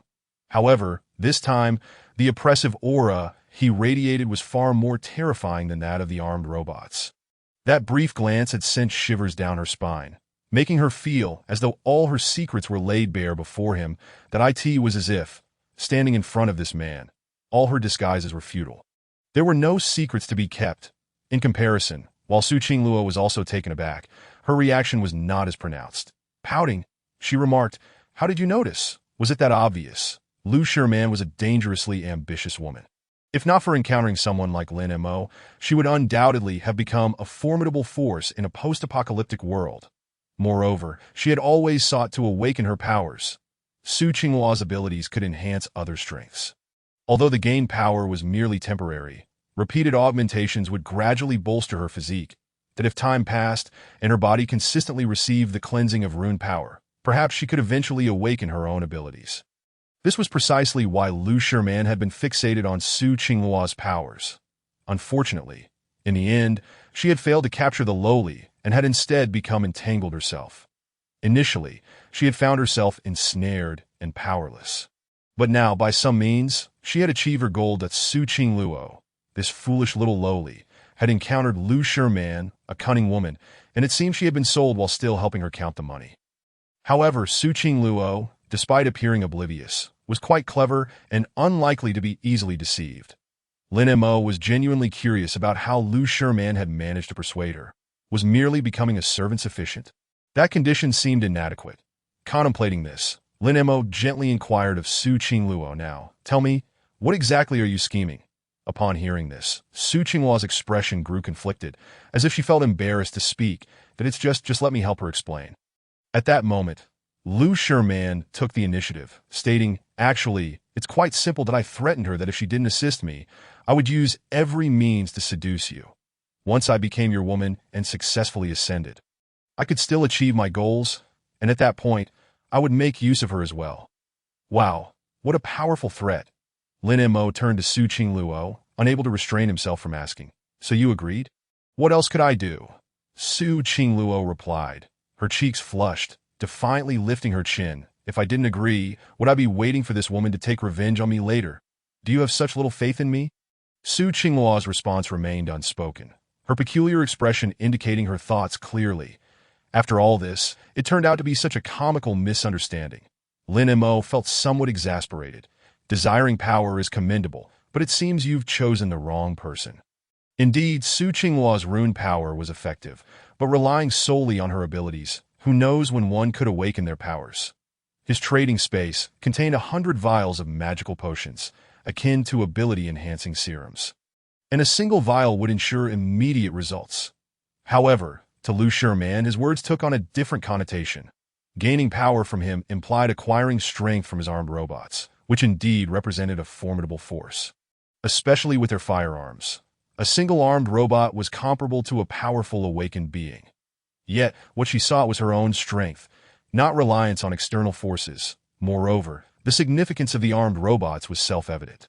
Even if she willingly submitted, he would never grant her command over them. "Brother, I did give you a chance." Lu Shiman winked at Lin Mo and said, "You have always looked down upon your older sister." At this point, Lu Shiman suddenly changed her tone, adding, "Of course, if you regret it now, I will have no means to resist." Meanwhile, Su Qingluo immediately became vigilant. Addressing Lin Mo, "You promised me that this woman would be dealt with by me. You cannot go back on your word." One cannot help but acknowledge that Lu Shiman is indeed an astute woman. With a single move, she has firmly grasped Su Qingluo, not only acquiring power from her, but also possessing a chance to safeguard her own innocence through her. He admits that his initial decision to keep Lu Shiman around was influenced by her striking appearance. Yet he was not so desperate as to regret that choice on the spot. He was not that famished. Lin Mo slowly rose to his feet, casting a glance at Lu Sherman beside him, and spoke softly, "As long as you do not regret it." Upon finishing his words, he turned towards the sofa where Su Qingluo sat and continued, "Come with me to the next room." Upon hearing this, Su Qingluo's expression grew increasingly wary. "What for? I have brought you a gift. If you do not come, it will be gone." With that, Lin Mo turned and made his way to the door. That Su Qingluo watched his departing figure, her small face marred with indecision. Ultimately, she gritted her teeth and followed him. After the two had left, Lu Sherman sighed deeply, her expression turning somewhat complex, her heart filled with an uncomfortable sensation. This feeling of being out of control is truly unpleasant. Regardless, at least her innocence was preserved. She held confidence in her charm, aware that Lin Mo harbored certain feelings for her, though she suspected he did not take them too seriously. Sitting down on the sofa, Lu Sherman glanced at the unfinished fruit platter on the table, reached for a piece of watermelon with a toothpick, and slowly placed it in her mouth. This lifestyle seemed quite agreeable. She need not worry about the threat of zombies, nor face the pressures of survival, and could indulge in fresh, delectable food daily. In that moment, she seemed to comprehend why Su Qingluo had initially chosen to align herself with Lin Mo after finishing the fruit on her plate. Lu Sherman suddenly recalled Lin Mo's earlier words and began to speculate about the nature of the gift he mentioned. Could it be that the man had procured a fresh batch of ingredients during his outing? She had heard that Lin Mo was living with those two women next door, and that they frequently hosted family dinners, each one more sumptuous than the last. Of course, it was also possible that he had discovered some new type of gaming console. Considering that the little girl was an avid gamer, regardless of what the gift was, it had nothing to do with her. She had no interest in such things. Chapter 65. Lin Muxue. I have become more beautiful and stronger. Generally speaking, a standard residential building complex comprises approximately 610 buildings.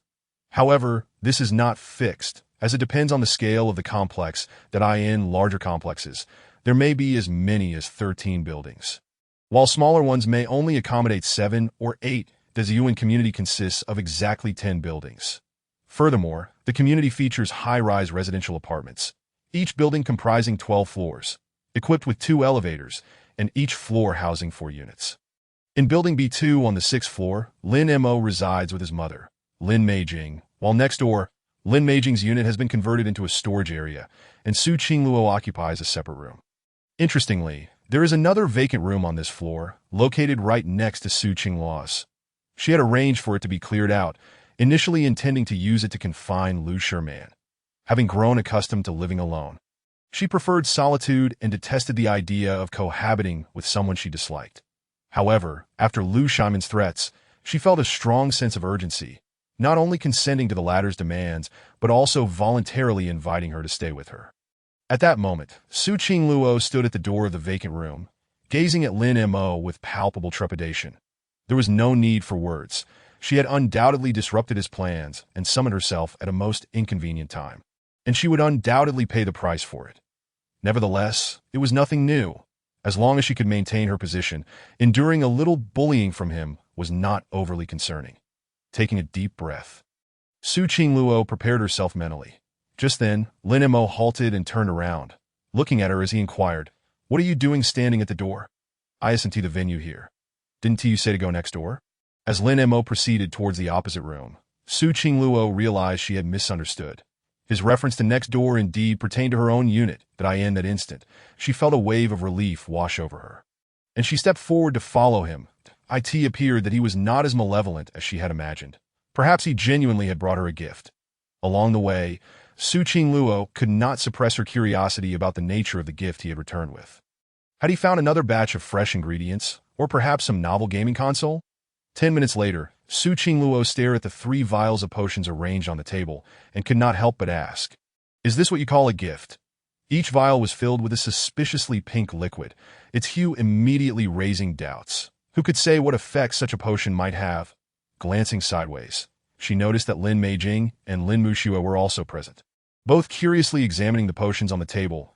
That moment, she began to suspect Lin Mo's true intentions. She should have anticipated that this visit would bear no good tidings. She had been too naive. The next moment, without hesitation, Lin Mo extended his right hand and swiftly delivered a sharp slap to Su Qingluo's head. What on earth are you thinking all day? Is your mind filled with nonsense? Su Qingluo cradled her head in her hands, glaring at Lin Mo with indignation, her small fangs grinding together audibly. How infuriating! She had been ambushed again. Perhaps the previous incident had been a misunderstanding. But this time she was certain she had hit the nail on the head, provoking Lin Mo's ire. In the living room, witnessing the interaction between Su Qingluo and Lin Mo, Lin Meijing suddenly seemed to grasp something. Her gaze shifting to the potions on the table, her face flushing with embarrassment. Only Lin Muxue remained inquisitive, unable to suppress her curiosity as she asked, "Brother Lin, what is the purpose of these potions?" The next moment, a spark of realization lit up her face, and she exclaimed with delight, "Could it be that they are the ability-enhancing potions from novels, allowing one to awaken powers upon consumption?"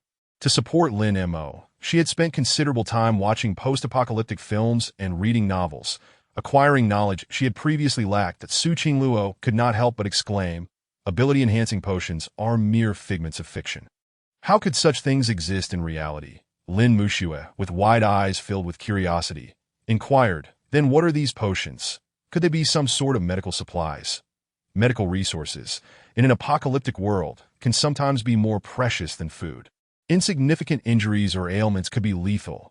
"Lil Shui, you are still too na—" Su Qingluo shook her head at Lin Muxue, placing her hands on her hips as she stood up from the sofa. Adopting an air of superiority. "These are not good products, I assure you." Just as she was about to enlighten Lin Muxue further, she caught sight of Lin Mo's fearsome gaze and ultimately succumbed to his imposing presence. Refraining from continuing. "Never mind. Perhaps I can explain everything to little Shui another time, that if she is completely oblivious, that fellow might bully her mercilessly, that do not heed his nonsense," Lin Mo remarked as he looked at Lin Muxue. "Little Shui, you are correct. This is indeed an ability-enhancing potion." Lin Muxue's face lit up with surprise at his words. "Really? Then you should try it and see." Upon hearing this, Lin Muxue ceased her inquiries, her expression turning serious as she reached out to carefully pick up one of the vials that if she consumed this, she could become a powerful ability user and perhaps be in a position to assist Lin brother in overcoming challenges. With this thought in mind, Lin Muxue opened the cap without hesitation and tilted her head back to gulp down the potion in one go. Before long, Lin Muxue felt an intense heat coursing through her body. Her skin flushed as white steam emanated from her head, resembling a shrimp being boiled. "Lin brother, I feel so hot." Upon hearing this, Su Qingluo's expression turned peculiar, her heart racing with panic. The overwhelming heat coursing through her body nearly led her to believe that the potion was authentic, confirming her suspicions that it was indeed something dubious. It was over. If that fellow's animalistic instincts surged, should she intervene? After all, little Shui had always regarded her as a big sister. Yet, she was no match for him. If she accidentally provoked him, she might end up in the same predicament. He wouldn't force her to drink this, would he? Alternatively, should she seek an opportunity to escape? Meanwhile, Lin Meijing's emotions were equally tumultuous. She harbored no strange thoughts, merely a genuine concern for her daughter's well-being. Observing the situation, Lin Mo gently reassured her, "Do not worry. This is a normal response." After a considerable period, Lin Muxue's condition gradually stabilized, her skin appearing radiant and supple, as if she had been reborn. That a look of excitement illuminated her face as she clenched her small fists, exclaiming joyfully, "Lin brother, I think I have truly become stronger." Upon hearing these words, Su Qingluo felt a surge of unease. She could sense the transformation within Lin Muxue. Not only did her aura appear more formidable, but she also radiated an enhanced beauty. Her skin was so delicate it seemed one could almost squeeze water from it, evoking a hint of envy in Su Qingluo. Yet, there was something distinctly different about Lin Muxue's awakening compared to her own experience. Casting a dubious glance at Lin Mo, she couldn't help but steal a glance at the potion on the table, musing, "Could it be that I've truly misjudged this fellow? Is this concoction genuinely an ability-enhancing potion? How did this rascal come by it? Could it be that, much like when I scavenged for treasures in games, he stumbled upon something extraordinary during his outing? No, there must be another explanation. There are countless secrets surrounding this individual, including the origins of that squad of armed robots he possesses. Xiao Xue, what ability have you awakened?" Lin Muxue instinctively turned her gaze toward Lin Mo, her uncertainty palpable as she replied, "I don't know." Upon hearing this, a look of confusion spread across Lin Mo's face. While Su Qingluo's expression mirrored her perplexity, she took the initiative to share her insights. Focus carefully. Is there any new information in your mind? Chapter 66. Lin Meijing awakens. Su Qingluo unlocks a new rune. Responding to Su Qingluo's prompt, Lin Muxue, unsure of how to proceed, closed her eyes to concentrate. After some time had passed, she opened her eyes slowly. Her expression tinged with disappointment. That it seems I truly have not awakened any abilities. How strange. Your previous state was identical to mine during my awakening. It was clearly a sign of awakening, Su Qingluo remarked. Bewildered as she looked at Lin Muxue. You felt your strength increase. How could you not have awakened an ability? Baffled, Su Qingluo instinctively glanced at the potion on the table before turning to Lin Mo. Unable to restrain herself from asking, "This potion ain't some counterfeit, is it? Or perhaps the dosage was insufficient, diluted with too much water." Though she had indeed grown stronger, the absence of any awakened ability suggested a deficiency in the potion's efficacy, leading one to draw such conclusions. Lin Mo, too, was taken aback by this outcome. He had assumed that consuming a bottle of magical potion would guarantee an awakening of abilities. The potion itself was undoubtedly sound. And judging by Lin Muxue's condition, she had awakened but had not fully grasped her powers. A situation he termed Schrodinger's awakening, that if only he possessed a cross-dimensional communication device, he could easily contact Grey Wolf to ascertain the cause of this phenomenon. This underscored the necessity of developing such a device. However, Lin Mo didn't require Grey Wolf's insights. A simple analysis of the circumstances allowed him to deduce the reason. Firstly, Lin Muxue had indeed successfully awakened. Yet she had not mastered her powers. Thus, it became evident that a successful awakening does not equate to the mastery of abilities, an inequality that had been swiftly negated. During previous tests with crystal cores, they had concluded that directly consuming a crystal core bore an exceedingly low probability of awakening abilities. Now, this conclusion was further refined. Awakenings can be classified into ordinary awakenings and ability awakenings, both of which are contingent on probability. A successful awakening does not guarantee mastery of abilities. Abilities are akin to a high-performance sports car. Some individuals are born with one, while others may find it nearly impossible to acquire one in their lifetime. Take Su Qingluo, for example. She awakened her abilities immediately upon the advent of the apocalypse, that is, a first-generation awakener. Her mastery of abilities was likely extraordinary. Of course, there are exceptional cases of individuals who have transcended their circumstances through sheer effort. But such instances are exceedingly rare. Lin Muxue, it seemed, lacked such fortune. In retrospect, Zheng Guang was indeed extraordinarily lucky. Consuming a crystal core not only spared him from viral infection, but also led to an immediate awakening of abilities. As for Lin Mo, not only had he successfully awakened his powers through the magical potion, but the abilities he had awakened were also of a particularly formidable nature. It was likely that some first-generation awakeners would pale in comparison to him. Lin Mo speculated that this might be related to the special stamina pills he had consumed, as his body had already undergone a transformation. Thus, he achieved a comprehensive awakening with relative ease. However, that was not certain.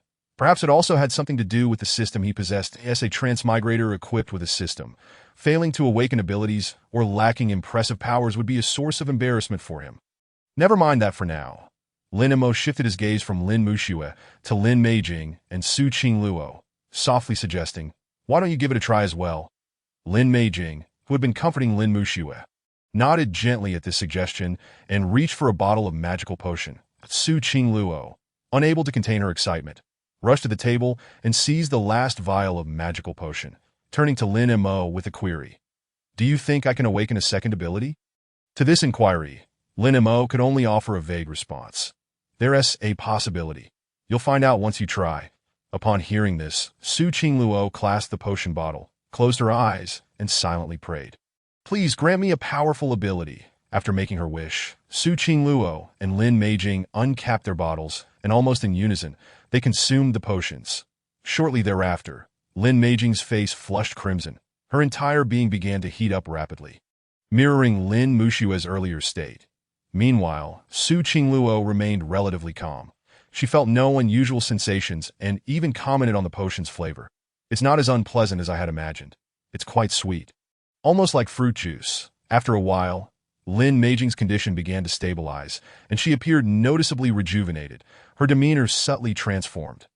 Lin Muxue, eager for answers, asked Mom, "Have you awakened your powers?" "It seems so," Lin Meijing replied, her expression brimming with curiosity. "I have acquired some new information in my mind. That MY ability appears to be called Feast. The food I prepare can become exceptionally delicious, and it comes with some unique enhancements." While it sounded somewhat trivial, Lin Meijing was quite pleased with this ability, as it would significantly enhance their quality of life. Just then, Lin Mo turned to inquire about Su Qingluo's situation, but found her missing. She had somehow slipped out onto the balcony. Su Qingluo flung open the window and extended her right hand, excitement radiating from her as she activated her newly awakened ability. A red rune began to coalesce in her palm, and a crimson aura emanated from her hand, weaving through the air and slowly outlining a distinctive sigil. The intense heat warped the air around the window, causing the temperature in the room to rise swiftly.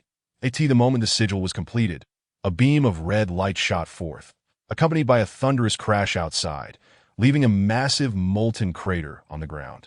In an instant, the sigil dissipated, and Su Qingluo seemed to be drained of all her energy, collapsing to the floor, yet her face was still alight with exhilaration. That was incredible. Witnessing this spectacle, Lin Mo stepped onto the balcony, glanced down at the scene outside, and then turned to Su Qingluo. "Did your ability enhance, unlocking a new rune?" "That's right," Su Qingluo declared proudly, raising her small fist in a show of defiance. "If you dare bully me again, beware. I'll blast you with my explosive rune." Lin Mo remained unfazed, replying nonchalantly, "Feel free to try." Though he had only undergone one awakening, technically, he possessed two abilities that Su Qingluo's newly unlocked explosive rune seemed formidable. Yet its lengthy casting time would leave her vulnerable. He wouldn't even need to employ his mental abilities. A quick energy sphere tossed her way would have her cowering down. Chapter 67. Something's off. There's a hidden agenda. It was clear that after consuming the magical potion, Su Qingluo had further developed her original rune's powers. Although she had not awakened a second ability, she had acquired a potent attack rune, thus fulfilling her wish. Given this scenario, if Su Qingluo wished to awaken a second ability, the challenge would likely be comparable to Lin Mo's. She would need to consume an enhanced magical potion. Similarly, Lin Muxue would likely face the same requirements to successfully complete her awakening, albeit with slightly lower demands. After all, the difficulty of a first awakening differs from that of a second. On the balcony, observing the pale-faced Su Qingluo, Lin Mo suddenly recalled something useful. With a thought, he produced a bottle of pills that Su Qingluo's eyes lit up at the sight, and she eagerly reached out for the bottle, exclaiming, "Could this be another ability-enhancing pill? Why didn't you bring this out sooner?" At these words, Lin Muxue, who had been feeling dejected in the living room, glanced up with a spark of hope on her face. Lin Mo, keenly aware of this shift, looked at Su Qingluo and replied nonchalantly, "It's not an ability-enhancing pill. It's merely to replenish your stamina." Upon finishing her words, she turned and walked towards the living room, gazing at Lin Muxue, whose face was etched with disappointment, preparing to offer her some genuine comfort. That Su Qingluo, however, directly uncapped a bottle, extracted a pill, and placed it in her mouth, chewing a few times before swallowing. The taste of the pill was exceedingly unpleasant, far inferior to that of the ability-enhancing potions. Soon, she felt a surge of warmth coursing through her body, the sense of weakness dissipating rapidly, and a look of astonishment graced her features. How marvelous!